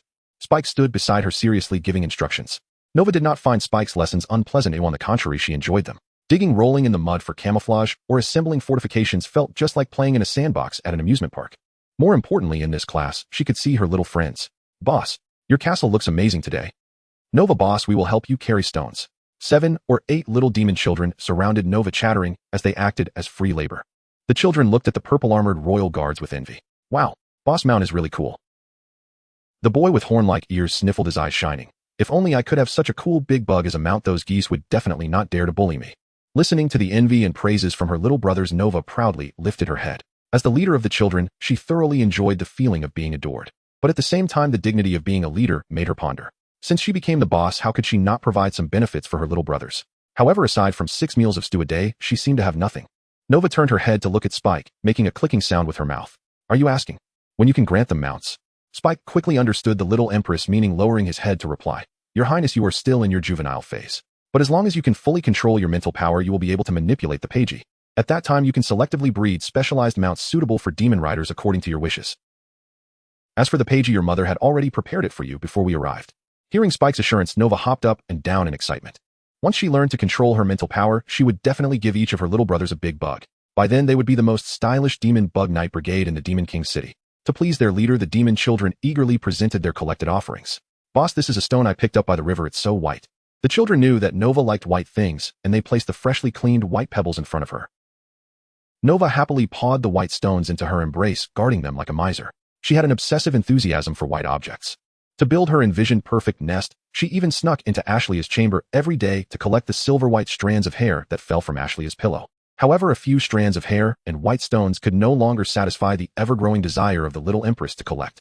That white-haired fox girl named Shirley. That snow-white fluffy foxtail. Nova looked up, dreaming, nearly drooling. Click. The little empress swore deep down. White fox fur. I, the boss, have decided. After a long and arduous journey, Nick's caravan finally crossed the wilderness and arrived at the bustling city-state of Winter City in the northern human empire. The gray towering city walls appeared on the horizon. As the convoy bearing the flag of the Valdo family approached the city gate, the previously yawning guards perked up. Especially the leading guard captain, upon recognizing that the figure riding on the snow-horned beast was Nick, immediately donned a fawning smile and jogged over. Oh, is this not our esteemed leader, Nick? The guard captain enthusiastically took the reins, his tone filled with flattery. You must have endured great hardships on your journey. It is truly a great joy for us in Winter City that you have returned safely. Nick dismounted, reaching into his cloak to pull out a bulging little pouch of coins and tossed it over. You brothers have worked hard guarding the city, as well take this to enjoy some fine wine and warm yourselves up. The guard captain caught the pouch, weighing it in his hands, and his smile grew tenfold in sincerity. Thank you, Leader Nick, for your generous gift. I will convey your regards to the brothers at the gate. The captain quickly tucked the gold coins into his belt and then lowered his voice. Leader, you may not know this. During your absence, the common folk in the city have been speaking highly of you. Oh, has the city been peaceful lately? Peaceful? Of course it is peaceful. Everyone is busy preparing for spring plowing now. To be honest, this winter has been extraordinarily cold. If it were in previous years, many people would surely freeze to death in the slums outside the city. Once spring arrives and the snow melts, those rotting corpses will surely cause an outbreak of spring sickness, and it will delay even the spring plowing. Thanks to you who brought warm coats to everyone when winter began. Those coats are truly miraculous, not only cheap, but also warm. Without your kindness, who knows how many would have died this winter. Everyone says you are a benevolent person, more effective than the priests in the church. Kindness. It's merely an offshoot of a dumping strategy. Nick nodded, just about to signal the caravan to enter the city when the guard captain suddenly leaned in a step closer and whispered conspiratorially in Nick's ear. However, my lord leader, although the city is peaceful lately, our lord has been quite troubled recently. The lord? What happened? I heard that a big shot from the central capital is coming to the city soon. The guard captain lowered his voice. The lord is so anxious to host these dignitaries that he's almost losing his hair. You know that after just surviving the winter, the treasury of the lord's mansion is practically empty, and he is in desperate need of money. A big shot. Short on funds. Nick nodded subtly. Thank you for the warning, I understand now. If the leader is worried about being targeted by the lord for a loan, I actually have a suggestion. You could go find old Bishop John at the dilapidated church in the slums. He is a well-known good man around here, never puts on airs. He might have a way to help you avert disaster. Old Bishop John, he remembered being told he was different from the people of the church. Nick recalled meeting old John when he was a child, and was surprised to find he still lived in the rundown church after all these years. Nick smiled non-committally. Thank you for your good wishes, I will consider it. After bidding farewell to the guard, the caravan marched through the streets and returned to the luxurious estate belonging to the Valdo family. Before the convoy had even entered the gates, Nick saw a group of extravagantly dressed women standing in front of the estate's iron gate. They were all the wives or mistresses of old Valdo, his nominal stepmothers. The expressions of these women were utterly fascinating as they beheld Nick returning on the snow-horned beast along with the wealth-laden carts behind him. You ungrateful wretch. Not only did you cause your father's death, but you also caused Gale's. How dare you return to this estate? A middle-aged noblewoman in a splendid gown pointed an accusatory finger at Nick, unleashing a torrent of curses. Yet amidst the harsh insults, a few fawning voices emerged. Oh, I knew it. Young Master Nick has always been exceptionally intelligent. Old Valdo should have stepped down long ago. Young Master Nick, the entire estate is counting on you from now on. Several younger mistresses squeezed past the cursing noblewoman, posing and flirting as they approached, trying to leverage their alluring assets for a place in front of the new head of the family. The interplay of insults and flattery was truly a ridiculous spectacle. Nick sat on the back of the snow-horned beast, his gaze devoid of emotion. He found these women who only competed for favor in the back courtyard utterly boring. Bring someone here. Nick dismounted and instructed the old soldier behind him. Take all these ladies back to the rear courtyard. Those who just insulted me will have their allowances cut by half. Those who smiled at me just now will get a 10% increase in their allowances. Give them enough food to survive, just don't let them come out and dirty my eyes. Loyal soldiers immediately rushed forward, ignoring the women's screams and wails as they dragged them all away. Clear distinctions and grievances, stripping them of their dignity solely with money. For these noble women, this was as merciful as Nick could afford to be. Gentlemen, move quickly. Unload all the supplies into the storeroom. Nick clapped his hands, and the caravan's freight wagons began to orderly enter the estate. Heavy wooden boxes were being unloaded one after another. As the caravan busily unloaded its cargo, a sound of hooves echoed from outside the estate. The Lord's private army, clad in fine armor, halted at the estate's entrance, followed shortly by a luxurious carriage emblazoned with the emblem of Winter City's Lord. The carriage door swung open, and a portly nobleman in an expensive silk robe stepped out with the help of attendants. The Lord of Winter City, Baron Claude. The Lord actually came uninvited, personally arriving at the door. The workers directing the unloading halted their tasks, and the atmosphere became tense. Nick turned around, looking at the Lord's face, sweating and filled with greed, and remembered what the guard captain had said. The Lord was in need of money. Nick adjusted the collar of his attire and stepped forward with enthusiasm toward the Lord. Who is the sheep? Who is the wolf? Inside the Walder family manor, in the reception room, the fireplace was roaring and fine black tea wafted steam from the porcelain cup. Baron Claude was sunk into the sofa, holding the teacup and surveying the exquisitely adorned mansion. My Lord Baron, your personal visit truly brings glory to the manor. Nick personally poured black tea for Claude. Ha ha ha, Chief Nick, you are too polite. Claude pretended to sip his tea, his smile insincere as he said, I express my regret over the passing of old Chief Walder. However, I find comfort in your swift assumption of the caravan's leadership. This is all thanks to your lordship's blessings. Who doesn't know that our winter city under your governance is considered the pearl of the Northern Empire? In previous years, as spring approached, the slums outside the city would always erupt in a few spring plagues, causing panic among the people. But this year, thanks to your wise decision, the city is clean, all thanks to your lordship's grace and authority. Hearing this flattery, Claude was quite pleased, the flesh on his face quivering with a smile. Such words cannot be so. This year, the absence of spring plagues is also due to your great efforts, Nick. I must commend you for the winter coats your caravan brought back. They have indeed saved many poor souls. For this, I am considering reporting to the capital and awarding you a Winter Iron Cross medal in the name of the City Lord's office. A medal. This piece of scrap iron meant to deceive ignorant commoners and impassion knights, apart from looking nice on a coat, holds no substantial privileges. However, receiving this medal would mean owing a favor to the City Lord's office, and from then on the caravan would be branded as Claude's private property. The old fox thinks he can use a worthless piece of iron to take control of the caravan. No way. Oh dear. My lord, this is absolutely unacceptable. Nick feigned surprise and fear, repeatedly waving his hands in refusal. I, Nick, am merely a hybrid merchant with a foul odor. How could I deserve the Empire's sacred medal?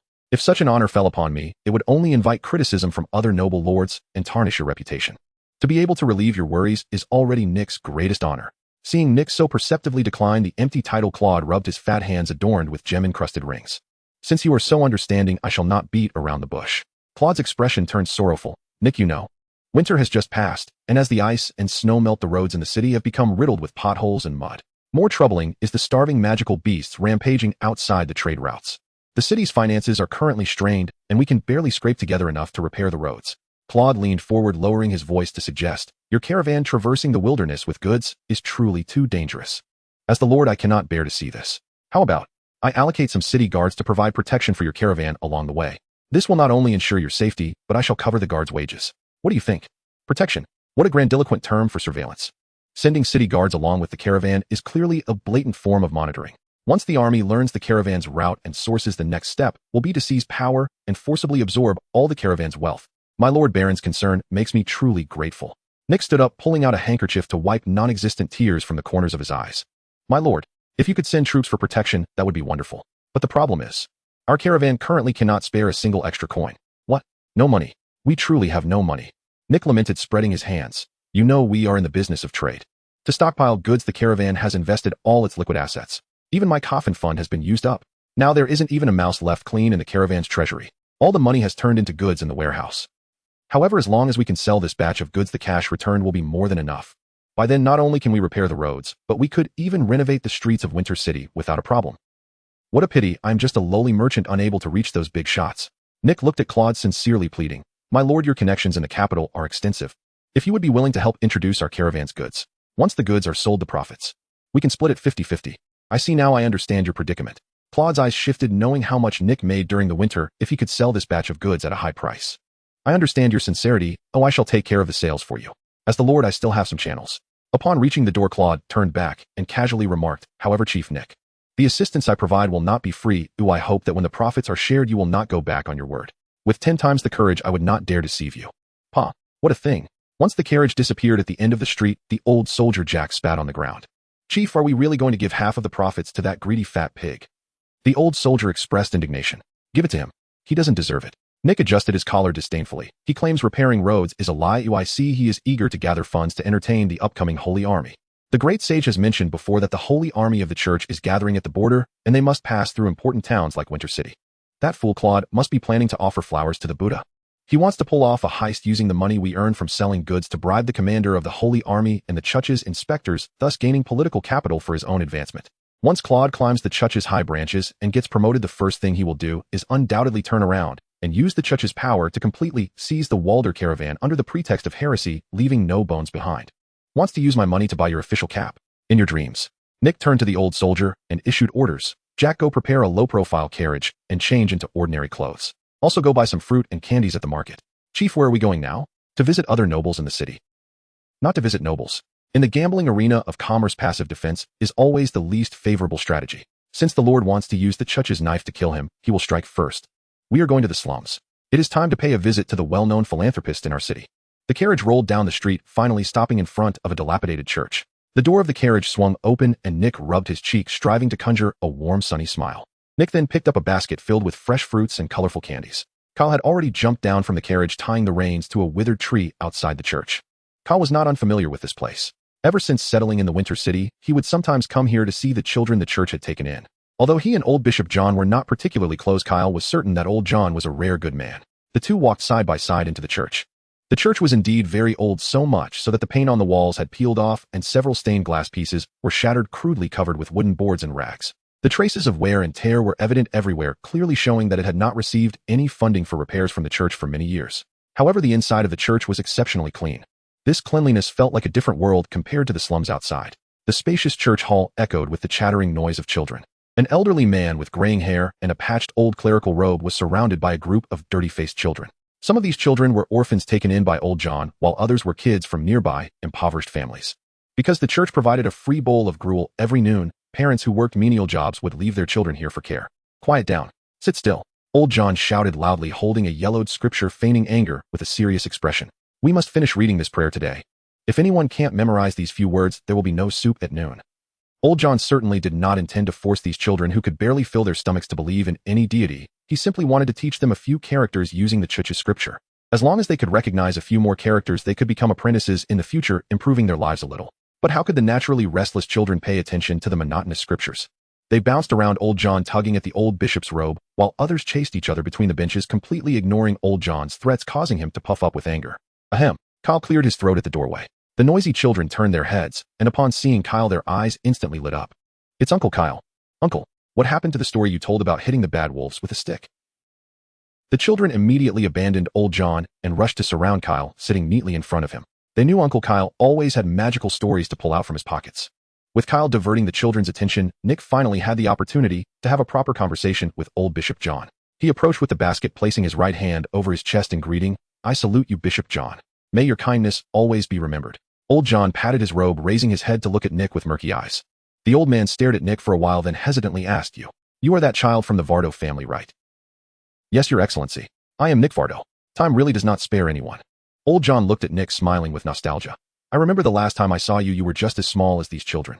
It was a heavy snow day, and you snuck into the Church's kitchen intending to steal 2 dry loaves to take back to your sister, only to be caught red-handed by me." Recalling this embarrassing childhood incident, even Nick, who had a thick skin, felt awkward, his toes unconsciously digging into the soles of his shoes. Old John did not mock him, but rather scrutinized the well-dressed, spirited leader of the merchant guild before him. After a long time, the old man sighed. "You've changed." Nick was somewhat puzzled. "Changed? I now manage the merchant convoy, so naturally, I am more polished than when I was a child." "No, I'm not talking about your clothes. My old bones have a poor memory, but I remember every child who has come to the church. I remember when I caught you as a child, though you were scared, there was light in your eyes for your sister. And now, that light has vanished." Hearing this, Nick's smile froze. He lowered his head to look at the church's pristine white floor. To survive, to reach his current position for his sister, he had committed patricide and fratricide, rolling in the mud of deceit, selling his soul for gold and power. The light that belonged to his youth had long been extinguished by blood and tears. "People will always change." Nick lowered his eyes in shame. Old John looked at him and nodded gently. "Yes, people do change. To survive, some changes are inevitable. But child, you must remember, some things must not change." Nick suppressed the emotions in his eyes and nodded.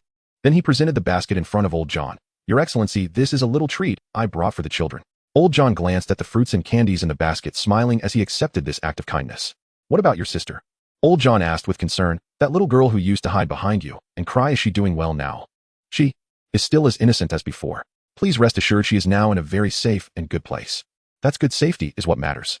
Then Old John looked at Nick full of gratitude. "By the way, I also want to thank you on behalf of the poor people nearby. I know that the large quantities of cheap coats sold in the market during winter come from your Vardo merchant convoy.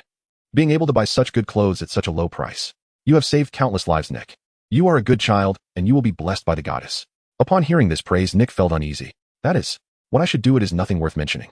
Nick continued to wave his hands, feeling guilty. Old John rubbed his bald head, as if suddenly remembering something. He looked at Nick and asked, "Since you have taken over the Vardo family, I would like to inquire about someone. A girl named Sarah, do you remember her?" "Sarah?" Nick recalled the name in his mind, and after a few seconds he remembered. Sarah, she seemed to be the youngest concubine that old Vardo had bought just before his death. Nick remembered that the girl hadn't even had a chance to enter the door before old Vardo was killed by him on that snowy night. And when he returned to the estate to clean up the back house, that girl named Sarah was too frightened to speak, and was placed among those who would have their rations have just enough to survive.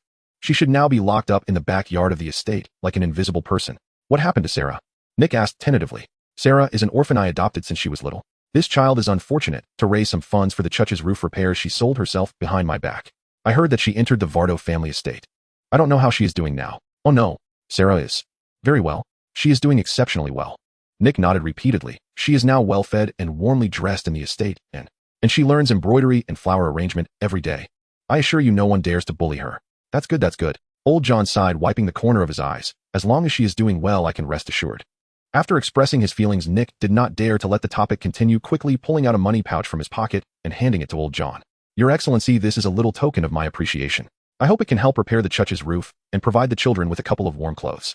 Old John saw the weight of the money pouch and repeatedly waved his hands in refusal. "No, no, no, this is too much. You have already given food. Oh, I cannot take your money. Please, you must accept it. This is not for you, this is for these children." Nick insisted on shoving the money pouch into Old John's hands, his tone resolute. "This is also a gesture for Sarah." Hearing that it was for the children and Sarah, Old John's hand paused. The old man glanced at Nick while holding the gold coins. As a bishop who had seen the cold and warmth of human emotions in the slums, how could he not see that Nick's visit must have a purpose behind it?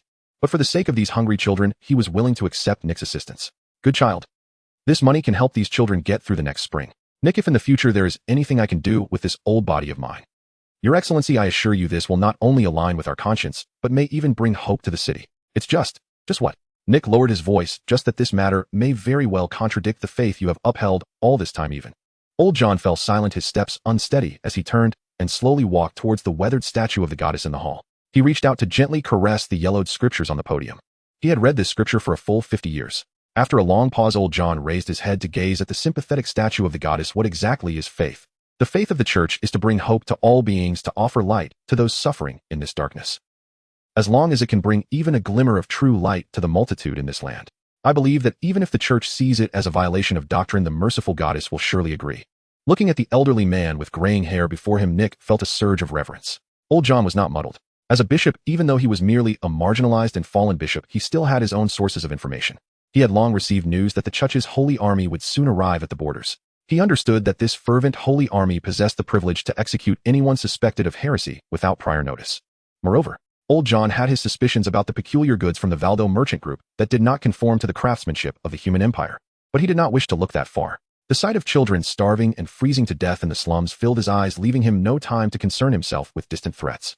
As long as the young man before him could bring hope to this land, Old John was willing to offer his remaining strength. Furthermore, having watched Nick grow up, he knew that this foxman was not inherently bad at heart. Nick, the church's holy army is like a pack of rabid dogs. Whatever you wish to do, you must be fully prepared. I assure you, Your Excellency. Upon leaving the church, Nick and Kyle boarded the carriage back to the manor. Inside the carriage, Nick began to organize in his mind what he needed to do next. The first thing, of course, was to quickly bring that girl named Sarah out from the backyard. She was Old John's adopted daughter and the bond that maintained the trust of this old bishop. Fortunately, he had instructed the one-eyed veteran Jack to return to the manor and take care of this matter before leaving the church. The second task was to deal with the greedy lord of Winter City, Baron Claude. The quickest way to kill an imperial lord is to use their own power against them. Since the Holy Army possesses the authority to execute without prior notice, as long as we can grasp solid evidence of Claude colluding with heretics or embezzling the church's war taxes, the Holy Army's sword of judgment will surely strike his head at the first opportunity. However, collecting such high-level evidence cannot be accomplished simply with the crew from the merchant group. This must be entrusted to the Nightshade Intelligence Network. Nick decided he must personally visit the secret base of the Nightshade Intelligence Network tonight before the Lord was officially declared a heretic and face the cleansing of the Holy Army. Nick had to continue to maintain a facade of harmony with Claude. Even if during this process Nick needed to offer Claude a substantial amount of gold coins as a placation, it would be worth it. The third matter, which was also the most critical part, sending documents to the Grand Duke of the Empire without leaving a trace, is indeed somewhat challenging. After all, the Grand Duke holds a high position and has immense power, and the gifts he receives pile up every day, making it nearly impossible for ordinary items to reach his desk.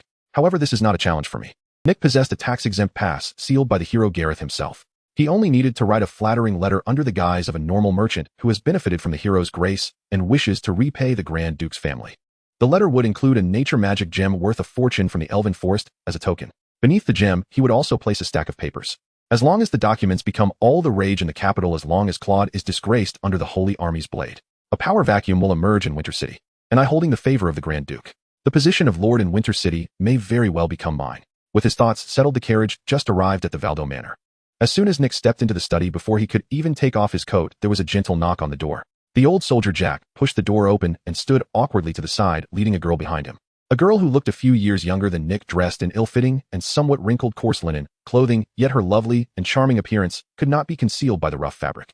She was none other than Old John's adopted daughter Sarah. Bought by old Valdo, she became the pitiful girl of the widow without even having met Valdo. Seeing Nick, who had usurped power and held absolute authority over life and death in this manner, Sarah felt an uncontrollable fear rise within her. She lowered her head, her voice as faint as a whisper. I have seen you, young master. Nick scrutinized the trembling girl before him. Dressed in coarse linen, unadorned with makeup, her figure appeared somewhat frail, and her face radiated purity and innocence. Nick compared her in his heart. This girl was utterly different from the women in the backyard, who were filled with the scent of cosmetics, vying for attention and cursing each other. That old bastard Valdo truly committed a sin. How could he lay his hands on such a young girl? To bring back a girl as pure as white paper was simply a disgrace. However, this girl was also fortunate. Luckily, he had acted quickly, stabbing that old man to death with a sword before he could. Let this be a small act of kindness. Nick withdrew his gaze, his expression softening. Miss Sarah, please rise. There's no need for such formality. He gestured to a soft chair beside him, indicating for her to sit. But Sarah dared not sit. She continued to clutch the hem of her dress, head lowered, standing in place. Seeing this, Nick did not insist. He spoke sincerely. Miss Sarah, I apologize on behalf of the Valdo family. I have been preoccupied with the affairs of the merchant group, neglecting the management of the backyard, which has caused you to live in such a mixed environment, feeling anxious and wronged. I am truly sorry. Nick's apology left Sarah in disbelief. She had thought that the new master, known for his ruthlessness, would either sell her or silence her. But he was actually apologizing to her. No, I wasn't wronged. Sarah shook her head, repeatedly stammering to explain. You are exaggerating, young master. In fact, life in the backyard is far better than in the slums. Every day there is clean water to drink, and I can eat meat in the soup without being cold. Listening to her words, Nick couldn't help but feel a mix of emotions. For the greedy noblewomen in the backyard, a reduction in expenses would feel like a descent into hell, but for Sarah, who grew up hungry in the slums, as long as she could eat and wear warm clothes, it was already paradise. It seems this new master is not as terrifying as rumored. Sarah relaxed a little. Regardless, that is not a place for you to stay. Since old Valdo is dead and you have never even met him, that absurd buying contract should be declared void from now on. You are free, Sarah. This estate is large. If you wish, you may choose any sunlit guest room on the second floor as your bedroom.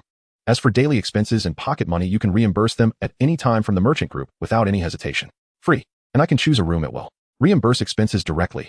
The surprise hit Sarah like a bolt from the blue, leaving her momentarily dizzy. Thank you for your kindness, young master. Your grace is something I will never forget. Sarah bowed in gratitude, but then shook her head. I will clean the room myself. However, I will decline the pocket money. I appreciate your goodwill. Nick looked puzzled. Why? Don't you want to buy some pretty clothes or jewelry? Because old Bishop John taught us that one should not take rewards without merit. I am already very content and grateful to you, young master, for freeing me from my contract and giving me a warm bed and enough food. I cannot take your money for nothing. Hearing this, Nick looked at Sarah with more recognition. Growing up in the slums and still maintaining such pure character, old Bishop John truly taught well. Nick rubbed his chin, a thought crossing his mind. Sarah, can you read? Sarah nodded. I can read. The bishop teaches us to read scriptures every day. I know many words and can do simple arithmetic. That's wonderful. To be honest, I took over this estate not long ago and many servants have been dismissed. Now in this vast estate, I am in need of a literate and attentive maid. If you don't mind, this job will be yours. Most of the time it will just involve cleaning my study and organizing the accounts on the table. Nick blinked. This is not free money, rather it is a reward for your labor. As for your salary, the merchant group will definitely not shortchange you. Are you willing to accept this employment? I am willing. I will work hard, young master. Sarah eagerly agreed, her eyes sparkling. Watching Sarah happily run off to tidy her room, Nick contentedly took a sip of his red tea. Old John's adopted daughter is settled now. Oh, it's time to attend to business. Late at night, the most prosperous commercial district of Winter City. Even though the outside temperature is cold, the three-story flower house named Night Rose remains brightly lit and warm as spring. The sound of silk and bamboo instruments is ever present, and the air is filled with an intoxicating atmosphere. This is the top entertainment place in Winter City. The entertainers inside not only possess extraordinary beauty, but are also well-versed in music, chess, calligraphy, and painting. Countless dignitaries and wealthy merchants lavishly spend every night here just for the sake of a smile from the beauties. However, very few know the secrets behind this den of iniquity. Nick entered the flower house alone, cloaked. As soon as he stepped in, a beautiful woman in a revealing dress approached him with a charming demeanor. Oh, this guest seems unfamiliar. It's windy outside. Come in and warm up. Are you here to listen to music or to find a girl to drink with? The woman smiled sweetly, her body exuding a sweet fragrance, naturally reaching for Nick's arm. Nick subtly sidestepped her hand. At the same time, his fingers discreetly flipped under his sleeve, and the black badge engraved with a crescent moon and short blade flashed briefly before the woman's eyes. So you are a distinguished guest. The woman's voice dropped to a whisper. The person you are looking for is in the top-tier sky pavilion. Please follow me. Guided by the woman, Nick navigated through the hall, avoiding the drunken nobles, and followed a hidden staircase upward. Opening the carved wooden door at the end of the top corridor, Nick was led into a luxurious and soundproof, high-end guest room. Inside, fragrant incense swirled and the pink gauze curtains cascaded like waves, revealing a lazy and voluptuous figure reclining on a soft couch behind the beaded curtain. Oh dear, I thought someone was disturbing my dreams at this late hour. A soft and enchanting giggle floated out from behind the beaded curtain. A slender jade hand parted the bead curtain, revealing Nightingale, the head of the Night Shadow Intelligence Network stationed in Winter City, swaying gracefully as she walked out. Isn't this the leader of the Valdo family, who commands the business world in Winter City, Lord Nick? Nightingale approached the table, her eyes teasing. What? Now that you've become the master and earned a fortune, you can't wait to come to a place like this for pleasure. Nick removed his cloak and tossed it onto the back of a chair, sitting down opposite Nightingale, without hesitation pouring himself a glass of wine. I didn't expect that an important stronghold of the intelligence network in Demon King City would be located in a den of iniquity. Holding his wine glass, Nick's gaze roamed over the enchanting woman before him. I also did not expect that Lady Cecilia would have a subordinate who dares to open a brothel in Winter City. A succubus. Being exposed like this, Nightingale's smile became even more radiant. Her bosom swayed with her laughter, the fragrance almost melting one's reason. Oh dear, you have such sharp eyes, my lord. Nightingale leaned against the table, toying with the edge of her wine glass. In our line of work, we naturally go where the information is most abundant and where defenses are weakest. Men in this world may be tight-lipped at the power table, but when it comes to the bed of tenderness, they can seldom control their tongues. Many secrets of the nobility are revealed at the pillows of these girls. Nightingale threw Nick a flirtatious glance, her voice sticky. Why not stay with us tonight, my lord? Let me personally treat you and listen to the whispers at your pillow. Nick expressionlessly downed the red wine in his glass, then slammed the goblet onto the table with a bang. Put away your tricks for seducing men, Nightingale. I am not interested in women. My interests lie solely in gold coins, power, and great ambitions. I came here tonight at great risk for a major business deal. Seeing that Nick was unaffected, Nightingale finally restrained her demeanor. Speak, O wise one, about the white gloves you value so much. Nightingale crossed her legs. What do you intend to do? I want the head of Baron Claude, the Lord of Winter City. Nick directly stated the purpose of his visit. Nightingale raised her eyebrows. Nick intertwined his fingers, leaning forward. Winter City is a vital stronghold in the north of the Empire. As long as Claude falls, this city will be leaderless. With the wealth and abilities I possess, I can definitely support a compliant puppet to ascend to power, or even personally control the voice of this city. Nick's eyes burned with ambition. At that time, my merchant group can make profits tenfold, 100-fold.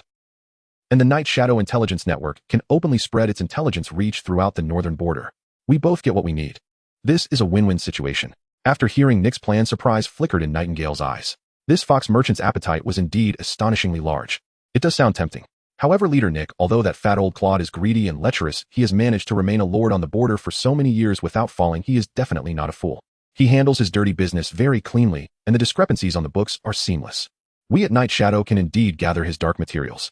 But collecting enough solid evidence to make the holy army of the church overlook the trial and behead him on the spot, that requires a lot of time to infiltrate the Lord's mansion. Nightingale shook her head helplessly, but the holy army will not give us that much time. Counting the days, they will arrive in Winter City in a month. Once they arrive, Claude will hand over gold coins to the commander of the holy army to gain privileges. At that point, it will be us who will be the ones in danger. Regular infiltration and evidence collection simply won't be fast enough. Nick's fingers tapped the table, his brow furrowed. You are right. Therefore, we cannot play by the usual rules. Nightingale's red lips curled. To deal with such a cunning old fox digging up his old accounts is too slow. Nightingale looked at Nick and said, the best way is to take the initiative and bait him. Let him willingly deliver the evidence that could cost him his head right into our hands. Bait? Indeed. Checking old accounts is too slow. But as long as we throw out bait that forces him to open his mouth once he bites, Night Shadow can pin the blame on him.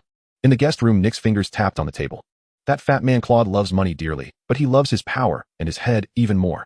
The commander of the Holy Army is no ordinary border garrison. He is a powerful figure from the capital. Trying to please him with vulgar gold coins is not only useless, but may also be seen as an insult. Therefore, the gift must cater to his tastes. It must be an expensive relic that aligns with the preferences of the Holy See. Nick looked at Nightingale. Such treasures are not available in the black market of Winter City. They can only be found in the Imperial Union auction house. Nightingale continued Nick's line of thought. They must have already caught wind of the news that the Holy Army is about to pass through. To make a huge profit, they must have stockpiled a large number of sacred items in their warehouse, just waiting for nobles like Claude who want to curry favor with the Holy Army to come with gold coins. Exactly. Nick nodded. The problem is we don't know which sacred item Claude will ultimately spend all his money on. What's so difficult about that? Nightingale lazily shifted her sitting position, her alluring curves fully visible. Since we don't know which one he will buy, let's add a little something to all of them. Nightingale casually played with her nails. The assassins of Nightshade are best at infiltration and lurking. Before the auction begins, I will send someone to infiltrate the auction house's vault. They just need to inject a trace of hidden demonic aura into those sacred items. This specially crafted demonic energy is deeply concealed. Even high-level mages won't detect it at all. However, as long as they are exposed to pure holy light, this demonic aura will reveal itself. A brilliant plan. Nick slapped the table. When the Holy Army enters the city, according to the rules, the commander will definitely visit the local cathedral first, that is to meet Bishop John. Nick's speech sped up, his eyes filled with cunning. As long as Bishop John casually mentions during a chat with the commander that there have been signs of heretical activities in Winter City, reminding the commander to be more vigilant. Then when Claude presents the sacred items he bought with heavy gold to flatter the commander of the Holy Army, the suspicious commander will certainly release holy light to bless and purify the gifts to ensure everything is foolproof. Nick looked at Nightingale, and the two exchanged a knowing glance in midair. When the pure holy light descends, the demonic energy will be revealed. The gifts that Claude meticulously prepared will turn into a death warrant, proving his collusion with demons and blasphemy against the divine. Not only that, my lord. Nightingale giggled, her ample bosom trembling. She looked at Nick with a hint of admiration. For the commander of the Holy Army, what could be more commendable than uncovering a heretical lord colluding with demons in a crucial border town? This is simply a gift for his promotion. In order to completely eradicate the roots, the blade of the Holy Army will not stop at Claude's neck alone. Nightingale traced lines on the table with her finger. A grand cleansing will commence in Winter City. At that time, all the nobles who purchase items at the auction, even including the auction house that dares to stockpile heretical items, will face the judgment of the Holy Army. And the Nightshade Intelligence Network only needs to lie low temporarily before the storm arrives, watching them walk into the meat grinder without shedding a drop of blood. Exactly. That's it. Nick stood up, excitedly pacing back and forth in the room. When Claude and the powerful old nobles are all cleaned out, there will be an absolute vacuum of power in Winter City. At that time, let the esteemed Bishop John recommend me to the commander of the Holy Army. With the tax-exempt pass stamped by the brave Gareth in my hand, backed by the reputation of the Duke of the Empire. Nick turned around, pressing his hands on the desk, eyes fixed on Nightingale. The lordship is mine, and the business and territory left by the auction house are also mine. I will make the Valdo Merchant Guild completely swallow Winter City. To our impending harvest, cheers. Nightingale raised her goblet. To the harvest, cheers. Nick raised his cup as well. The crisp sound of glass clinking echoed in the room. The two quickly hit it off and immediately immersed themselves in refining the details of the plan. From the route of Nightshade's infiltration to how to address Bishop John to how the merchant team would receive the assets of the bankrupt auction house. Time passed without notice, until the horizon outside the window turned pale. The morning light streamed into the room through the curtains. Finally sorted everything out. Nick threw the densely packed draft of the plan into the fireplace to burn to ashes. He rubbed his eyes, his entire body aching. At this moment Nick looked exhausted, even his steps had become somewhat unsteady. However, Nightingale sitting opposite him still looked radiant. As a succubus, the night was naturally their active time. Nightingale stood up and stretched, her enchanting and alluring figure fully displayed in the morning light. She walked to Nick's side, her fingers gently resting on his shoulder, moving closer to his ear with a captivating fragrance. "My lord, you have truly worked hard all night for our grand plan." Nightingale's voice was soft, her eyes rippling with charm. "It's already bright. Going back now would surely attract attention." "Why not? You rest for a moment on my soft couch." Nightingale leaned in closely, her red lips almost brushing against Nick's earlobe. "I guarantee there will be no one to disturb us in the night rose flower pavilion. You can completely relax." Feeling the touch on his shoulder and the warmth by his ear, Nick jolted. No need. Thank you for your kindness, Nightingale." Nick sprang up from the chair, hastily grabbing a cloak to drape over himself, retreating while smiling apologetically at Nightingale. "There are still a lot of goods waiting for me to check in the manor. Another day. I will definitely come to thank you another day." Before he finished speaking, Nick opened the door and dashed out of the guest room without looking back. Running really fast. "I want to eat you." Nightingale leaned against the door frame, watching Nick's retreating figure, covering her mouth and chuckling. Nick tightened his cloak and wound through the empty alley, finally sneaking into the back door of the Valdo Manor before the sky brightened.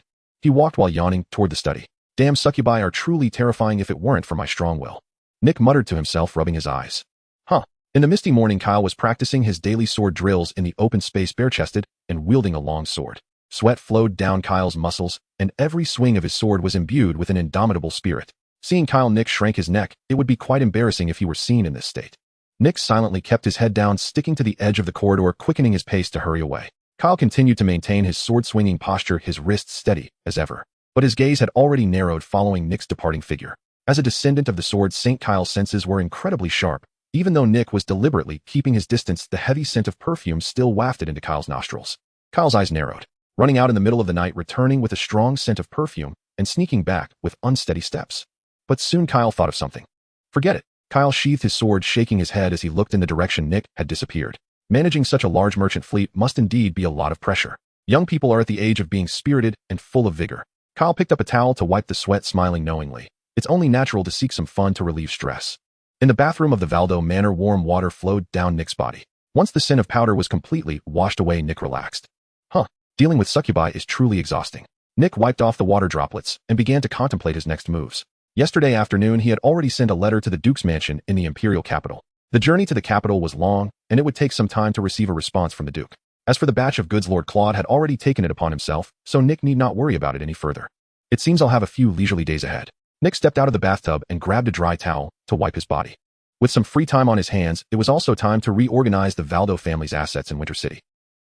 Although it was called a family business, most of it consisted of low-tier shops and market stalls operating under the Valdo name, with only a handful of core stores directly managed by the family. In the past, to receive the violent protection of the Valdo family, small vendors had to pay a fixed exorbitant protection fee to Old Valdo every month. Old Valdo's short-sightedness and greed not only suffocated these small vendors, but also tarnished the Valdo family's reputation among the common folk. After taking over, Nick made a decisive move, abolishing the fixed high protection fee and replacing it with a low percentage profit share. The reason was simple. Nick now found such trifles beneath him. The profits that these local small vendors worked so hard to earn in a year were not even worth a fraction of what a trade caravan could make in a single trip to the Elvish Forest. For the current Valdo family, the greatest significance of these low-tier shops lies in reputation and intelligence gathering.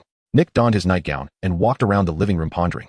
However, the nature of merchants is to seek profit. Nick understood those small vendors all too well. If there were no rules to restrain them, once a shortage of goods occurred in the market, they would definitely inflate prices to the heavens. If that happened, it would ruin the reputation Nick had built. I must go out and establish some rules for them. Nick mentally set his agenda for the day. Barefoot on the wool carpet, he couldn't help but shake his head and sigh. Old Valdo, that old bastard, really knew how to enjoy himself in this regard. If it weren't for the old man spending heavily to install magical heating arrays in the manor, I wouldn't have been able to enjoy a hot bath this morning. It's a pity the old man had bad luck. All these comforts now belong to him. Feeling the protest from his stomach, Nick headed straight to the kitchen, intending to whip up a quick breakfast. Having spent years trading in the wilderness, Nick was used to doing things himself. He skillfully retrieved eggs and jerky from the cupboard, ignited the stove, and began to stir-fry in the iron pan. The grease from the jerky sizzled at the bottom of the pan, releasing an enticing aroma. Bang! And master, I'm sorry. Accompanied by a panicked scream, Sarah rushed in clumsily. The girl had already changed into a standard-made outfit, but her hairband was askew from running too fast. Seeing Nick holding a spatula and frying eggs in the kitchen, Sarah quickly bowed and apologized. I'm sorry, master. I overslept. As the manor's maid, she was supposed to wake up before dawn to prepare breakfast for her master. But the bed in the guest room was just too soft.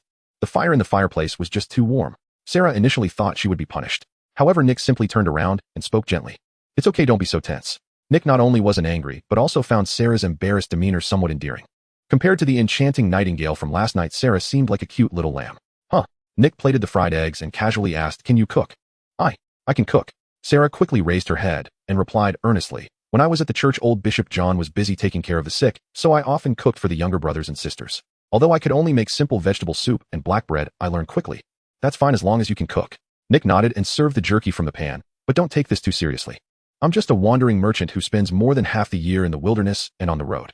The days I have breakfast at home are few and far between. So even if you don't prepare meals for me in advance, it's all right as long as you don't starve yourself in this large manner. Hearing this, Sarah felt at a loss. Not only was she not punished, but he also reminded her not to let herself go hungry. Her master was actually a very gentle person. The two sat across the wooden table, and the atmosphere gradually relaxed. As Nick casually chatted while preparing the utensils, Sarah slowly opened up. She quietly recounted her past. She spoke of how she was picked up by old John from the streets in winter of the starving children in the slums, and how she had the courage to sign a contract with a human trafficker to raise money for the church's roof repairs. Nick listened quietly, simply distributing the food from the frying pan. 2 golden crispy fried eggs and jerky were placed on separate plates. Sit down. Nick pushed one of the plates in front of Sarah, pulled out a chair, and sat down himself. You overslept this morning, so I assume you haven't had a chance to eat yet. Let's eat together. Sarah was startled and waved her hands. How can that be? I'm just a maid. How can I eat at the same table as the master?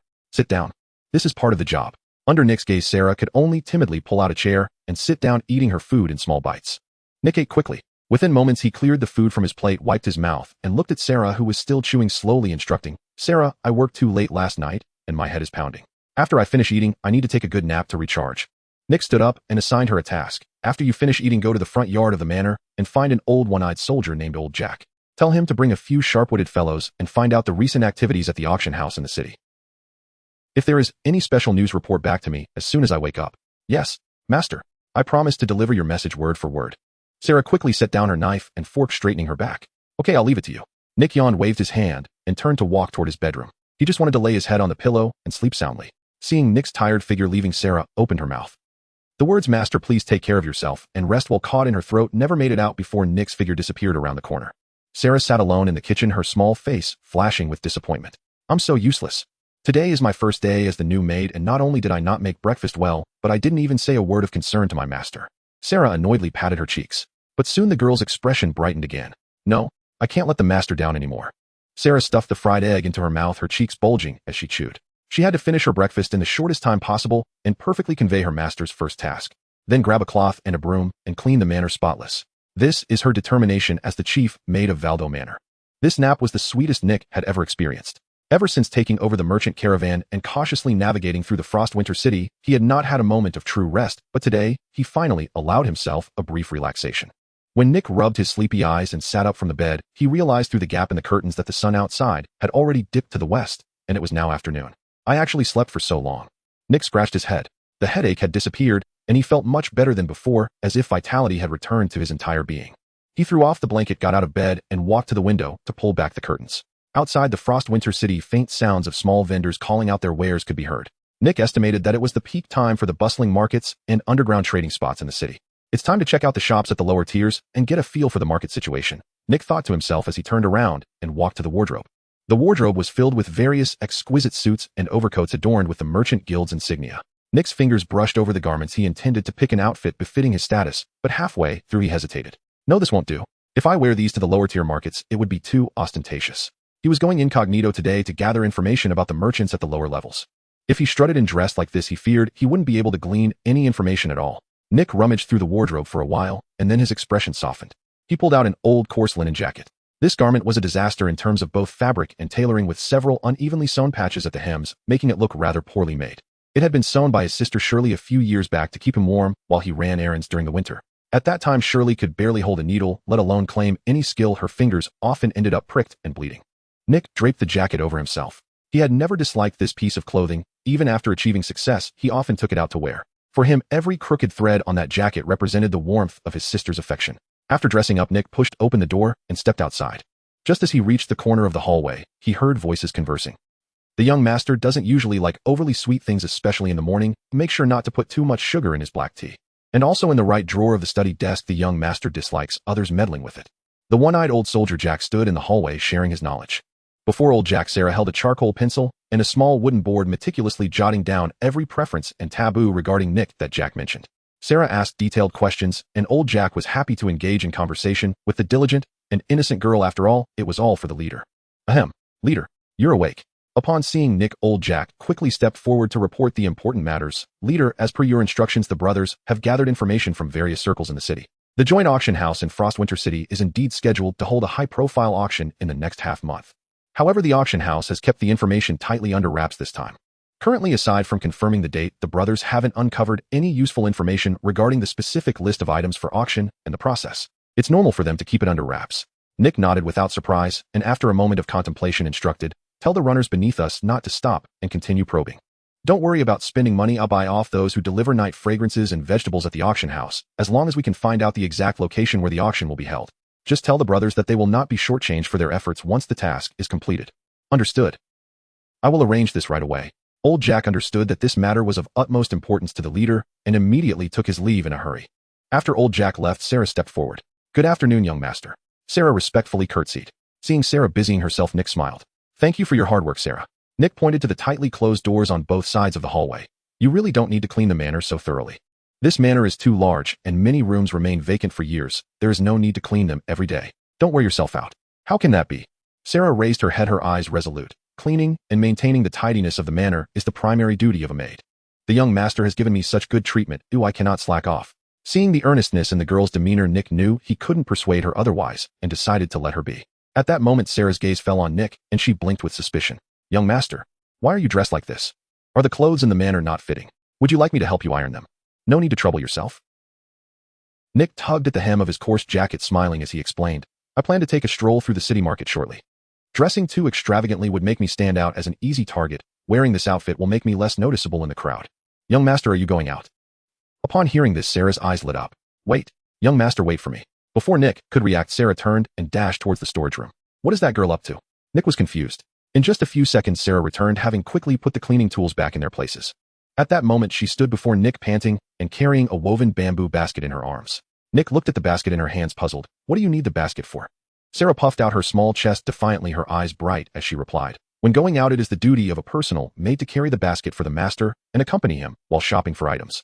Nick chuckled, realizing that there was indeed some logic to her words. Don't noble lords always have a few servants carrying things beside them when they go out? Now that he was the leader of the foremost merchant guild in Frostwinter City, it was only reasonable to take a maid along when going out. Since she was willing to accompany him outside for some fresh air, he saw no reason to refuse this sense of duty from a maid. All right then. Nick opened the door. Just stick close. The market outside can get quite crowded. Yes, young master. The marketplace of Winter City, bustling and noisy. As the economic hub of the Northern Empire, the incessant sounds of vendors calling out, the clattering of wagon wheels, and even the bickering of customers filled the air. Sarah followed closely behind Nick, carrying a woven bamboo basket, her curious eyes darting around the dazzling array of goods, the steaming street food, and the foreigners dressed in various colorful outfits. To Sarah, who grew up in the slums, it all felt like a scene from a dream. Kyle walked leisurely beside the two, his gaze seemingly casual, yet he made sure to keep any potential threats at least 3 steps away. As for Nick, who walked at the front, he had his hands tucked into his pockets, naturally blending into the crowd. Young master, what are we going to buy? Sarah jogged a couple of steps to catch up with Nick and asked, aren't we in a hurry to buy? Let's take a look first. Nick strolled down the street, his gaze scanning the shops adorned with the Valdo family crest. All along the way, Nick noticed that most of the shops displaying the Valdo family sign were thriving. Thanks to Nick reducing the protection fees and switching to a lower commission rate, the operating costs for these grassroots shops declined, leading to lower prices compared to neighboring stores. With quality goods at reasonable prices, the common folk naturally chose to vote, with their feet flocking to the Valdo family stores to shop. Low prices and high volume can also gain a solid reputation among the grassroots. This is the essence of a sustainable business. Nick felt satisfied in his heart. However, in a vast forest, all kinds of birds exist. Amidst this prosperity, he also spotted a few stores with the Valdo sign, but their prices were exorbitantly high. For these greedy parasites trying to take advantage of the family name to exploit customers, Nick silently noted their names. When he had the chance, he would find a way to deal with them. Suddenly, a commotion erupted down the street. Nick stopped and looked ahead. He saw that the entrance of a pharmacy bearing the Valdo family crest was currently packed with people. The long line even stretched to the other end of the street, with many commoners shivering in line, yet still anxiously peering ahead, clutching a few copper coins. What's going on? Why are there so many people ahead? Sarah asked, standing on her tiptoes in confusion. Kyle, could you please find out?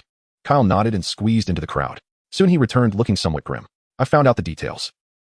Kyle reported, with early spring just arriving, although there hasn't been a large-scale spring plague due to the coats dumped by the caravans, there are still quite a few commoners suffering from cold-induced illnesses.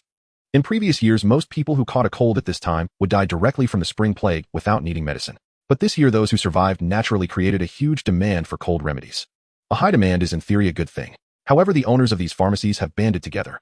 They are deliberately withholding the medicinal materials in their warehouses, only releasing a very limited amount each day, and the prices keep rising. Hunger marketing. It is an objective fact that cold remedies are in short supply, and it is not unreasonable for merchants to sell high for profit. However, uniting to hoard goods and playing such despicable hunger marketing games at a critical moment when commoners' lives are at stake is a serious breach of ethics. While such tactics may squeeze a few copper coins from the hands of commoners, the cost would be the destruction of the Valdo family's reputation in Winter City. If they are allowed to continue like this, the goodwill and reputation painstakingly built up will evaporate in an instant. Young master. Sarah looked at the coughing elderly in the line, feeling a bit distressed, and tugged at Nick's sleeve. Those sick people are so pitiful. Shouldn't our caravan queue up to buy some medicinal materials too? What if the caravan's crew gets sick too? No need. Nick replied, snapping back to reality and waving his hand to reassure her. Before the caravan set out, we distributed enough herbs and healing potions, so there's no need to worry about the crew's health. Nick stood at the street corner, his gaze fixed on the prospering pharmacy. How can we stop them? How do we intervene? Although the Chamber of Commerce had changed owners, the shop owners were deeply intertwined. Without sufficient goods to stabilize prices, simply issuing in order to lower prices would only lead to the materials being snatched up by scalpers, never reaching the hands of those truly in need. To completely break this deadlock, the only way is to flood their hoarded goods with a massive supply of cheap remedies. If the Valdo caravan could release a sufficient amount of cold remedies, they could dominate the entire spring market in Winter City, making a fortune while earning the reputation of a savior. But where can the caravan find so many medicinal materials? With this thorny question, Nick left the street with little enthusiasm. Unknowingly, the three of them moved away from the bustling main street, and the air gradually filled with the smell of blood and sweat. The slave market of Winter City. As the economic hub of the Northern Empire, the slave market here was equally grotesquely prosperous. Halforks chained with iron, bankrupt farmers stripped of their land, and even more captives from small nations were all crammed into low iron cages like livestock waiting for buyers to choose. Having never seen such a hell on earth, Sarah, frightened, hid behind Nick, her face pale and not daring to look more than a glance. Don't be afraid. Nick patted Sarah's hand, expertly walking up to a few cages. This was a habit Nick had developed every time he returned to the city after trading. He couldn't save all the slaves tormented by suffering like a god, but he would do his best to buy those of his own kind, the fox people, or those who were comrades of his subordinates. Release these few, and those too I'll buy them. Nick casually tossed a bag of gold coins, and when it came to those he bought, he always offered two choices: first, stay and work for me, I will pay you a normal salary, and tear up your slave contract to give you freedom. Second, take this bag of travel money and return to your homeland. The outcome was obvious. To these slaves, Nick was like their reborn father. The vast majority would choose to stay without hesitation, repaying this kindness with loyalty. Compared to a few cold coins, this bought loyalty was simply priceless. Sarah, hiding behind, watched Nick display his mercy, her eyes filled with admiration and gratitude, relieved to have encountered such a good master. Just as Nick was about to turn and leave, his peripheral vision caught sight of a solitary steel cage. Inside it curled a half-elf girl. In this world, half-elves were a tragic existence. Elves despised them for their inferior and impure blood, while humans envied their long lifespan and bullied them in various ways. Caught between two unwelcoming worlds, they could only become victims of the times. Nick looked at the dirty, numb-eyed half-elf in the cage. Half-elf, elf. Elven forest. Yes. Where in the continent could there be a richer source of medicinal materials than the elven forest? The herbs there were practically like wild grass covering the mountains. If I could make a trip to the elven forest and transport the low-tier medicinal materials back to Winter City, wouldn't the deadlock in the medicinal market be instantly broken? However, Nick's brow quickly furrowed again. Winter City was far from the elven forest, and even if he immediately sent the caravan to hurry there, the round trip would take at least half a month. By the time the medicinal materials returned after half a month, the commoners afflicted with the cold in Winter City would have either recovered or perished, and it would be too late. Too slow, the regular logistics speed simply can't keep up. Boss, I'll buy this, half-elf. Nick tossed a bag of gold coins to the slave trader, his mind still formulating strategies. There must be a faster transportation method. Something faster. As the sun set, the waning moon quietly climbed atop the walls of Winter City.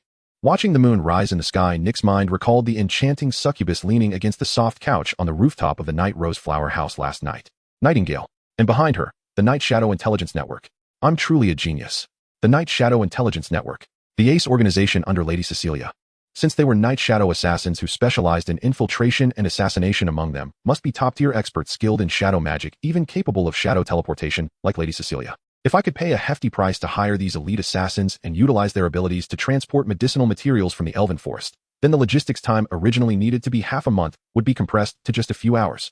Let's go. Call Sarah. We're heading back to the manor immediately. Nick was already eager to rush to the brothel to discuss this big deal with Nightingale. As long as this plan succeeds, not only could he dominate the entire spring market with a massive supply of medicinal materials, but he could also earn immense prestige among the common folk in Winter City. After returning to the Valdo Manor, Nick dove into the study. He spread out the parchment and picked up a quill, starting to write furiously. It wouldn't do to have just a notion of sourcing supplies from the Elven Forest. Business warfare is like a battlefield where speed is of the essence. If all the herbs were to be dumped into the Valdo family's apothecary in a short period, not to mention whether the storeroom could accommodate such a vast quantity, the foot traffic alone could not possibly consume such a large stock within a few days. Moreover, if too many commoners queued up, it could easily lead to a stampede, even giving competitors time to react and hire thugs to create disturbances. Once those old fellows catch on, if they start lowering their prices or send people to hoard supplies maliciously, then for every mouthful, I take they can have a share of the soup as well. I absolutely cannot allow such a good thing to happen. Nick bit down on the quill, his gaze scanning back and forth. Since the apothecary's throughput is limited, why should we restrict the commoners to the doorstep of the shop? Break free from the fixed mindset of traditional shops. I can set up mobile sales points. Ideas flowed from Nick like a spring. Hire workers from the city, equip them with unicycles, and divide the herbs into smaller portions. Let dozens of mobile sales points traverse through the streets and alleys of Winter City. Although hiring a large workforce will raise costs somewhat compared to the entire spring herbal market, it is truly negligible. Even better, the commoners are currently in a state of panic over the cold. As long as carts loaded with affordable herbs appear at their doorsteps, they will undoubtedly purchase and stock up, even if they are not sick, to cope with potential risks. This is undoubtedly a buyer's market with no concerns about sales. Done. With this plan in hand, he could go to discuss business with Nightingale tonight without any preamble. This way, he could also avoid the awkward situation of discussing matters with the deadly succubus in the room for an entire night. Nick stuffed the plan into his pocket and pushed open the study door. As soon as he walked into the living room, he saw the maid Sarah guiding the half-elf girl, patiently explaining the layout and rules of the manor. The half-elf girl was the one Nick had purchased at the slave market that afternoon. Upon seeing Nick emerge, she shivered and hid behind Sarah, her eyes filled with fear. "Young master." Sarah hurriedly stepped forward, her eyes pleading as she explained the situation to Nick. "Young master, I just asked her. Her name is Emily. This child is too pitiful. She originally lived on the edge of the Elven Forest with her mother, but due to her half-elf bloodline, she was ostracized, and then after encountering an accident was forced to flee the forest. On her journey, they unfortunately ran into a human slave-capturing squad. To protect her, her mother was killed by the slave-capturing squad. She herself became a slave and was sold all the way to Winter City. Upon reaching this point, Sarah, who also came from a humble background, teared up. She tugged at Nick's sleeve. "Young master, Emily is really hard-working. She can do any heavy labor. Could you keep her in the manor? Please don't sell her again." Listening to Sarah's plea, Nick looked back at the trembling Emily. Having lost her mother and endured the torment of the slave market, Emily's eyes were filled with despair and numbness. Nick stroked his chin. Keeping her in the manor. With Sarah, this diligent head maid, Valdo Manor is already well managed. However, Nick thought of his sister Shirley far away in Demon King City. Although Shirley is protected by the Grand Sage and the Demon King in Demon King City, she doesn't even have a peer to serve and converse with her. Besides, a half-elf would be the most suitable companion in Demon King City. After all, under the tolerant policies of the demon race, even insectoids can play in the mud with demon children, so adding a half-elf is hardly a big deal. "Sure, she can stay." Nick nodded decisively. "Really? Thank you so much, young master." Sarah quickly bowed, and Emily also looked somewhat incredulous. Nick looked at Emily and instructed, "However, you will not stay here to serve me. The next time my merchant caravan goes trading, you will go with them. My sister is in another place, and from now on you will be her dedicated maid. As long as you do your best, the Valdo Merchant Association will ensure your livelihood for the rest of your life, and no one will bully you. As for this period of time," Nick pointed at Sarah. "Sarah, you are responsible for teaching her well what a qualified maid should do." "Yes, young master, don't worry, I will make sure to teach Emily properly," Sarah promised, excitedly patting her chest. After arranging the trivial matters, Nick waved his hand to say goodbye and hurriedly donned his cloak, pushing open the manor's grand door. Time was of the essence. He had to finalize the logistics immediately. In the open space of the manor's front yard, the night wind was slightly cool. Kyle was patrolling the courtyard with a long knife in hand. As he approached the gate, he heard hurried footsteps. Kyle looked up and happened to see Nick cloaked and hurriedly stepping into the night. His expression tightened. So late, and he's going out again. Kyle watched Nick's retreating figure, recalling how Nick had seemed unsteady that morning. Sigh after staying up all night yesterday, he's rushing out again today. Taking advantage of his youth and being so reckless it's like he is exhausting his life force. Kyle shook his head resolved in his heart. No, as a guard I cannot let this kid exhaust himself in the tender embraces of the night. When he returns tomorrow morning, I must go to the apothecary to fetch some herbs and brew a nourishing soup to remind him to take care of himself. Winter City Night Rose Flower House. Nick arrived at the top-level TNZ pavilion, with ease pushing open the wooden door, of fragrant aroma wafting towards him. Oh, on the soft couch, Nightingale, dressed in a semi-transparent crimson veil, had her long pale legs crossed. Upon seeing Nick, the enchanting succubus let out a series of delicate tinkling laughs. She sat up from the couch, teasingly narrowing her eyes. I was wondering who was in such a hurry to push the door open. What's this? Our ever-busy leader who fled in haste this morning couldn't resist coming back tonight. Nightingale extended a finger to touch her red lips. If it's you, Leader Nick. Then tonight, I wouldn't mind reluctantly accepting your company. Facing the succubus temptation, Nick remained unfazed like a blind man. He strode to the table, pulled out a chair, and sat down heavily, then took out the plan from his pocket and slapped it down on the table. Put away your allure, Nightingale. My health is perfectly fine, and I have no need for such diversions. I came tonight to discuss a significant business deal with you. Within the winter city of the human empire, dark currents surged, while in the distant Demon King's city, grand infrastructure research was in full swing. The storage hall for miscellaneous items was in utter disarray, with the floor piled high with limestone, clay, iron, or powder yellow sand and gravel. The air was thick with the scent of dust, resembling a construction site within. Chit-chit, clatter. In the corner of the hall, the young Empress Nova stood atop the head of the chief guard, Spike. Before her stood dozens of worker ants sent by the insectoid queens, arranged neatly. Nova attempted to connect with the worker ants using her tender mental strength, issuing simple commands to turn left and advance. For the young Empress, commanding the swarm of insects was an essential training, while Spike released mental waves to assist her in stabilizing the transmission of her commands. The 8 worker ants in the front row, upon receiving the command, turned their bodies in unison to the left. However, the last few worker ants seemed to have reception issues. One dawdled and turned half a circle to the right, while another simply lay down and began to dig into the yellow sand with its large mandibles. Chit-chit-chit. The young Empress jumped up and down in frustration, her short legs stomping angrily. I've already commanded you to turn left, you bunch of fools. My regal presence has been utterly tarnished by you. Your Highness, please maintain patience. Your mental tendrils are still not sufficiently resilient. It is normal for signals to weaken when issuing multiple commands, Spike patiently instructed. In contrast to the chaotic military training of the insectoids in the corner, the other side of the room was filled with an atmosphere of academia and magic intertwined. Rain, covered in dust, squatted in front of the powder, wielding a wooden stick to repeatedly strike out one ratio after another. If you want to be rich, you must first build roads. But you can't expect the insectoids to do all the spitting, can you? Rain pondered. The biological shell material secreted by the insectoids was indeed as hard as iron, waterproof and heat-resistant, making it an excellent material for constructing advanced military fortresses. However, using it to pave a 1,000-mile trade route connecting the demon realm and the elf forest would be like covering a public toilet with gold. Wasteful and grossly inefficient. Even if the insects spat until they foamed at the mouth, they would never be able to cover such a long road. Rain needed a more affordable, easily obtainable, and suitable material for large-scale infrastructure. As a transmigrator, he naturally thought of concrete. Before his arrival in this world, he had helped his elders mix cement and plaster in his rural hometown. He clearly understood that the essence of concrete was a mixture of cement, sand, gravel, and water. The raw materials for producing cement were none other than limestone, clay, and a small amount of iron or powder. In this world filled with magic and exotic creatures, the industrial processes that originally required high-temperature calcination and complex grinding were greatly simplified. Rain only needed to throw the raw materials in, and the insectoid worker ants, possessing strong acid corrosion and chewing abilities, could quickly decompose and crush these, or ultimately excreting fine uniform cement powder. With the materials in hand, what troubled Rain now was the precise mixing ratio of water, ash, sand, and stone. Too much water made it too thin to solidify, while too much sand and stone could lead to cracking and crumbling. Try again. Formula 14, 2 parts cement, 3 parts yellow sand, 4 parts gravel, add water, and stir. Rain shouted. Hearing Rain's command, Ashria turned to the side and looked at Shelley. Shelley, concentrate. Extract the materials according to the given quantities. Yes, Your Majesty. Shelley gulped. Indeed, Ashria was personally teaching Shelley how to perform delicate magical operations, and her training method was to use mental strength and magic to replace a mixer in blending the concrete materials. Buzz. Shelley extended her hands and magic blossomed at her fingertips. On the ground, the lime powder, yellow sand, and stones were lifted into the air, followed by a water sphere merging among them. Control the flow of magic, do not let the moisture escape. Feel the friction between the sand and stones, let them wrap evenly. Ashria guided from the side. Magic is not just for destruction. Being able to tame magic like sheep is the foundation of a great magician. For Shelley, who had only recently begun to learn magic, controlling 4 substances to stir evenly in the air was a hellish challenge. Sweat beaded on Shelley's forehead, and her little face flushed red. But this was an unknown instruction from the Demon King. She had to give it her all.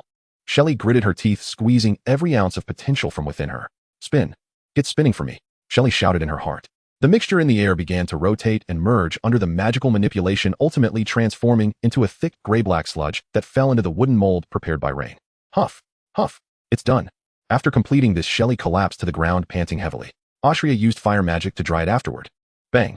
Rain struck the edge of the mold, and the gray square solid block perfectly presented itself before everyone. No cracks, no excessive crumbling. We succeeded. Although the strength of this rudimentary concrete was still somewhat inferior to that of concrete on Earth in a world where houses were still built with rammed earth and stones, this was undoubtedly a revolutionary advancement. Seeing Rain's excited demeanor, Austria curiously approached. She reached out and gently tapped the concrete block, slightly infusing it with magic to test its structure. After a moment, Austria withdrew her finger. Great sage, this block of mud is indeed very sturdy. However, in terms of hardness and magical penetration resistance, it seems far inferior to obsidian granite. You are mistaken, Austria. Its greatest advantage has never been hardness. Rain patted the mud. Obsidian granite is indeed hard. But to build a road in the wilderness, you need to send the best craftsmen to painstakingly chisel, cut, and polish it from the mountains, then transport it out with beasts of burden, and finally piece it together on the ground. How much manpower and time would that require? But concrete is different. Its greatest magic lies in its plasticity. Sand and stone are everywhere. We only need to transport the cement powder, and when we arrive at the construction site, just add water and mix. In its liquid state, it can be poured into any shape of mold. Once it solidifies, it becomes a complete, seamless stone block. As long as there is a mold, walls and roads of any desired shape can be directly cast. Moreover, this is only the most basic version. If we add a wire mesh made from discarded pig iron as a rebar framework during the mixing process, even if we incorporate the biological gel secreted by the insectoids into the cement powder as a bonding and strengthening agent. Rain gazed into Austria's eyes. Its strength will not only surpass that of obsidian granite, but it can also pave magical highways across the land and construct towering steel fortresses. The last rays of the setting sun spilled over the wasteland outside the Demon King city. The little Empress Nova lay on the ground, her 6 short legs swinging idly, her multifaceted eyes reflecting the construction site below. At this moment, Nova was pondering the meaning of a bug's existence. Surrounded by 7 or 8 little demon children, she was deep in thought. These little followers held a variety of snacks, from crispy potato chips to dried beast meat strips. They sat in a row munching on snacks while watching the worker ants laying the road. Nova looked down at the orderly movements of her insect brethren, engulfed in self-doubt. She truly couldn't understand whether it was her command ability that was lacking or if those worker ants were simply too foolish. No matter how hard she commanded them to move forward or turn left, there were always a few worker ants that seemed to lack a brain, completely unable to comprehend her intentions. Some would turn in circles while others would even crawl backward. Were worker ants inherently stupid? It didn't seem so. Nova turned her little head to look at the leading guard, Spike, at the front of the construction site. Under Spike's control, dozens of worker ants moved like precise gears, smart and efficient, their actions devoid of any sloppiness. They transported sand and gravel, spat acid to dissolve limestone, and smoothly spread the mixed cement slurry on the foundation. The entire group of worker ants executed commands flawlessly. Why is Spike able to command so well while this Empress struggles to even get them to turn? Nova grumbled, rubbing her mouthparts. Previously, she had sneakily asked Spike. That fellow seriously told her, "Your Highness, you have not yet grown up. Your spirit is still not resilient enough. When you enter your growth phase, you will be able to control millions of worker ants at once." Millions? Nova shook her head internally, seriously doubting Spike's words. Even now, she found it difficult to control dozens of worker ants. How could she control millions once she grew up? That's an absurd lie. What could be the reason? Have I not been eating enough these days? Or is my sleeping posture incorrect? As the little Empress fell into existential contemplation, a little boy next to her offered a piece of jerky to her mouth. Nova, eat the jerky. Crunch. To hell with the meaning of bug life. Forget about it. Filling my stomach first is more important. Nova bit into the jerky happily, her worries instantly cast aside. Wow.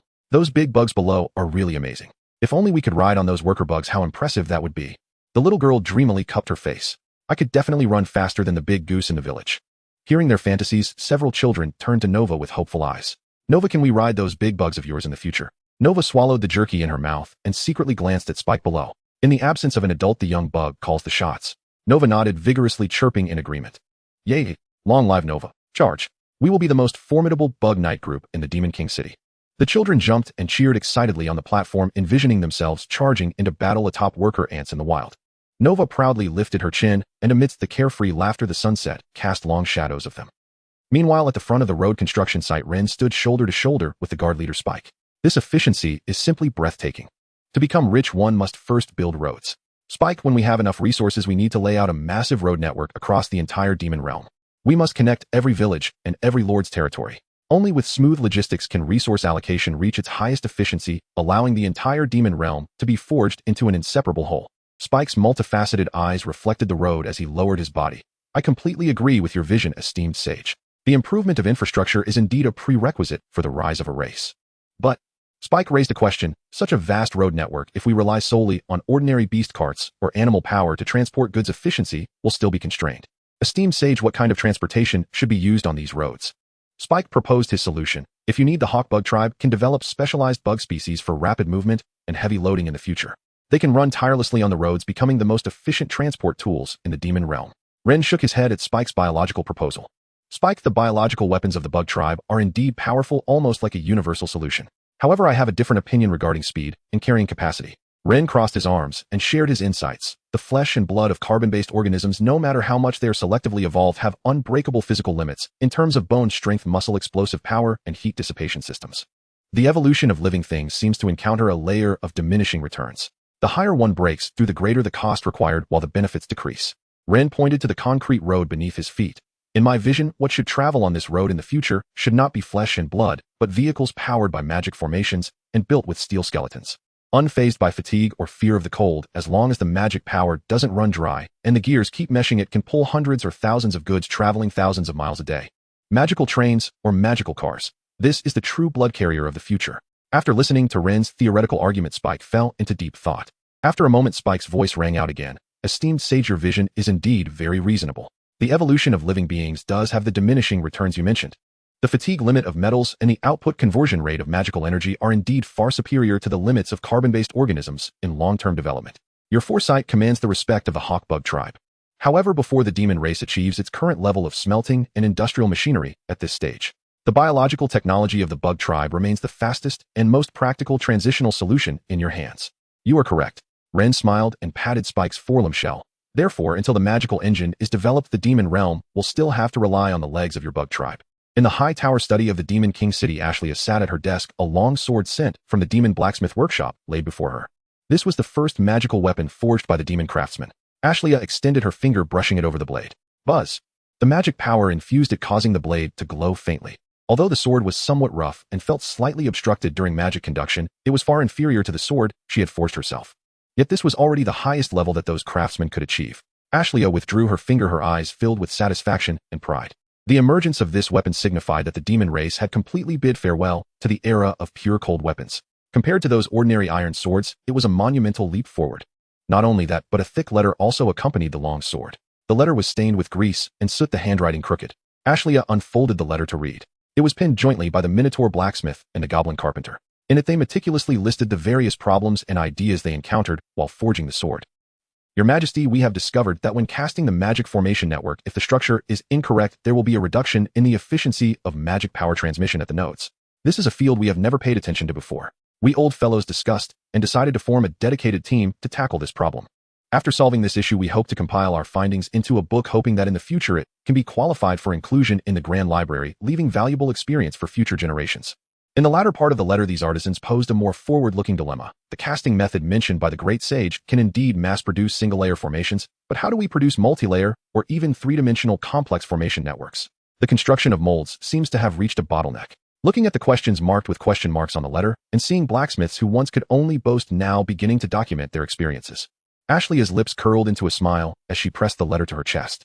Through the rough handwriting, Ashlia seemed to glimpse the future, envisioning the demon race ushering in an unprecedented rebirth on this land of suffering. In the Demon King's castle, the dining hall, the candlelight casts a warm glow on the wooden table. Rain held a knife and fork, tackling the food on his plate, while also pondering the upcoming construction plans. Now that the formula for concrete is settled, we need to push the progress of road construction to the maximum. However, the trade route that runs through the demon realm directly to the elven forest is simply too far. The worker ants of the insect tribe are indeed natural construction experts, fast and efficient. Rain turned his head to look at the little Empress Nova, who was gnawing on a roasted potato on the table, and the sharp-tipped attendant standing beside her. But if we are to build such a long highway, Nova and the sharp tips can't possibly camp out in the wilderness to supervise, can they? Nova is currently at a crucial stage of growth and learning. Leaving her on the construction site is definitely not an option. However, without the command of high-level insect tribe members, those worker ants who only follow their instincts might not even distinguish between cement and sand. Hearing Rain's concerns, the sharp tip responded, "Your Excellency, your worries are completely unnecessary. Please rest assured, both Nova and I will remain in the Demon King's castle and will not delay her studies. As for the command of the road construction, other purple-armored guards can handle it perfectly well. Although they do not have specialized vocal organs like I do, and cannot communicate with you in human language, they possess intelligence and leadership abilities. We only need to send a guard insect as a command center to follow the construction team, allowing all worker ants to lay the road according to your blueprints. I see then the command issue is resolved. Rain nodded in satisfaction. The modular social division of labor in the insect tribe is indeed worry-free and efficient. Sitting across from him, Ashley put down her spoon and added, not just the command, I also have arrangements regarding the safety and logistics of the worker ants in the wild. Tomorrow morning, I will issue a royal decree. Along the planned route of the trade road, all nearby demon lords will unconditionally provide assistance to the construction team. Whether it is clearing wandering high-level magical beasts or supplying food for the worker ants, or even assisting with complex terrains that require mountain clearing and river filling, the demon lords and local garrison will personally cooperate. This way, not only can we maximize the safety of the worker ants, but we can also greatly accelerate the progress of the road construction. Perfect. Rain snapped his fingers, unable to help but praise Ashley's decisiveness, segmented contracting, and local responsibility. With the protection of the demon lords, this highway will definitely be fully connected before summer arrives. The infrastructure coordination issue that had troubled Rain was resolved with just a few words at the dining table, as Rain prepared to indulge in his meal. Clang! A wooden plate fell onto the seat beside Rain.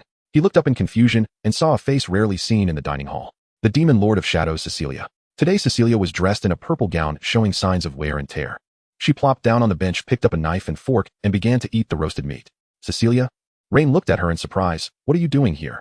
I remember that someone like you who deals in intelligence is always accustomed to operating in the shadows or enjoying fine dining in high-end restaurants of the human empire, right? Hearing Rain's teasing, Cecilia turned her head and shot him a glare. Great sage, what do you mean by that? I am also one of the demon lords of the demon realm, busy running around for the foundation of the demon king's castle. How? Am I not even qualified to come back to my own home's dining hall for a decent meal? That's not what I meant. Rain awkwardly scratched his nose. I was just curious, did something happen on the human empire side that made you suddenly come back? Of course something happened. Cecilia raised a mug of ale and took a sip to clear her throat. I hurried back this time to report the latest intelligence from the Night Shadow to your majesty and you. However, it is currently the sacred dinner time. Any earth-shattering events must wait until I finish eating. Reporting on an empty stomach won't yield good intelligence. After saying this, Cecilia ignored Rain and focused on her meal. After dinner in Ashley's office, Ashley sat behind her desk, while Rain sat on the sofa, both looking at Cecilia, standing in the center of the room. Now that you are full, can we talk? Rain asked, holding a cup of hot tea. What exactly happened? Did the holy army of the church act prematurely, or did the hero cause some trouble again? Something like that. Cecilia took out a dossier from her pocket and handed it to the desk. The intelligence is about the fox person Nick. Nick? Did he not return to Frostfall City with a merchant convoy to sell goods? With his finesse, did he encounter trouble with those inexperienced little nobles? He didn't encounter trouble, rather he pulled off something big. Cecilia's tone carried a hint of admiration as she recounted the intelligence sent back from Frostfall City by Nightingale in detail. From Lord Claude's extortion in Frostfall City to Nick visiting Archbishop John to seek support, then to a late-night secret meeting with the succubus Nightingale, utilizing the opportunity of the Holy Army passing through to inject secret demonic energy into the sacred relic at the auction, thus using the Holy Army's blade to cleanse the schemes of the lords and old aristocrats. As long as the commander of the Holy Army releases holy light during the inspection, the contaminated sacred object will become irrefutable evidence of Claude's collusion with heretics. Cecilia summarized, Nick intends to use this underhanded method of killing with a borrowed knife to cleanse the upper echelons of Frostfall City completely, then take over the rule of Frostfall City with the hero's tax-exempt pass and Archbishop's recommendation. Ashley looked at the dossier on the table, somewhat shocked. Although she is a demon king who has experienced countless brutal battles, she knows nothing about such political and commercial calculations rife with intrigue and deception. I always knew that kid was ruthless enough to do anything to climb higher. Rain shook his head with a bitter smile, but I still underestimated his courage and madness. Using the most fanatical and unreasonable holy army of the church as his henchmen. This is simply dancing on the tip of a knife. Rain stood up and paced back and forth in the room. This is a desperate gamble where failure means death. If any part of this plan goes wrong, Nick the Night Shadow base, the Valdo Merchant Association, and even the innocent civilians of Frostfall City will be turned to ashes under the wrath of the Holy Army. Gambling everything he has to gain absolute control over a city. This kid is indeed a desperate gambler. Naira's intelligence report also voiced concern. If the plan proceeds smoothly, Nick will seize Winterhold City without shedding a drop of blood. But what if the Holy Legion commander detects something amiss? Or worse, the church's purge spirals out of control? Then the cost will extend far beyond Nightshade safe houses and the Valdo trading consortium. Hundreds of thousands of civilians may suffer calamity without cause. Though they are not demons, most of these people are wretched souls bound by fate. Shall we cooperate? Cooperate, yes. And Nightshade's entire intelligence network must throw itself behind his operation, ensuring that the sacred relic at the auction is irrevocably tainted with demonic aura. Rin turned to face Cecilia directly. Cecilia, you must understand. The demons seek to shatter this sealed land and forge trade routes and supply networks across the continent. Yet to do so they must tear a jagged wound into the very heart of the human empire. Winterhold City is that wound. Yes, the consequences could be dire, the lives of hundreds of thousands may hang by a thread. But if we hesitate allowing a rapacious lord to climb the church's ladder, he will soon turn his blade upon merchant caravans, severing the vital arteries the demons have painstakingly built. Change demands blood and sacrifice. If Nick dares stake his life, and the lives of an entire city, upon the gaming table, what reason do we have to retreat? Feeling Ren's iron resolve, Cecilia placed a hand over her heart and bowed her head. I understand. I shall dispatch orders to Naira at once. Nightshade will commit fully to the consortium's operation, even sacrificing elite assassins if necessary to ensure no flaw mars the demonic taint. Yet assassins alone are insufficient. Ren stroked his chin. Nick's bid for lordship rests on a bishop's letter of recommendation and a hero's promise of tax exemption. Paltry leverage indeed. The Holy Legion commander is no fool. Even if he purges the nobility, why would he entrust governance of a strategic stronghold to a half-breed merchant of low birth? Ren tapped his fingers upon the desk. He needs legitimacy. A justification so compelling that the commander cannot refuse, but must elevate him by force of circumstance. And that justification must be laid by Nightshade. What justification? Public sentiment. Orchestrated narrative. Ren's eyes gleamed. Cecilia, besides planning the auction, has Nick undertaken any bold moves in Winterhold lately that we might amplify? Cecilia recalled Naira's report and replied immediately. Indeed. A late spring chill has swept Winterhold, unleashing a rampant wave of windchill fevers. Several unscrupulous apothecaries have colluded to hoard remedies and inflate prices. Nick seized the moment. He intends to pay handsomely to hire Nightshade's foremost assassins, deploying their shadow step technique for lightning-fast logistics deep into the elven forest. Cecilia chuckled. The boy is utterly mad to deploy master assassins as herbal porters. Still, he plans to flood the market with affordable herbs, crushing the black market and monopolizing spring's medicinal trade. Brilliant. Rin clapped in admiration. This lad is born a statesman and a titan of industry. Cecilia, tell Naira to accept this logistics contract. No payment required. We'll deliver it free of charge. Rin braced both hands on the desk. Not only will we deliver, we will mobilize every hidden agent, beggar, bard, and storyteller within Winterhold. You will wield these affordable herbs as your banner, proclaiming Nick's mercy from the slums to taverns, from every alleyway and snow-dusted corner of Winterhold. Tell the common folk it is Valdo Consortium's new leader, spending his fortune defying the powerful, who has brought them life-saving herbs from distant lands. Bind the winter memory of his generous coat distribution with this spring's act of herbal charity. The masses are credulous and ignorant. When hunger gnaws and fever burns, whoever offers them bread or medicine becomes in their hearts a living god. We shall lift Nick onto a pedestal, not of stone, but of public adoration. But what of the old nobles and lords? Cecilia asked. Will they not grow wary as his popularity surges among the people? They will see. But rather than growing wary, they will privately mock Nick as a foolish prodigal son squandering wealth on the rabble. Rin sneered. To those lofty aristocrats, the lives of commoners are worth less than chaff. To spend vast sums courting the dregs of society. In their worldview, such an act is absurd and politically barren. Their vigilance toward Nick will slacken. They will settle comfortably into preparations for the church's Holy Legion. Rin delivered his final decree, and when the executioner's blade falls, when the old nobles lie slaughtered, Winterhold plunges into chaos, leaderless and terrified. Then the tide of public sentiment we have stirred shall become Nick's ascension staircase to divinity. When the entire city chants Nick's name, when he is hailed as savior, even the Holy Legion commander, compelled to soothe unrest and restore order to this critical border stronghold, will have no choice but to bow to popular will and place the Lord's seal into the hands of this cunning fox. To wield the emotions of hundreds of thousands as leverage against the church itself, this mastery of psyche and power eclipses even the most forbidden magics in sheer terror. Your wisdom commands reverence, as deep and unfathomable as the abyss. Cecilia bowed deeply. I shall begin the campaign of public narrative at once, ensuring no fracture mars the staircase. Go. Rin waved dismissively, then settled back onto the sofa and lifted his teacup. One more thing. Any fresh developments concerning our so-called hero? They've departed the human frontier, yes, and the days ahead promise anything but ease. Cecilia reported, per Nightshade scouts, the hero's party, seeking their next companion in the Forge village, has plunged deep into the Stone Barren Wastes. The Stone Barren Wastes. Ashlia frowned. I recall that land. Inhospitable, parched, where even grass and water dwindle to scarcity.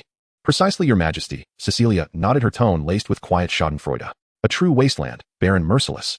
Poisonous beasts lurk beneath shifting sands, sandworms coil unseen, fugitives, exiled mercenaries, and fallen mages all converge there in lawless exile. Their only raw jungle law prevails. For a single sip of clean water, desperate men will bite through their comrades' throats. Cecilia twirled a strand of hair, though the Duke's son gained some caution during the spring famine, striding brazenly into such a flesh-devouring realm. I suspect the hero's journey will be rich in peril and unforgettable hardship. Evil meets its match in greater evil. Rin set down his cup, eyes alight with amusement. Let the outlaws of the Stone Barren wastes temper this savior blade, until it gleams with true, hard-won steel. The scene shifted back to the turbulent city of Winterfell. In the study of the Valdo Manor, the magical stone lamp emitted a glow. Nick was buried at his desk, a stack of papers piled high before him. These were the pieces of intelligence gathered by his veteran subordinates and aides over the past few days from the various circles of Winterfell. The Blackwater gang in the east of the city has suddenly become quiet these past few days, seemingly hired for outer patrol duties at a high price. The old carpenter in the Western District, known for crafting high-end anti-corrosion wooden boxes, took on an urgent order the day before yesterday.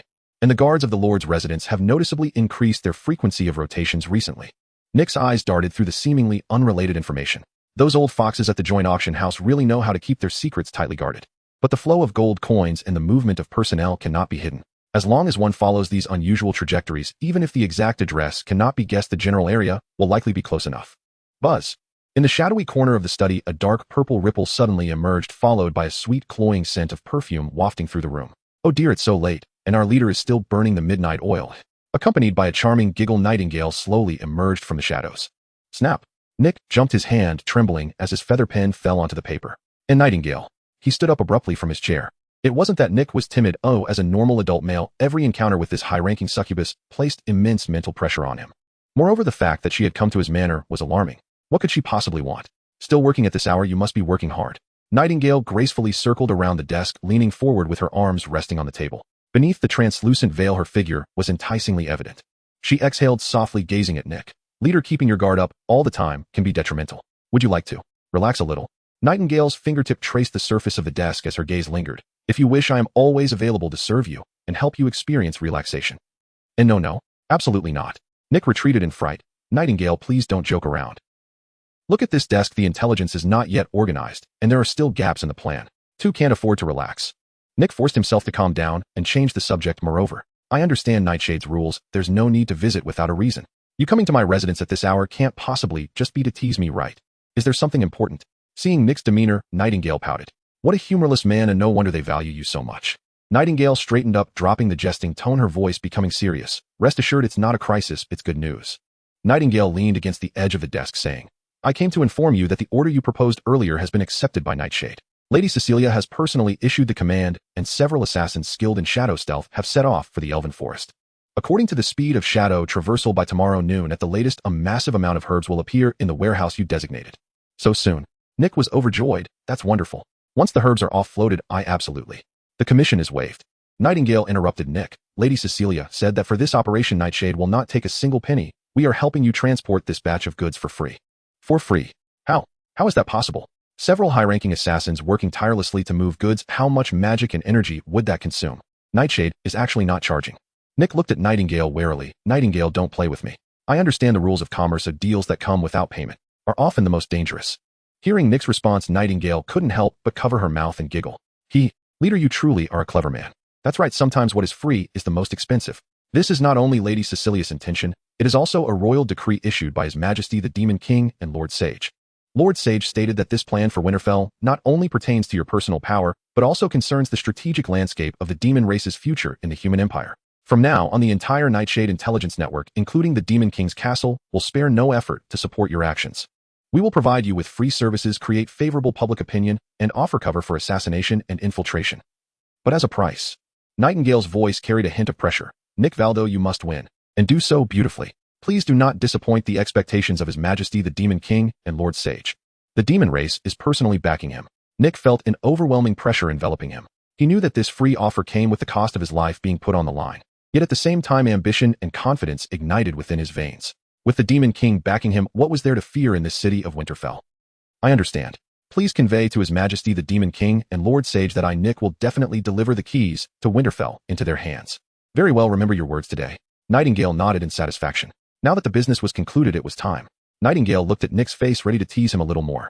Step, step, step. The sound of steady footsteps approached quickly from the corridor towards the study. Oh dear, it seems an uninvited guest has arrived.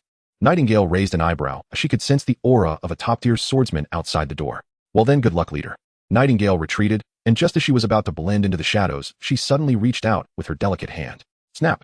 Nightingale grabbed Nick's foxtail and gave it a playful squeeze. Oof! The culprit Nightingale let out a triumphant giggle before completely vanishing into smoke in the corner of the study. Bang! Nick! there's a situation. Kyle rushed in with his hand on the hilt of his sword. He had sensed a powerful surge of magical energy coming from the study while patrolling the front yard, prompting his immediate arrival. However, when Kyle burst into the study with his sword drawn halfway, he froze. Inside the study was only Nick, who was blushing and panting as he leaned against the bookshelf looking. Kyle's nose twitched. He caught the scent of perfume lingering in the study. The scent was identical to the fragrance that Nick had when he sneaked back from outside. Seeing Nick's state, Kyle's grip on his sword slowly relaxed, and his expression turned complex. Nick. Kyle looked meaningfully at Nick. Young man, wielding great power comes with pressure, wanting to find some special leisure in your own home is quite natural. But tomorrow morning, I'll still brew you a nourishing soup if you keep overexerting yourself like this. After saying that, Kyle exited the study, kindly closing the door behind him, leaving Nick in a state of confusion. No, you don't understand what you think you understand. In the outskirts of the winter city, outside a remote warehouse, the darkness before dawn is the deepest. At this moment, dozens of torches are lit in the warehouse courtyard. Nick stands atop a wooden crate, gazing down at the crowd below. Behind him, the warehouse door stands wide open, revealing heaps of abundant cold-resistant herbs. Below, the crowd consists of idle workers, bankrupt farmers recruited by Nick overnight, and elite mercenaries tasked with maintaining order. Listen up, brothers. Nick clapped his hands to gather everyone's attention. Your task for today is very simple. Push the wheelbarrows filled with herbs into the streets and alleys of the winter city, the slums, and the lower districts. Remember my rules. First, you do not need to shout loudly. If anyone makes a scene and attracts the attention of the city guards, forget about your pay. Second, sell the herbs at the lowest prices listed on the orders. If you encounter those who are too ill to rise from bed with not even a copper coin to spare, give it away for free. The herbs for treating their ailments are free. A merchant selling goods without aiming for profit, giving them away for free. What are gold coins being tossed around like stones? The leader is benevolent. Old Soldier Jack led the crowd in a timely cheer. The leader is benevolent. Although the workers were puzzled, they joined in the shouting. Regardless of whether the boss was crazy, as long as they got paid, it was all that mattered. Finally, mercenary brothers. Nick turned to the brawny men with weapons. Your task is to maintain order and prevent anyone from looting. But remember, unless someone maliciously vandalizes, swords and blades must not be drawn. All is ready, only missing the east wind. Nick raised his head, gesturing to the brightening sky. Let's go. In the early morning, as the sky lightened, the winter city was still shrouded in cold mist. In the narrow alleys of the slums, wooden carts emblazoned with the Waldo Merchant Association's emblem quietly rolled in. The cart vendors silently lifted the oilcloth, revealing herbs that emitted a bitter scent. The door of a dilapidated hut creaked open. A haggard woman emerged, holding a wooden basin. From within came the painful cough of a child. She had inquired at the pharmacy on the main street yesterday, and a small prescription that could save a life had skyrocketed to the price of her half-year's rations. She simply could not afford it. Then she spotted the cart at the alley's end.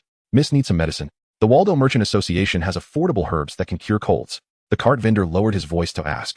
I only have these 2 copper coins. The woman opened her hand, even prepared to kneel before the vendor. However, unexpectedly, the vendor directly grabbed 2 handfuls of herbs from the cart, stuffing them into her arms, and casually took the 2 copper coins. Take these to make soup for your child. The leader said for those in need, 2 copper coins are enough. The woman holding the herbs could not hold back her tears. The goddess has manifested. Thank you, Waldo Merchant Association. This scene was played out repeatedly in every corner of the winter city. Word spread quickly among the lower-class citizens. Those who could not afford the high-priced medicine seemed to have grasped at a lifeline. Yet strangely, this buying frenzy proceeded in an unusually quiet manner. The common people were not foolish. They were well aware of the unscrupulous nature of those who monopolized the pharmacies. Everyone noticed the Waldo Merchant Association was quietly offering them a way out. If anyone made a scene and attracted the thugs from the big pharmacies and the city guards, this life-saving, affordable pharmacy could be overturned at any moment. Thus, an unspoken understanding spread among the lower-class citizens of the winter city. Chill. Keep it down. Go to the back alley of the blacksmith shop in the south of the city. The Waldo Merchant Association is selling medicine there. Don't push. Form a line. If you break the merchant's cart, I will be the first to take you down.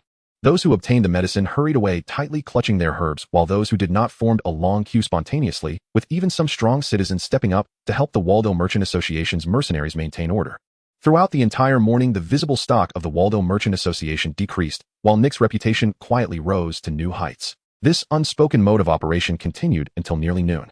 On the main street, the heads of several jointly monopolized pharmacies finally sensed something amiss. What's going on? Why hasn't a single poor wretch come in to ask for prices all morning? Boss, it's not good. That Nick from the Waldo family has gone mad. He hired dozens of carts and is selling herbs at ridiculously low prices all over the city.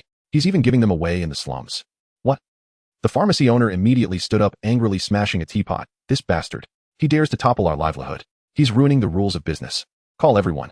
Get all the thugs. Go out and smash those carts. Retrieve all the herbs and burn them. Furious monopolistic merchants quickly joined forces, dispatching over 100 street thugs and henchmen storming toward the lower districts.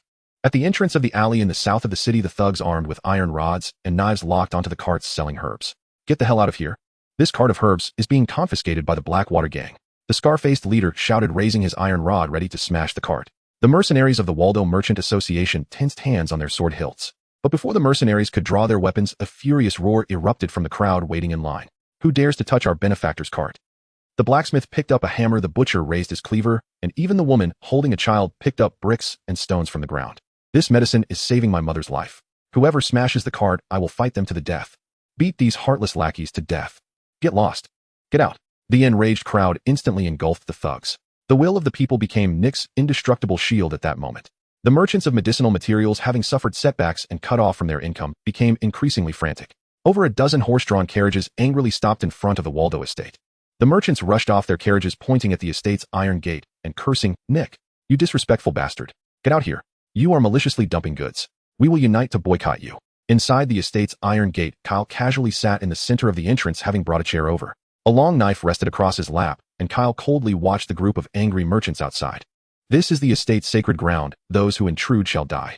Kyle's voice was not loud, but the sharp aura of his sword frightened several merchants attempting to push the door. Seeing they could not enter, the merchants decided to seek another way. Knowing they could not provoke a master, they turned their carriages around. "Let's go. We will complain to Baron Claude. We'll go tell him about this." The angry merchants marched toward the Lord's manor. In the study of the Lord's mansion in Winter City, Baron Claude was gleefully counting the coins on the table. This was a hefty sum he made from utilizing his connections and reselling Nick's goods. "My lord, you must take a stand for us." The merchants outside the study were crying out, unable to be stopped even by the steward. After listening to the grievances of these merchants, Claude leisurely sipped from his wine glass. "You say Nick is selling medicine at low prices throughout the city, robbing you of business?" "Yes, Baron. This brat is breaking the rules. You must punish him." "Punish? Why should he punish Nick?" The spring herbal profits were indeed substantial, but if Claude intervened to help these old geezers, the profits would have to be shared with them. Furthermore, he would have to deal with them later, which was a hassle. In contrast, let that little fox cause a ruckus. It's best if he swallows the entire medicinal business of Winter City, monopolizing it. When Nick this fox has fattened himself up collecting all the coins into the Waldo Merchant Association's vault, Claude, as the Lord, just needs to find an excuse and go to Nick to extort him.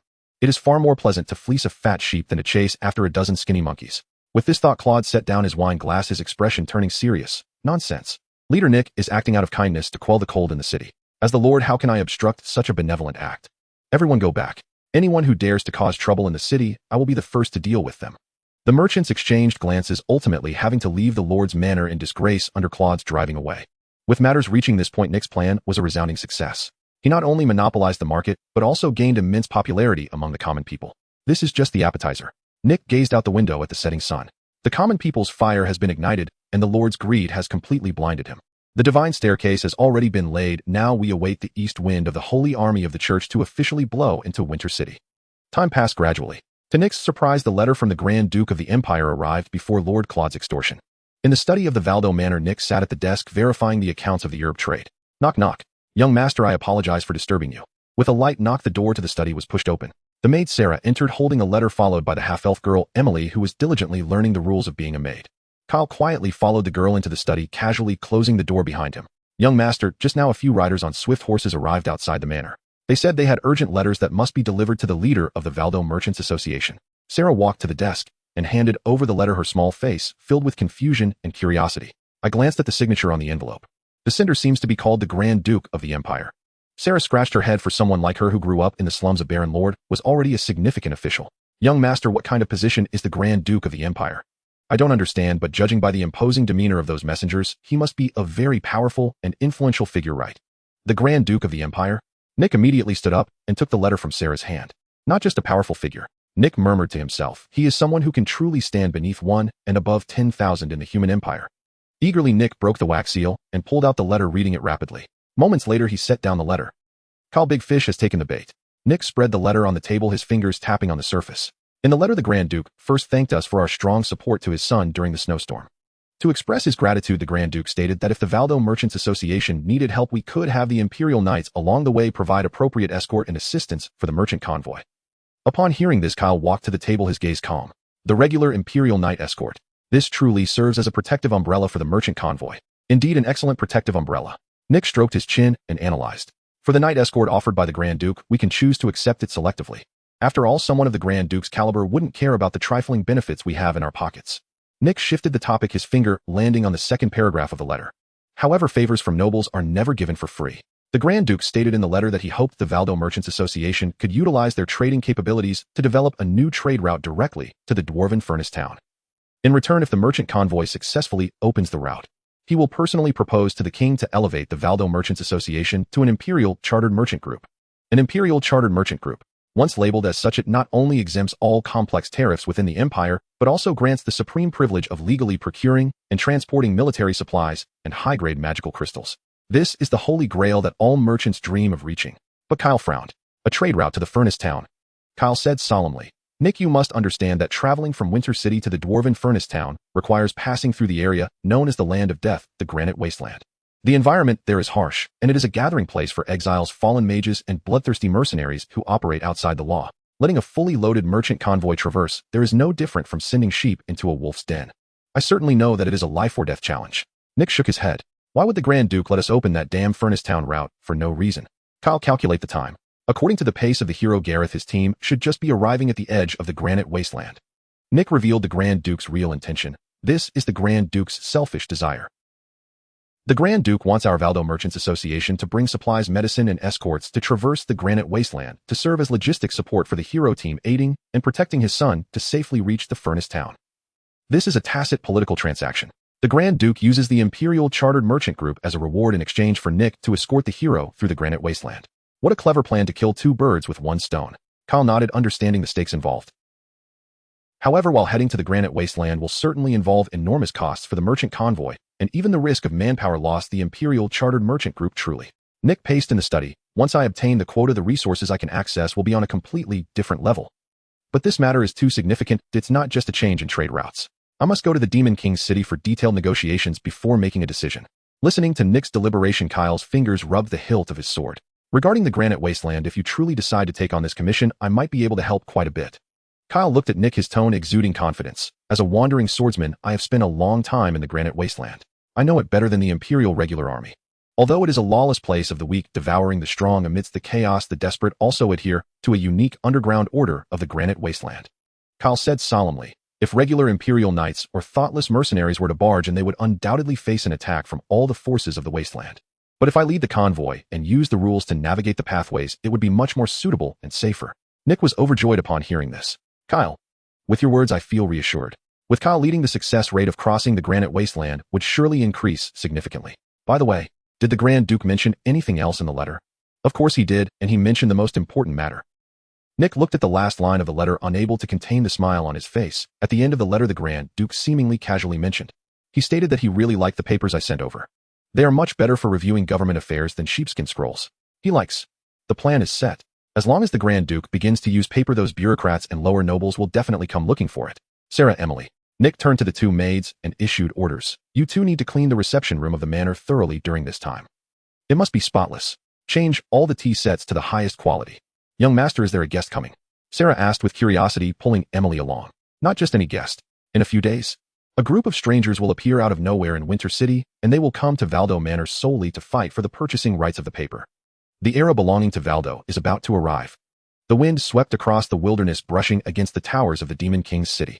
Rain stood on the terrace overlooking the bustling land below. At this moment, the outer perimeter of the Demon King's city had expanded significantly.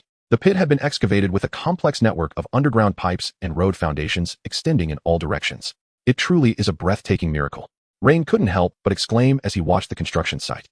On the construction site, the hawk insect race displayed terrifying efficiency. They wielded their massive jaws and secreted strong acids, tirelessly tearing apart the earth with hundreds of worker ants. Meanwhile, the demon race was not idle around the insect race. Earth magic leveled the foundation, wind magic transported the boulders, and fire magic accelerated the solidification of concrete. The collaboration of magic and the biological technology of the insect race brought about a construction speed that even in modern society would be unparalleled. At this rate, it won't be long before the economic circle and transportation hub centered around the Demon King city takes shape. Rain nodded in satisfaction. The road construction was not merely to open up trade routes to the Elven Forest, but also to prepare for urban planning in anticipation of the future expansion of the Demon King city. Great Sage, the wind has picked up. A robe was lightly draped over Rain's shoulders. Ashleigh had unknowingly arrived at the terrace, her eyes following Rain's gaze to the territory below, a smile gracing her lips. I just received news from Cecilia. Ashleigh walked over to Rain's side and reported, Nick's spring herb dumping plan in the Winter City has been a great success. Those merchants who attempted to hoard and speculate have been overwhelmed by the affordable herbs, and they are now in a state of desperation.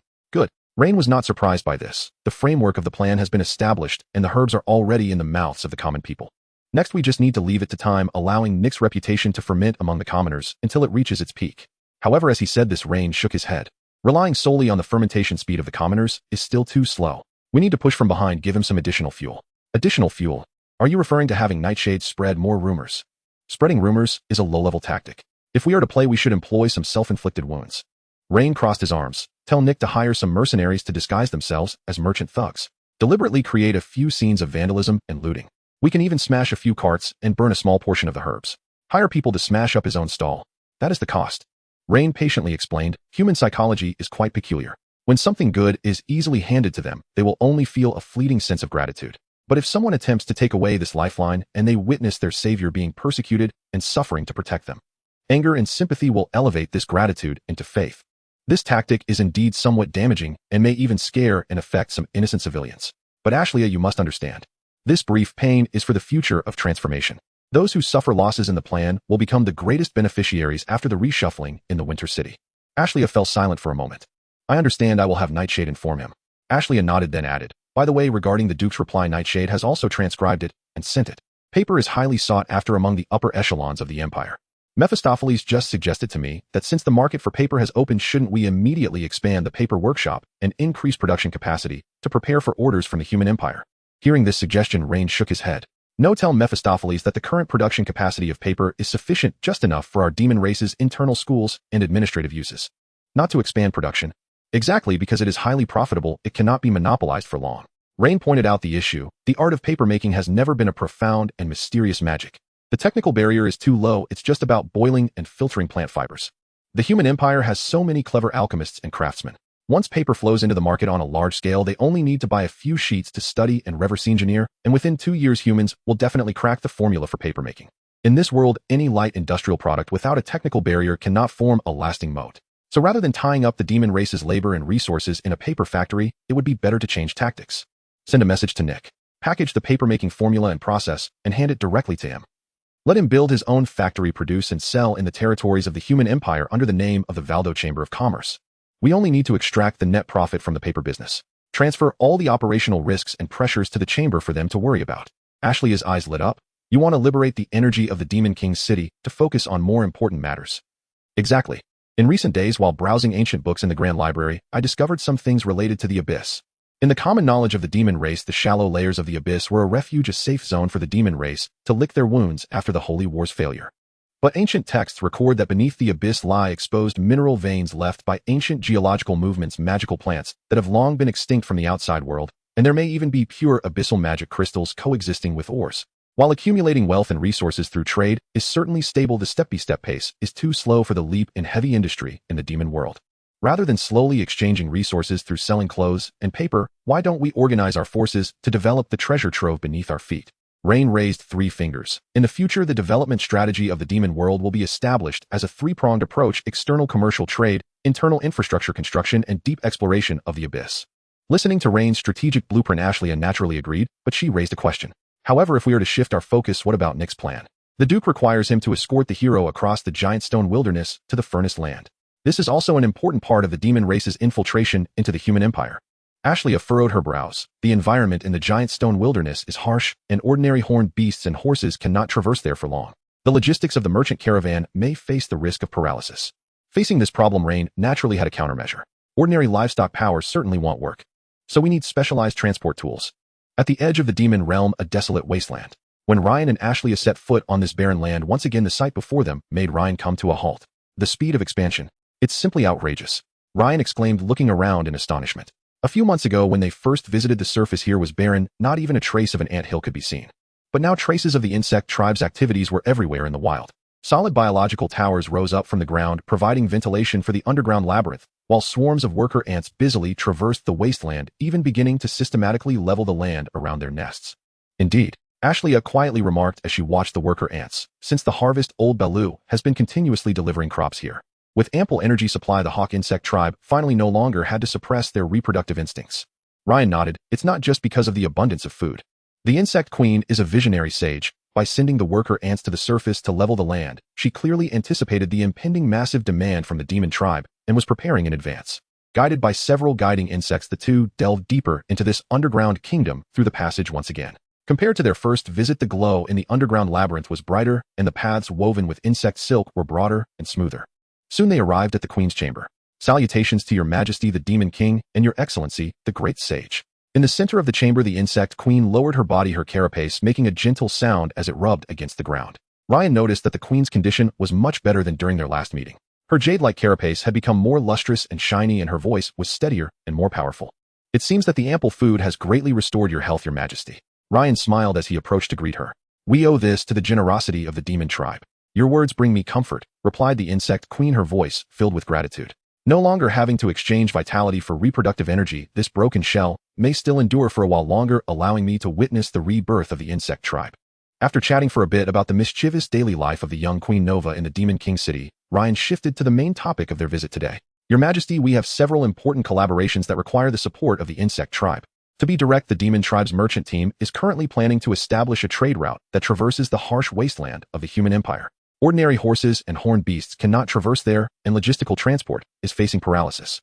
Meanwhile, the internal road network of the demon realm is also about to expand significantly. We need a specialized type of insect tribe. They do not need high intelligence, but must be hardworking, have a large carrying capacity, and be able to trek long distances across harsh terrains specifically for transportation." Upon hearing Ryan's request, the insect queen responded, "Your needs align perfectly with my projections, your excellency. When I received the first batch of food sent by the demon tribe, I knew that the hawk insect tribe must demonstrate value that matches this food. I have already constructed specialized transportation insects. They possess wide flat carapaces and sturdy limbs capable of adapting to any rugged terrain, and they are extremely drought resistant. I promise you, give me 1 week. In 1 week, the first batch of adequately sized transportation insects will hatch and complete their carapace hardening, ready for your use." "That's fantastic. With your word, we are assured," Ryan exclaimed with joy.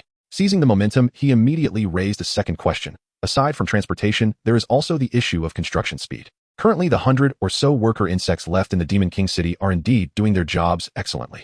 But the demon realm is too vast. 100 worker insects are hardly enough. The Demon King City needs more worker ants, as many as possible." Faced with this request, the insect queen replied more straightforwardly, "In these past few months, I have amassed a large number of lower-level insect eggs. As long as you need, I can immediately provide you with over 1,000 strong worker insects. However, your excellency, the insect nest is far from the Demon King City. If we were to march the worker insects day and night, even if they were tireless, it would still take about a week for them to reach the Demon King City at the fastest. This would delay your precious construction timeline. A week of travel time." Just as Ryan frowned, pondering if there was a faster logistics method. "Don't worry about the time of the journey." Ashley suddenly spoke up. Since the insect tribe is already prepared with labor, the distance is no longer a hindrance. Ashley looked at the insect queen, her tone calm. "Please clear a space at the edge of the nest. I will personally establish a spatial teleportation portal leading directly to the outskirts of the Demon King City today. A large-scale spatial teleportation portal maintained over long distances. Spatial magic is one of the most obscure and difficult realms of magic. To construct a two-way teleportation array capable of allowing thousands of giant insects to pass through is beyond imagination in terms of both magical foundation and mental precision. Even if the redrobed archbishops of the human empire's church worked together, they could not casually lay down a spatial formation of this caliber. What terrifying power lies buried deep within the diminutive Demon King?" The queen marveled in awe. "I appreciate your efforts, your majesty." The insect queen bowed her head. With Ashley's teleportation portal as a safety net, the issue of labor delivery was easily resolved. By this afternoon, over 1,000 worker ants could be airdropped to the construction site of the Demon King City to begin their work. Lastly, there is one most important request. This also pertains to the core plan for the future leap between the demon tribe and the insect tribe exploring the abyss. Ryan briefly summarized the ancient texts in the Grand Library regarding abyss-associated minerals and ancient magical potions. Beneath the abyss lies countless dangers, but it is also an undeveloped treasure trove. We need a batch of strong elite combat insects capable of adapting to the abyss environment to serve as the vanguard for exploring the abyss. Of course, we would never send the insect tribe's warriors to be cannon fodder without compensation. As equal allies, I promise you here, all mineral resources, magical plants, and unknown gains obtained from the exploration of the abyss. The demon tribe will share the spoils 50-50 with the hawk insect tribe.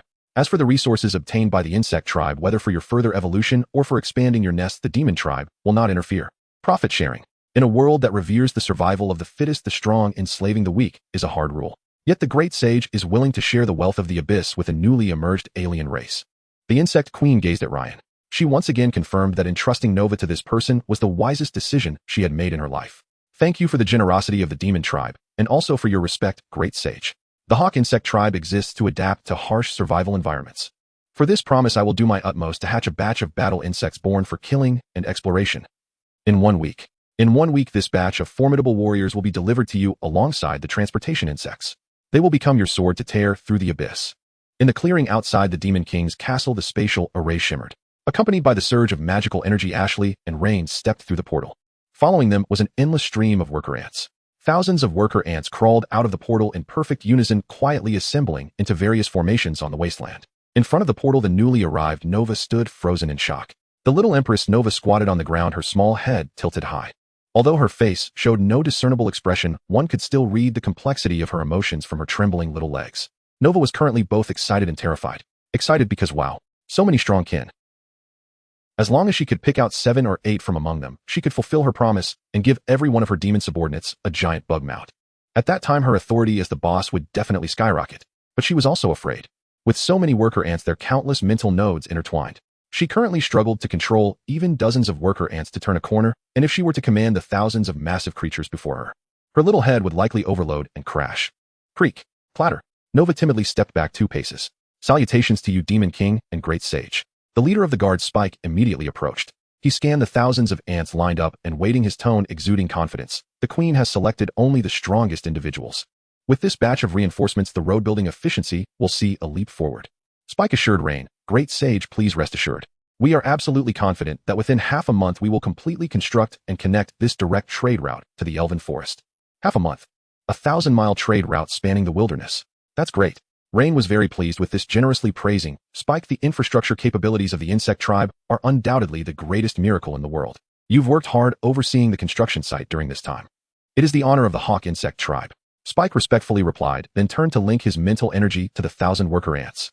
Under Spike's command, the sea of insects set off towards the distant construction site. Watching the swarm depart, Ashley bent down to pick up the little Empress Nova, who was suspicious of her insect life. Chirp. Nova lay listlessly in Ashley's arms, appearing quite dejected. The two walked side by side towards the tower of the Demon King's castle. On the way, Ashley stroked Nova's jade shell and turned to Rain. Great Sage, Nova's control over her mental energy is still a shortcoming. Counting the days the etiquette classes arranged for her by Mephistopheles should be ending soon. We need to find a way to enhance her control over mental energy, otherwise she will never truly dominate the insect swarm. Hearing this question, Rain fell into contemplation. Mental energy was a completely elusive blind spot for him as a pure mortal. If he couldn't even sense it, how could he teach an insect the essence of mental energy? Since mental energy is controlled by the brain over other individuals, the clearer the brain's thoughts, and the more rigorous the logic, the more precise the command transmission should be, and the stronger the control will be. What could best exercise a person's logical thinking? What discipline is the most rigorous and allows no room for ambiguity? Of course it is mathematics. Ashley, I have a solution. Since the etiquette class is about to finish, I will personally teach Nova's next course. I will teach her mathematics. Mathematics. Ashley blinked in confusion. That's right. From the most basic addition, subtraction, multiplication, and division to equations and geometry. The more Rain spoke, the more excited he became. As long as she can clarify the rigorous numerical logic, her mental energy will absolutely advance by leaps and bounds. Forget about controlling 1,000 insects. Controlling millions would be a piece of cake. At this point, Rain coughed a couple of times, sheepishly ahem. Although I've mostly forgotten about calculus and those high-level calculus equations. Teaching a bug basic mathematics and algebra will absolutely be more than sufficient. As for those things I've forgotten, I'll leave it for future generations to explore. Listening to Rain's confident plan, although Ashley didn't understand what calculus was, she nodded earnestly out of trust in Rain. All right, then it will be hard work for you. Meanwhile, although Nova didn't understand what mathematics was, seeing Rain smile made the little Empress shiver. Her sixth sense warned her of danger.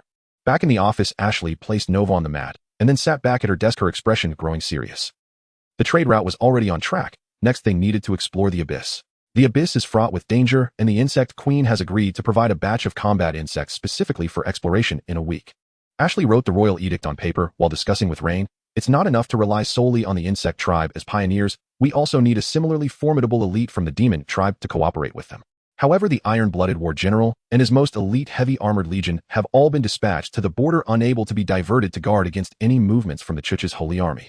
Rain nodded. The border defense line absolutely cannot be moved. Are there other legions in the demon realm suitable for such high-risk exploratory missions? Yes, if there is anyone in the demon realm capable of surviving in the abyss. It would only be the Beast Lord Balk and his Beast Legion. Beastmen, Ashley explained, Great Sage, the ones you previously saw in the human empire or caravans such as Nick and Shirley are referred to as subhumans. Subhumans are humans with some beastly traits leaning more towards human appearance. But beastmen and their kin are entirely different. They are beasts with human-like forms, such as upright war bears and giants with lion heads. Because their appearance is too terrifying and retains beastly instincts, they are the most discriminated group on this continent. Humans see them as monsters that must be purified, and even subhumans shun them, considering them uncivilized barbaric species. Historically, in times of desperation, it was the demon realm that took them in. So they are also the demon tribe that resembles the demon race the least. Ashley folded the completed royal edict and sealed it with the demon king's stamp. But because of this kindness, the beastman tribe holds absolute loyalty to the demon king's castle. For centuries, no matter what dire straits the demon tribe encountered, they have never shown a hint of betrayal, always charging into the most dangerous battlegrounds. For exploring the abyss, handing it over to them is my greatest assurance. A group of beasts abandoned by the world, yet they repay the demon realm that offered them a refuge with the purest loyalty.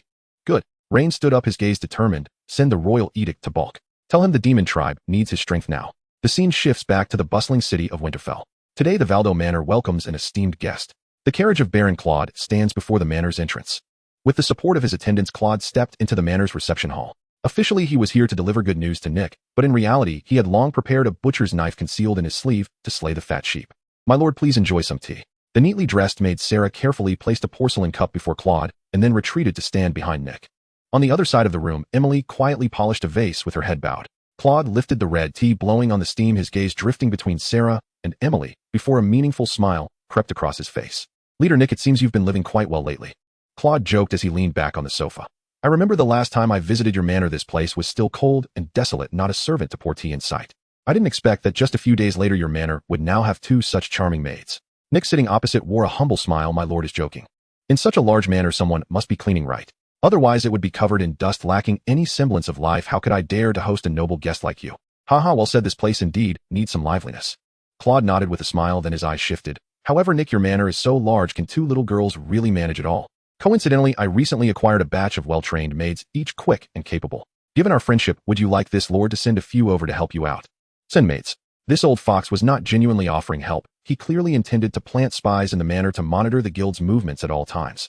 Thank you for your generous offer, my lord. Nick quickly waved his hand, flustered and declining. But really, there's no need to go to such expense. I prefer a quiet life, and having these two handle my daily needs is already sufficient. How could I dare to take away something that pleases you? How can this be considered an expense? Claude's expression turned serious, his tone firm. You are now the renowned leader of the Winterfell Merchant Guild. You must maintain a proper image. This matter is settled. Tomorrow, I will have two obedient maids sent over. If you refuse again, it would be disrespectful to me, Claude. Faced with the lord's insistence, Nick knew it was not yet the time to turn hostile. He could only immediately put on a grateful expression, standing to bow. In that case, Nick will respectfully comply. Thank you for your generosity, my lord. Seeing Nick accept the surveillance so graciously, Claude laughed heartily. After discussing the trivial matters of the manor, Claude finally redirected the conversation to the main topic. He set down his teacup, leaning forward with a smile on his face. Nick, I have come personally today to bring you tremendous good news. Oh, if my lord has come personally, it must be significant news. I am all ears. Nick responded, eager to listen. The goods you entrusted to me have been sold out completely, not a single item left. Claude rubbed his hands together, boasting proudly. Not only were they sold out, but I also leveraged my connections to sell them at a high price. Rest assured, even after deducting my share according to our agreed commission ratio, the remaining profit will be more than enough. You have made a great profit this time. Upon hearing this, Nick clasped his hands together in excitement, repeatedly thanking Claude. Praise your skills, my lord. Without your connections, how could this batch of goods have sold for such a high price? You are truly the rebirth of the Valdo Merchant Guild. On the surface, Nick appeared grateful, but he knew better than anyone. In Claude's words, the so-called high price and commission were nothing but nonsense until he actually saw the gold. Whatever Claude claimed to have earned, that was the amount. As for how much the old fox secretly pocketed, Nick could guess with his toes. But now he had to play along with the other's intention, treating it as burning paper money for the dead. Oh, what are you being so polite for? It's a mutually beneficial arrangement. Claude waved his hand, appearing magnanimous, and then assumed a serious demeanor. Not only that, Nick, but I also want to express gratitude on behalf of the hundreds of thousands of citizens of Winterfell. I assure you by next year, I will have your name inscribed on the monument in Winterfell Square, so that all the common folk may admire your kindness. This is absolutely unnecessary.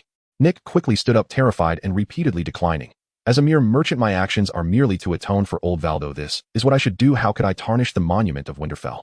You are just too humble. Claude chuckled. After laying the groundwork for so long and saying all the nice things, Claude finally revealed his true intentions. He sighed deeply, pretending to have a headache, and shifted the topic to the recent focal point. However, Nick, you are a good person, but your recent actions in the city have angered quite a few people. Claude fixed his gaze on Nick, his tone implying deeper meanings. Take the recent issue with the medicinal herbs, for instance. You brought dozens of carts into the city for what? Discounted deliveries. This has shattered the livelihood of those old pharmacy owners. You wouldn't believe it, just a few days ago, over a dozen pharmacy owners were kneeling at my doorstep wailing and complaining about you. They accused you of malicious dumping, undermining business ethics, and insisted I send the city guards to confiscate your convoy. Saying this, Claude pounded the armrest of the sofa, righteous indignation evident. But, who am I, Claude? Would I let those troublesome folk bully you? I was furious. I personally confronted those old fools and scolded them thoroughly, forcing them all to back down. Whoever dares to touch the Valdo Merchant Guild is going against me, Claude. Watching Claude's hypocritical demeanor, Nick's heart was crystal clear. The Lord would offend a dozen wealthy merchants for him. That was utterly ridiculous. Claude had set up all this groundwork merely to hint, I have protected you from such a disaster, shouldn't you slice a large piece of this cake to honor me? The plot was revealed. Extortion had begun. Faced with Claude's aggressive insinuations, Nick revealed an apologetic expression. My lord, your kindness, Nick, truly finds it hard to repay, even with my life. Nick said with a bitter smile. In fact, I had long intended to prepare a generous gift and personally visit to express my gratitude for your protection. However, I have been so busy these past few days that I haven't even had a moment to drink water, which is why I neglected to visit. I am truly sorry, my lord. Too busy. Just selling medicine, how busy could one be? This fellow couldn't possibly be trying to find an excuse to avoid paying, could he? Yes, overwhelmed with tasks. Nick said while pointing to the desk beside him. My lord, see, these days merely handling the letters coming from various parties has nearly driven me insane. Claude casually followed Nick's finger to the desk. Indeed, the desk was piled high with disorganized ledgers and letters. However, in the midst of that seemingly chaotic pile of letters, there was an opened envelope. Most of the envelope was pressed down by the bills, but on the exposed part, it bore the emblem of crossed swords and a thorny lion. Claude's pupils constricted suddenly, and he was drenched in sweat. The personal wax seal of the Imperial Grand Duke. As a veteran in the imperial political arena, Claude would recognize that emblem even if he turned to ashes. That was the mark representing the pinnacle of imperial power, one that even the king would defer to. When did this lowly half-breed ever manage to climb the lofty branches of the Imperial Grand Duke? Claude's heart raced, his mind whirring with countless thoughts. If Nick was backed by the Grand Duke, then his act of extorting Nick's profits from the medicinal herbs today was akin to pulling teeth from a tiger's mouth, courting death. Now, not to mention taking a slice of this cake from Nick, he would even have to pray that Nick wouldn't poison him in front of the Grand Duke. After the initial shock, Claude, being a seasoned politician, quickly regained his composure, his face reshaping into a smile once more. Oh dear, it's nothing. Why would I blame you? Claude immediately sat up straight, waving his hands repeatedly, his tone expressing deep concern. As our great merchant of Winterfell, you naturally have urgent business and public duties to attend to. You have created such great wealth for Winterfell and benefited the common people. As your lord, I could not be happier. How could I not understand? Not only did he avoid mentioning money again, but he even began to flatter Nick.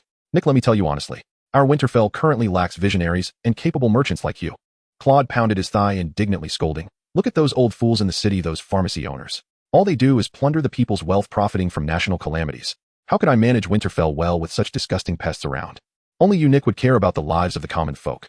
In the future in Winterfell, you should go all out. This lord will absolutely be your most solid backing. Watching Claude's obsequious demeanor, Nick felt a cold laugh rise within. Thank you for your trust, my lord. I will certainly not disappoint you. In the following minutes, Claude fidgeted uncomfortably. He distractedly chatted with Nick about trivial matters, even neglecting to take another sip of the brewed red tea.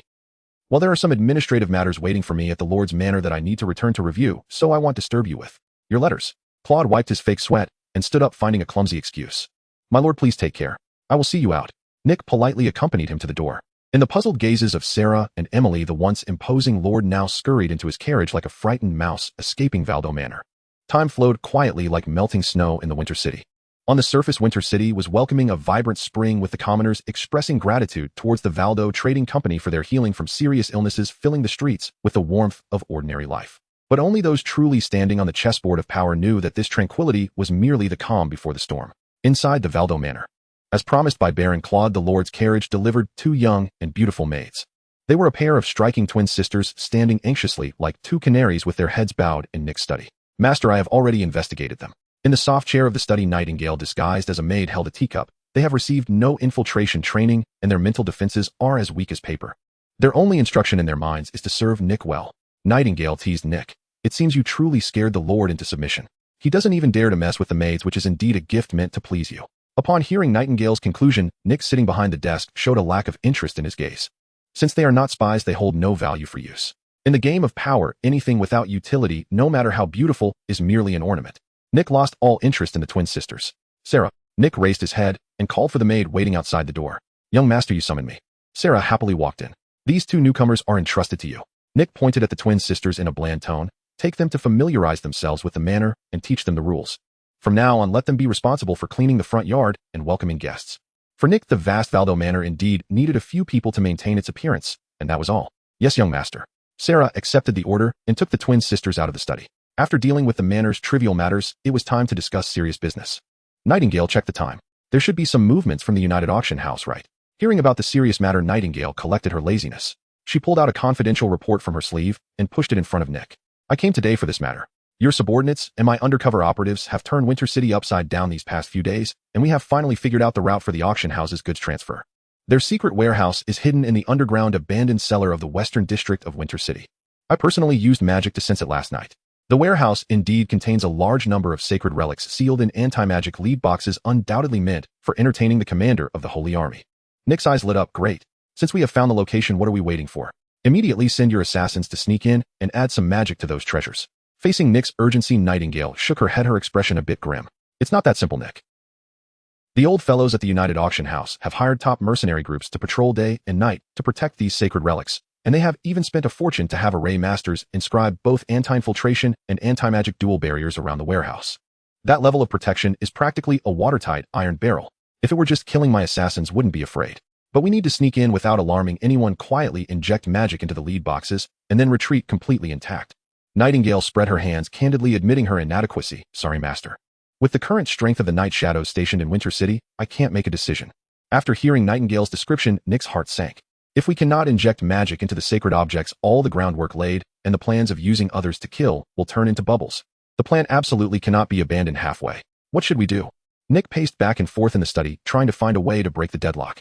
Seeing Nick's anxious demeanor, Nightingale spoke soothingly. Don't rush, master. I only said that the stronghold in Winter City is impossible, but I never said the Night Shadows are incapable. Since this bone is too hard for conventional assassins to chew on, then they'll have to report and ask for that one who stands at the pinnacle of assassination and infiltration to break the deadlock.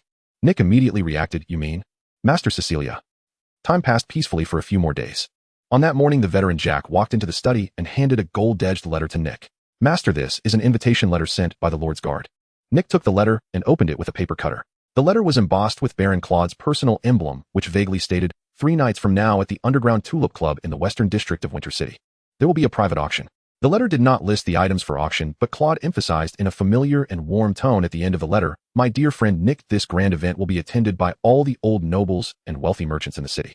As a rising star in Winter City's commerce, I sincerely hope you can honor us with your presence and share in this feast of wealth and power. Looking at the invitation letter, Nick rolled his eyes. Sharing in the feast of wealth and power. This foolish pig merely wants to drag me, a favored duke, onto the stage to showcase his connections to the nobles of the city before the Holy Army arrives. All the prey have already received their tickets to enter, about to gather in the slaughterhouse named auction. The only question now is the knife sharpened? Just as Nick leaned back in his chair contemplating the invitation letter and calculating how to perform this act, while a cold wind blew from behind him. The magic stone lamp on the desk flickered incessantly, and then dark purple smoke boiled in the shadows behind Nick. You seem to be unable to wait to see those nobles wailing in despair, little fox Nick. Nick's hair stood on end, and he turned around. In the twisted shadow, the Night Shadow Master Cecilia had silently arrived behind him. It was a moonless night, the dark clouds completely obscuring the starlight, casting a shadow over the entire Winter City. In the deep of night, the common folk had long settled down, and upon gazing out, only a few places in the city still glowed with light. One was the noble mansion in the city that hosted nightly revelries, while the other was the secret warehouse of the joint auction house in the Western District. In the courtyard surrounding the warehouse, dozens of fully armed elite mercenaries patrolled in pairs, leading hunting dogs. Yet they were completely unaware that beneath their feet an assassin was lurking in the shadows. The Night Shadow Demon, Lord Cecilia. Cecilia moved like a shadow, silently traversing the darkness where the firelight could not reach. She lowered her presence to an icy stillness, and even when the mercenaries and their hounds trod over the shadow where she concealed herself, they sensed nothing. This defense posed no pressure for Cecilia. After she stealthily passed through the mercenary line, her movements came to a halt. Before her lay dual barriers against stealth and magic. At the heart of the barrier's formation, top-tier mages robed in long garments sat cross-legged, constantly maintaining the operation of the magical array. If she used shadow magic to penetrate, it would surely trigger the barrier's alarm. Is this meant to stop me? Too naive, Cecilia decisively dispelled her shadow magic. She was like a black cat, her toes barely touching the ground as she hopped back and forth in the blind spots of the firelight and the mage's line of sight.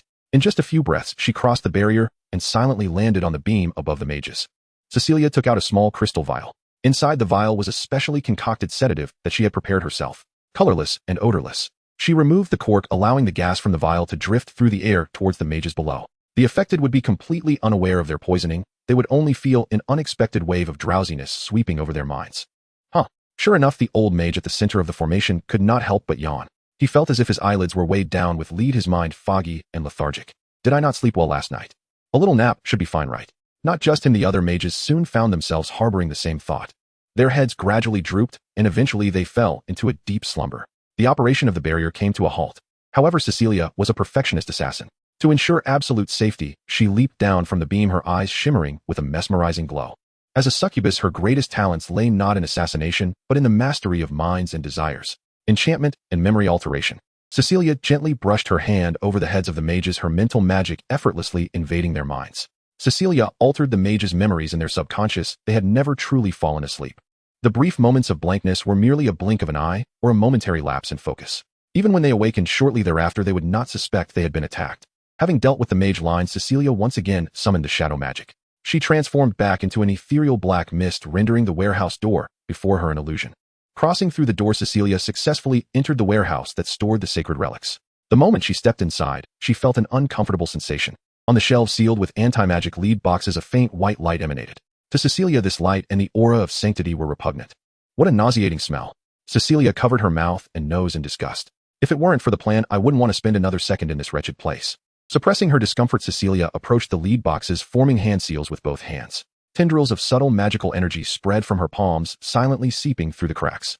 The magical energy resembled living parasites stealthily lurking within the relic's patterns. As long as there was no high-level holy light to actively trigger and purify it, the magical energy would remain hidden beneath the sacred facade, undetectable even by a cardinal holding it in hand. Task completed. Cecilia clapped her hands in satisfaction. It was time to withdraw. She transformed back into a shadow, quietly exiting the warehouse along the same path. Time flew by, and in the blink of an eye, it was the day indicated on the invitation. In the western district of Winter City, at the Tulip Underground Club, the grand entrance of the club was filled with various carriages bearing family crests. Dressed in fine attire, the old nobles and portly gentry were entering the venue while embracing their female companions and exchanging pleasantries. Yet amongst these upper-class individuals, Nick seemed so out of place. Nick wore a well-tailored suit, though it was not particularly extravagant. He had not brought any maidservants. In his view, such a setting filled with deceit and bloody schemes was no place for innocent girls to be exposed. Only one person stood beside Nick: Kyle. Kyle was dressed in coarse linen clothes, carrying a broken longsword on his back. Having a seemingly rough mercenary as his bodyguard would typically invite disdain and scorn from the surrounding nobles. However, the reality was quite the opposite. As Nick entered the hall with Kyle, the surrounding chatter quieted significantly. Not a single noble dared to cast a contemptuous glance at Nick. The reason was simple: Kyle's aura was overwhelmingly oppressive. Nick quietly followed behind him, his gaze downcast, yet the sword intent emanating from him pressed against everyone's throats. Who is that swordsman? This aura? I don't know. The nobles felt apprehensive inside, parting ways for Nick. The Lord has arrived. Baron Claude, dressed in an opulent golden robe, gracefully descended the red carpet amidst a sea of admiration. We salute you, the great Baron Claude. Baron, your outfit tonight is truly dazzling. The nobles scrambled to extend their hands, attempting to engage Baron Claude in conversation to build rapport. However, Claude ignored the outstretched hands and flattery. Under the gaze of all the nobles, Baron Claude directly pushed aside a few viscounts, blocking his path, striding through the crowd to stand directly before Nick. My dear friend, Chief Nick. Claude's jowls squished together as he warmly extended his hand to Nick, his tone ingratiating. Your presence truly adds luster to this auction. Come, let's head up together. I specifically reserved the best VIP box on the second floor for you. You must enjoy this feast with me tonight.